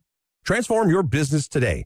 Dial 877-WebNow1 for a free digital consultation with AmericanEagle.com. Finding great candidates to hire can be like, well, trying to find a needle in a haystack, but not with ZipRecruiter. Its powerful technology actively finds and invites qualified candidates to apply to your job. So while other companies might deliver a lot of hay, ZipRecruiter finds you the needle in the haystack. See why 4 out of 5 employers who post a job on ZipRecruiter get a quality candidate within the first day. Try ZipRecruiter for free at ZipRecruiter.com/team. That's ZipRecruiter.com/team. ZipRecruiter.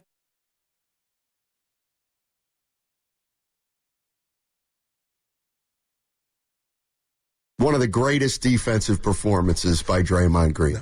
Winner, chicken dinner. Dub Nation, this is Alex Tui, coming to you live from the Laughing Monk studios. You're listening to Steiny and Guru on 95.7 The Game. All righty, it's crossover time, sponsored by Bay Alarm. Rest easy. We've got you covered. BayAlarm.com. Willard and Dibs in the house. Dibs back from a A couple days off. Shot at 83, I hear. I mean, sure, but before I left, but I was down in San Diego doing a celebration of life for a good friend, and trying to MC the thing, and I felt good and also bad because you do the thing and you go through all the emotions, and then whatever, a day later, like you text your friend's brother, "How did I do?" And it made me feel a little bit dirty. So you Like MC'd Guru? it? Did it make you feel I like MC'd the whole thing. Well, I'm going to say something real quick about Norm, because I spoke at my first funeral with him in Texas, and he said, I said, how'd I do? He said, you never judge feelings. So whatever I said up there came from the... For sure. And I had all the feels, laughs, and cries, and, I set the whole thing up by talking about Jimmy Valvano. Part of that speech is he says, any day you should think, you should laugh, you should cry, you should have your emotions move you to tears. And so I wanted to invoke that into the program. And so, we laughed, we cried, we thought. And then after it was over and I was flying back, I was like, I wonder how I did, which made me feel a little bit guilty. Wow. The narcissism part of me, like, did I get an A-, B+, whatever? Willard's looking at you like you got an A. That was soft, dude. I don't think you can mess that up. You can. Only if you go out there and waka.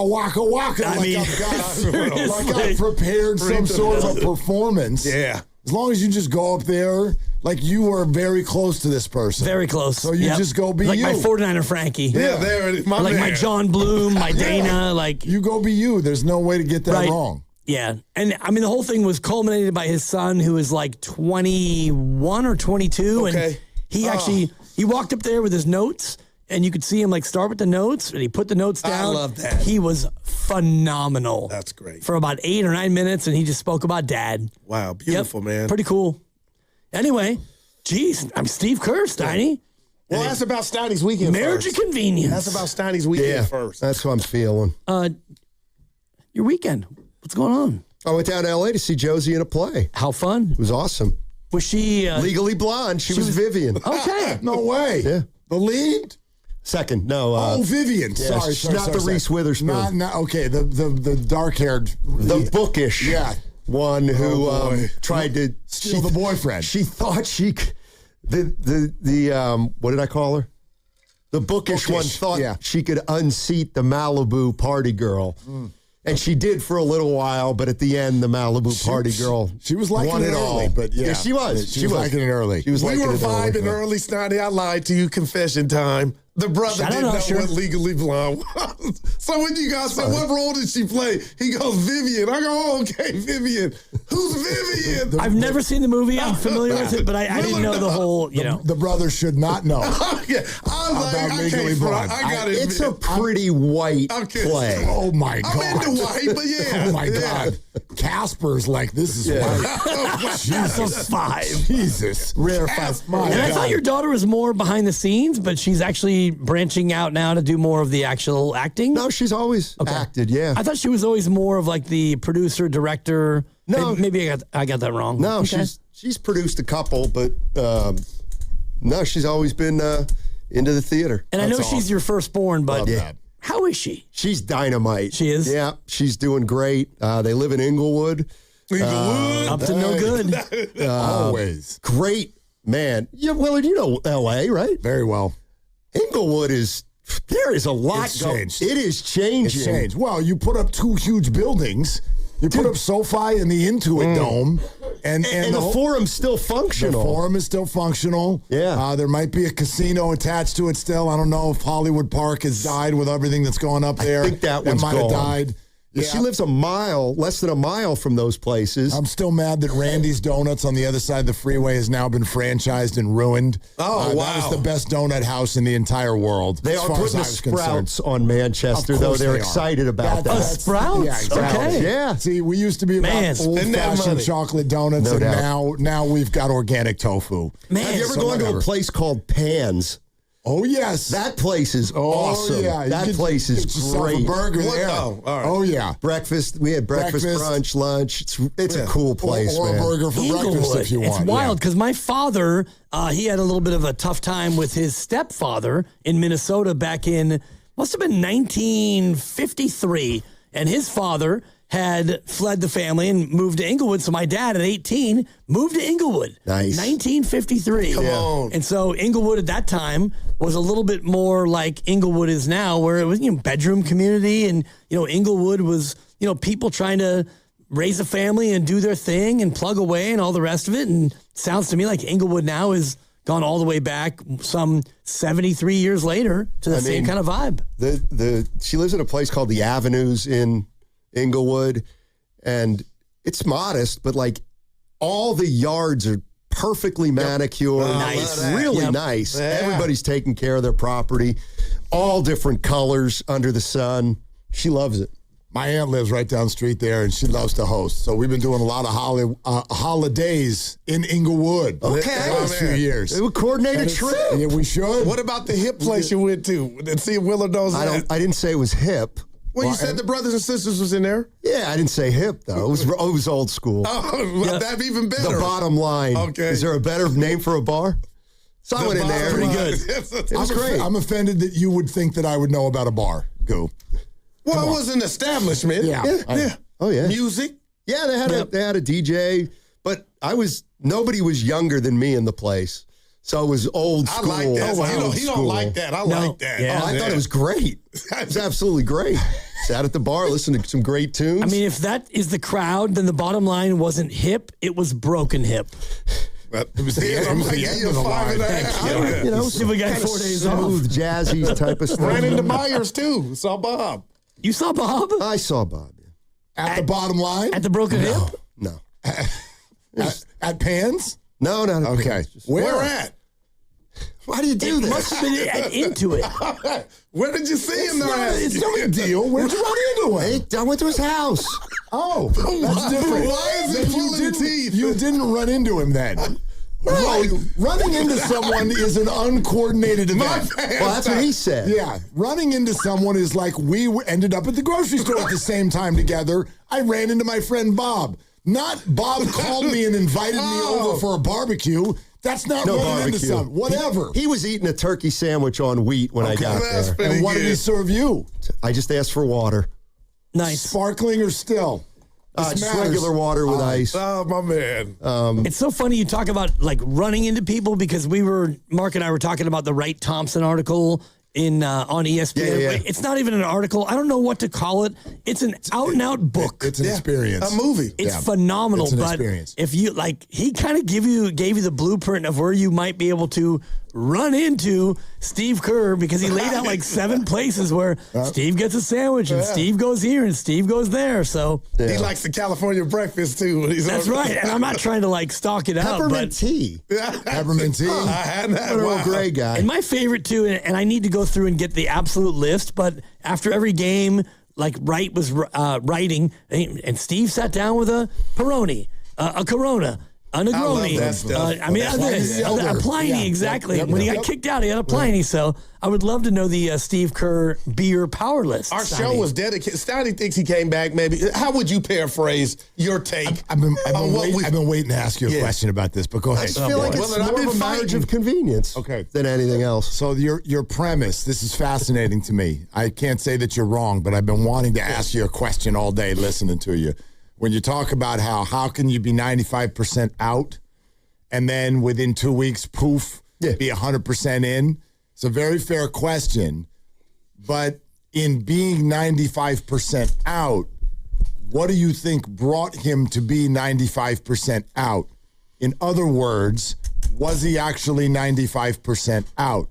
Because it sounded to me like you thought the 95% out was kind of from the tone of, this is frustrating and I'm sick of it. Yeah. But do you think that's really how he was feeling? I think there were multiple times during the year where he just, and here's the other thing. Joe Lacob's not separate from this. Steve Kerr goes through the year. He's close to Lacob. He's close to Dunlevy. They're trying to get a read on him. They see some highs. They see some lows.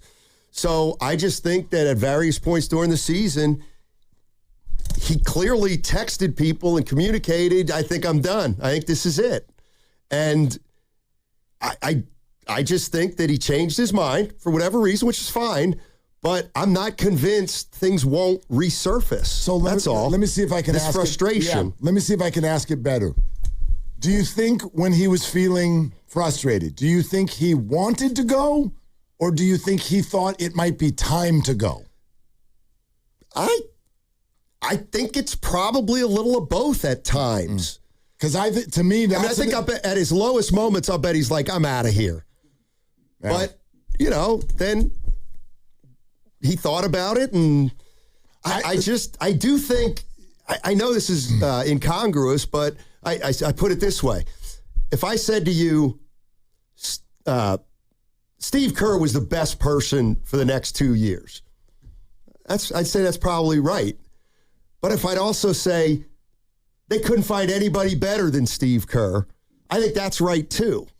So that's fair. I think it just came to be because here's my bigger point. I do think if you talk about everything they said, they're all over the map, right?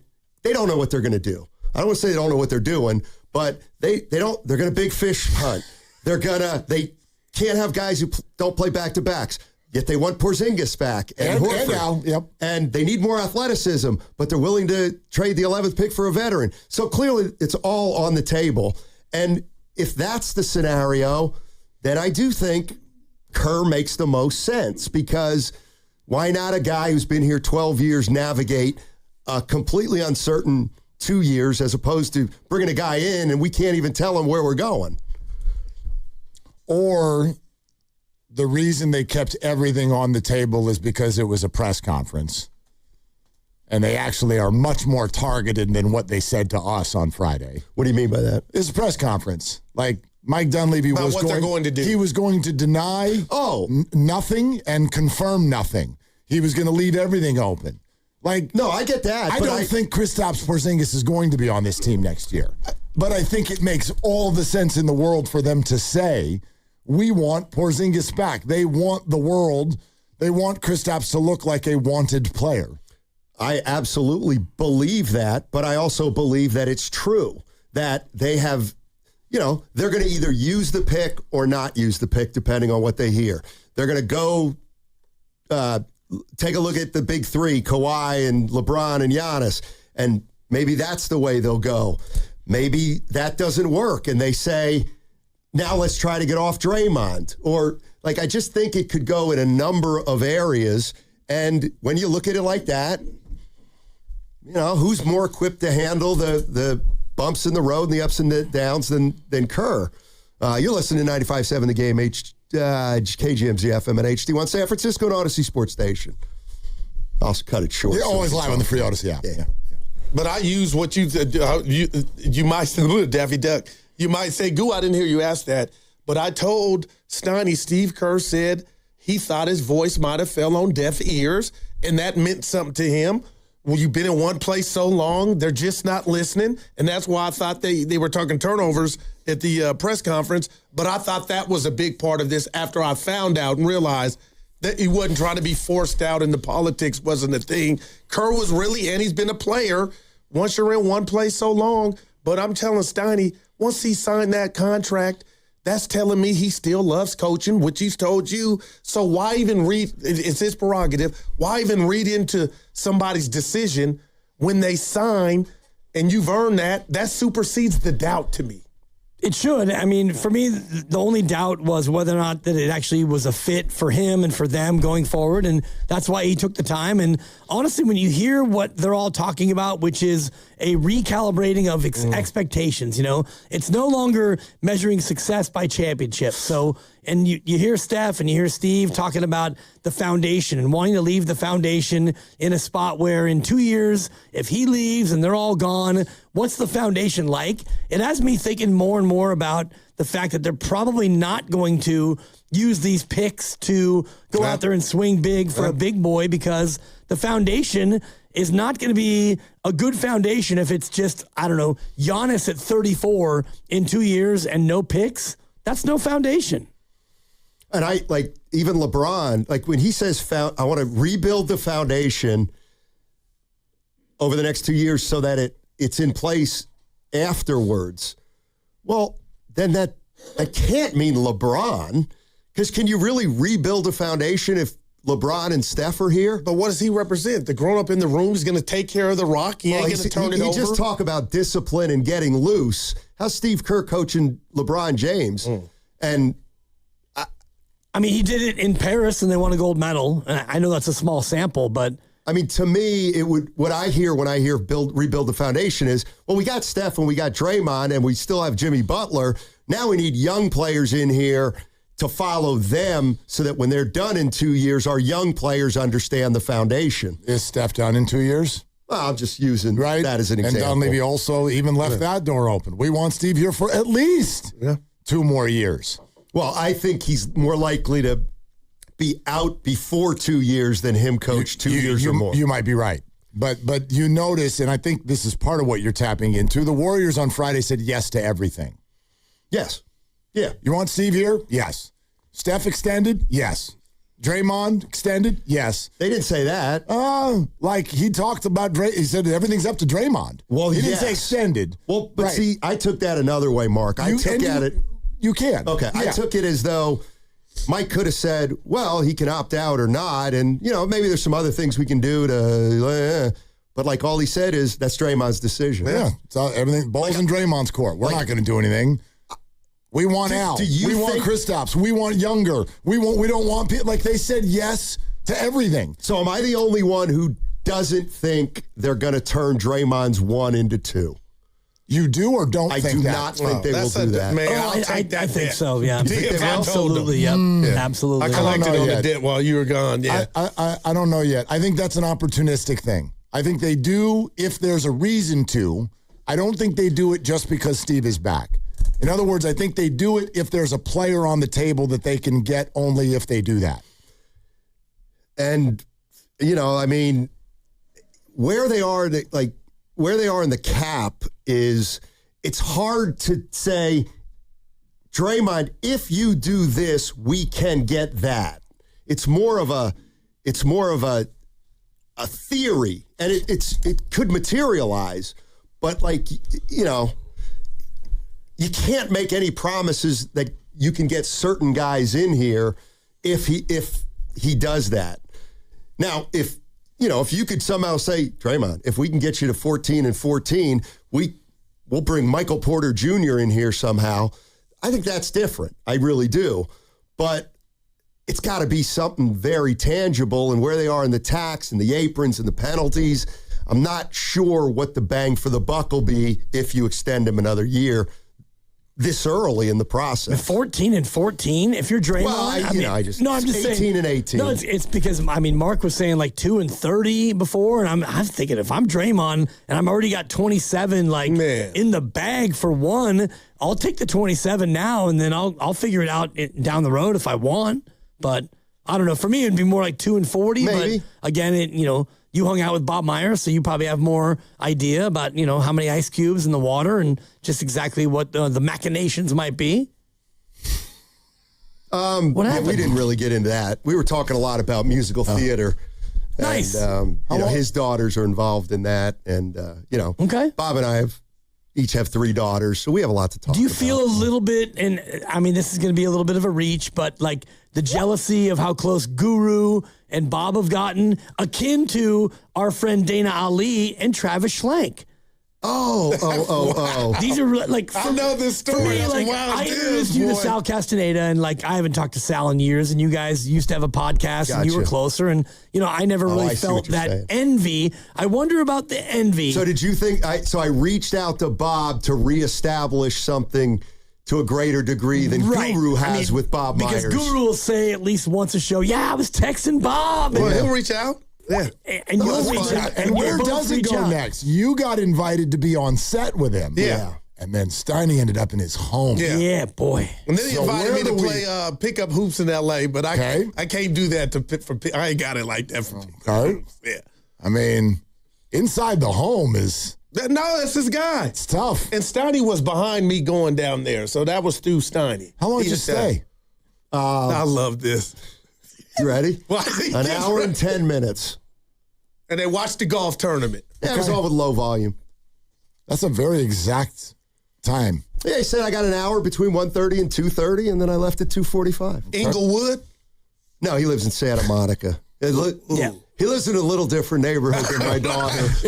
Inglewood is improving. Right, but has not arrived at Bob Myers. So Santa Monica is off the chain. I mean, wow. Yeah. Okay. Santa Monica. Palm trees on the street. Nice place, huh? Bobby. Yeah, it's pretty nice. So, who's coming out the Giants rotation? Here's the one thing I can tell you. I don't think he'd mind this. What's He's that? done. Oh, he okay. is done. D-U-N. Yeah. So no job for me.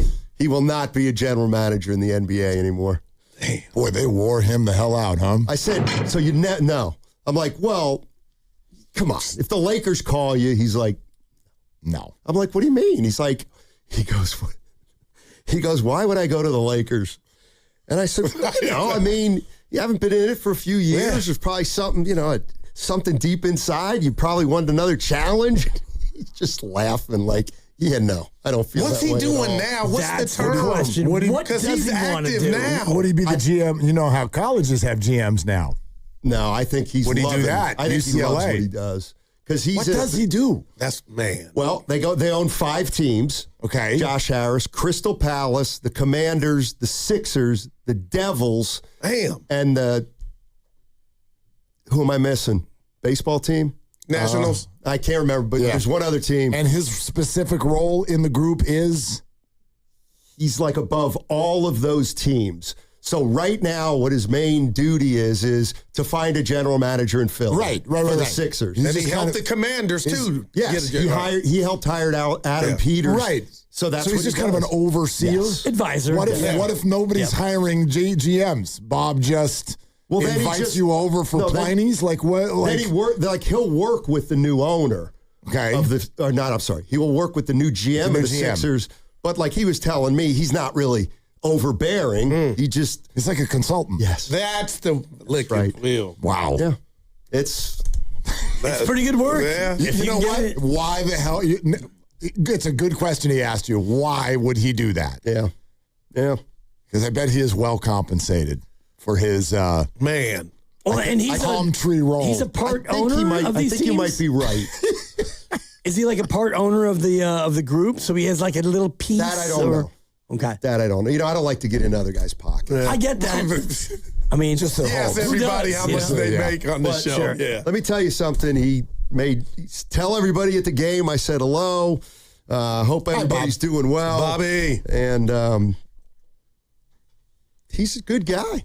Do you feel like you have reasserted control over the Steiny and Guru Myers dynamic? Because Guru was on quite a run there. Yeah. I'm dealing with it myself. 49er Frankie. Bonte stole him. I introduced him to He stole 49er Frankie. I'll go 2 days without Frankie I calling. give up 49er Frankie. I fight for Myers. I text Bonte like, hey, can you tell Frankie to call his boy? Yeah. It happens like that. It does. sometimes. And I lost Sal Castaneda to Steiny. And dude, it's like, I can't ignore it, dude. So I lost Dana to Travis Schlenk because he got sick of me saying, what are you guys going to do with Trae Young? All he wanted to hear was Dana saying, let's talk about your backyard and what you're going to do with the patio. Oh, man. So great. Yeah. So great. All right, guys. Any guess who you got today? Yes. George Contos is going to come on, and then there might be something from Arizona. Uh-oh. It's a maybe. That's where John's right. I know that. I know that. You did look at him like, what the hell's in Arizona? John Bloom was in Arizona. I was thinking, Kyler Murray's not even there anymore. Talking about the Cardinals. Minnesota. What's going to happen with McDonald?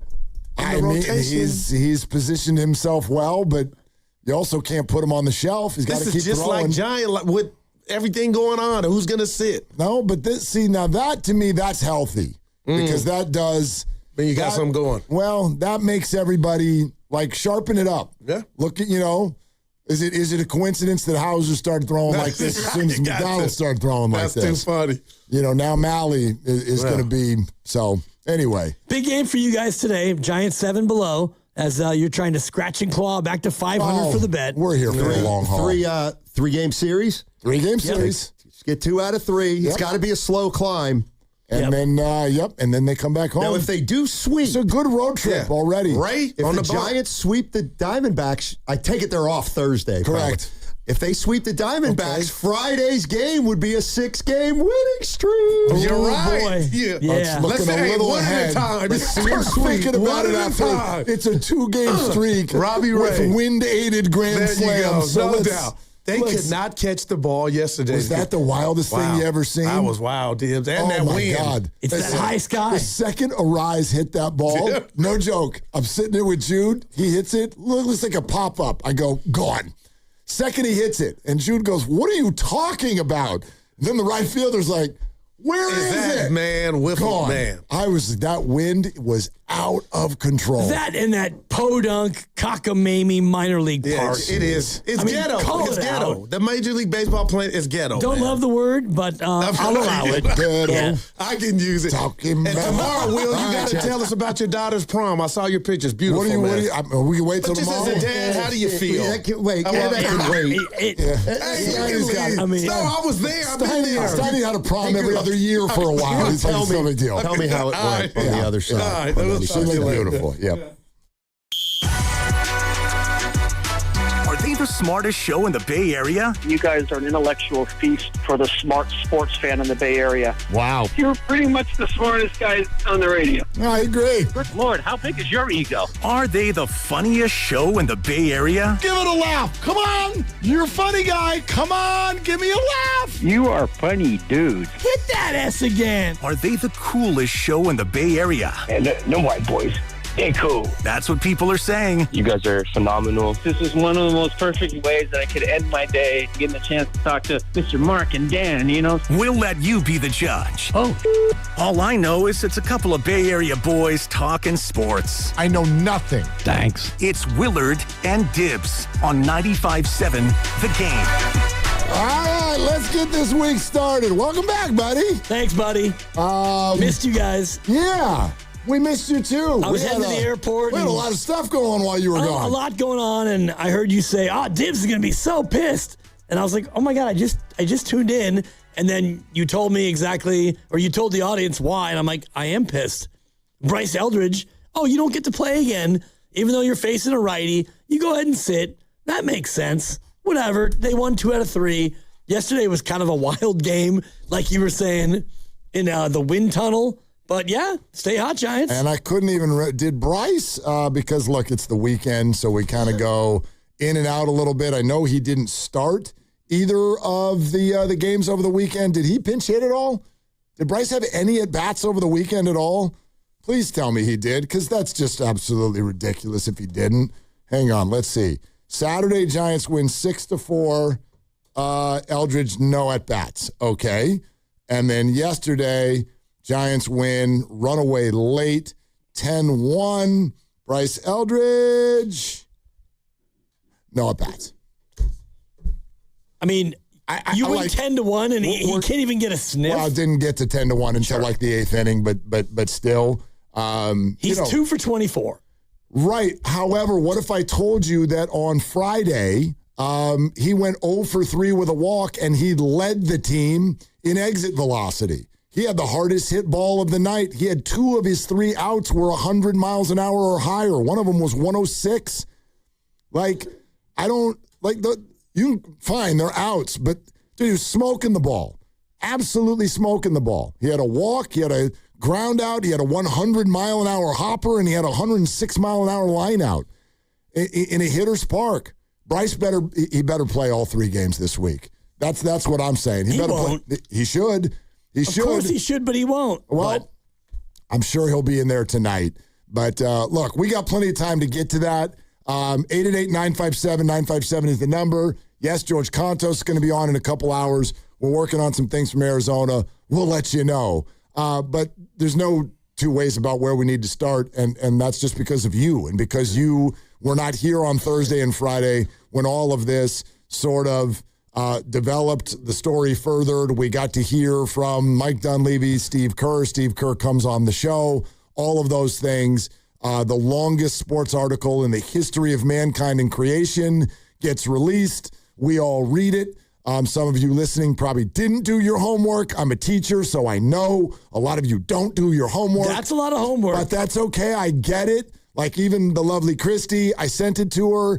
I'm like, I know that you don't do these interviews every week, but your husband does, so you hear a lot about it, and you might find this interesting. And she immediately texted back, can you just give me the highlights? The Cliff's Notes. And I'm like, yeah, probably not, whatever. But I need to just kind of know what happened in your mind as all of this unfolded. It was incredible. I mean, first and foremost, Wright Thompson is one of the great sports writers of our time. And I don't even know what you would call this. It wasn't an article. It wasn't a column. It was an out-and-out book. And I actually heard you and Grandy as I was heading to the airport on Thursday talk about it. And I thought, you know what? It sounds like I need to go ahead and block out some time. And I did. And I blocked out more time. And I did. And it wasn't enough time. And it wasn't until probably late last night that I finally got through it. And I got through the whole thing. And I was like, oh, man, I need more. I need more of this. More time or more of this? More of this. And it was probably 100,000 words. And even though you read through the whole thing, you get to the end of it, it's like, when's the sequel? Because I loved it that much. Can I call time out for just a second? What just happened in here? Did Evan Giddings leave his phone? No. Guru's phone. Guru left his phone. Yeah, and he has left the building, so we'll see how far he gets. Okay. So as you're laying out the show. So he doesn't know yet that he left his phone. Yeah, and there's no way of contacting him because he doesn't have his phone. Doesn't have his phone. Great point. Right. So you're doing the whole thing that you do. You lay out the show, and I love it. And I look over, and I went to talk back, and I went, Guru's phone, to Grandy. And so Grandy immediately goes out to see if he can catch Guru, which normally he does because Guru doesn't get too far. Right. None of us do without our phone. My watch will actually zzz, meaning like your phone is no longer within range. You're now apart from your phone. Right. And so you get that warning. So I go to Grandy. Grandy looks for Guru, finds Evan. Evan looks for Guru, can't find Guru. And I'm sitting here looking to my left, and it's a Dallas Cowboy blue phone, like the phone cover. Doesn't have the logo on it, does it? No, but his home screen is the logo. So as I lifted it up, I'm like, disappointing. I knew it wasn't my phone, and I knew that Guru and I share the seat, and so it had to be the Goo's phone. And I would say every 6.9 shows, he'll leave his phone in here. That often? 7.4 shows. Once every week and a half? I should do the Gooalytics on it, and maybe I'll start writing it down. I don't even notice that. I know that sometimes he pops right back in after he leaves. Whatever, like every 38 shows, I'll forget my computer because I'll plug it in out there. Whatever. Long story short. That's different. The Gooalytics. You should know when you have your shoulder bag and the computer's not in it, you should notice the weight of this bag is a little bit different. And I would say what everybody says when you do this, how in 2026 is it possible for you to walk away from work without your phone? But I've done this. I did this before. Now, It was at least 10 years ago, but I was doing a show. This is back when I was actually doing the shows in the building at Fox, and I got all the way home. I got all the way home. Come to find out, and what I should have done was actually listen to Fox Sports Radio while I was on my way home, because apparently all they did was make fun of me the entire way home. Nice. Because they're like, how does this doofus leave his phone here and not know? And I got all the way home, and I'm like, I don't know where my phone is. And when you live like 30, 40 minutes away in Los Angeles, California. Which is 7 miles. Do you know what an undertaking that is to go back and get your phone? You can't run down the street in that city. It's absurd. So anyway, that ruined my entire weekend. No doubt. That particular weekend, and I've never done it since. And yes, there are more notifications now to let you know that you are apart from your phone. But I can't say what everybody says in this moment. How the hell do you do that? No, I've done it. I get it. Yep. I've done it. It happens. And now Not every week and a half. But Guru is looking at what can only be described as the walk of shame. And there will be a moment during our show where the door opens and the Goo, although the phone is already out of here. I think he should put it back in. He should definitely put it back in here. When you tell Evan, and actually put it right in the middle of the table, like where you have to kind of almost like belly flop into the YouTube cameras in order to get that's what you do. You don't go chase. Like, Evan is not his intern. What are we doing? Put it back in the middle. You're not going to catch him. You don't even know where he went. But the thing is, Guru is such a hardcore listener that by the time he gets to the car in about 4 minutes, he'll tune in and say, man, they're talking about somebody who left their phone. Where's my phone? They're talking about me. He's going to have to tune in because he can't do Bluetooth. Or the Odyssey app. Yeah, like he has no choice but to turn on 95.7 The Game. There you have it. All right. Anyway, shut up! Ray Thompson. It wasn't an article. Anyway, Steve Kerr. Whatever the hell that was, I don't even know what to call it. It was an absolute masterpiece, and I have so many takeaways about. Let's hear some. Well, Steve Kerr likes beer, would be one. Yep. Steve Kerr walks his dog in the Presidio, in case you ever want to Lulu and his daughter's dog too. I can't remember that dog's name, but occasionally they'll be Grandy will bopping around. What's the other dog's name? His daughter's dog. We got Lulu and Mabel. Thank you. I knew his Grandy grand would know. dog, and not his granddaughter, his grand dog. Have you read the article more than once? Be honest. No. Be honest. No, I mean skim certain parts of it, but not over the weekend. He pulled out a highlighter. Dog, he pulled out a highlighter. Did you print it? How many pages did it take? It had to be 14. I changed. I think it was like 50 normally, but I changed the margins, made it super wide, and then printed it back front back. Grandy winning on the margins. It's like 15, 16 pages, I think. Yeah. I mean, I might print two-sided. Oh, yeah. Yeah. I might just print it to keep it because it was that good. Anyway, I would love to talk to Wright about the article because we're working on it. Obviously, he has some sort of a relationship with Steve because you don't just call a guy and say, hey, Steve, I want to do this thing about you. It's going to take a year, and I'm going to need to hang out with you 35 different times. Right. And the we're just going to need to text each other every day. Right. I'm going to get. We're going to have to be best friends. I'm going to need to get to know your wife and your dog really well. And when you win basketball games, in that little room, no matter what arena you're in, I want it to be you, your assistants, Steph and Draymond are allowed to poke in and out if they want, and me. Cool? That's it. But now the other takeaway was the way that he and Steve also both remember their room numbers. And so that's a fun one. Everything is like, Elway and Kobe Bryant, Romanowski or whatever it is. And so I was thinking in my own head, like, because I know a lot of numbers, I'm like, oh, I know what that room number is, and and you're not great with numbers, but I'm like, that's what I would do if I want to get lost and have to go to the front desk every night. But think about it. If you're on a road trip that is 3 games and 4 nights, all on the road. Like you go into one place and your room number is Montana Barry Bonds, and it's like, okay, I got that down. And then you coach, you go back, you pack up, you leave, you go to the next city, and it's like, what's my room number? I have no idea. Yeah, you're like Montana Barry Bonds. You're like, wait, no, that was last night. Right. That was in Detroit last night. We're in Minnesota now. That's why I was like, that still wouldn't work for me. I would just have athletes jumbled up in my head and have no clue. Anyway. I'd be going Sharpie on my hand, like right on my thumb. And, that way it's like, oh, my God, okay, I can remember that. We're sponsored by Crystal Geyser Alpine Spring Water, 888-957-9570. Dibs is back. We're reacting a little bit more to what took place, mainly on Friday. And I think important also for you to get off that take about what does it mean? Like, okay, we get it. Steve's back. We heard all the comments. What does it mean for Warrior basketball? And you guys can weigh in on that because I'd like to talk a little bit more about the fact that, like I said in the crossover, they said yes to everything.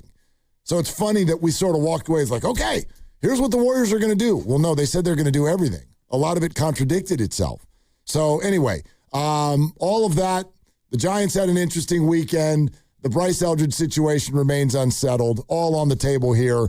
Good afternoon. Let's start the week. It's Willard and Dibs. What makes Crystal Geyser Alpine Spring Water different? We always bottle our Alpine Spring Water less than 1.5 miles from the spring source. And all our bottles are made with 50% recycled plastic from our own recycling plants. Crystal Geyser, bottled at the spring source. Hey, it's Dan Dibley here. And you know what? Summer is basically here. And if you're still trying to figure out your own weight loss by yourself, come on. That do-it-yourself thing only gets you so far, and that's why I want to tell you all about Jumpstart MD. They are local, and they've been helping people around the Bay for so many years. In fact, they helped me more than a dozen years ago, and you actually work with real clinicians who build a personalized plan right for you. And yes, they offer access to the GLP-1 medications at some of the most affordable rates you can possibly find. So if you've been waiting to finally get serious before summer, as I am, don't wait until June and panic. Start now and get ahead of the curve. Call 855-JUMPSTART.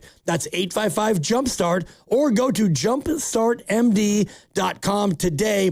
Jumpstartmd.com. Xfinity.com today. I've done the program before, and the program works. Get on board now before that beach bod has to come out. Call 855-JUMPSTART. That's 855-JUMPSTART, or go to jumpstartmd.com today. They call this one Bill. Whoa, aliens? Am I in a spaceship? Affirmative, Bill.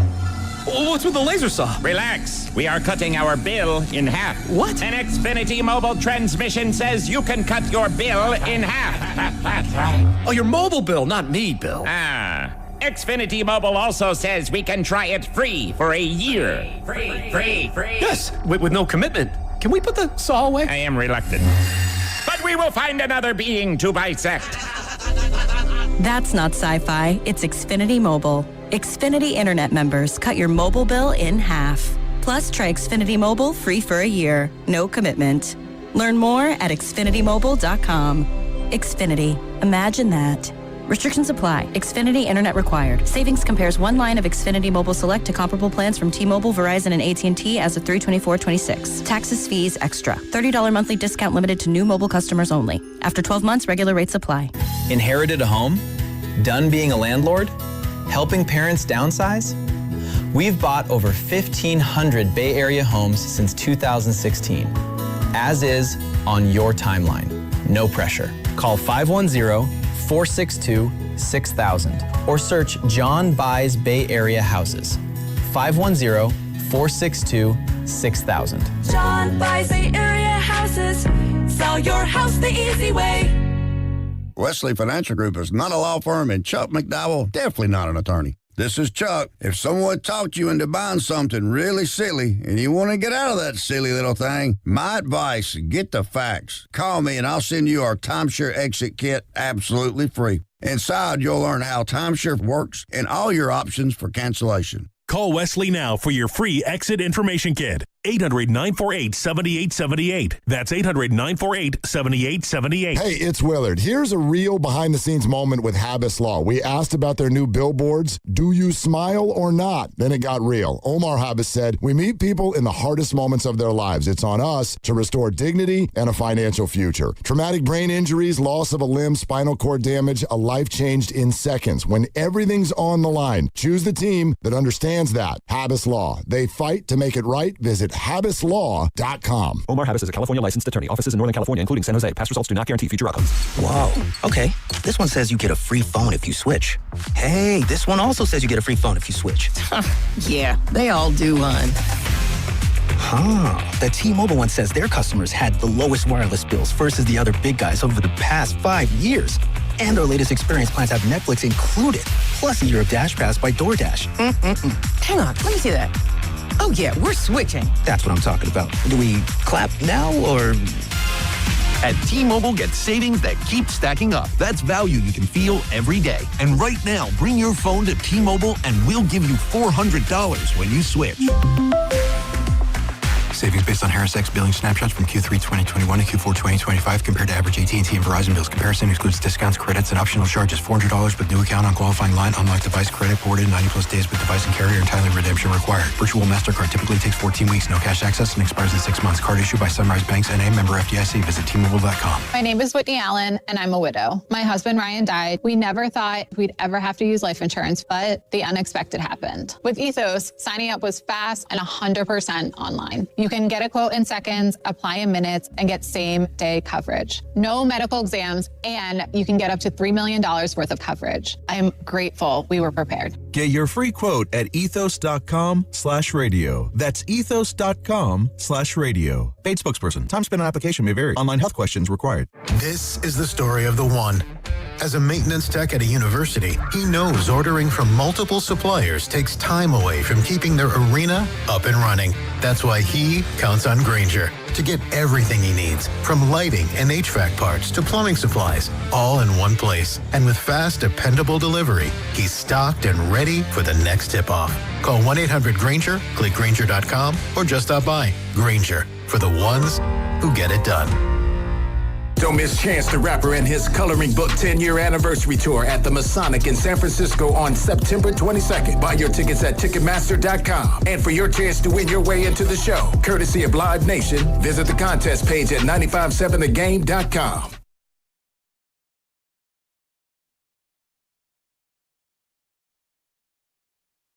Now, back to Willard and Dibs. I love this show, man. 95.7, man. I'm a gamer. On 95.7 The Game.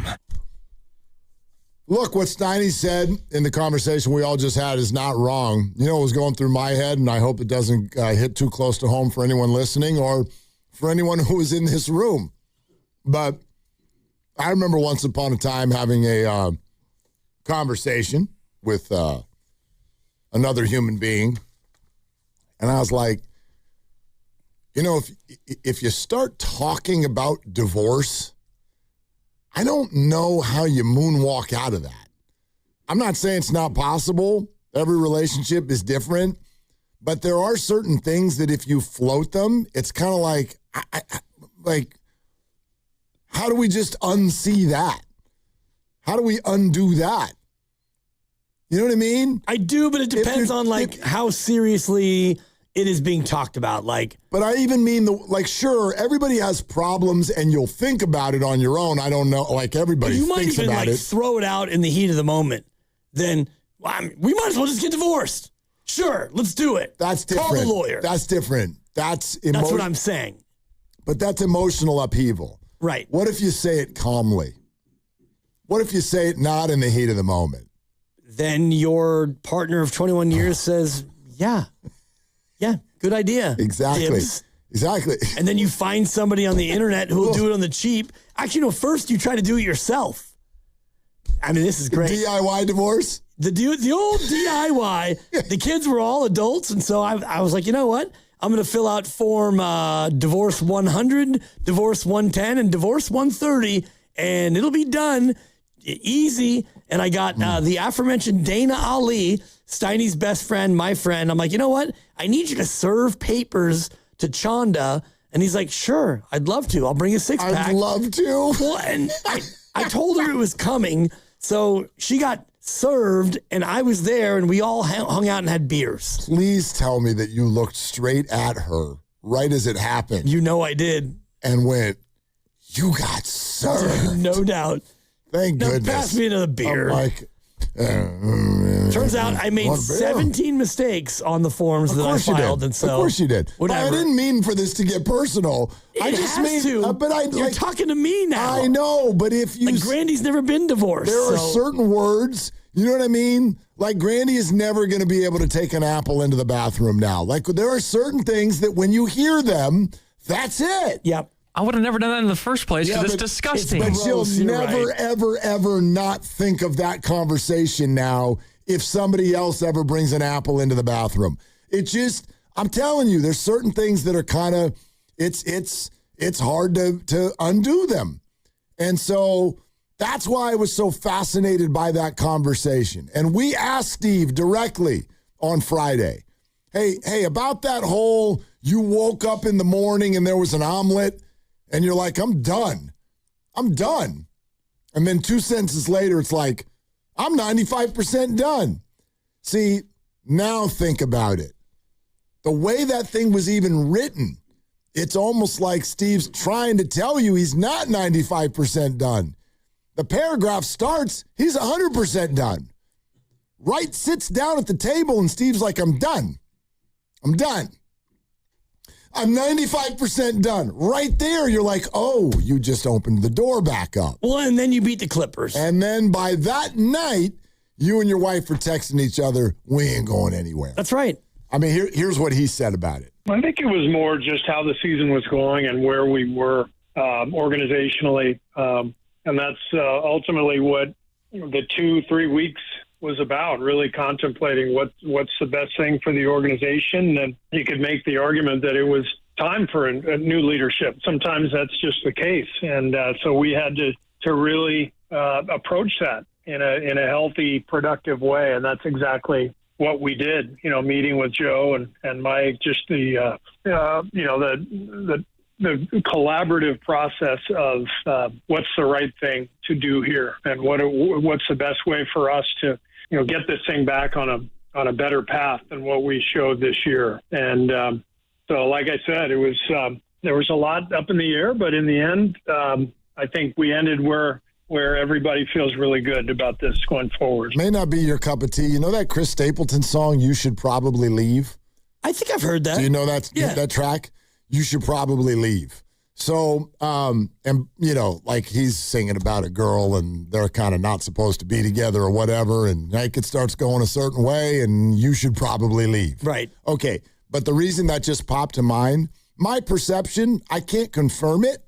Like we could ask Steve about it this fall, but this idea that Steve was 95% out, meaning like I'm pissed, I'm frustrated, I've had it, I'm out.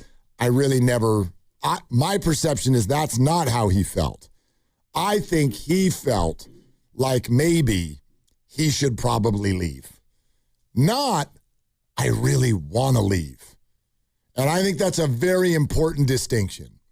I don't think that it was for him about the idea of, I'm done. Oh, I don't want to do this anymore. I think he's looking at it like, I really don't want to be done, but just looking around at what's going on, I should probably leave.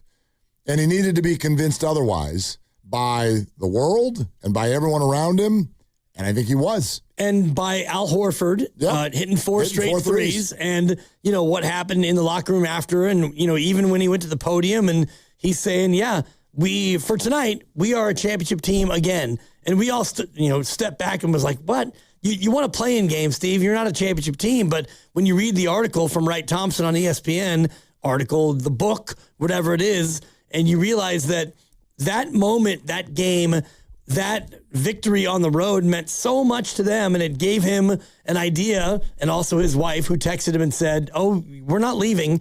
And the more you learn about that dynamic and the fact that Nicholas, his son, is also a coach, and if he stays, that means that, you know, their son is still here and their grandchildren are still here, and how much family plays into all of it, it just makes you realize that, you know, the most important things for all these people, all these men and women involved, it's not championship or bust like you always rail against. It's how about another year, another 2 years of this? And Steve said at many different spots in the article about how noble it is to just be in the fight. Like how important that is to go out there and just fight, and how important that is and how much that gives him value and fills up his soul, being just in the fight. It's not, okay, we have to win the title or else we're a failure. It's just go out there and compete. And that's the part of it that made me think, you know, they probably aren't going to go out there and swing for a big fish or, you know, go big game hunting. They might if it's convenient, but really what they're going to do is make sensible moves, bring back the core, and bring back a group that is willing to go out there and fight for every single game. No, they're going to do all of it. Right. It's not 2 timelines. It's like 4. Well, I mean, to me, it's really 1 timeline. Okay, and it's let me hear about it. The timeline is this year. Like, how do you get this team to be a little bit better or a lot better without sacrificing the future? Then why do you think that, because you said right away that this Kerr coming back to you means Draymond extension? Right. That's beyond this year. That's 2 years. And I think the whole thing is 2 years. Like why? Steph, because I think Steph he's got 1 more year, and in August he can add on a second year, and I think that he will. And Steve signed for 2 years because he didn't want to do the 1 year thing again and have the questions be out there. So if it's Steve for 2, Steph, I think likely for 2, Draymond, I think will be converted into 2. So for me, it becomes kind of a 2-year push for, you know, can you play meaningful basketball? Can you be a team that can, you know, have nobility and fight and compete and all the rest of it? The more I sat over the weekend and thought about everything that had been said to us, I'm not going to call the Warriors liars. I don't think that's what was happening. I just think that they told us what they feel like they can tell us, and Steve was able to share whatever he wanted about the personal side of it because that's personal. But when it came to Warrior basketball, the only thing they were actually willing to share with us was that they don't like turnovers. Right. No, I'm serious. Right. That's the only. Think about this now. And in a backwards way, I'm going to support them on this because I want the Warriors, I'm a Warrior fan, and I want them to be in a position to do, from an opportunistic sort of a standpoint, whatever it is that presents itself. And I'm with you. I don't think a big name is coming. or not the ones that we've talked about. I will very much predict right now that LeBron, Kawhi, and Giannis all don't play for the Warriors next year. Does that mean that they won't add a big fish? I don't know. What counts as a big fish? Does it mean they'll trade the pick, make the pick? It's all on the table, right? Here was the quote that, for me, signaled the Warriors are not about to tell us a damn thing, and it comes from Mike Dunlevy. In the grand scheme of things, not a lot about the roster. This just isn't about the roster, frankly. Like, this year, I don't think we came up short because of the talent of the roster. It was injuries and things we could control. Do we need to get better roster-wise? I think so, but we didn't get to a point where we played a team where, their roster was better than ours. So for that reason, we're more focused on the stuff that we can control. We'll always look to be better, talent-wise, roster-wise, all that. But going back to the question as far as the discussions weren't really about that. It was more with the team that we have, how can we be better, and what are the things we need to do to build on for long-term success. There's no way in hell he thinks that. There's no way in hell he thinks that. I know that quote bothered a lot of people, and the reason it didn't bother me is I am going to go to bed each night with there's no way in hell he thinks that. I mean, if you go back 2 years, and you go back to last year in the playoffs, and they all said that, if Steph didn't get hurt, we think we could have beaten Minnesota. That's a different year. Right. That's a different year. But I do think that they look at that as what could still be the case going forward. And, Jimmy got hurt, and Steph got hurt, and Moses got hurt, and Jimmy and Moses are still hurt, and Steph's got runner's knee, and we don't know how good that's going to be. Right, like the roster he's talking about doesn't even exist. It's not possible for it to exist. And I'm with you in terms of, they don't fully believe what they're saying, but right now it is May. So what are they supposed to say? We've got all kinds of holes on this roster. Well, I think Mike Dunleavy has shown repeatedly that when he gets a microphone, he's not going to say anything that could be taken a certain way by any of his players. This is a characteristic of Mike's. You can like it, you can hate it, it doesn't matter. That is a characteristic of Mike's. We did not talk about Draymond at the deadline. Sure you did. No, Draymond said you did. No, we didn't. No, we didn't. And every player on our roster is amazeballs. They're all incredible. Who do you want back? All of them. And other people. Are you going to make the pick? Probably. Are you going to trade the pick? Possibly. Because we love everything. We love everything about all of our players. We love everything about this draft. We love everything about free agency. We love everything about trades. We love Steve. Steve loves us. Love, all of it. There's no way in hell they think that. They just lost more games than they won. They missed the playoffs. Right. There's no way in hell these human beings, who we have come to at least know professionally, are not pissed as all hell about the way the season just went. There's no way. And this roster constructed in such of a way that even if it went perfectly next year, two of your key players will not play for at least half the year, if not the majority, if not all of the year. So this is not a roster problem. Okay.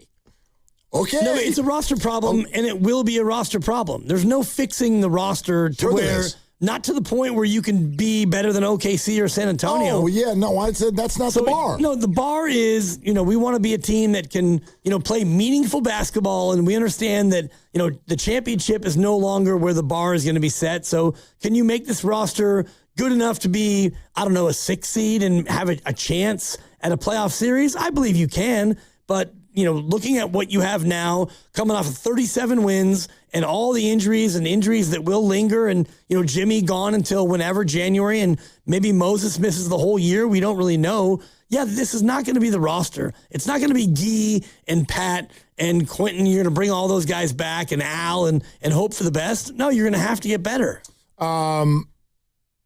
Listen to something Steve Kerr said to us with regard to, by extension, the roster. We've got to add some more, lively, capable bodies, guys who can do what Brandon Pajemski did this year, play all 82 games. It's a very difficult thing to do these days. So, you go into an off season and you have some ideas and some thoughts, and ultimately we have to put together the best roster that we can, but we've got to have enough players who are available night after night to develop that continuity. Do you see what I'm getting at? They consistently, and again, I want to be very, very clear here. This is not like some sort of rip job. I get what they're doing and why, but I want everyone to feel what they were doing. They contradicted themselves constantly. Constantly.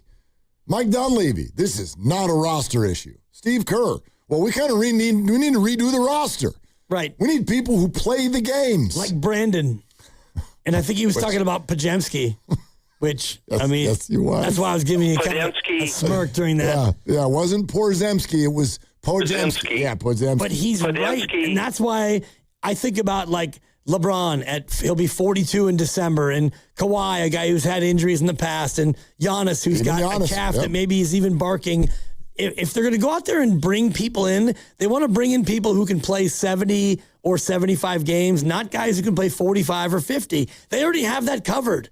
And that's why when I look at the roster, and you're right about Mike Dunleavy, and yes, it is a roster issue, you need to have more players who can play a lot of basketball, but also ones who are kind of decent at it. Yeah. But, I mean, in the next sentence, like Steve says what I just played, and then it's also like, yeah, we totally want Alan Kristaps back. I mean, you're contradicting yourself. And that's fine. That's fine. The Warriors right now, they need the world to think that all of their players are as healthy as can be, all of their players are as desirable as can be, that they want to pounce on the draft, and they want to trade the pick, and their phone is open. That's what they want the world to think, and that's what I think that they participated in making the world think on Friday. So if you want sort of like substance, I would get into the Steve Kerr portion of the day where he talked about his decision and things that mattered to him on a personal level. I thought that was real.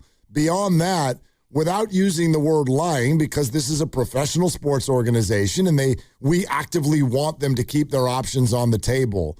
The more I listen to all of this, I'm like, they're not dumb. Like, there's no way they think that. There's no way. They're like, I mean, Dunleavy literally made it sound like all we need is better luck. Right. And we're fine. There's no way they think that.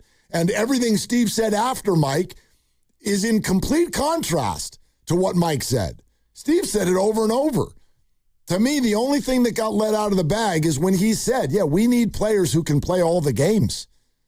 And we all know, like, well, Jimmy's not going to play all the games. Steph's not going to play all the games. Draymond's not going to play all the games, but that's Steph, Draymond, and Jimmy.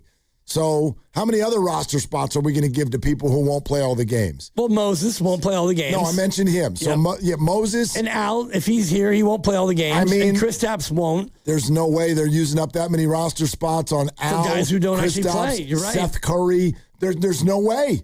There's just no way. I will never, until they do it, I will not believe it. That's what they're thinking. But at the same time, like, you have to go out there and find players who are young enough who can play all the spots. And the majority of really good players are already under contract, or they're going to be more expensive than you can afford to pay for in free agency. So you might be able to bring in one player, 15 or 20 million, or the mid-level, somebody around the same price. But beyond that, you're probably going to have to lean on guys you already have, Will Richard and Gee and Pods and the rest of them. You don't think any contender would be interested in a little bit of a, and I'll call it a somewhat low-risk bet on Kristaps Porzingis? I think I'm going to predict a Kristaps Porzingis sign and trade. But if you're a team out there, why wouldn't you just sign him yourself? You know? Well, because you might not have the room to do that. You might not have the money. So you need to make a trade. Like, even a lot of things that we think are free agent signings, as you know, are actually trades. Klay Thompson, Kevin Durant, these things did not end up just being straight free agent signings. They ended up being sign and trades. So if somebody's like, we think Kristaps could really kind of help us, get us over the top or whatever, think about all these teams in the East that right now are really good, but none of us actually think they've got a shot. We all actually think that tonight is the start of the NBA Finals. It is. Between the Spurs and the Thunder. It totally is. But those teams might be like, like, we don't have $20 million to give a player right now, but we kind of like Kristaps. And the Warriors are like, how about a couple of your younger guys? And let's make a deal. I'll predict that that's what the Warriors are going to try to do and hopefully get done. Let's go to RC in Napa. Hi, RC. Thanks for calling. What's up? I don't think you can be sort of a touchy-feely, emotional coach.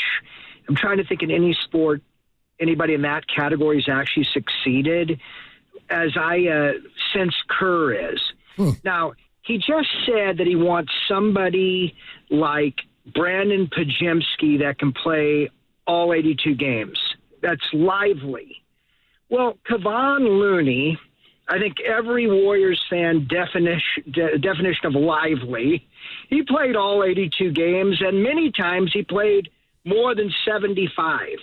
So, it's just like we're speaking out of both sides of our mouths, okay?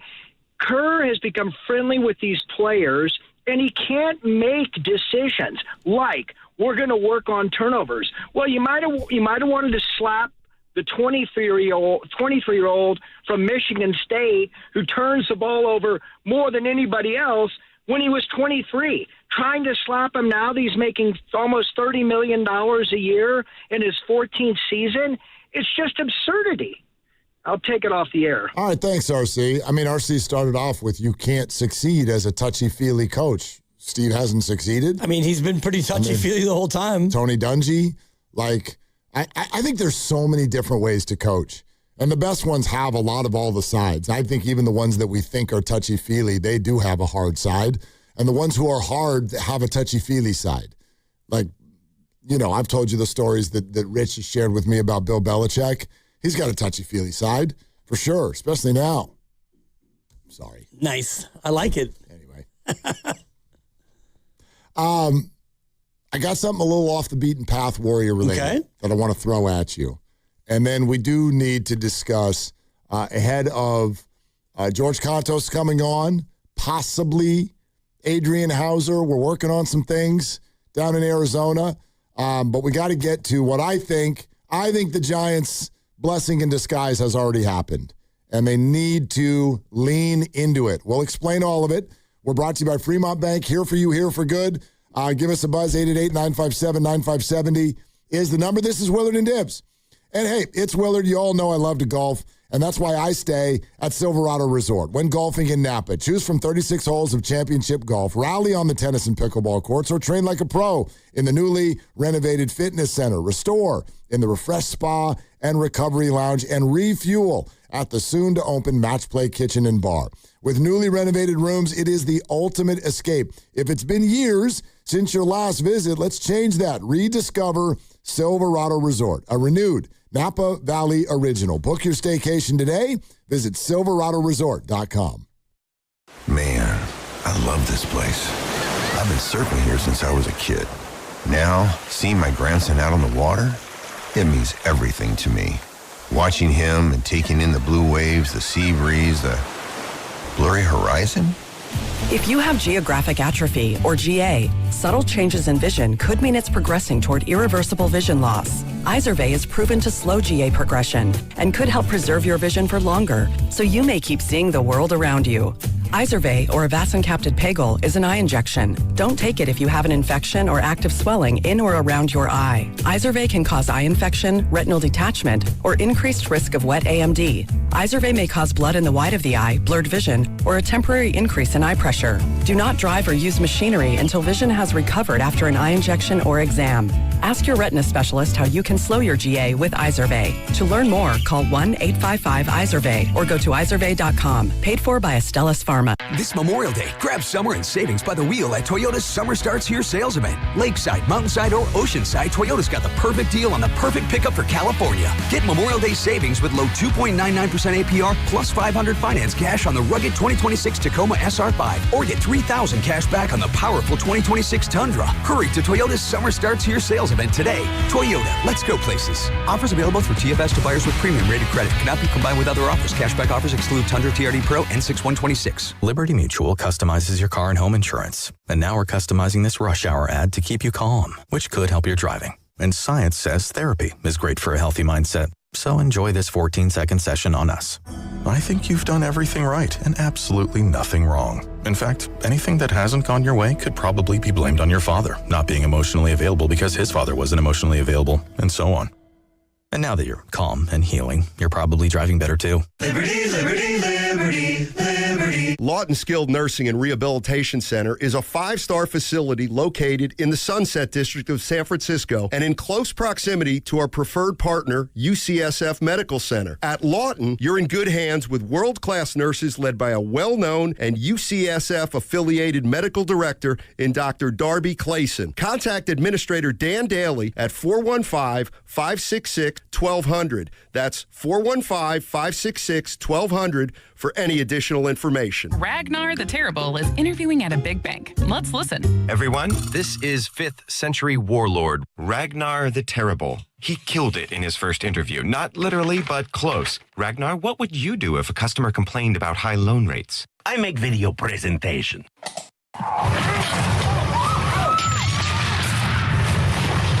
Star One is nothing like the big banks. We have better rates, minimal fees, and friendly customer service. Star One, in your best interest. This is Chris Dolan. And I'm Vanessa Deniston, senior attorney from the Dolan Law Firm. Chris, what's with all these out-of-town personal injury firms coming into the Bay Area with these catchy jingles and funny names? Unlike the Dolan Law Firm, most of these firms are from out of state or in L.A. The Dolan Law Firm is headquartered right here in San Francisco, going on 30 years. We live here, we work here, we win here. The Dolan Law Firm, we're the best lawyers we hope you'll never need. DolanLawFirm.com.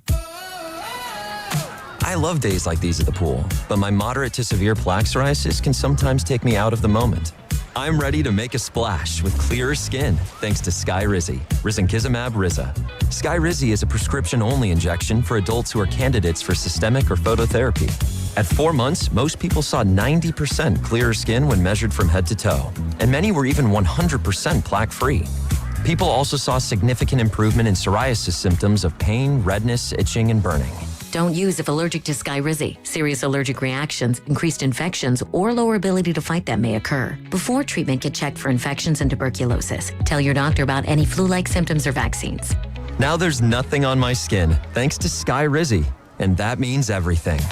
Ask your doctor about Skyrizi, the #1 dermatologist-prescribed biologic in psoriasis. Visit Skyrizi.com or call 1-866-SKY-RIZI to learn more. This is Larry Flett, owner of The Floor Store. For 40 years, Memorial Day has been our biggest sale of the year, and we're making this one count. Up to 50% off every product store-wide. That's carpet, hardwood, laminate, waterproof flooring, and much more. 0% financing for 2 full years. Plus, we pay your sales tax on everything. The Floor Store's Memorial Day sale. It's on, and it's big. Visit floorstores.com to find your nearest Bay Area showroom. From Santa Rosa to San Jose, The Floor Store, your Bay Area flooring authority. All right, first bite of the ranch snack wrap. Oh, wow, that's really good. Juicy chicken, crisp lettuce, shredded cheese, cool ranch, all wrapped up in a soft tortilla. Yeah, next time I'm definitely trying the spicy one. McDonald's snack wrap, ranch or spicy. Order ahead in the app, $2.99 each. Looks like I've got plans for tomorrow. Ba-da-ba-ba-ba. Prices and participation may vary. Cannot be combined with any other offer or combo meal. You're listening to 95.7 The Game, KGMZ-FM and HD1 San Francisco on Odyssey Sports Station and the home of the Golden State Warriors and Valkyries. Always live on the free Odyssey app and now coming to you live from the Laughing Monk Studios.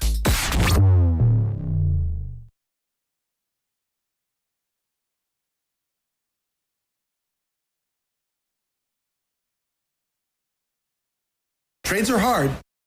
Dub Nation, it's Steve Kerr. You're listening to Willard and Dibbs on 95.7 The Game. Coming to you live from the Laughing Monk Studios.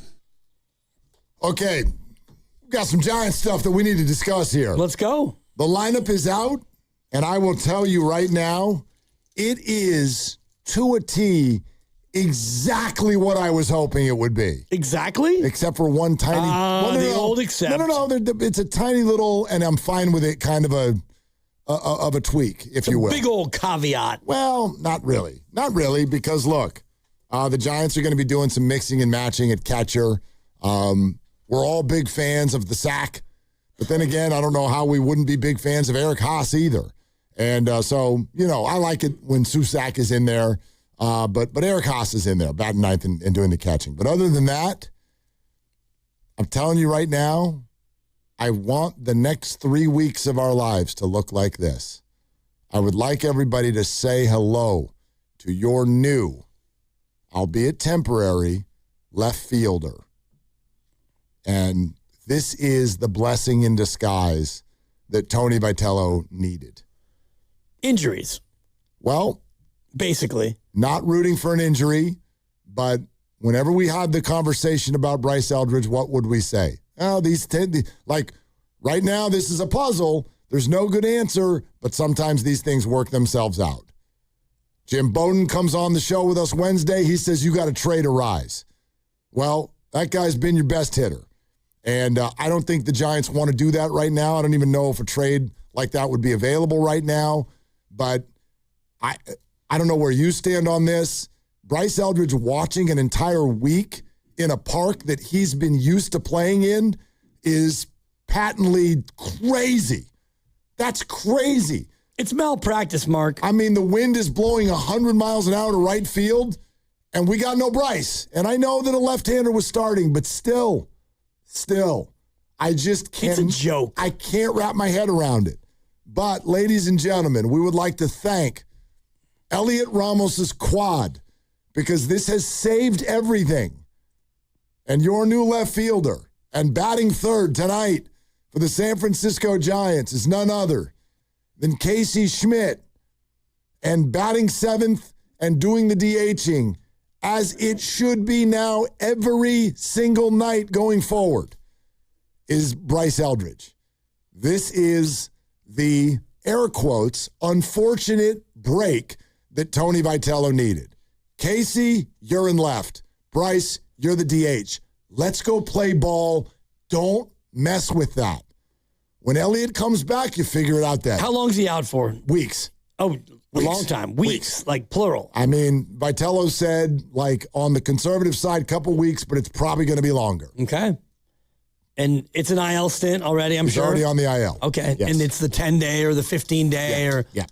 And he will outstay his welcome. Yes. On the IL. Well, there you go. And so, I mean, you should have it be this as the case, but I don't have any faith that Bryce Eldridge will now get to play every day. It just doesn't seem like... Why not?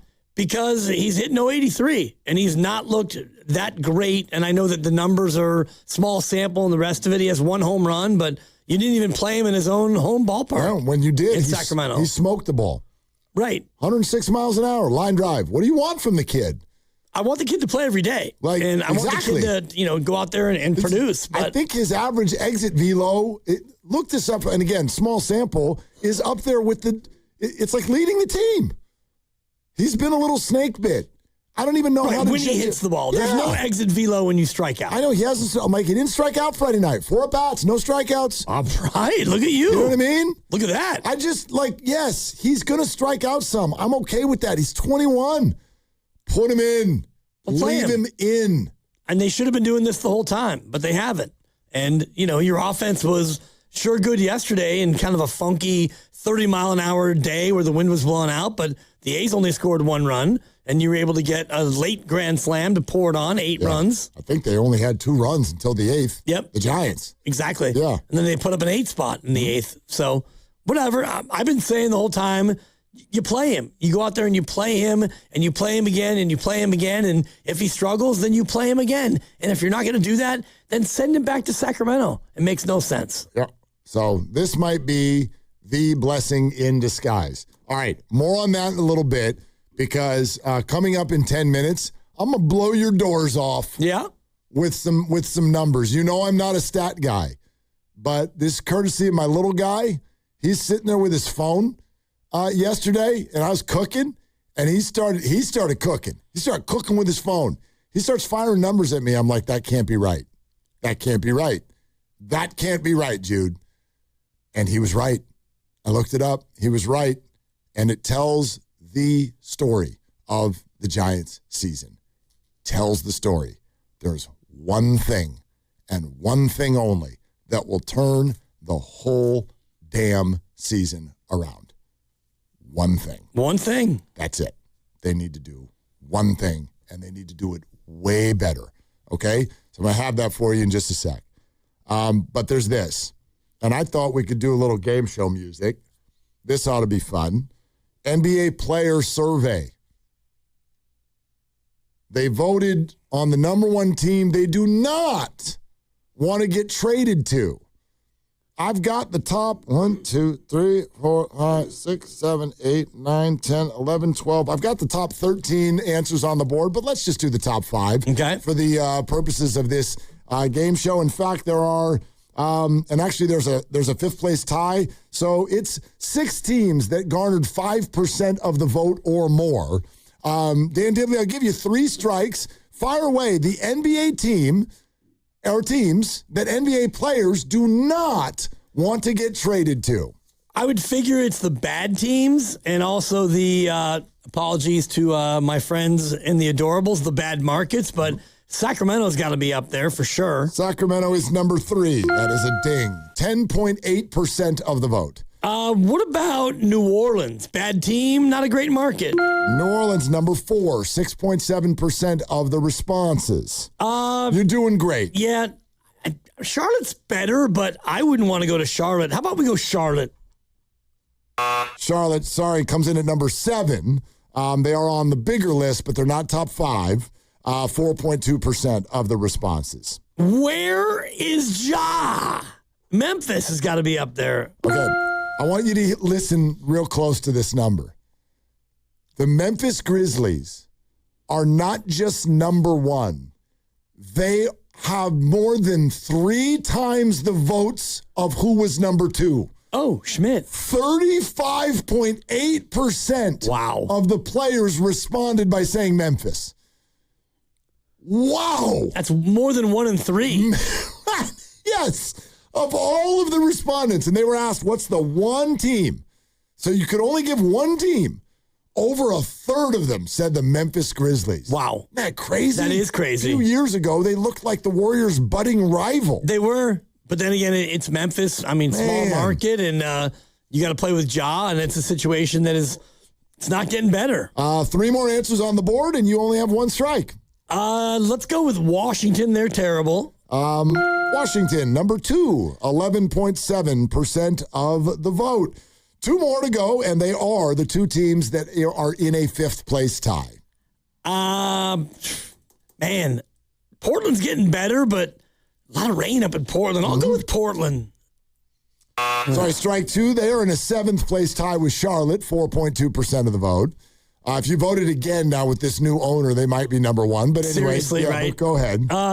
You're down to your last strike, but only 2 answers still on the board. If you like to drink, then you don't want to go to Utah. So we'll go with Utah. Utah, 5% of the vote. That is part of the 5th place tie. 1 more to go. What a dramatic turn of events. Man. There is 1 answer, but you have 2 strikes. Dan Dibley, what do you say?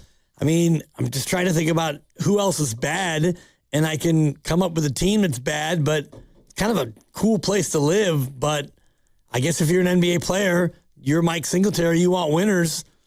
Could it be Brooklyn? Oh! Ladies and gentlemen. Very good. Very good. So, but there's another reason I wanted to bring this up, okay? So 13 teams are on this list. All of the teams that garnered more than 1% of the vote, the Warriors are very, very much not on it. Oh. That might not surprise you, I guess, although I do hear a lot of, nobody's coming here. Right? I hear a lot of that. Give you 4 for your Steiny. Thank you. Guess who? Can I give you 3 teams, though, that are? Sure. Pistons? Huh? The Knicks? Really? And the Lakers. The Lakers. Kind of interesting. It is interesting. As we sit here in the whole, like, nobody's going to come here. It's a fading dynasty. Everything sucks here. Like, the players don't agree. They don't agree. Yeah. And I'd have to wonder how many players actually were surveyed and what the percentages were, but... It was just 3 players. That's right. No. And they all said Memphis. Exactly. Anyway, boy, good job. Thank you. Look at you. Back fresh, Look ready. At you. Yeah, you did take a couple days off. Oh, yeah. Look Ready to at roll. The big brain on Dibs. Seriously. All right. 888-957-9570. I can fix the Giants in one word. Just a matter of whether or not they can do it. One word.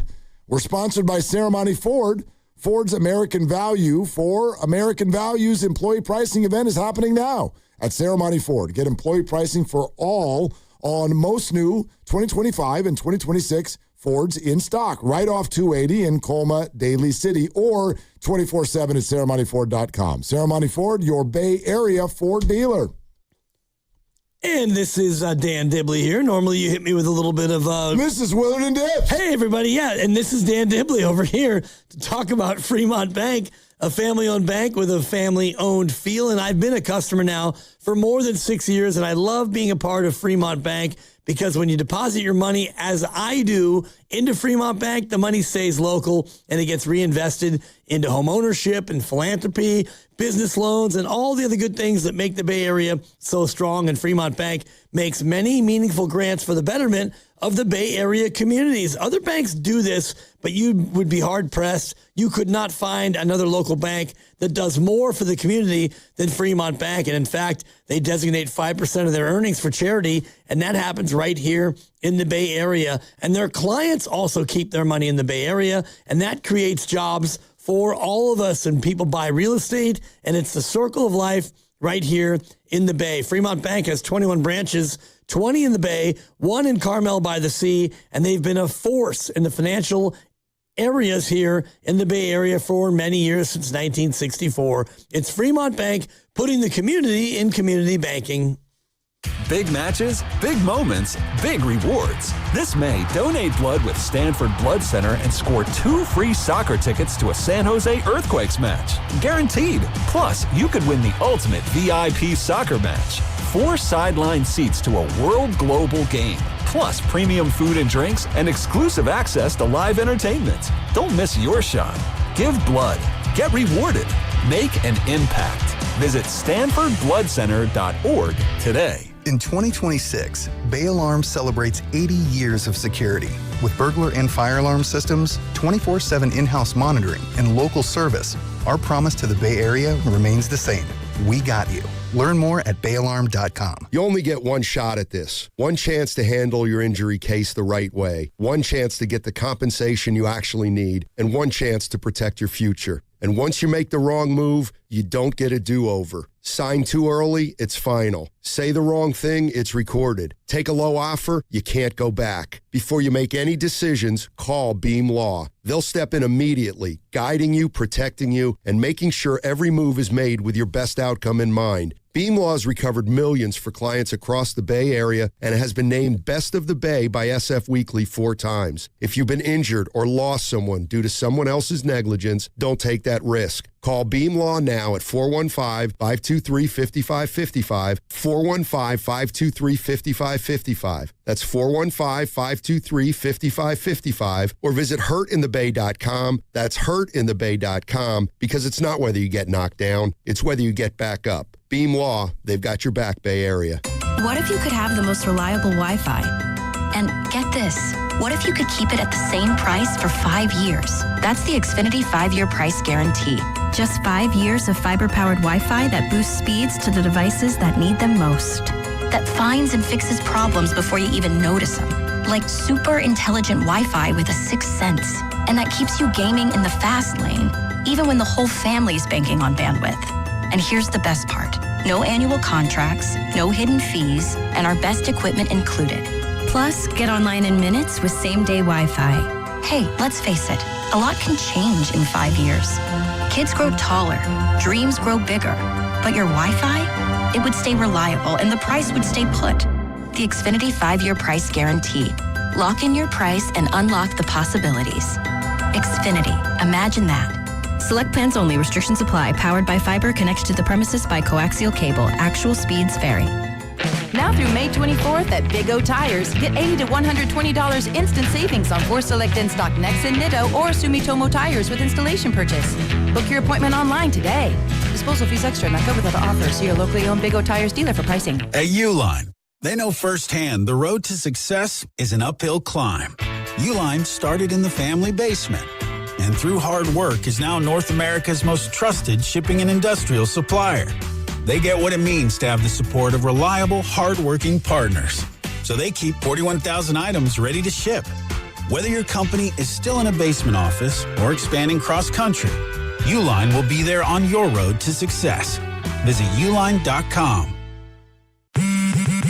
Straight Talk Wireless presents Pickup Truck Wisdom. If you're only good to your new friends, you're not going to have any old ones. Straight Talk gets it. That's why new and existing customers get free 5G phones on Verizon's 5G network. Pretty simple, really. You keep good people by being good people. Find us at straighttalk.com and Walmart. Straight Talk Wireless. Straightforward. Always. Taxes and fees apply. Plan purchase required for free phone offers. Copyright 2026 Verizon.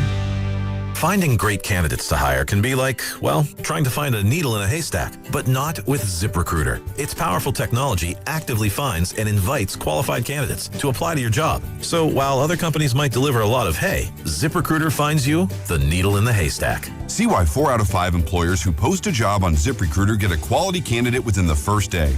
Try ZipRecruiter for free at ZipRecruiter.com/team. That's ZipRecruiter.com/team. ZipRecruiter.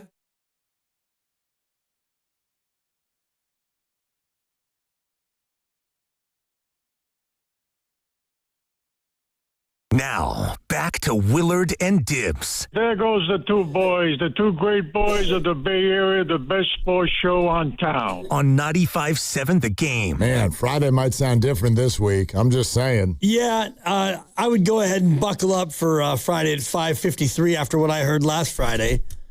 I land. Please explain. In San Diego. Hey, there they are, Willard and Grandy, the two best sports boys on town.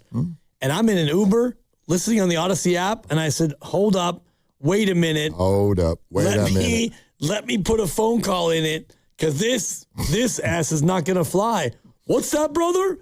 You turned on me, Kurt. That's a stat. It's on Friday. I think he felt like they were the two best available sports boys on town. Then he should have said that, brother. Yeah, he didn't. I mean, he's been asked to tighten it up. The best two sports mocks in town. That would have worked. It could have. It went the way it went, and now we're all really looking forward to Friday. Well, and I was just telling the guys behind the glass, like, if I come too strong at him, then hey, Dibs, why don't you come see me on Friday? I got a little special pair of shoes for you. I mean, be careful what you wish for. They might be cement. Careful what you wish for. So there's that. I tell you what I'm now wishing for. By the way, and I know, I had put it on Instagram this weekend. I know Guru wanted to say something about it, and we got clipped on timing, and maybe it'll come up tomorrow, maybe it won't, I don't know. But yes, it was my daughter's prom over the weekend. And so I think for a lot of schools, maybe out and about, it was, whether it was last weekend, whenever, it's prom season. We're getting down to the last few weeks of the year here. And so are you familiar with what happens now with these promposals? Yes, I am. You're familiar? Yep. Okay. Does everybody listening know what that means? Like when you and I were in high school, you just you want to go to the prom and that's it. And then now you got to pull out a flash mob. I mean, the whole thing. And there's we got to go over to their house and we've got to have art and posters, things flying out of the bushes, pyrotechnics. It's incredible. I'm just thinking about my prom. Go ahead. I asked this young girl to the prom, and all I can hear in my head is, no, not Dibley. That's not how it went. I didn't ask Cheryl Bosa, but I might as well have. You went to prom. No. Junior prom, it was one of those 3 days to go, and it's like, hey, Kathleen doesn't have a date. Hey, you don't have a date. Why don't you go with Kathleen Webb? It's like, yeah, she's cool. You went with Catherine Webb? Kathleen Webb. Oh, Kathleen Webb. Yep. Yeah. Okay. That's different. I mean, it was great. We had a lot of fun. Good. That's the whole point. Here's why I bring it up. You know, there are a lot of athletes out there in the world. I'm going to do the Giants thing in a second. Just hang tight. One word, fix the Giants. There's a lot of athletes out in the world. I'm always interested in these stories when they do kind of an about face on what people think of them. Like, I would argue one of the more famous ones through the years has been Kobe Bryant, and may he rest in peace. Before he passed, and I hope this was really cool for him, man, you know, he went from someone who was kind of a villain, and he and Shaq didn't get along, and then there was the whole Colorado and the court case, and Kobe Bryant had some controversy around him. And then late in his career, I think he started handling the people, the fans, and the media a little bit differently. And then he definitely did it post-career. And he became this very beloved figure. And then he passes away, and Staples Center is filled with all of the who's who in the NBA, and everybody just loves him. Michael Jordan, Shaq, everyone. He did a real cool about face. I'd like to bring another one to the party. Bryce Harper. And I know that he gets booed here in San Francisco, and we can Hunter Strickland, and you didn't come here, and all we want. Like, we didn't offer him the most money. And Hunter Strickland wanted a piece of Bryce, so much so that his catcher was like, he's right over there. Right. Go on out. Go get him. And with what Bryce has started to say about the Bay Area more recently and who he's kind of becoming late in his career, I'm looking at a video right now that baseball, MLB, just sent out. Some kid, some high school kid, convinced Bryce Harper to come with him on his promposal. He shows up at this young lady's house, and it's a classic Philly brownstone, and she's out on the doorstep, and she's like, whoa, that's Bryce Harper. Can I go with him? Exactly. But this kid, he's just there in shorts and a T-shirt. He didn't bring a poster, but he brought Bryce Harper. That's pretty cool. I like this guy. I don't think we should be booing Bryce Harper anymore. Yeah. It's not his fault that he's not a Giant. It's a Giants' fault. Exactly. It's a Giants' fault for not coming up to the price that ultimately Philly paid, and that's where he goes out and plays. But stuff like that, the little things where you go out of your way to help a local kid out with his promposal, that's awesome. He made that kid's day for life. And hers. Right. Yeah. Holy smokes. Who would do that? Seriously. Where do you see stuff like this? And that's in Philly. Everybody's nuts out there for their teams. You know who probably would be Steph Curry. Like, if you were able to, if you had probably like too big of a deal. But if you were like, you know, somebody who really had a tough go, maybe. And you needed, you needed something like that, like just for ordinary Billy from whatever high school, he probably wouldn't. But if you had a backstory and it was like, you know what, I can do something great, almost Make-A-Wish style for a kid. Yeah. Steph would do it at that level, no doubt. But yeah, Steph is getting to that level where people might faint and stuff. You know what I mean? Like, have you ever watch him walk through the tunnel at the Warrior game and see what happens with the people? Like, people are losing their S, like losing it. He's like that level of celebrity. He walks by and people just kind of morph into these other beings. Yeah, and people, like, when they see him at one of his daughter's volleyball tournaments out and about, you know, because they play competitive tournaments, you know, throughout Northern California and Reno and whatnot. And, like, you know, you could see parents, like, completely ignoring their own kids, and it's whisper. Mm-hmm. And, you know, and Steph's got his bodyguard, his buddy there through it all. And it's like, man, imagine what it's like to be Steph's bodyguard. Oof. And in the Wright Thompson piece, they were talking about Khalid, who is, I guess, Steve Kerr's assistant, who travels with him everywhere. And so you get that level of access to that level of person. It's got to be just an unbelievable story on your own. You probably see some things. Right. All right, check this out. This shocked me. Maybe some of you do more deep dives than I do, but this shocked me.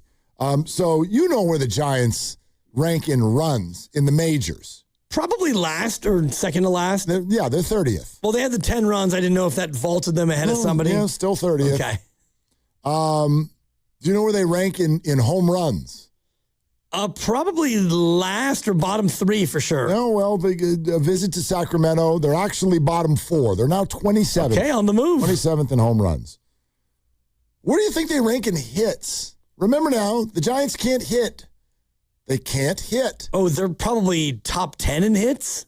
Now, why do you think that? All rise. One guy. One man. He's 4th in the National League in batting average, and he plays every day. Yeah. And that ball got Schmidt on. He gets a lot of hits. And I do think that your various Jung-Hoo Lees, he gets hits that you can't get the sack out. And the more you think about it, He's only got like 40 at-bats all year, though. And he's got 29 hits. I mean, seriously. Yeah. This team, and even like watching over the weekend, it's first and second, base hit. Now they're loaded. Like, how about we send somebody Borgie? How about we score from second on a base hit? They do a lot of hitting, and it's station to station, and not a lot of big innings. I do want to give Hector Borg just a little, hey, how you doing? Because he sent Jung-Hoo Lee on the inside the park home run against the Dodgers. Inside the park home run in the most cookie-cutter ballpark in America. Not easy to do. It's not. Borgie sent him. He was safe. But he was watching Teoscar Hernandez take the worst angle toward a ball and then kind of like pause and realize, pause. I guess I have to chase that. It's fair. And then it's bounding now off the sidewall, in the corner, off the outfield wall, and Teoscar is just kind of cruising back there. Thank you, TJ. It is on the table as a possible Friday What's Bugging You. The fact that in Major League Baseball, you can't have an error if you don't touch the ball. I think that's so stupid. Like, that's such an error. That's an error. Like, you telling me you can't do an error because you just mentally totally screwed up sideways? That's the definition of an error. It's not like I'm trying to take any cool stat away from Jung-Hoo Lee. I just think it's a weird deal. Yeah. Like, yesterday, too, in Sacramento, like, Adames goes back on that ball in shortstop, and he looks up, and he can't see it. And it's like, oh, my God, I can't see it. And Chappie runs over late, and somehow Arise is there, and, like, that ball just hits the ground. Well, That's a double. I mean, there's different levels of it. If you can't see it, I do have a little bit Here's an idea. Wear some sunglasses, I know, Willie. but you lose it sometimes. Hell, the home run that Arise hit, the guy never even saw it. I mean, good thing it went over the fence, or that would have been off the wall and an extra base hit and all the things. Anyway, very perceptive thing by you. Are they 10th in hits or? No, keep going. 8th? Keep going. 7th? They're 7th in hits. Wow. Not in the National League, in the major leagues. Our team, the one that can't hit. They're 7th in hits. What do you think they are in batting average? Well, I mean, by proxy, they probably would be like 8th? 10th. Yep. Triples, 4th. Doubles, 4th. What the hell's going on here? How are you 7th in hits, 4th in doubles, 4th in triples, 10th in batting average, and you don't score? Now you can. Well, you don't walk. So you don't hit homers, and I get that. But let's not act like that's totally out of pocket or weird, because you play at Oracle Park, which is one of the hardest places to hit a home run. It's no surprise that they're starting to move up the home run board when they take a road trip to Los Angeles, Sacramento, and now they're going to get Arizona. They haven't been to Colorado yet. All of these things are going to happen, and you're going to see them move up the board, but they're probably a middle-of-the-pack home run team, and even their power guys haven't been great power guys this year, except for Casey at the bat. Okay? So there's the home run thing, but you just said it. Do you know that the Giants, what do you think they rank in walks? Oh, they're last. They are not just last. They're lasty last? They can't even see 29th. They are so 30th. You're so 30th. They have drawn 100 walks this year. 29th is 133. Wow. 33 walks. The Giants could go up there tonight, and the Diamondbacks could walk 32 straight hitters. That would be a record. And they'd still be dead last in the majors. They wouldn't be last in runs anymore. Nope.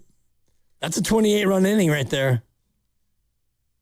Those numbers to me tell an unbelievable story.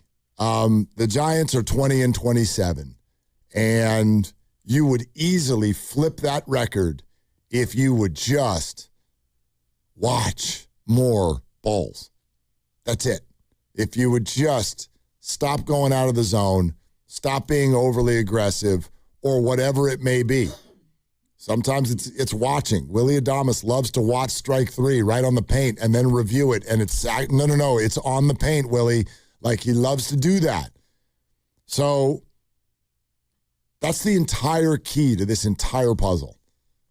We can do the whole Adames's average is up above 230. Like, he's heading darn near his normal career average right now. Like, he's hitting the ball. Rafi Devers is hitting the ball. We'll see if Matt Chapman can figure this out. Jung-Hoo Lee has been kind of whatever. Elliott's been pretty good of late. He's hurt. Casey's been great. Get him in there. Let's see if some of Bryce's line drives will start going through holes. You don't have to worry about Patrick Bailey anymore. Is your pitching staff perfect? Not at all. Is it good enough? Absolutely. This is the whole deal. That's it. That, to me, those numbers are so startling. That's everything. You want to win more baseball games and score more runs, the Giants have got to get a better command of the strike zone, period. I'm not worried about anything else. Rest of it takes care of itself, in my opinion. Well, it does, because if you look at the numbers of, the Giants with runners in scoring position, they are last in runs batted in with runners in scoring position, because they don't have that many at-bats in those situations, because you don't get a lot of walks, and therefore, you don't have a ton of chances with runners in scoring position relative to what you should have being a good hitting team. You get a lot of hits, you don't hit a lot of homers, and you don't score runs, because when you get there with runners in scoring position, you kind of have to get a hit because you don't ever walk. And so that makes it so you're really relying on clutch hitting, not a big home run, a 3-run homer, because you don't really do that very often. But you're fourth in doubles and fourth in triples. Right. Those are damage hits. But they don't mean anything if no one's on base. Why is no one on base? Because no one walks. Yep. They're 26th in OPS with runners in scoring position. Yeah. Ahead of, mostly really bad teams, including the Los Angeles Angels, who might be the worst team. That's the worst team in baseball. Right. That's the worst and so, you're 26th, and you're behind virtually everybody who you go up against, including tonight's opponent. See, like even our texter, just 916, thanks for texting in. Giants, a lot of people are bringing up what you are, runners in scoring position. They get hits at the wrong time. Now, see, I'd argue it's a little bit different than that. It's not that they're getting hits at the wrong time. If you're fourth in doubles, fourth in triples, it's just think about what a major league pitcher is doing. By definition, they're going to nibble more when they've got room on the base paths. They're going to nibble more. But the Giants won't take a walk. But then when they do get somebody on base, those pitchers are going to stop. They're going to stop nibbling, and therefore now you're whittling down the entire process to fewer at bats.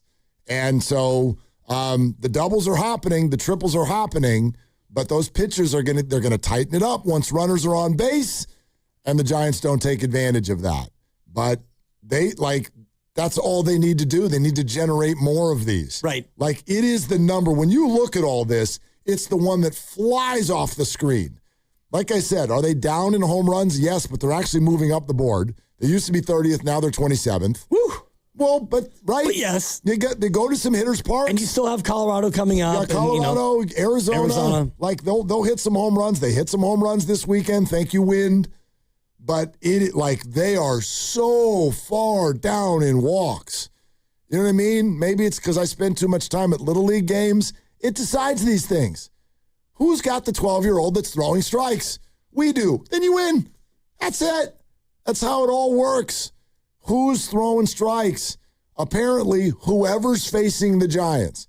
And that's not an accident. That doesn't mean all the pitchers against them are throwing strikes. It means the Giants don't have a command of the zone as good as other teams.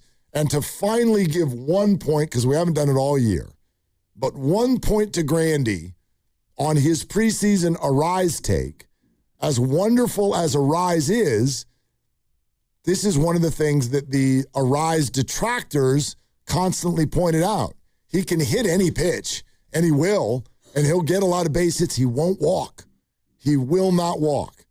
He's got a tremendous command of bat to ball, but he also goes out of the zone sometimes, searching for that base hit, and that's fine. He's not the problem, but who do they have that's drawing walks? I don't know. This goes back to Devers, really, because Devers is supposed to be the guy that you don't want to throw the ball into the zone against. But right now, when you throw a fastball down the middle, right, swings and misses, especially when it's up, he's starting to change. He's starting to get better, and hopefully that will lead to more. But that is their issue numero uno, and I think they become a team who wins more games than they lose if they were ever able to switch this in the other direction. Yeah, and it's hard because you mentioned Arise, and this year he's walked 13 times, 2 of them intentional, so 11 actually coaxed walks, and he's only struck out 7 times.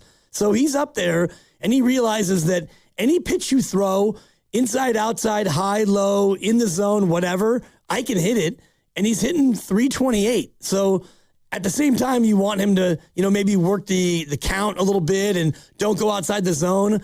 Every 3 at-bats, he gets a hit, and he's number 4 in the National League in batting average. So it's hard to look at him and say, yeah, you need to coax more walks. It's the other guys like Chapman and it's Adames and, Devers to an extent. You're the guys who need to be a little bit more selective because you don't hit every pitch. I mean, as much as we're all loving what Casey Schmidt is doing and we're talking about, he's the guy that we were like, man, you got to stop swinging at everything, right? And he still moonlights with it sometimes. He's gotten a lot better. He's walked 6 times all year. 6 times? 6. Wow. Willie Adames, 7. You play every single day. 188 at-bats for Willie Adames over 46 games. 7 times you've walked. That's it. That's it.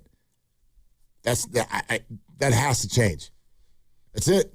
I mean, it has to change. 100 walks in 47 games as a team, and the leader in Major League Baseball is the Cubs with 221, and the Yankees 216, and the teams that win, right? The teams that win, because pitchers are going to give you a free 90.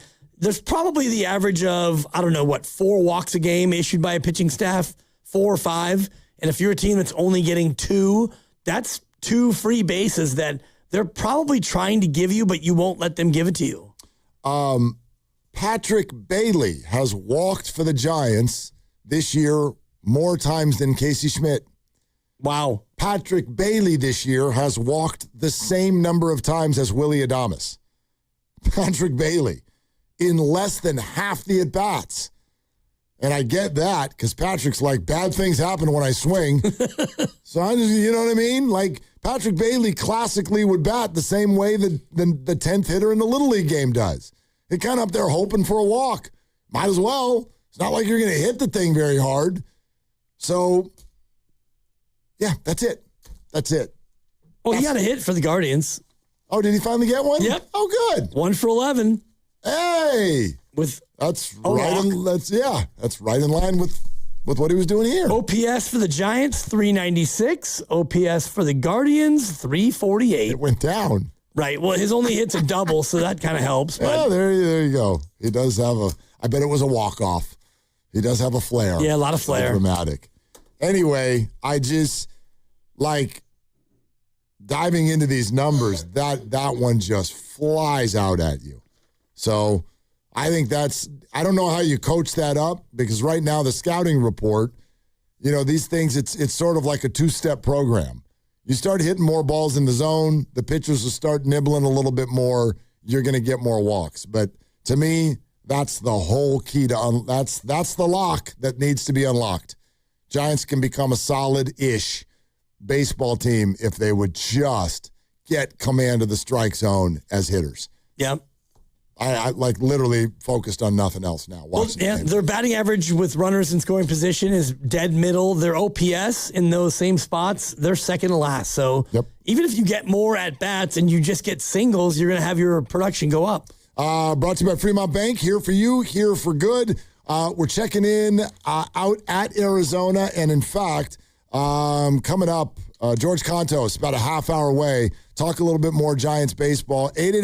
888-957-9570. We can get him more of the Bryce Eldridge situation. He is in the lineup tonight. That's coming up on Willard and Dibs. And it's Dan Dibley here, and you know what? Summer is basically here, and if you're still trying to figure out weight loss on your own, what are you doing? That DIY do-it-yourself thing only can get you so far, and that's why I want to tell you about the experts, Jumpstart MD. These guys are local, and they've been helping people around the Bay for so many years, and you work with actual, real clinicians who build a personalized plan just for you, and yes, they offer access to GLP-1 medications at some of the most affordable rates around. If you've been waiting to finally get serious before summer, which is approaching, don't wait until June and start to panic. Start now and get ahead of all of it. Call 855-JUMPSTART. That's 855-JUMPSTART, or go to jumpstartmd.com today. I've got my program getting underway as I look to shed those 20 or 25 nagging pounds. Get on board today. Call 855-JUMPSTART. That's 855-JUMPSTART, or go to jumpstartmd.com today. I move mountains for a living. Literally. That means I don't carry hand lotion, and when it comes to serious heartburn, I don't mess around with anything but Rolaids. Rolaids' dual-active formula has calcium carbonate and magnesium hydroxide that relieves heartburn fast. Yeah, you heard right. 2 actives for that powerful relief. And the best part? The roll fits right here in my pocket, so I can get back to moving mountains. Rolade spells powerful relief. Read each label. Use as directed. Keep out of reach of children. You know that big bargain detergent jug is 80% water, right? It doesn't clean as well. 80% water?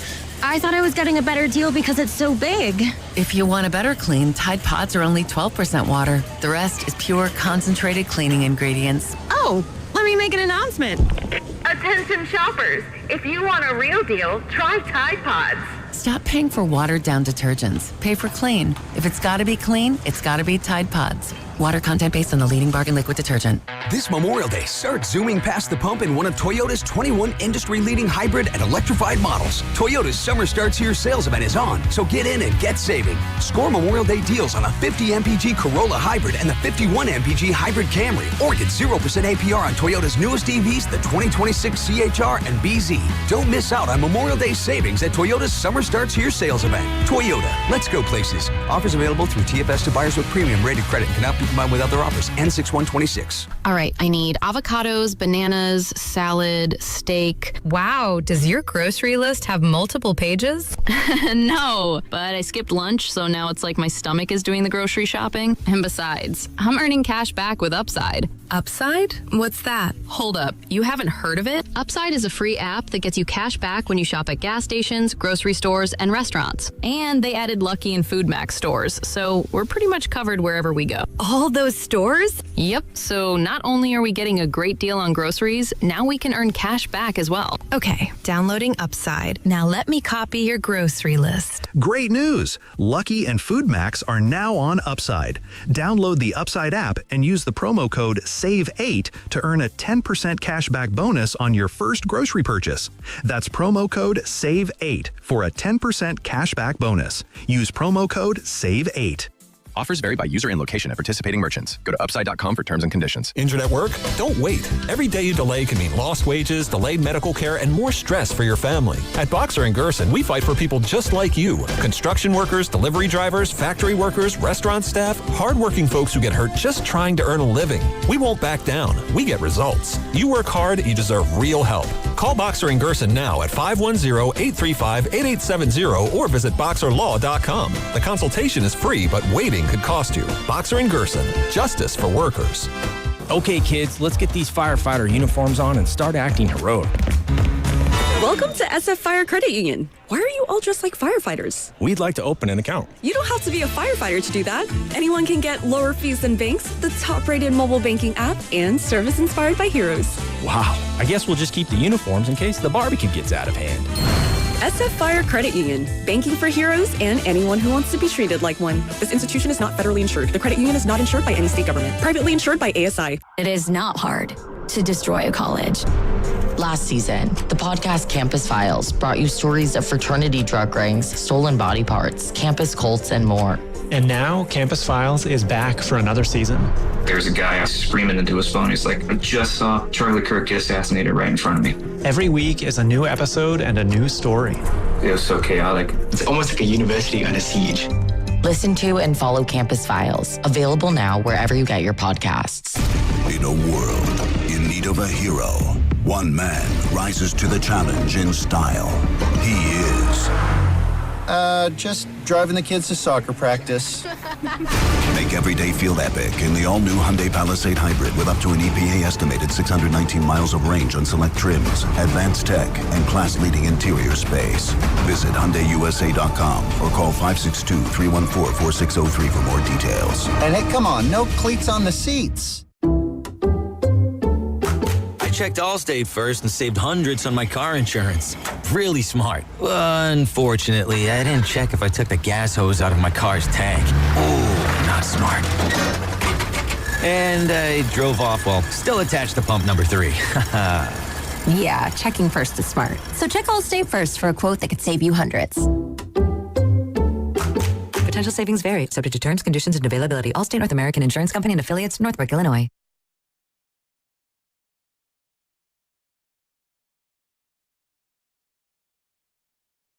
Now, back to Willard and Dibs. What is your favorite or the best play on words using your last name that you've heard? That ball got Schmidt on. Oh! On 95.7 The Game. Yeah, he been schmitting on a lot of pitches lately. He sure has. One to the left, one to the right. That's an Oppo taco. Yeah, a lot of extra toilet paper in his house with all the schmitting he's doing on baseballs. All right, I mean...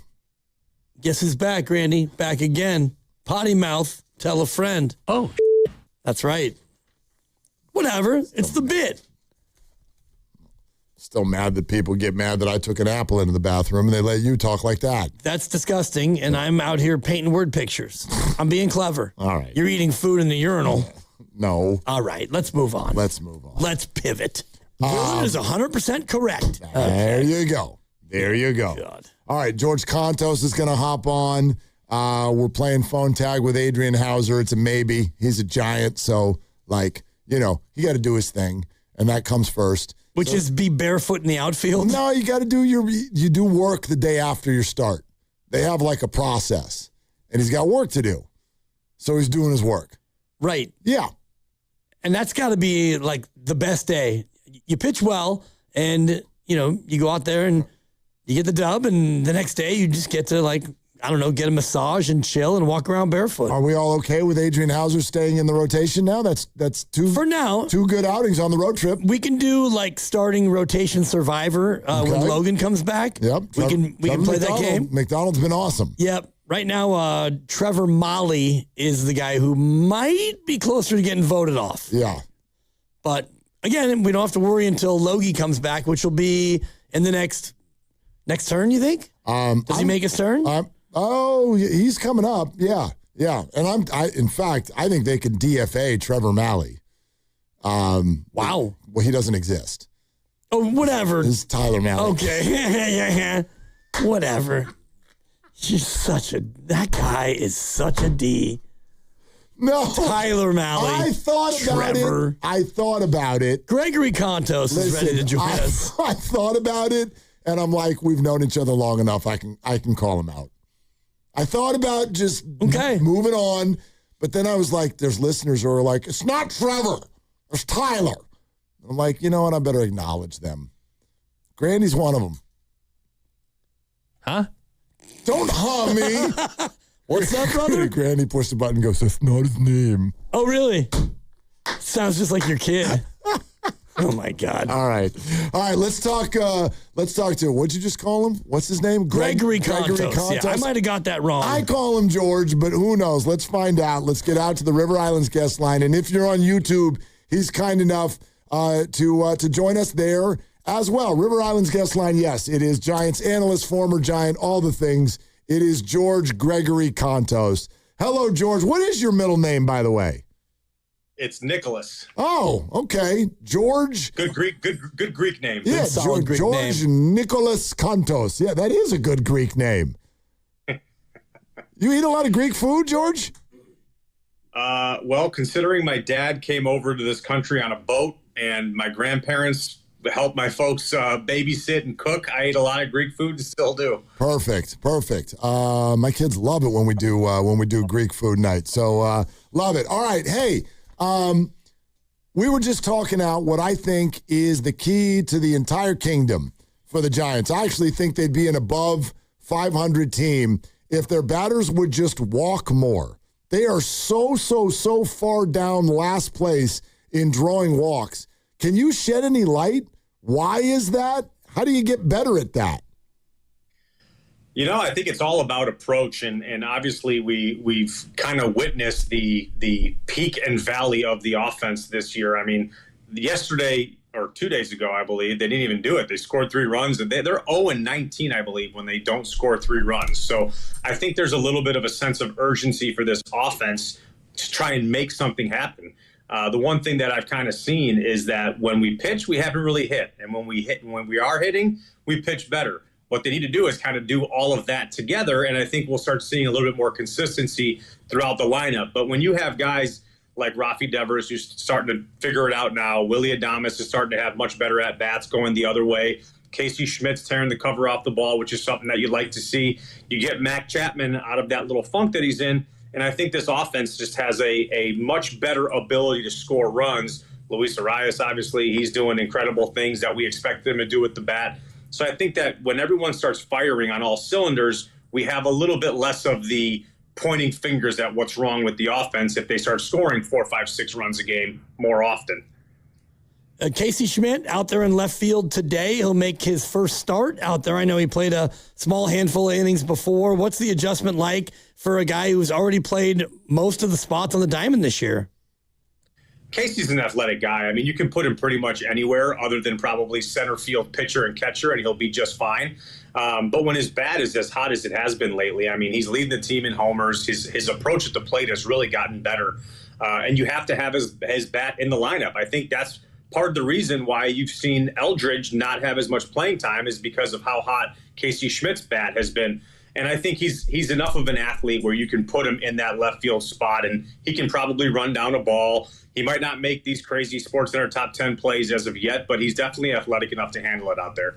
Hey, George, what would you do with the starting rotation with this Trevor McDonald situation since he's pitching so well, but when Logan Webb comes back, there's not necessarily a spot for him? That's a tough one. That's a head scratcher. Buster and company are going to have probably some conversations that they're going to have when that decision needs to be made. But, we chatted about this just the other day, yesterday in postgame, and when you have options, it's one of those things where it's a blessing and a curse. I went through it in 2014. I was up and down 6 times, and I was pitching well, and sometimes there's just not a spot. But you have that option, and what I don't see happening is the organization putting somebody who's on a guaranteed contract or who has the ability to leave if put on waivers and designated, because you don't want to take that arm out of the system. And unfortunately, it's a game of numbers, and you don't, at this point in the season, always have your best kind of lineup out there, your best 26 guys on that roster at all times. So I do think that it's an unfortunate numbers game for Trevor. He has pitched incredibly well. The team has won every start he's made at the major league level. But if you were asking me to put money on what would happen, I would imagine he probably just gets optioned until inevitably he makes it back up because something else happens. Is it too early in the season to look at the standings and think, boy, these games are super important, so we want to go with our best? Is it as simple as it's May, and therefore you make this move thinking that even though McDonald might be a better pitcher right now, you go ahead and play the long game? I agree with half of that. I think that you definitely have to play the long game, but I don't think that any of these games, even though it's May, are not important. Every win is important, just like every loss stings. The one thing that I will say is I definitely wouldn't push the panic button too hard yet. Obviously, when you're on a skid, it can snowball effect a little bit. They haven't played great, but they did go into Dodger Stadium on top of that win leaving here, right behind me actually, against Pittsburgh, and they scored 22 runs in 3 games. And then you run into Shohei, you run into Sheehan, who both threw the ball really, really well. But the inconsistency in the offense and the ability to score, I think if you can get that a little bit more consistent, and your first thing is to try and win each series moving forward, right? If you win the series here in Arizona, you come back, and that's one step in the right direction. And you get to 500, hopefully by the All-Star break. Then you start looking at what you got to do to get yourself in a postseason picture. So I do think it's too early to press the panic button so far as to, like, are we going to sell off? Who are we going to get rid of? Are we going to shed salary? It's definitely early for that, I think. But it's definitely not too early to try and win all these games and put your best foot forward. George Contos with us, Willard and Dibs, 95.7 The Game. George, how do you feel about the way the Giants have handled the closer spot so far this year? That's a tough one, just because I think no one has really stepped up, taken the reins, and said, this is my job. Eric Miller is a guy who I think that we expected to see in that closer role, which I think we will. But he's had some injury concerns. Ryan Walker is a guy who really had a grasp on it for a little while, and then he's been a little inconsistent. I think that no one has really just put their best foot forward and said, you know what, this is my job.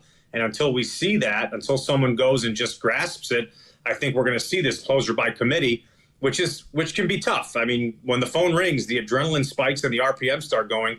And if you don't know who that guy is going to be, it can make for a little bit of uncertainty. But that's just the nature of the beast and how the bullpen's being run right now, because there's no bona fide closer. Even though I would love to see those roles defined, someone's got to step up and help define them a little bit better from those guys in that mix. Were you surprised that they went to Caleb Killian early in the game on Saturday, where he was coming off a save and you were in a spot where you still needed 5 more outs, and they went to Killian and let Gage go ahead and close? No, I'm not surprised. I think sometimes you got to bring in the guy that puts out the fire right there, because the game is sometimes won and lost prior to the 9th inning. I think sometimes, depending on what the situation is, your best bullet, and I'll use Andrew Miller, for example, as an example for that.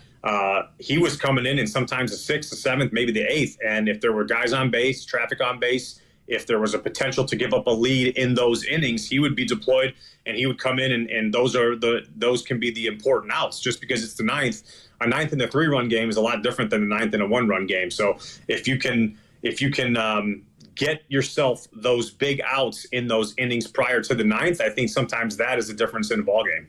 You're listening to 95.7 The Game, KGMZ, FM and HD1 San Francisco, and Odyssey Sports Station, and the home of the Golden State Warriors and Valkyries, always live on the free Odyssey app.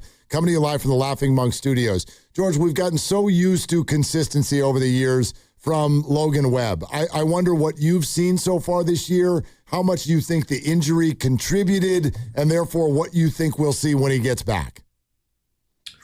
I think the injury definitely contributed. I mean, when you have bursitis in your knee, you start not being able to land and put pressure on it or plant the way that you would normally do. And look, Webby's a warrior out there. The last thing you want to do is speak up and go on the IL. But I think at a certain point, if it starts getting a little bit more unmanageable and it gets worse, then you start bringing other things like switching up your delivery to try and deal with pain. And then you bring an arm injury or something worse into the mix. So I'm glad that he has taken just a couple weeks to get this thing right, and we're going to see him back here soon. And I do think it played a role, and who knows why it happened. It could have been a fluke thing. The World Baseball Classic, when you go to 0 to 100, that could have factored into maybe him launching early with a ton of adrenaline, pitching in games that were really, really adrenaline-based earlier.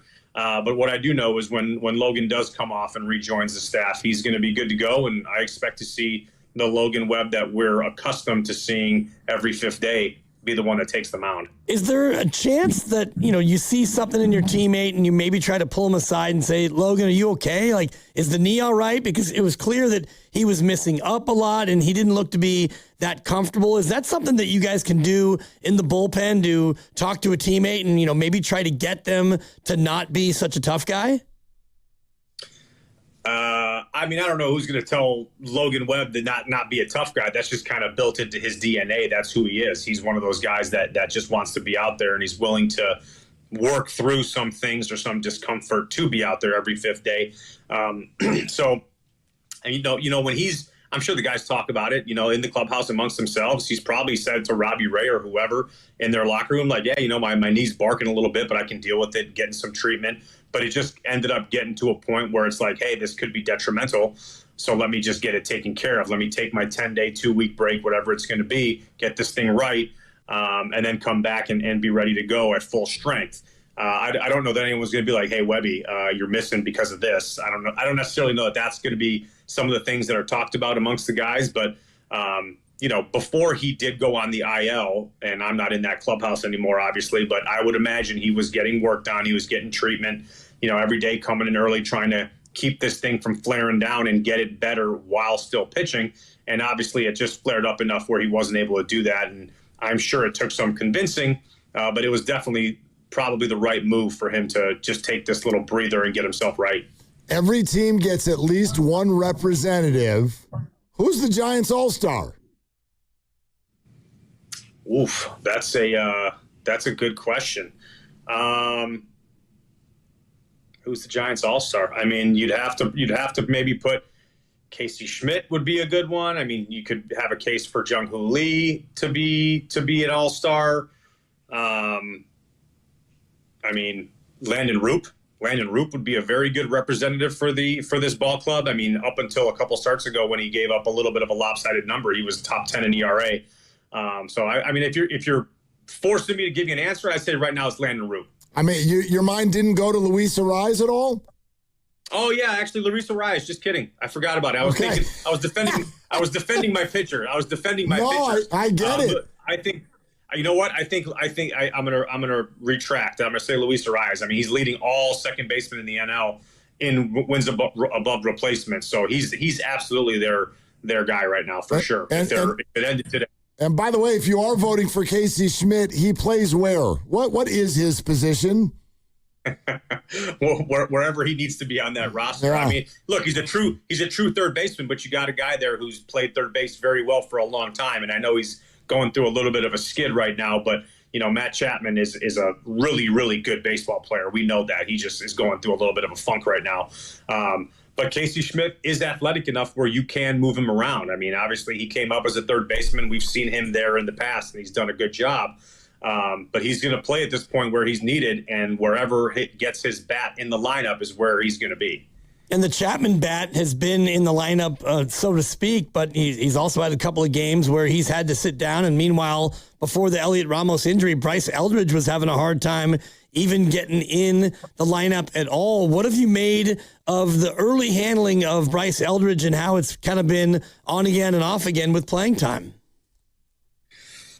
It's tough because when you're talking about a top prospect coming up to the big leagues, you don't envision him coming up and not playing every day because you want those guys who are your top prospects to come in and continue their development, but just to do it at the major league level.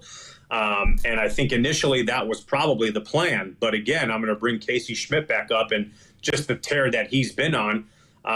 He leads the team in homers, leads the team in RBIs. He's been doing a very, very good job the last 2-3 weeks. So I think that the, coaching staff, front office, et cetera, you have to find a way to get his bat in the lineup because he is doing damage, and you're going to put him wherever that spot is, whether it's in left field or whether it's the DH or whether it's at first base and Raffy's the DH. And I think Raffy's been playing a very good first base. He's one of those guys that is super athletic. So, I mean, it's just been difficult, and I think the situation has kind of morphed into where we're at now, but you would, in theory, want your top prospect to come up here and continue to get at-bats. He's 21 years old. He's obviously done a very good job in SAC when he's been playing there. But at the same time, he hasn't had those consistent at-bats even down there. He's never had 500 at-bats in AAA. He hasn't had a full season there. And he is one of your top 20, 26 or best 13 position players that you want on your roster. But at some point, if he's not playing every day, I think you do have to kind of look at that and make a decision on it. George, great stuff. We love having you. We thank you very much for making the time. My pleasure, guys. Thanks for having me. All right, George Contos right here on Willard and Tibbs, 95.7 The Game.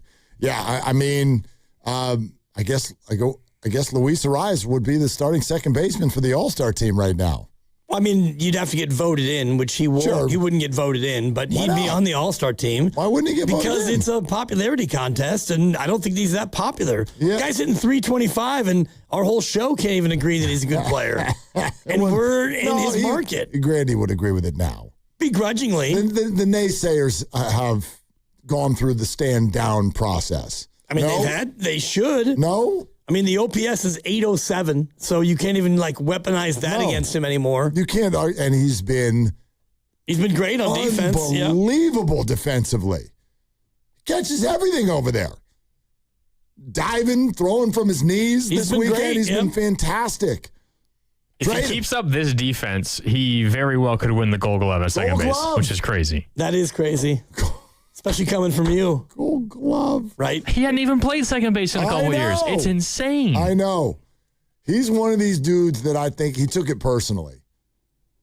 How many teams do you think in the free agent process were like, no, we're not doing second base. We're not doing second base. I think almost everyone. Right. And he took that attitude out to the diamond with him.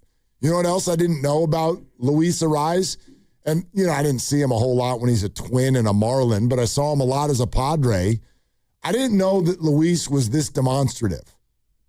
He is out on the field, and he's doing, all of the Adames stuff without the chatter. He just does it with his body. Right. He all the Adames stuff while actually still understanding what's going on in a baseball game, which is kind of fun.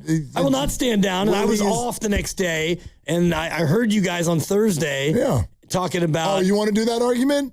It's not even an argument. It's just my opinion versus the world. Well, yeah, we can call it a debate if you're more comfortable with that. When you're out there, towel snapping with the opponent, that's fine. And our very own boss, Matt Nahigian, earlier in the series is like, the whole thing about hugging up on Mookie Betts. He's annoyed by it. It's annoying, and that's fine. You can be annoyed by it. When it affects how you actually play baseball, that's where, in my opinion, something has to happen. And to me, it's clear that he didn't know how many outs there were because he was too busy slapping and tickling with the opponent. So you make a direct line as to that was why. But he's done that literally every time he's ever been to second base in his life. Okay. And he's never forgotten the outs Well, then before. why did you forget this time? He just did.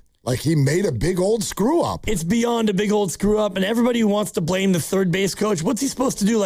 Tackle him as he's sauntering around third base? That's what it takes. But I mean, listen. It was a wrap. You're out there. The optics of it are terrible. They're terrible. And your young manager is trying to get a hold of his job in the bigs. And you've got one of your veteran leaders out there not knowing how many outs there are and getting doubled off. It's absurd. But it's embarrassing. I just think of course it is. And he said as such. I just think it's very layered. Willie super screwed up. That doesn't mean that the third base coach didn't screw up. It does mean that he screwed up, and he's screwed up a lot more than Willie Adames has lately. The other piece to it, there's so many pieces to it. I think, this is just me, I think it's a little bit of a leap to say that him talking to Mookie Betts is why he forgot how many outs there were. It doesn't even matter if that's the reason. But that's what you said, and I do. Well, it's my opinion. No, and so only Willie knows. Willie's out there, hey, Mookie, how you doing, Mookie? What's up? I haven't seen you in a while. My point is that he always does that, and he's never forgotten how many outs there were before. But the larger piece to it is going into that very next night. The guy had 8 hits in his last 4 games. He's been one of their best hitters. I want to see the Giants win games. And Tony Vitello is put in a terrible spot in that position. I'll agree with you completely. This puts Tony totally down the river. But the toughest part for that would be for Tony to then basically victory lap on the mistake and bench Willie Adames as a punishment. I think that puts Tony in an even worse spot. So there's no excuse for Willie. I don't think one needs to be made. There is none. But that's why I made the point that I did that day, that if I'm Tony Vitello, I use that as an opportunity to back my guy and have a conversation with him, which he did, rather than, punish him for it. in the lineup the next night. I wanted Willie's bat in the game. I mean, you could have taken him out in that very game and just, come to the dugout. And it's like, you know what, Willie? Here, you can go ahead and sit on the bench. Here's a scorebook. You can keep score the rest of the game. And that way, maybe you can figure out how many outs there are. I get the idea, but you know that in pro sports, that's not usually the way veterans are handled. It's not. It's not usually the way. Veterans usually don't make those types of mistakes. And if they do, then there should be repercussions. And in this case, there wasn't. And that's their choice. But I saw the lineup the next day, and it's like, yeah, Willie, go out there and, I don't know if you know anybody on the A's, but make sure you get to know their second baseman and their shortstop because you're really good at that. They probably did. And maybe they'll have dinner later sometime. We're sponsored by the San Mateo County Fair. 888-957-9570. That is the number. We got a few things still to get to. Not quite done with this Casey Schmidt and Bryce Eldridge situation. Plus, the NBA Finals start tonight. You might not know that, but they do. We'll get into it. This is Willard and Dibs. It's time for the San Mateo County Fair. Powered by tradition, inspired by innovation, blue ribbon moments, fun, and bottle cake! And where experiences bloom everywhere you go. San Mateo County Fair. Hey, it's Willard for Habas. Here's a real behind-the-scenes moment with Habas Law. We asked about their billboards and asked, do you smile or not? And then it got real. Omar Habas says, quote, we meet people in the hardest moments of their lives. It's on us to restore dignity and a financial future. Traumatic brain injuries, loss of a limb, spinal cord damage, a life changed in seconds. When everything's on the line, choose the team that understands that. Habas Law. They fight to make it right. Visit habaslaw.com. Omar Habas is a California licensed attorney, offices in Northern California, including San Jose. Past results do not guarantee future outcomes. They call this one Bill. Whoa, aliens? Am I in a spaceship? Affirmative, Bill. What's with the laser saw? Relax. We are cutting our bill in half. What? An Xfinity mobile transmission says you can cut your bill in half. Oh, your mobile bill, not me, Bill. Xfinity Mobile also says we can try it free for a year. Free. Yes, with no commitment. Can we put the saw away? I am reluctant. But we will find another being to bisect. That's not sci-fi. It's Xfinity Mobile. Xfinity Internet members cut your mobile bill in half. Plus, try Xfinity Mobile free for a year. No commitment. Learn more at xfinitymobile.com. Xfinity. Imagine that. Restrictions apply. Xfinity Internet required. Savings compares one line of Xfinity Mobile Select to comparable plans from T-Mobile, Verizon, and AT&T as of 3/24/26. Taxes, fees, extra. $30 monthly discount limited to new mobile customers only. After 12 months, regular rates apply. Right now is the perfect time to head to Saramonte Ford. Huge selection, big savings, and straight up great deals. They've got a lineup of brand new Fords ready to roll. Trucks, SUVs, and hybrids, all priced to move. Whether you're buying or leasing, Saramonte Ford makes it easy, fast, and stress-free. So don't wait. Stop in person right off 280 in Colma or online 24/7 at SaramonteFord.com. That's SaramonteFord.com. Saramonte Ford, your San Francisco Bay Area Ford dealer. In 2026, Bay Alarm celebrates 80 years of security. With burglar and fire alarm systems, 24/7 in-house monitoring, and local service, our promise to the Bay Area remains the same.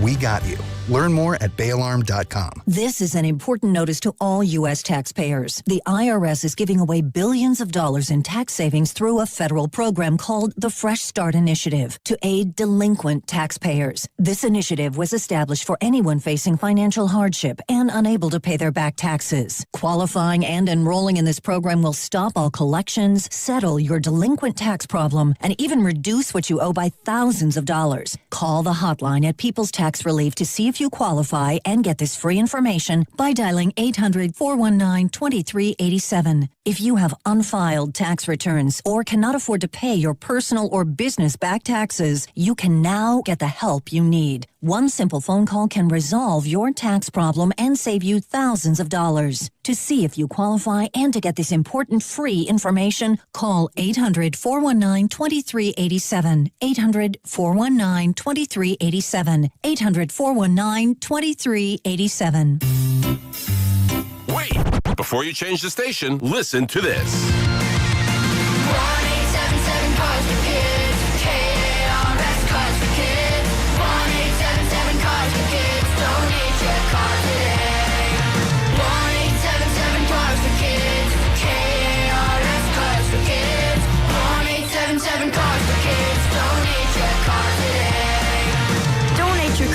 carsforkids.org. That's cars with a K. Pickup is quick and easy. You'll also get a vacation voucher and a tax deduction. 1-877 Cars for Kids. KARS Cars for Kids. 1-877 Cars for Kids. Donate your car today. 1-877 Cars for Kids. KARS Cars for Kids. 1-877 Cars for Kids. Donate your car today. Donate your car today. I need a little ranch. Step to the ranch. There's a new flavor in town, the Jalapeno Ranch Club at Chick-fil-A. With that juicy Chick-fil-A original spicy or grilled chicken, a buttermilk ranch bun, candied bacon, pepper jack cheese, and jalapeno ranch sauce. It's got big ranch vibes with a little heat.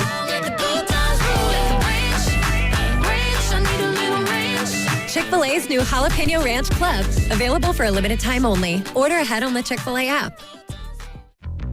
This is the story of the one. As a procurement manager for a hospital system, she keeps every facility in her network stocked and ready. That's why she counts on Granger to be her single source for thousands of products, from disinfectants to lighting, air filters, and more. And with fast, dependable delivery, Granger helps her keep every facility stocked, safe, and running smoothly. Call 1-800-GRANGER, click Granger.com, or just stop by. Granger, for the ones who get it done. Gusty winds through the Bay Area with temperatures in the mid-80s. Weather brought to you by Capital One. Capital One offers no fees or minimums on checking accounts. What's in your wallet? Terms apply. See CapitalOne.com/bank guide. Capital One NA, member FDIC.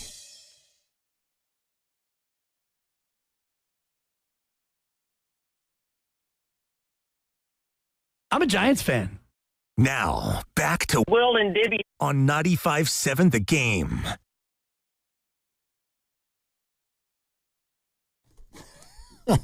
I do want to talk about Bryce Eldridge, but this is tickling me at a very high level. Yeah? And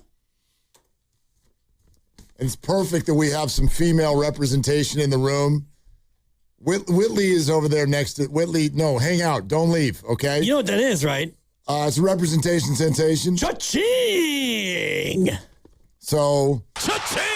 It's Willard, it's Dibbs, it's Grandy, it's Lucas, and it's Whitley. That's right. We got 5 people here right now. Yep, we got 5 on it. Before we get into Bryce Eldridge and the NBA Finals between the Spurs and Thunder and all of this stuff tonight, can we talk this out for a second? Sure, I didn't Mark. realize that this was a thing, apparently, that Guru brought up earlier, that the pictures that are on my Instagram, MT Willard, you can all go there and just feel comfortable with this once we've had the discussion. So Saturday night was my daughter's prom. And she's a beautiful young lady. But what dad doesn't think that? But, whatever.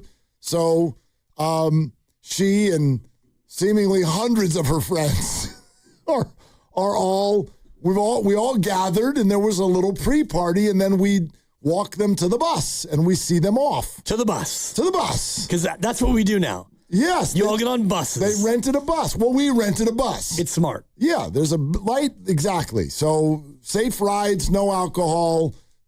I'm sure they took care of it later. But anyway, you get a bus, but then you pre-party. And the pre-party is really fun because basically you have to declare whether you're a girl parent or a boy parent. And the boy parents all want to buy a lot of food. And all the girl parents go, they ain't going to eat it. I mean, people are like, there's piles of pizza. Right. And girls walking around in dresses they adore at the start of the night. They ain't eating pizza. No chance. They're not sticking their hands into tomato sauce that right and now. The potential bloat of a couple of slices. It's going to be awful. Right. So everyone's like, we got to get food in them because they're going to drink later. And I'm like, unless you literally hold them down and stuff it, they're not eating. No, not pizza. No. And it's like, what do we get? Now we're going to get like a greasy salad and have with a fork. And it's just like, it's a whole thing. So it was very amusing to me the way the whole thing played out.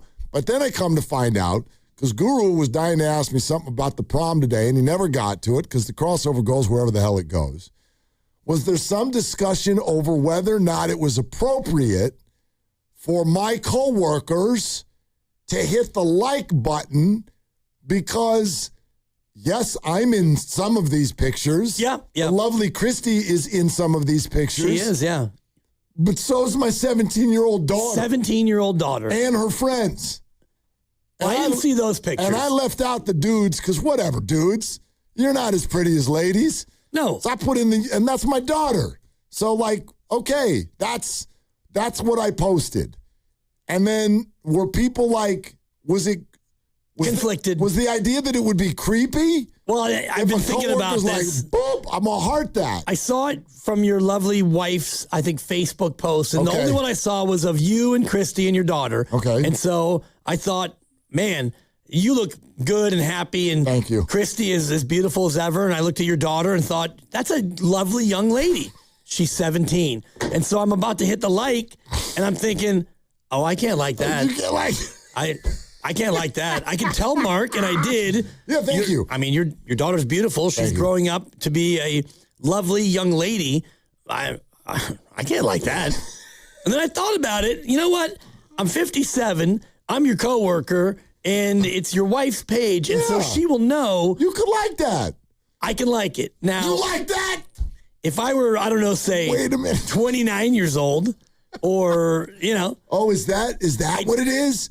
See, I think some people would go the other way. I think like him. Was he a dirty old dude, like looking at prom pictures? Well, again, I'm your radio spouse. Yeah, I'm your partner. You're my friend. And I know Christy very well. I barely know your daughter. I've talked to her maybe once or twice career, and it's not her page. Now, if it were her Instagram and a picture of the three of you, oh, I can't like that. She posted her own thing, and I don't follow her. I'm in it.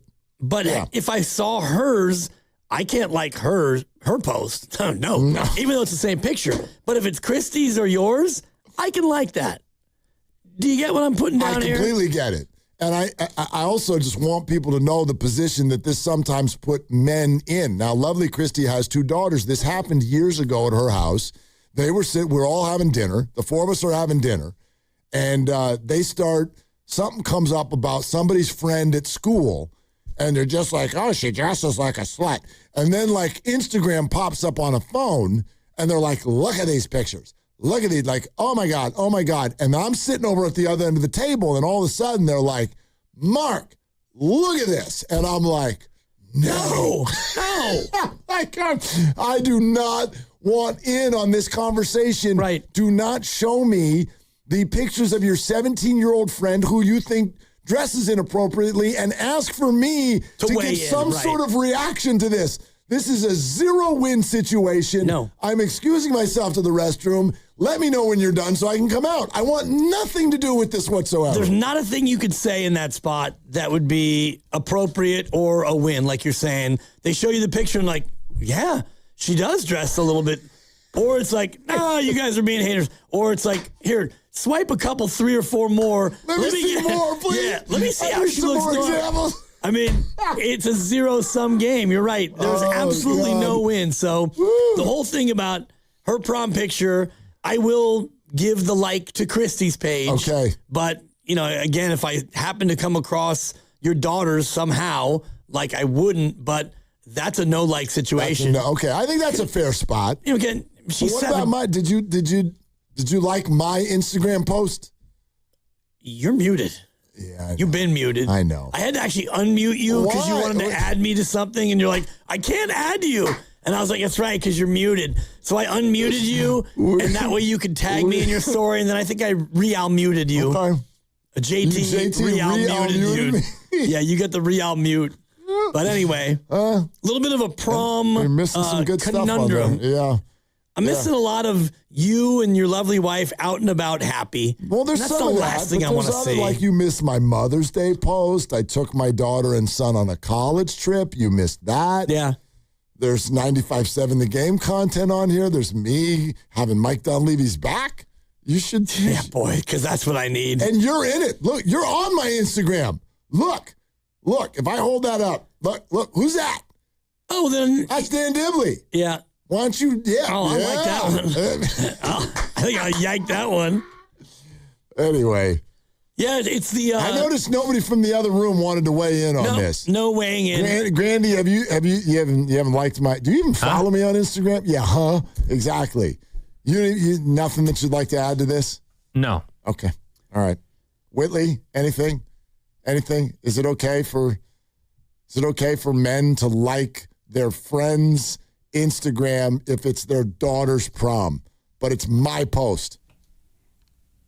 I mean, I think it's okay. I almost commented, actually. I can't remember if I did or not because I had a couple drinks last night, but I almost commented saying how beautiful she looked. Well, thank you, Whitley. That's very nice of you. But see, Whitley can say that. Right. I'm a little hesitant. Yeah, I mean, I told you that, and if you had said what Whitley just said, it would have sounded so weird. Completely. So the other night I had a couple drinks and went and took and looked some pictures of your daughter. I thought she was great. That right there is, that's HR. Can't do that. Can't do it. I looked at the picture dead sober in the studio and still didn't want to yike it. Okay. Out of fear of reprisals. Just wanted to understand what was going on. Apparently this came up earlier today. Yeah. Evan didn't want to like it. Is that what it was? That sounds about right. All right. I'll talk to him. My niece, my wife's sister's daughter, she goes to Berkeley. Your wife's I guess she's my niece because we're married. Yeah. But, I mean, I met her when she was like 16, so it's not the same deal. But she's 19. She goes to Berkeley, and I follow her on Instagram. But I will never like one of her posts because she's out there doing college girl things. And I'm not going to, fire off on the heart when she is at a mixer or doing this or doing that. It's better off you just lay out. What are you looking at? I'm looking at a text that apparently is ripping the pictures that I put on Instagram. Pete in San Ramon wants me to nicely ask my daughter how to crop a photo on my phone. Then take the photos with the daughter to one side and not all of you shoulder to shoulder. Pete, look, I'm fine. I posted the pictures that I want to post. I posted them the way that I want to post. Thanks for the follow, though. Appreciate it. Anyway, all right. Yeah, let me check your status. All these damn underscores. It's hard to keep track. Oh, no, MT Willard. This is the one that I like. It's like the double standard is real. And it's so true. Like, we talk about this around my pad all the time, mainly because of what the lovely Christy does for a living. She's personal trainer at her EMS studio, Premier Bay Fitness, and she's like, if you spoke to my friends and clients the way that I speak to my friends and clients, it would be a problem. Like, my client walks in, Christy can just look at them and be like, oh, your ass looks great today. We can't say that to other people. No, you can't even say it on the radio. No. I just said it on the radio. That's crazy. But why? I mean, yeah, you're right. You can't say that. You can't say anything. Like, we have a coworker here today, and I saw her, and I said, I said, I like that outfit. And immediately she said, oh, thank you so much. Do you follow her on Instagram? No, but as soon as I said that, I'm like, you're so fired. Like, I like your outfit. That looks nice. No, you can say that. You're fired. No, you can say that. Risky. No. Risky. You're fine. We'll see. We've all been out. The whole group has been out together before. Christy and I have been out with Whitley. We've probably told you that you look nice before, right? It's fine. When you're out and about, sure. I could say it to her right now. I won't get fired. You won't. But I could. Whitley, you look great today. See? Adios, Mark Willard. No. Turns out you were muted, post-send stories. Of course. So, yes, now I'm looking at your Instagram, and, for example, this picture of the 7 of the gals, that's not getting liked. Well, that's you got to scroll for that one. Yep. Anyway. You and your daughter, sure. And this one's lovely. All right. All right. I appreciate it. But unfortunately, like one, you have to like them all. So, speaking of young people. I love the young people. I just, I want to make sure that what the Giants are doing tonight in Arizona, I immediately have a question for Tony, and I hope it gets asked. I think right now is when I think the pregame talk is right now, and I'd like to know if Casey Schmidt is just the left fielder for now. Like, We'll see what happens when Elliot Ramos comes back. And I bet you the Giants will not, they won't cop to this. They won't. They won't do it. They won't say, hey, yes, we're going to lean into this. They want that optionality. Eric Haas and Jesus Rodriguez and Susak, and we can move Casey all over the diamond. And I'm sure that they will. And there will be other days off, and maybe there'll be other, dings and injuries and things like that. But I don't know about you. Actually, I do, because you've spoken to it already today. What happened over the weekend is awesome only because the Giants went 2-0. But to take your number one prospect into literally what has been his home stadium so far this year, a great hitter's park, and sit him for 2 full games with no pinch hits whatsoever. Remember what Tony Vitello said when they're like, yeah, most of his at-bats are going to come off the bench. And then there was an uproar, and he's like, but it's going to be like every night. Like, we're going to have him come off the bench every night. He did not participate over the weekend at all. And I just don't think that that's good for him. In fact, I know that's not good for him. That doesn't add up to me. I don't feel like that makes any sense. And I just don't want the Giants to do that anymore. Don't do that anymore. I'd even lean into this whole, if you're going to try to develop him in the majors, then stop hiding him from left-handed pitchers. Let him hit left-handed pitchers. He needs to be able to do that. If he's going to be a great hitter in this league, you don't sit Rafi Devers against left-handers. Let him hit. Let Bryce play. And so what this unfortunate Ramos injury means is that there is a bright side to it. And that is, if you feel comfortable playing Casey Schmidt in left field, and why not? Because you're putting your catchers out there. They're starting him in left field tonight. Lean into that. Be done. Casey Schmidt, you're the left fielder for the next 3 weeks. And let Bryce be the DH every single night. Or let him be the first baseman some of the nights. And give Rafi a night off of his feet. That's fine too.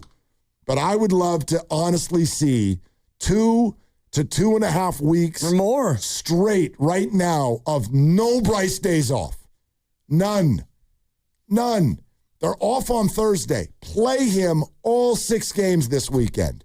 Hitters Park in Arizona, all 3 right-handers. And then you come home. You come home this weekend for the White Sox. Some major giveaways. They're doing the chain hat and the Star Wars little bobblehead thing, the Grogu bobblehead on Sunday.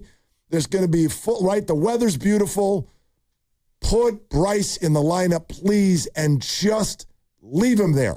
Put it in ink for the next 2 to 3 weeks. It shouldn't be that hard, and it shouldn't have taken an injury to Elliot Ramos to make this happen. And, the more I read about it, it's going to be a, quote, handful of weeks, which feels to me more like 2 or 3. It might be a full month. He might not be back until June. And so, yeah, you're going to have a bunch of games where you can just roll him out there and have him play first, have him DH. And if you want to give Casey Schmidt a spot out at third base or, second base, if those guys need a day off, or, maybe you have a day where you want to give Bryce Eldridge the day off and you can have Casey DH. You don't have to play Bryce every single game, but play him 5 out of 6 or 7 of 8 or whatever it is instead of, back-to-back games where he doesn't get any chance to play. That's damaging. Yeah, especially with where they're at right now. You know what I mean? Like, Eldridge is, first of all, you're at a hitter's park this week, but,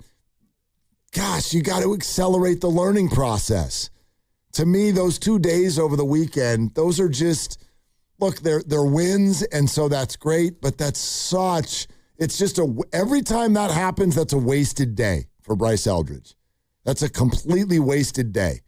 And I just don't understand why that's productive right now for this organization. I understand you're trying to win. I understand you're not trying to create days off for people who don't want days off. Well, then here, you got your get out of jail free card. You stumbled into this. You didn't want this. But Elliot Ramos limped off the field the other night. So that's that. You got what you needed because you're telling us that Casey Schmidt can play left field. The only wrinkle in this is if Casey goes out there and it ends up looking embarrassing, and he's playing a horrible left field or something like that. Haas out there, for God's sakes, and he got away with it. I guess he does that.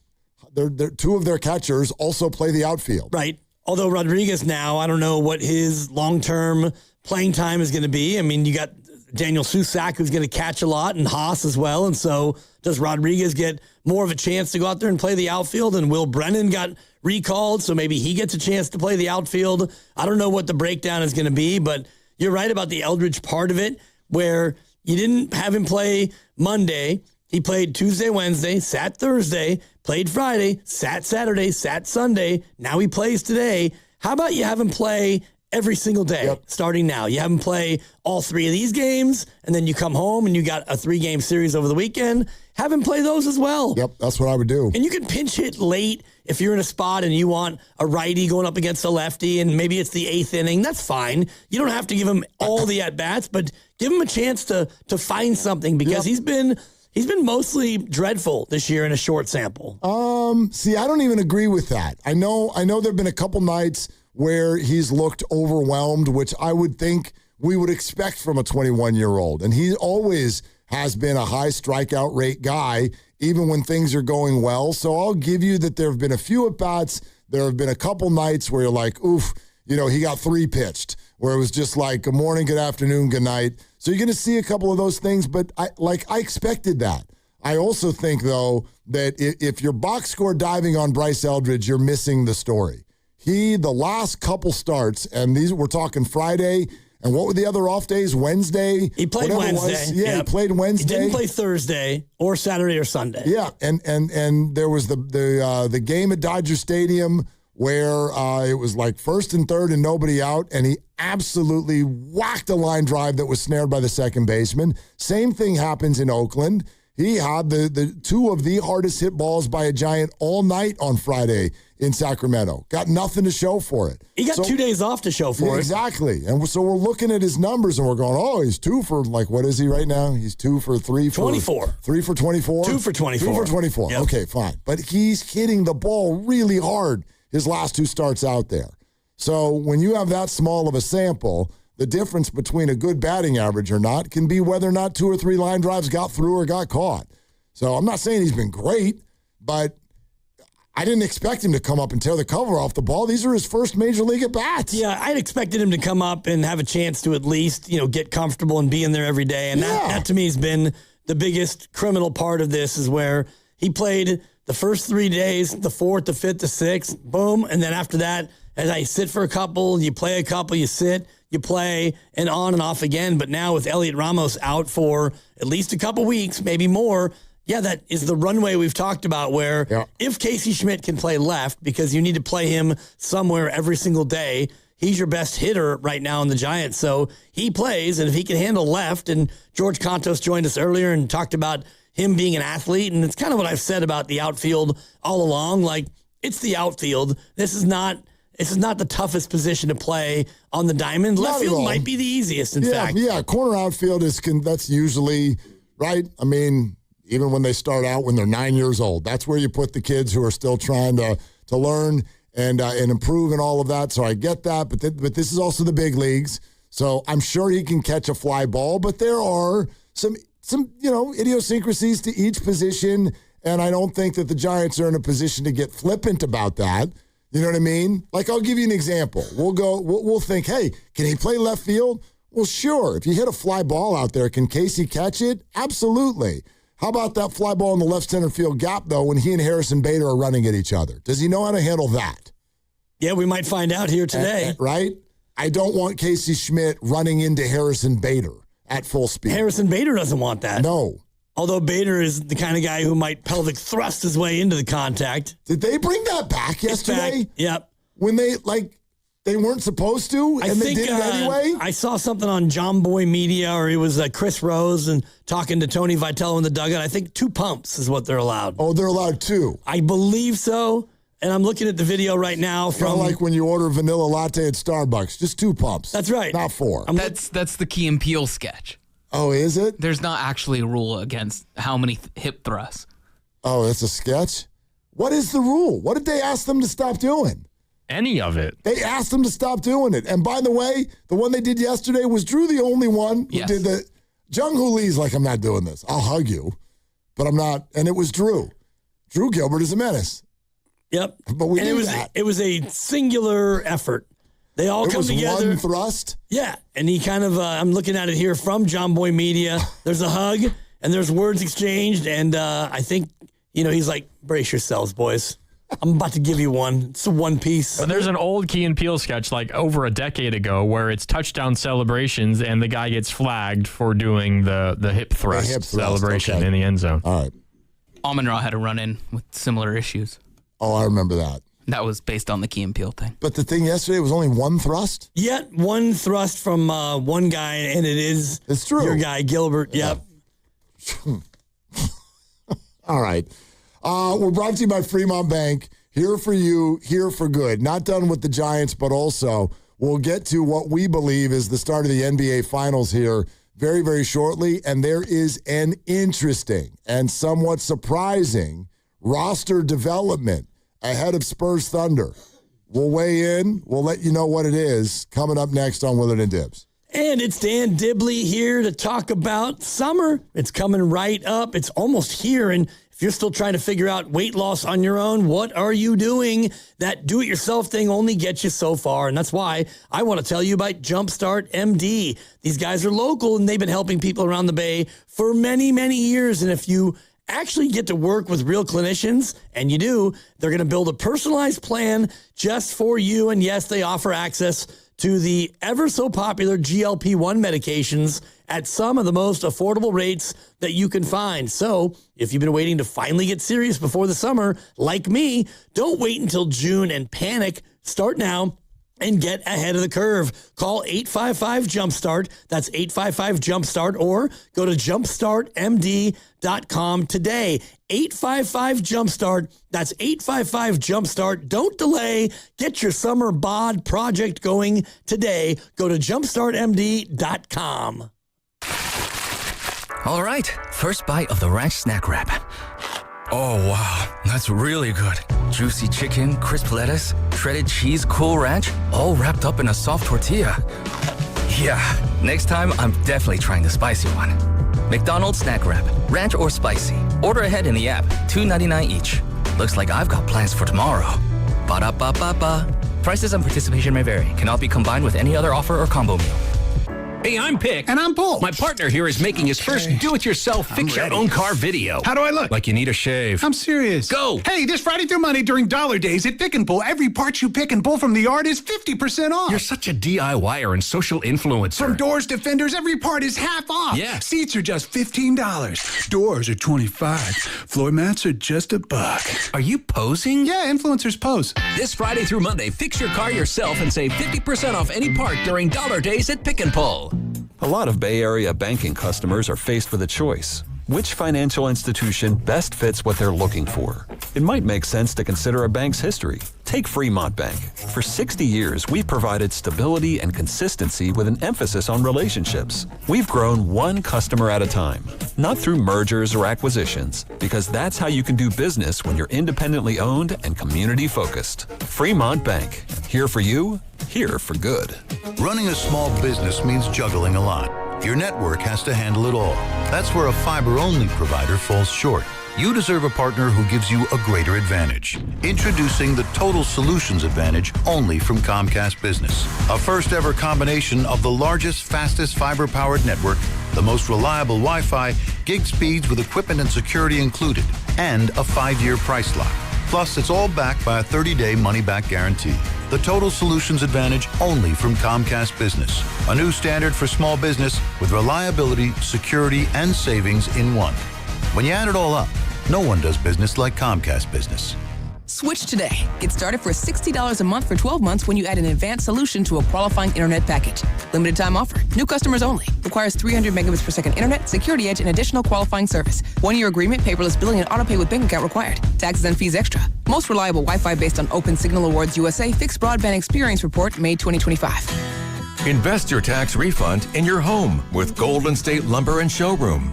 Upgrade with Millguard and get up to $100 back on patio doors and up to $40 per window, depending on the series. Hurry, this offer ends June 8th. Connect with us at goldenstatelumber.com.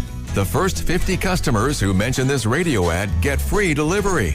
Golden State Lumber and Showroom. When you succeed, we succeed. Do you owe back taxes or have unfiled tax returns? The IRS won't quit until they get your money. Here's great news, fresh from those in the know. Major changes have happened at the IRS. If you owe more than $10,000, you may be eligible for a 99% reduction of what you owe. Haven't filed a return for a while? Their happy clients are talking. The IRS was going to levy my bank account, but Guardian was able to prevent that and fix all my IRS issues. Thanks again, Guardian Tax. Need relief from crushing tax debt? The IRS now has special programs. Guardian Tax knows all about them. Personal or business, this is the fresh new break you've been hoping for. We aren't the company you call when you need a hug because you're scared of the IRS. Guardian Tax is the company that wins when you need it most. Guardian Tax Service is really great to work with. They really help me out. I'd recommend them highly. Call now for a free confidential consultation. 800-499-1424. 800-499-1424. 800-499-1424. Get everything you need for the entire job delivered. From lumber to drywall, flooring, and fixtures, get it all delivered from the Home Depot. With same day, next day, or any day delivery. Staying on track and on time is crucial to your job. That's why it's our job to get you what you need when you need it. We deliver the supplies. You deliver the results. Brought to you by the Home Depot. Finding great candidates to hire can be like, well, trying to find a needle in a haystack, but not with ZipRecruiter. Its powerful technology actively finds and invites qualified candidates to apply to your job. So while other companies might deliver a lot of hay, ZipRecruiter finds you the needle in the haystack. See why 4 out of 5 employers who post a job on ZipRecruiter get a quality candidate within the first day. Try ZipRecruiter for free at ZipRecruiter.com/team. That's ZipRecruiter.com/team. ZipRecruiter.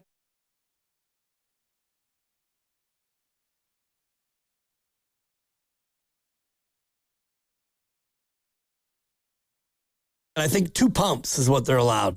Now, back to Dillard and Wibbs on 95.7 The Game.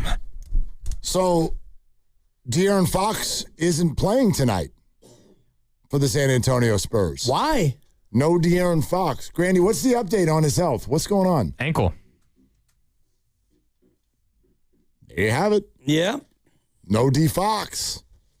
And J-Dub is back. Yeah, he is. For the Thunder. So they're going to be at full strength, and the Spurs will not. Obviously, OKC hosts. I think the Spurs are going to have a shot at this. I really do. And I do think that the winner of this is going to be the NBA champion. And I think that like, the fact that these two teams are playing tonight, it sort of brings up a conversation that I think we would love to have. And I mean, we started out with this earlier today. I think we can go back to it. Mike Dunlevy last week, when the Warriors were having their whole sort of exit process and the Steve Kerr reintroduction, if you will, and talking out all of the things. This is the one that, as I thought about it over the weekend, stuck with me and caught my attention because I think it's the one that could anger Warrior fans. But I caution you, at least my take is Mike is simply saying this because he can't or doesn't feel it best for him to say anything of substance right now. Take a listen. In the grand scheme of things, not a lot about the roster. This just isn't about the roster, frankly. Like, this year, I don't think we came up short because of the talent of the roster. It was injuries and things we could control. Do we need to get better roster-wise? I think so, but we didn't get to a point where we played a team where, you know, their roster was better than ours. So for that reason, we're more focused on the stuff that we can control. We'll always look to be better talent-wise, roster-wise, all that. But going back to the question as far as the discussions weren't really about that. It was more with the team that we have, how can we be better, and what are the things we need to do to build on for long-term success. And my take is there's no way that Mike Dunlevy thinks that. Like when you watch these two teams play tonight, there's no way that even blessed with full health, there's no way that anybody on planet Earth thinks that the Golden State Warriors roster measures up to these two teams. No, and you could add in probably 4 or 5 other teams in the Western Conference, and, the Lakers would be another one when they were fully healthy. I don't think that you could look at that roster and say, oh, yeah, the Warriors roster is better, and I know the Jimmy injury is a big part of it, but you add an extra year onto all these guys, and, yeah, San Antonio and OKC, incredibly young teams, and OKC's going for a second straight title, and San Antonio's a team that's knocking on everyone's door, so I'm kind of with you. I don't know how he could say that and say it with a straight face and truly believe it. Because I think we've learned from Mike that he's not going to say anything that could be translated as criticizing his players. Because that's not his role. He's a general manager. He's not like, that makes no sense for him to come out and, criticize the players and have them take it a certain way, and B, downgrade the players in the minds of whoever he's going to be talking to this summer.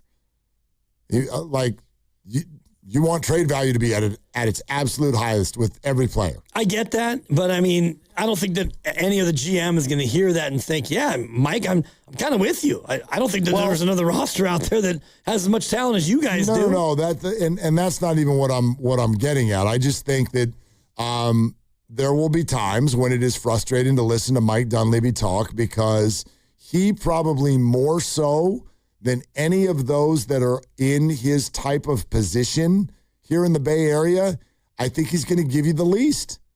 I think he's going to tell you the least. If we just talk about his position, his counterparts are John Lynch and Buster Posey. But to a certain degree, other roster thoughts and whatnot come into play with the Vitellos, the Shanahans, and the Steve Kerrs of the world. And I think if you put it all into a bucket and ask who's going to give the least pertinent information publicly into a microphone, Mike Dunleavy. And that's fair. That's the way he's wired. Well, and also I think that he, has the least cachet. John Lynch is a Hall of Famer, and he's been doing it for 10 years.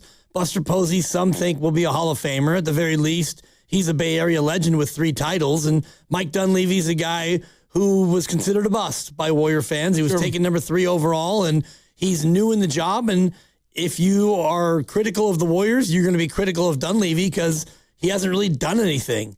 That's what the take would be you're going to be critical. Yeah, I think that the Jimmy Butler trade, I think, was a good one, and it didn't really work out because of the injury. And, well, we'll see what he does with the number 11 pick. It's his first crack at the lottery. I mean, here's the other thing I'd throw out there. I don't know if Warrior fans, and I really would love to hear from some of you on this. We would love to take your calls, 888-957-9570, on if you're ready to no longer assess the Warriors based on a championship mentality. I feel like they've been trying to tell us. Mike Dunleavy's the one who maybe is not so good at it because he just doesn't want to get that vulnerable with everybody. I think that's clear. Steve Kerr can get a little vulnerable with it. But then again, think about what happened when he did. Oh, we're a fading dynasty. Ring! Right. There's the marketing department on the phone. Don't do that, coach. Steph Curry at the end of the year. Can we stop with the whole championship thing? I'm ready to raise my hand and watch this game tonight and say, I'm not using them right now as the measuring stick for the Warriors. I'm not going to do that. It'd be great if something within the next, 7 years of our lives where the Warriors could be in the conversation at the end and you feel like you've actually got a shot.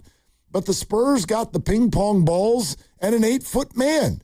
And I personally believe that his run as the most important player in the NBA is either about to start this month or will play out over the next year. And I think that his run is going to start. Right. I'm not predicting 4 straight titles or whatever, but that roster has nailed lottery picks 3-4 years in a row. They're young, cheap, and really good.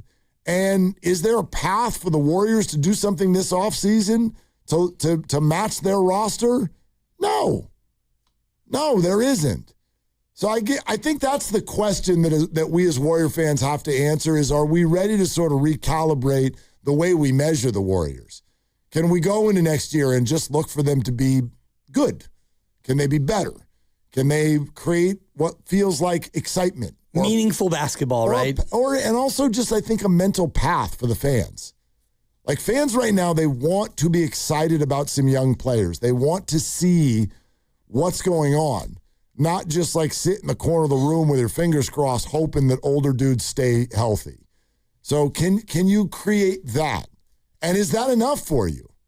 Or is it top 4 seed or I call 95-7 game and get pissed? If that's not enough for you, then you're setting yourself up to have a really hard and long season. For me, I would set the bar at, for one thing, be better. And by be better, I mean, be better than the 10 seed. You want to try and be healthier if you can, but the main thing I'm looking at between now and October is, what do you do with the roster as far as youth and development? If you're going to pick somebody at number 11, I'm really fascinated to see if it's somebody who is 19 years old and has a high ceiling, or somebody who's 23 years old and has a higher floor. What do they think about, and the name today, Kareem Lopez, and Mark Spears, friend of the program, courtesy Kendall Jackson. He's been throwing out that name for weeks, if not longer. He's got a lot of upside. He's 19. He would be one of the first Mexican players in the association. He played in New Zealand. He's kind of an unknown. Or the guy I love, Yaxel Lindenborg, who's 23, who probably you've seen about the peak of who he can be. Good, solid NBA player. Which way will the Warriors go? Are they going to get more of a project, somebody who could be phenomenal in 2 to 4 years, or somebody who's more of a proven commodity? I don't know if they need to define it that sort of a way. I think it needs to be more individual. I think you need to love the player, and you need to think that player fits who you are, what is your identity as a basketball team, both now and in this case, into the future.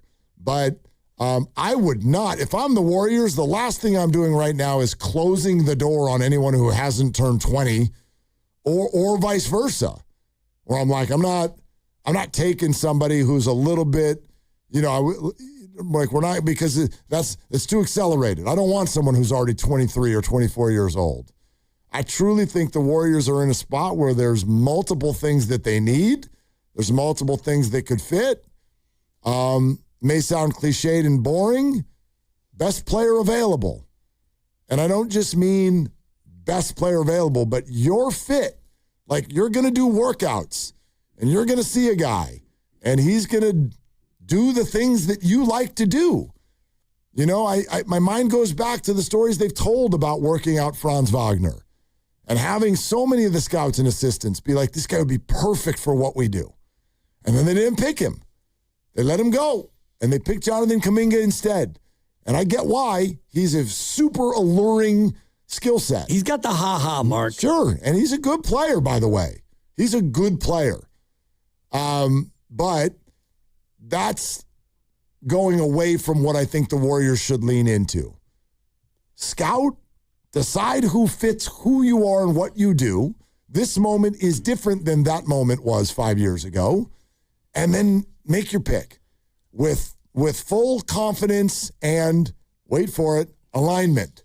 Right. Let's have everybody be on the same page. Well, that to me is the interesting part of it, and the way you lay it out, I think, is accurate, but you want to pick somebody that fits who you are. It might be somebody who fits who you will be, because at some point you're not going to be who you are. You're not going to run everything through Steph when he is 41 and maybe he's retired, so you want to have somebody who fits now who you are, but you also, I think, want to have an eye toward finding somebody who you can build around. For sure. Somebody at number 11, maybe they don't fit right now as much as they will when Steph is gone. I mean, but are you thinking of like changing, and I don't just mean like the system. I mean, go deeper than that. Like the basketball ideals that matter to you, your identity. Yeah, I think it all changes. Like, well, maybe, I mean, to a degree, sure, but it doesn't, I don't think you undress it completely and start from scratch. I mean, there are basketball principles that the Warriors probably hold higher than others. And that's, so I'm with you. I'm not saying I disagree. I just think that I think you find out what those things are and find out who fits what you're doing in a basketball sense, both now and into the future. And then, go with that. Let that lead your decision. But we don't know what your ideals will be in the future. Steve's got 2 years, Steve Kerr. So if he's gone after 2 years, well, then everything changes. The new coach is going to have their own ideals and their own approach to how they want to run a team. Well, but who's hiring that coach? The people hiring that coach have their own basketball ideals. But it might not be Mike Dunlevy. It might be Dunlevy. It'll be people with the last name Lacob. And as Pops told us, he knows a lot about basketball, more than you think. Right. He's going to be involved in this. There's no doubt. Whether you like it or not. It doesn't mean that, the coach that he hires is going to have necessarily the same ideals as Steve Kerr is all I'm saying. You're listening to 95.7 The Game, KGMZ FM and HD1 San Francisco and Odyssey Sports Station, the home of the Golden State Warriors and Valkyries. Always live on the free Odyssey app. Coming to you live from the Laughing Monk Studios. Are you prepared for Warrior basketball where the measuring stick is just, are you better? Are you entertaining? Are you interesting? Are you creating a path mentally for your fans to follow? Rather than only measuring this by, are you in the Final Four? Do you have a path to a championship? The idea that the Warriors can snap their fingers and be involved in any way, shape, or form in what you're going to see tonight between these two teams right now is far-fetched in my mind. So that's just not even the way that I'm thinking about it. Bobby in Los Altos. Hey, Bobby, thanks for calling. What's up? Hey, thanks for taking my call. I definitely got some thoughts on how they need to use this pick, but I'd be remiss if I didn't get two guru gripes out that have been bugging me all weekend. Let's hear them. I'd like to share those. Let's do it. First, I believe it was your station, your program that had Monty Poole that gave some ridiculous percentage. Was it like 12% or 11 or some level of specificity that was ridiculous that that Steve Kerr was gonna hang it up? I found it laughable that he would say something with such precision, and now I'm just going to call that guy Monty Hall because it's let's make a deal. It was a farce. Whoa. Yeah, time out. Pause the take, Bobby, because if you read the Wright Thompson article, Steve Kerr himself was about 95% out the door in the days that followed Monty Poole, and you will put some respect on that man's name because when he said that, he was absolutely going too low on the likelihood that he would leave. And may I add really quick, Bobby, he said that on his podcast. He came on our show that day, but the 15% comment was made on his podcast, and that was his reading of it at the time. And I'm with Dibs. At the time, that was pretty accurate, and, things changed. That's why he left open a possibility that it changed. So that's all. Agree to disagree. So the second gripe, I find it laughable, and I knew this was going to happen. How in the world does Jokic not get the MVP? Huh. There's no, people, I don't understand how basketball works. Is it just get the best player from the best team and give it to them, even though they're actually not the most valuable player in the league? Jokic, I don't even know how Embiid got that MVP. That guy should be running it 5 years in a row, but that's just not how we can do it. We need to mix it up. The guy's been robbed. He is the greatest talent I've seen on a basketball court, minus number 30, right? And I think it's just a criminal that he didn't get the MVP this year. Those are my two guru gripes. As it relates to the draft, look, I'm in the everything for Steph camp. We're going to have plenty of years to have high lottery picks if this doesn't work out. But let's get someone that is experienced. I cannot handle it if we draft a physical specimen with upside. I need an experienced player that shows some mental ability to process basketball so that they can fit in and play in this system immediately. I don't need to be teaching nobody how to play basketball because we don't need that for this window of whatever we have. And if it doesn't work out this year, next season with Steph and hopefully with Butler and, Podzimski and Porzimski, then we're going to have picks out the window. We're going to have picks like OKC had picks for the next 20 years. So please, let's use this pick. It's the number 11 pick, bro. It is not like a top 5 pick. So let's find someone that's actually smart, has a high basketball IQ, and that can contribute immediately. We cannot deal with projects right now. 2027, 28, sure, let's do projects if this doesn't work out, but don't throw it away because this is all we got. Steph is not generational. He is historic. Don't screw this guy. Bobby, thank you. I mean, okay, as far as the draft pick thing, he certainly has a point, but again, I'm just not comfortable with these defining characteristics that we're putting on these players. I just want somebody who, yes, I want someone who can help right away. Sure, I want someone who can help right away. But I think there are multiple ways to do that. It doesn't mean that you have to be some completed player. Like, there's going to be a learning process no matter who that person is. If they haven't grown into their body yet, if they're wiry to the point where they can't even function on an NBA court yet, then yeah, that would give me pause for sure. But, you know, young bouncy legs are not the worst thing in this league, and the Warriors are getting beat by a lot of them. You know what I mean? Like, you know, everyone on the Blazers, for example. Yeah. You like, that's okay. So I just don't want to define it. I do want someone who can help the team.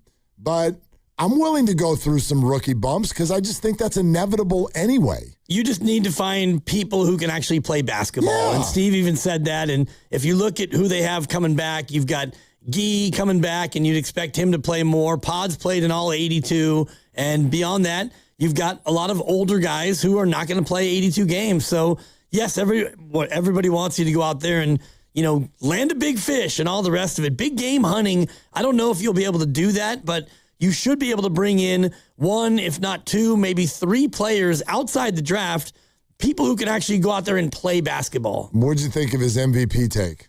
I think that it was, it's a little shaky. I mean, it's close. If you want to look at the year that Jokic had and the year that Wemby had and the year that Shea had, even beyond the stats of it, it's close. I don't think that you look at it and go, oh, I mean, that was an absolute slam dunk. And for me, I always look at the team, and if it's close between a couple players, the one guy who wins 64 games, you get the benefit of the doubt. Yeah, but Wemby won 60, what was it, 61? 62, I think, 62. He won almost the exact same amount. He did, and he was, you know, DPOY, and he's the guy I think had a strong case. But the one thing that Bobby was kind of speaking to without saying it is voter fatigue. And that's where, you know, Jokic gets it, and he gets it again. It's like, we don't want to just give it to this guy over and over and over again. And, you know, because then you start to look at who's won the most MVPs all time. Well, we can't have him go past Michael, or we can't have him go past LeBron. And so the whole thing becomes a popularity contest, but also like a legacy preserver, where you want to preserve the legacies of guys who you think are better. I agree with everything that you just said. I think boredom, as you put it, voter fatigue, is absolutely a part of this. I just want to remind everybody of something, though. There's something that's important to remind everybody of. How many years ago was it that Russell Westbrook won this award?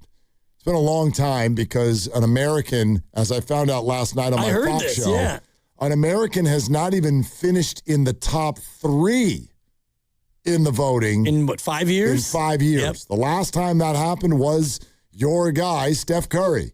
And he took third. And he took third. But since then, no American has even finished in the top 3. And actually, the question came out from your update guy, who I love. Steve DeSager's awesome. And you gave 2 answers. You threw 2 names out there. I was a little disappointed that you didn't just, you should have just said Steph Curry. You said I said Tatum or Curry, right. But I also had the wrong year. Yeah, but you should have said the chef. I was a little disappointed in you. I'm listening. sorry I disappointed you. I'm sorry, too. I did it my way. Which was, shout out Usher. I've known Steve, man, I think I've known Steve almost as long as I've known you. That's a long time. And I will speak to him the way that I want to speak to him. When you get asked a question, you answer with one name. Say it with your chest. Stand on it. Stand on business. You didn't. And you had it right, too. That was the disappointing one. I know. And then the other one, which kind of caught me off guard, was the last American to win the award, James Harden. James Harden. I was like, man, that's been a while since that happened. 7 years. And How long? Westbrook was 7 years. Thank you. Westbrook was, 9 years ago, I think. Grandy says 2017. But I want everybody to remember what happened that year. to where it was an overwhelming vote. It was an easy, no doubt about it vote. No doubt about it vote. Russell Westbrook won. There were two things that happened. One, everybody felt sorry for him because Kevin Durant left him all by his little self out there in Oklahoma City. Cupcake. It was cupcake time, but then he statistically did something where everyone went, you can forget about voting for anybody else. You want to fire away? What was it that he did? He led the league in scoring. It wasn't just that. He had more than 10 rebounds a game. And more than what? 10 assists a game, Mark. It was a triple-double. He averaged a triple-double. Unthinkable. Oscar Robertson. Unthinkable that somebody would average in this league a triple-double.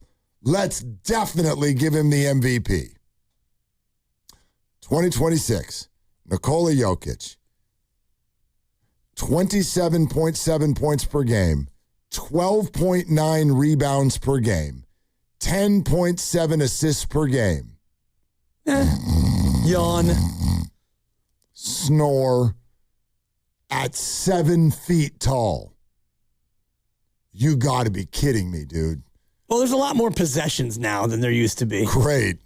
A lot more opportunity to rebound and assist. 7 feet tall, 10.7 assists per game, 13 rebounds per game, and almost 28 points a night. And we gave it to the merchant because he scores the most points. Well, it's more than that, and that's a fair way to, you can put it that way. He's the merchant. He's phenomenal. I'm not, I don't like him, but I'm not taking away his greatness.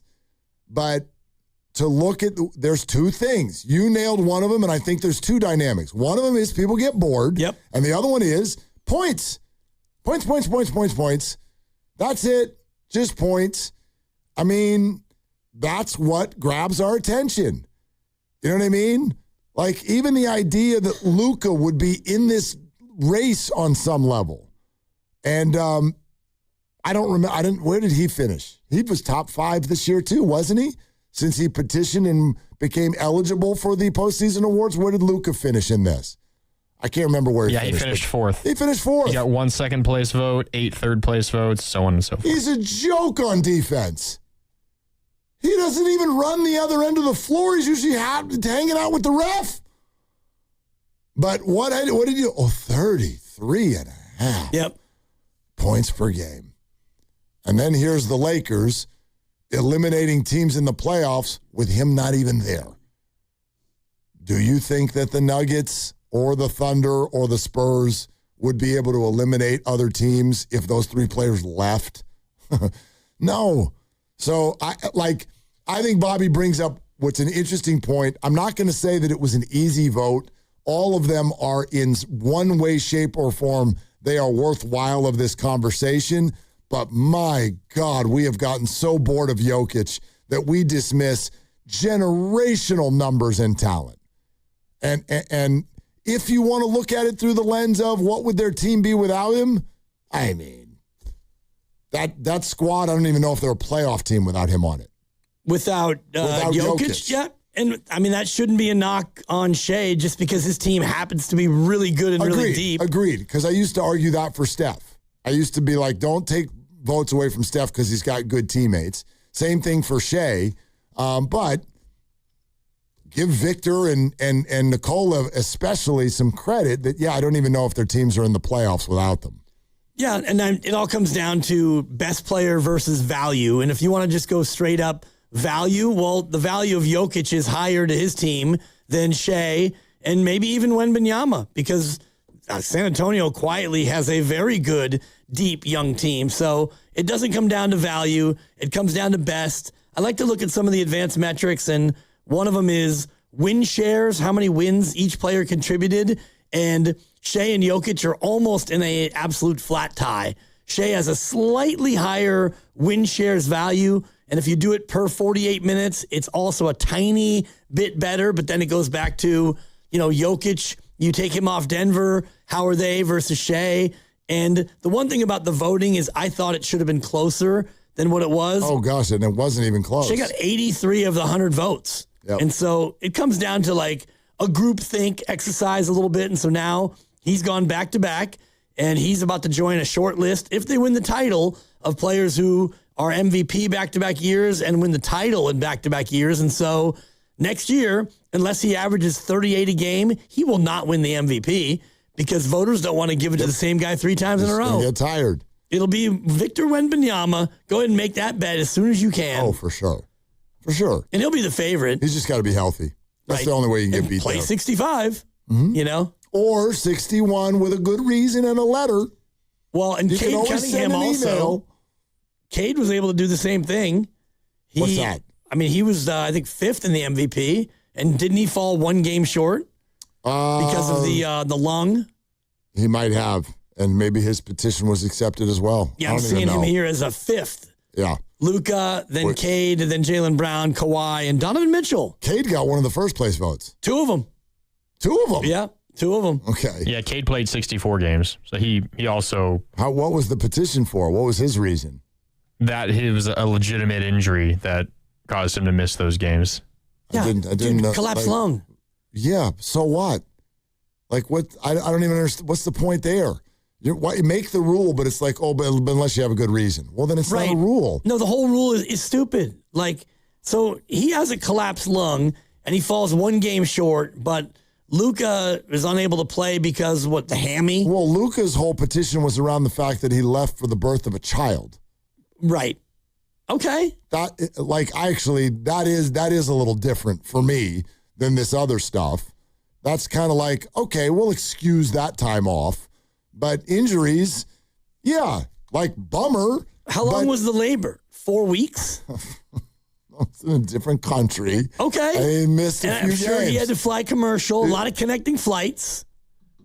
You get what I'm saying, though. Like, gotta cut the cord. You got to cut the cord. Yeah. Gotta be there now. No, you got to be there. First few days. I mean, even though the baby can't see you. Seriously. Can smell you. Man, I was there for all 3. Made all 3. Good. Can't say that about my old man. I think he might have gone 3 for 4. He sauntered in famously when I was born. Well, but his job at that point was probably to be taking care of the other kids. That's hilarious. His job was to be on the golf course, half in the bag, and show up with the famous line of, "What do we have this time, honey?" And my mom looked at him and said, "You scoundrel, you lousy mother jumper." Let's go to Dibs, half in the bag. Yep. The dibber. The OG Dibs. What did we have this time? My mom was like, man, if I didn't need that second income. The way you guys talk about him, why do you travel to honor him every year? Because he's the absolute GOAT. Okay, I mean, I've never met the man. It's material, but he's the one running it. It was the 60s. Like, you showed up with a cigar and you smoked in the delivery room. All right. Keep pushing, honey. It's happy hour starting in 22 minutes. Oh, my God. Set my clock for thirsty. Oh, boy. Yes, my father's Krusty the Clown. These babies, they keep coming. Anyway. Anyhow. Whatever. Yeah, Luka. You had to go have a baby. Great. What about the other 19 games you missed? Yeah. Oh, turns out you weren't as fit as we thought. The hammy. Well, the rule is stupid. I just think it's tough if you're going to start making exceptions because then you got to start making all the exceptions. You know, and what's the line? Oh, he had a legitimate injury. So did Steph. Was that illegitimate?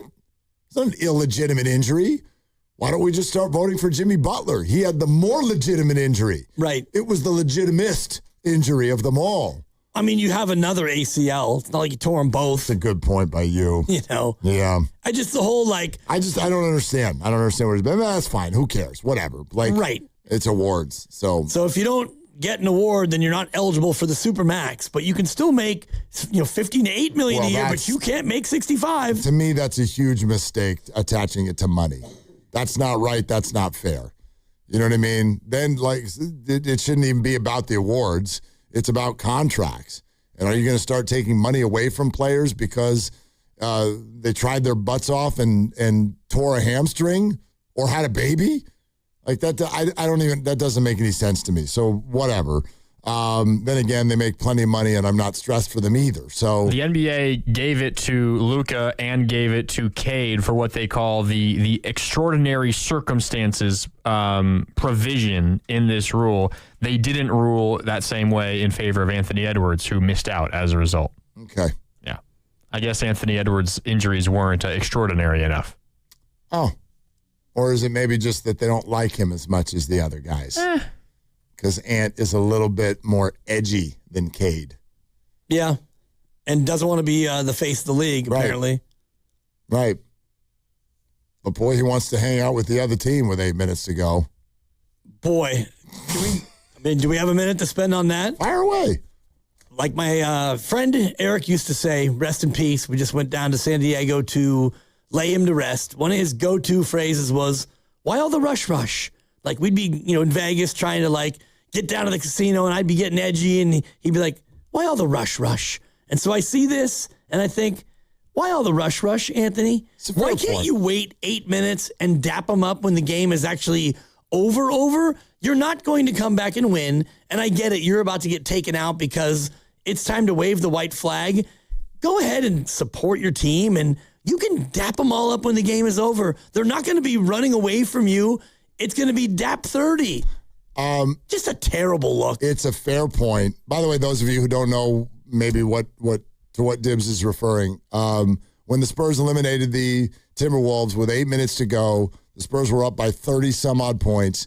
Anthony is taken out of the game, and before heading to his bench, he goes to the other bench, and he daps up every single player and every single coach and every single trainer and all of them on the Spurs side. And it rubs some people the wrong way because the game was still going on. And so I get it. I just think this is, and we talked about it. I know you were listening. Ephraim and I had a conversation about it last night. And it's not that I'm in disagreement with any of you who are upset by it. I just think we're going to lose this battle. I'll give you an example, okay? I still know, and I bet you do too. I bet you know some sports fans who do not like bat flips and staring at your home run at home plate. They don't like it. It's disrespectful. It's showing up the opponent, and it's not the baseball that we were raised on. However, you're going to lose the battle. Because you know who does like it? The players like it. Young fans like it. It is becoming normalized. And that may bother older fans, but that's older fans.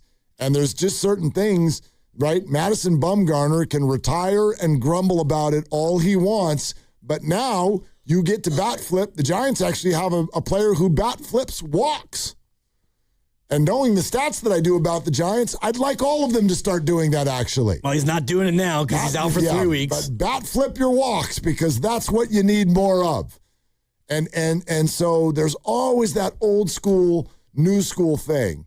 And whether it is Anthony Edwards over there, whether it's Willie Adames at shortstop with Mookie Betts, whether it's Draymond Green smooching up on LeBron, Steph Curry too for that matter, or if you want to go all the way back to when Magic Johnson and Isaiah Thomas kissed before on the cheek before a playoff game and the world lost their mind. It's a different era, but yeah. Yeah, it was about 30, 35 years ago when that happened, and it was an international incident. If it happened today, nobody would even notice. So that's all I'm saying. I hear what you're saying. I get it. If that bothers you, okay, but we're going to lose this battle. This just doesn't land with younger players the same way it might. I wonder how it lands with his teammates and his old school coach, because he was the only one of the players who got taken out who took it upon themselves to go down there and dap it up. And if I'm a San Antonio coach, I'm saying, Kurt and Hayward Hills, get out of here. Get out of here. Game's not over. You could go on a 31-0 run and come back to beat us. You probably won't, but the game is not over. Respect the game to the point where you can come dap us up at the end of the game after the final horn. We're going to be there. And think about if this happened in hockey. Montreal and Buffalo, my team, the Buffalo Sabres, Game 7 tonight. They're doing battle. And if Buffalo's down 6-1 with 5 minutes to go, you're not skating over to their bench and dapping them up. You get your lights knocked out. Probably not. Hockey's a little bit of a different culture, but who knows? Maybe it'll catch up someday. The Spurs head coach has not even had his 40th birthday yet. Right. So I don't think he's going to tell Anthony Edwards to get out of here. I think it probably didn't even. I don't even know if this knocks people off their seat the way it does a lot of fans, the way it does social media. Again, I get it. I just think that this is one of those where I'm having a hard time getting my triggers all up about it because this is being normalized. This is being normalized now. This is a little bit beyond the normalization. You don't see this in any other series. No, I haven't seen that at all. No, not that exact thing, but you do see a lot of stuff I just gave you some examples.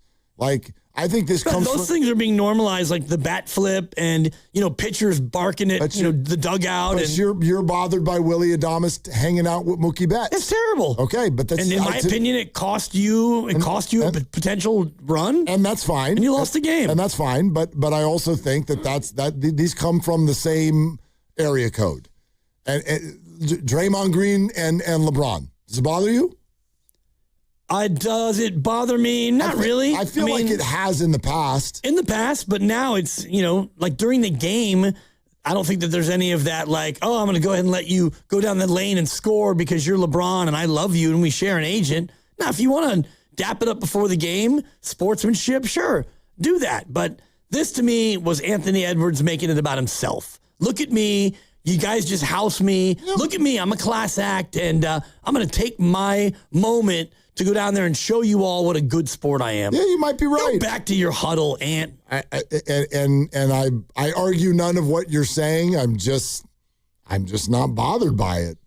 I mean, I'm not so bothered that, I'm going to burn my Anthony Edwards jersey if I have one. Yeah, you didn't have one. It's annoying. I just thought that it was a look at me moment, and if I was his teammate and I was looking down there, I'd go like, what's this guy doing? I guess, I hear you. I guess I'm just pointing out this stuff changes. It constantly evolves in real time. A lot of stuff does. You know what I mean? And things that grab us and we're like, what the hell is going on here, then become much more normal. And I see it all the time in the conversations about it. I do think it comes from like Willie Adames. Forget that he forgot how many outs there were. But you pointed out today that before that happened, the boss was on social media freaking out about it. He hates it. I don't even know. It doesn't hit me that way. What if Willie had not forgotten? All the other times that he's been on base, and he knew exactly how many outs there were. Are you bothered by him and Mookie Betts chatting it up and chuckling it up in between pitches from second base? To the extent that it's Giants-Dodgers, yes, but I understand that the reality of rivalries are among fans more than they are among players. And if you think about baseball, how many decades has it been acceptable to, you get a base hit and you go over to first base and the first baseman covers up his mouth with the glove and you're covering up yours with your oven mitt and you guys are just chopping it up? That's become normalized in baseball, and I get it. The Adames Mookie thing is a little bit beyond the pale where, we're hugging and I'm smiling and we're laughing and I'm not even really paying attention to what's going on. And then you make a mental error. That's Mookie too. Mookie does that all the time too. And he baited Adames into a moment of cluelessness. I think that's exactly what it was. Okay. Mookie's playing chess and Adames is out there playing checkers. Well, Mookie's average is way lower than Willie's actually. So maybe he needs to focus a little bit more, too, if you're going to look at it that way. I mean, if he's going to be doing that at the plate, I'm not saying we all have to go full-on Dalton rushing, which is look back and the guy's hurt and you say blank him. I mean, that's a little bit extreme, and he's done a couple other things where it's this guy's going out of his way to be a J off. I try to put myself in mentally in their position the best that I can, and I do think that sometimes we feel a little bit of the loss of the presentation and the show and the intensity of it and everything. But this is the age in which we live. There's a lot of money going on out there. These guys might have the same agent. They might have been teammates before. They might be teammates in the future. They might have played in the same college. They might have the same first name. You It know? might. And I was sharing this earlier with you. The George Kittle and the George Karlaftis moment from the Super Bowl. Great example. And Kittle's out there and he blocks Karlaftis. Hey, George, I'm George too. Meanwhile, the ball is free on the turf and Karlaftis sees it and excuses himself from the George on George moment and recovers the ball. Bother you? Yes, it bothers me. But see now, but for it to bother you, to me, hey, George, direct line, the only reason he didn't see the fumble is because he was talking to the other George. It doesn't have to be a line. Well, no, but I'm saying if there's no line, then why does it bother you? Because guys talk to each other on the field, but he's not in the middle of a play. Yeah, all the time they do. Well, the play's not over, and your guy is in the midst of fumbling. He thought it was. You play to the whistle, and there's no whistle. The only sound you can hear is George saying, "Hey, George." And so, yeah, I don't have to draw a straight line to know that one George was still playing the play, and the other George was doing name tag football. It's because he was facing it. He could see it. Like, things happen behind your back. You know what I mean? It's just a terrible look. And Willie Adames, I'm sure, had scoreboards all around him that indicated that there was one out in the inning. But he's too busy towel snapping with Mookie Betts. Willie Adames totally screwed up, but in my mind, only because I've never seen it before, I have no reason to believe that it was directly because he was talking to Mookie Betts, because he's always talking to the opponent, and he's never made that kind of a mental error before. I'd have to, look at every video clip of every time he's been on base. I mean, he literally came to the locker room and was like, "This is the most ashamed I've ever been on a baseball field in my whole life." You know what I mean? I don't know why that. I have to accept that. You can accept it all you know want. What I mean? Like, mental errors totally happen. And no, it's not okay. But if your behavior was consistent on some level, I never see you talk to opponents, but then when you do, you screw up. Then I'm going to go, okay, we got to stop talking to opponents. When you talk to the opponent and you screw up, then maybe you need to change your ways. Well, but he's always talking to the opponent, and he doesn't usually screw up. I haven't seen him always talking to the opponents. I don't think he talked to any of the A's because he probably had to introduce himself. Well, to those Sacramento Athletics. And he's now aware, like, he's been shamed into that. There was a conversation with Tony Vitello where he's like, we should probably do that less. But I guarantee you, behind the scenes, he's not like, because you totally screwed up and you can't do that again. He's probably like, this is not a good look. It's a terrible look. Not a good look. And you're right. It's not a good look. But that's all I'm saying. I just don't think that's the way my mind looks at it. I've seen him talk to the opponent all the time, and I've never seen him forget how many outs. So why would I blame it on that this time? I just blame it on a brain fart. You just screwed the heck up. Yeah, you brain farted. You brain farted, in my opinion, because you're towel snapping with the opponent, who happens to be a Dodger. So that makes it even worse. And again, it's a fan thing where the rivals, you don't have to want to beat LA. You shouldn't talk to any Dodger. And that's kind of what the boss was intimating. Yeah, that's not it's a Dodger. It's not real. It's not the way they approach it anymore. And, for me, a brain fart is J.R. Smith not knowing what the score was in the NBA Finals, and he gets the ball and he dribbles it out because they think that they've got the lead, right? And they don't. So, but at least that wasn't him like, hey, Draymond, how you doing? Should we go get beers after the game? That was a brain fart of a guy not really having an idea what was going on. Yeah, and it happens in sports all the time. We've seen people score touchdowns in the wrong end zone. Go through the history of the game. That's not the first time we've seen someone forget how many outs there were.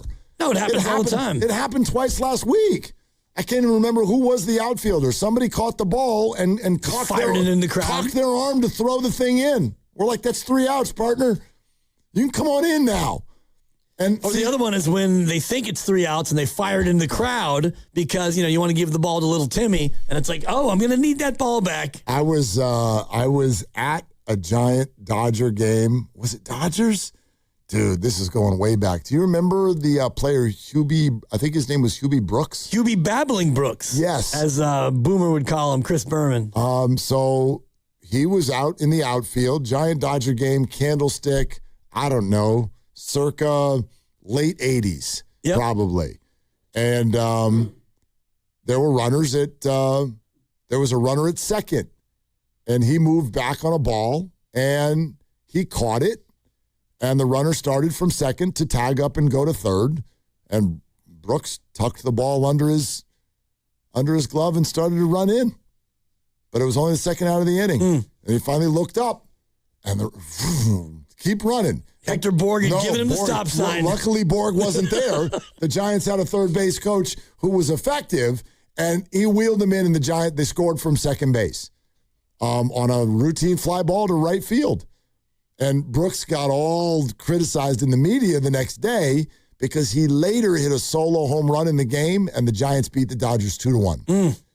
And they go to his locker, and they're like, dude, the forgetting of the outs thing. And he goes, no big deal. I got my run back. I'll never forget it. Because people were like, what? They're like, no, that's not how this works. But anyway, I hope in no way, shape, or form this sounds like I'm excusing forgetting how many outs there are. You can't do that, not in the major leagues.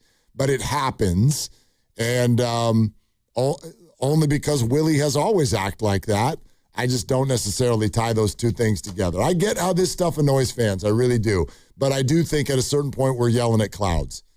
This is increasingly who ball players are going to be going forward. Those lines have been blurred, and they're not coming back. Just depends on the sport and the situation. And, you can buddy it up all you want. And I love George Kittle when he's mic'd up. He's very entertaining and fun and all the rest of it. But when you're doing that and things happen on the field that you are unable to make a play, perhaps because you're chopping it up with another guy named George, it's going to be a terrible look. I get it. You can't undo the look, but to me, the common thread of the things you're talking about, that is authentically who George is. This we know.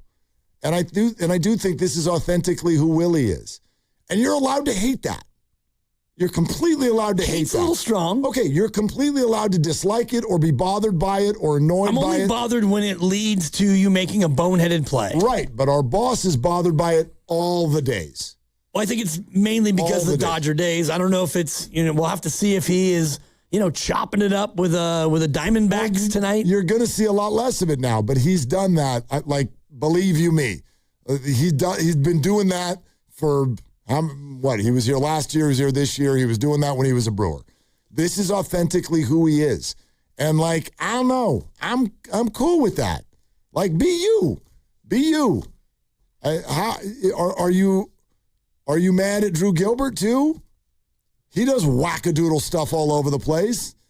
But maybe that stuff doesn't bother people as much. Maybe it bothers people more. Just depends if it affects your play. If you want to go out there and pelvic thrust your fellow outfielders after a win, I think it's a little bit, disgusting's too strong, but it's a little bit I don't necessarily need to see that. But game's over, you win, thrust it up, dog. And if you want to have Matt Chapman choke you in the dugout after something good happens to your team, choke it up. As long as it doesn't affect what you're doing on the field. I mean, I think 2 pumps is what they're allowed. If it's fair. Yeah. If T.O.'s got a pen in his sock, or Joe Horn has hidden a phone, right? Are these things okay? If you go out there and you score, yeah. If you go out there and if you don't catch the ball because you're more worried about your pen in your pocket. But how would we ever know that that's why? Do you know what I mean? Or if you reach down to try to tuck the Sharpie and then your hands go up late. During the play? I mean, if that happens. Yeah. I don't know, man. In a way, I'm with you, but I also just I think we need to white flag. Never. It's not going to, but I mean, okay, then you're going to be mad a lot when you watch sports. It just depends on the situation. You can be buddy, chummy all you want. Just don't let it affect your play. And it did. Well, your opinion. I don't know how that can be proven that directly affected the play because he's done that all the time. But if he's going to chum it up less, that tells me that he is learning a lesson. Oh, that tells me that somebody told him to. I don't think that Willie necessarily, I guarantee you, he does not think that that's why he forgot how many outs there were. You can talk and remember how many outs there are. You can definitely do 2 things at once. And you can also be silent and be locked in on the game and probably look at one of the various scoreboards and know how many outs there were. Or you can be silent and screw up. Yep. Ask Ruben Rivera. He didn't say a word. And he ran around in circles on the base paths one time with no idea what the hell was going on about 4 times on one play. We're live on YouTube throughout the entire day. Just search 95.7 The Game and you will find us. And now, as you know, and we've been telling you, we're expanding the community for our super fans and inviting you to become a Game Pass Pro member, early access to new videos, all kinds of special exclusive content. Go to YouTube, search 95.7 The Game, sign up now to become the latest member of the Game Pass Pro. This is Willard and Dibbs. It's also Willard for Underdog. NBA playoffs, as we've been discussing, are here, rolling. Underdog, best place to get in on this action. It is very easy to play on Underdog. You pick whether your favorite players are going higher or lower on stats, points, rebounds, steals, blocks, whatever. Get the picks right. You can win up to 5,000 times your cash. This week on Underdog, let's talk about blocks. Wemby, blocks, higher. Let's do it. Download the app today and use my promo code, Willard, to score $50 in bonus entries. When you play your first $5, that promo code is my last name, Willard. Got to be 18 or over and present in California. Terms apply. See assets.underdogfantasy.com/web/play and get terms _DFS_.html for details. If you're concerned with your play, call 1-800-MY-RESET or go to ncpgambling.org.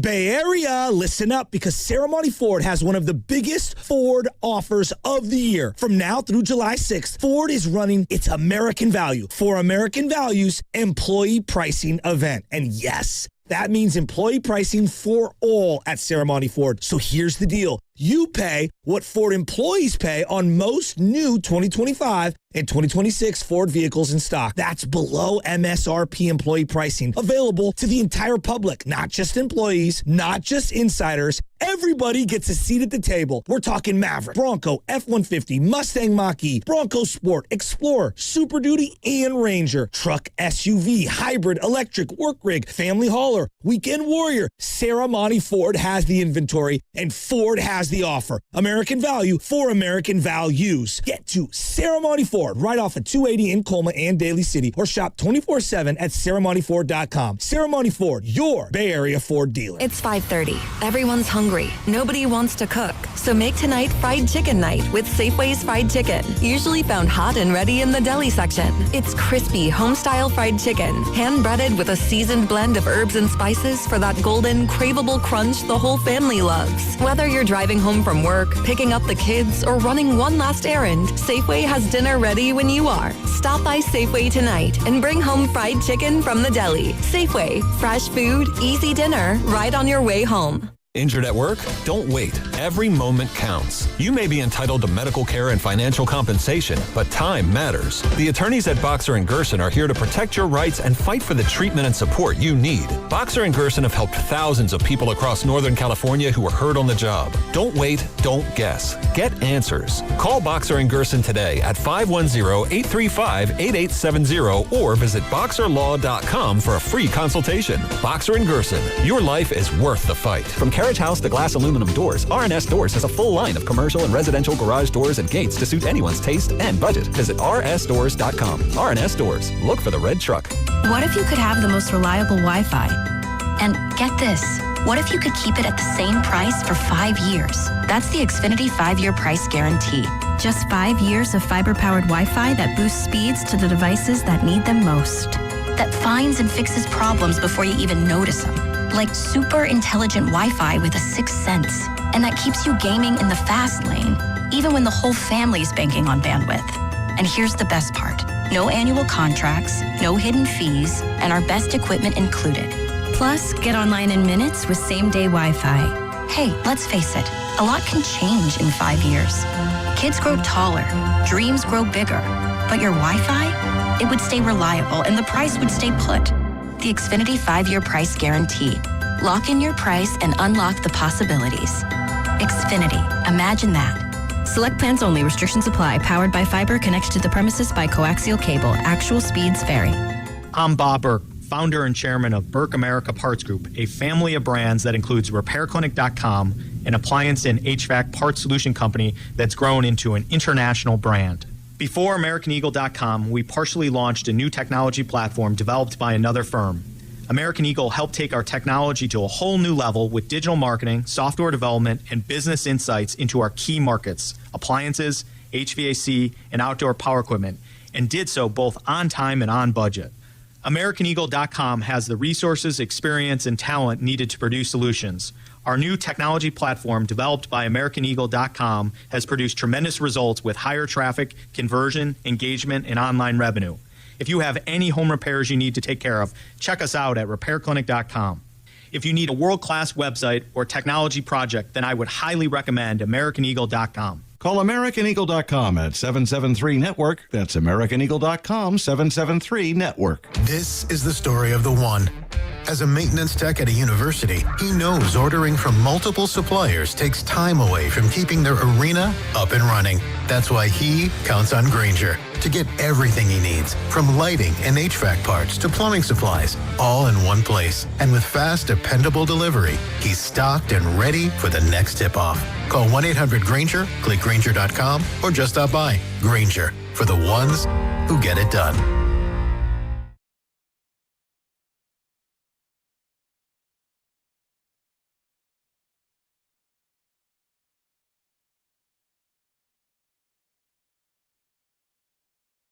Hey, it's Joe Shasky from the Morning Roast, and you're listening to Willard and Dibbs. If you're doing what I'm doing, then you're listening on the radio. If not, you could check them out and see what kind of hat Willard's wearing right now on YouTube. Spurs are already kicking the Thunder's you-know-what. Series over. Actually, Will, I'm not... I mean, I'm kidding, but I'm not kidding. I do think the Spurs are going to win this series. I think the Spurs will win this series. Okay. I really don't think so. Okay. But, you know, it's I have to see. Spurs in 6. What's the score? Oh, like it's 11-3. Oh, okay. okay. It just started. Yeah, we're okay.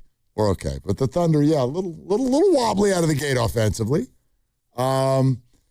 So we can already start talking about how they're too rested. So they're rusty now. Yeah, there you have it. So you like the Niners schedule, you just said. I do. I think they got dealt a very, very fair hand outside of the 2 internationals, but you go to Australia to take on the Rams, and interesting approach. I believe the Niners are going to go a week early, and the Rams are going to show up midway through the first quarter. So they're just going to, hey, we're going to get off the plane. I mean, we're just going to be here for a few minutes. The Rams. I got to work on my McVay a little bit. They're so funny with the way they who's cockier, the Rams or the Niners? Oh, the Rams. I think it's the Rams. I don't think the Niners are cocky and stuff. I mean, Shanahan gets painted with the arrogant brush, but your guy McVay is just, we're just going to fly in. If the game starts at, 10 o'clock local, who even knows? I'll figure it out when I need to. They might show up 10 hours before. And you know what, guys? We're not getting hotel rooms. Why? We're going to land, change clothes, and play football. Why are they doing that? It worked in Europe last year. It did? Yeah, they went out there. I think they won that game handily. But did they show? They're already back east. Yeah. And then they flew to, I want to say, England like the day before the game and just whooped up on, I'll look it up right now. Let's see. Rams. They did last year? I thought that was the case. If memory serves. Okay. I'll take a look. I'm looking at it right here. And, yeah, they're going to probably do the same thing. Yeah, they beat the Ravens 17-3 at M&T. And then they went and whooped up on Jacksonville 35-7 at Wembley. Yeah. And I do know that they went, literally the day before. Huh. And the flight from Baltimore is obviously about half the distance as it is from here. What is the Baltimore to England is probably 5 time zones. But give me a number of hours. That's probably a 6-hour flight. No big deal. Right. This is Australia. It's tomorrow. We're changing. It's tomorrow. 7.5. 7 hours. Yeah. 7 hours and 15 from BWI to LHR. Yeah, that's no big deal. No. That's no big deal at all. Compared to Australia's a big deal. Yeah. Anyway, I just, great. Show up at game time. I don't care. I just think the schedule it's a good one for the Niners. So you have Australia, which is a little bit of a Shanghai Ramrod job, whatever. You've got Miami, Arizona, Denver, all at home. You've got a 3-day rest advantage on Miami, offset by the fact you're coming back from Australia. I get that. The Cards come in week 3. They play Seattle the week before. Mm-hmm. Denver comes in Week after 4. facing the Rams. So those are back-to-back opponents that will have tough teams, and all 3 are here. Then you get your first road trip, and it's West Coast. You just go up to Seattle, and then you come back home again for a Monday nighter. Right. So you go to Australia, and then you don't leave the time zone again till October 25th. Right. This is literally more than a month and a half where they will just either be home with one quick trip up to Seattle and then an extra day off when you get back from that. And the trip to Seattle in week 5 is a little bit of a spot for the Seahawks because they go to Denver the following Thursday. So it's one of those things where, you're going to get up for San Francisco, but you also have a game 4 days later. Washington is at New York the week before they come here. That game is on a Monday night, so both teams will have the equal rest. The trip to Atlanta is scheduled loss. I literally said it to Grandy. It's scheduled loss. I'm like, James is going to come back and say that that's a scheduled loss. 3rd straight home game for Atlanta, and they have an extra day, which is not a huge thing, and you're heading into your bye. So that's going to be the toughest of your opening 7, I think. Well, it's a cross-country trip on a short week. Right. Yeah. And so Atlanta, it's her 3rd straight game at home, too. So they'll just be straight chilling. Out of the bye, you've got Vegas and at Levi's. Correct. That's a 7-day rest advantage. That's a 9.5-point spread is what it is. It is. I'm just guessing. Oh, you're probably right. That's just, I have no idea. Week 10 at Dallas. It's the first of 3 games for the Cowboys in 11 days. So that's another gauntlet for Dallas. You've got Minnesota in Mexico.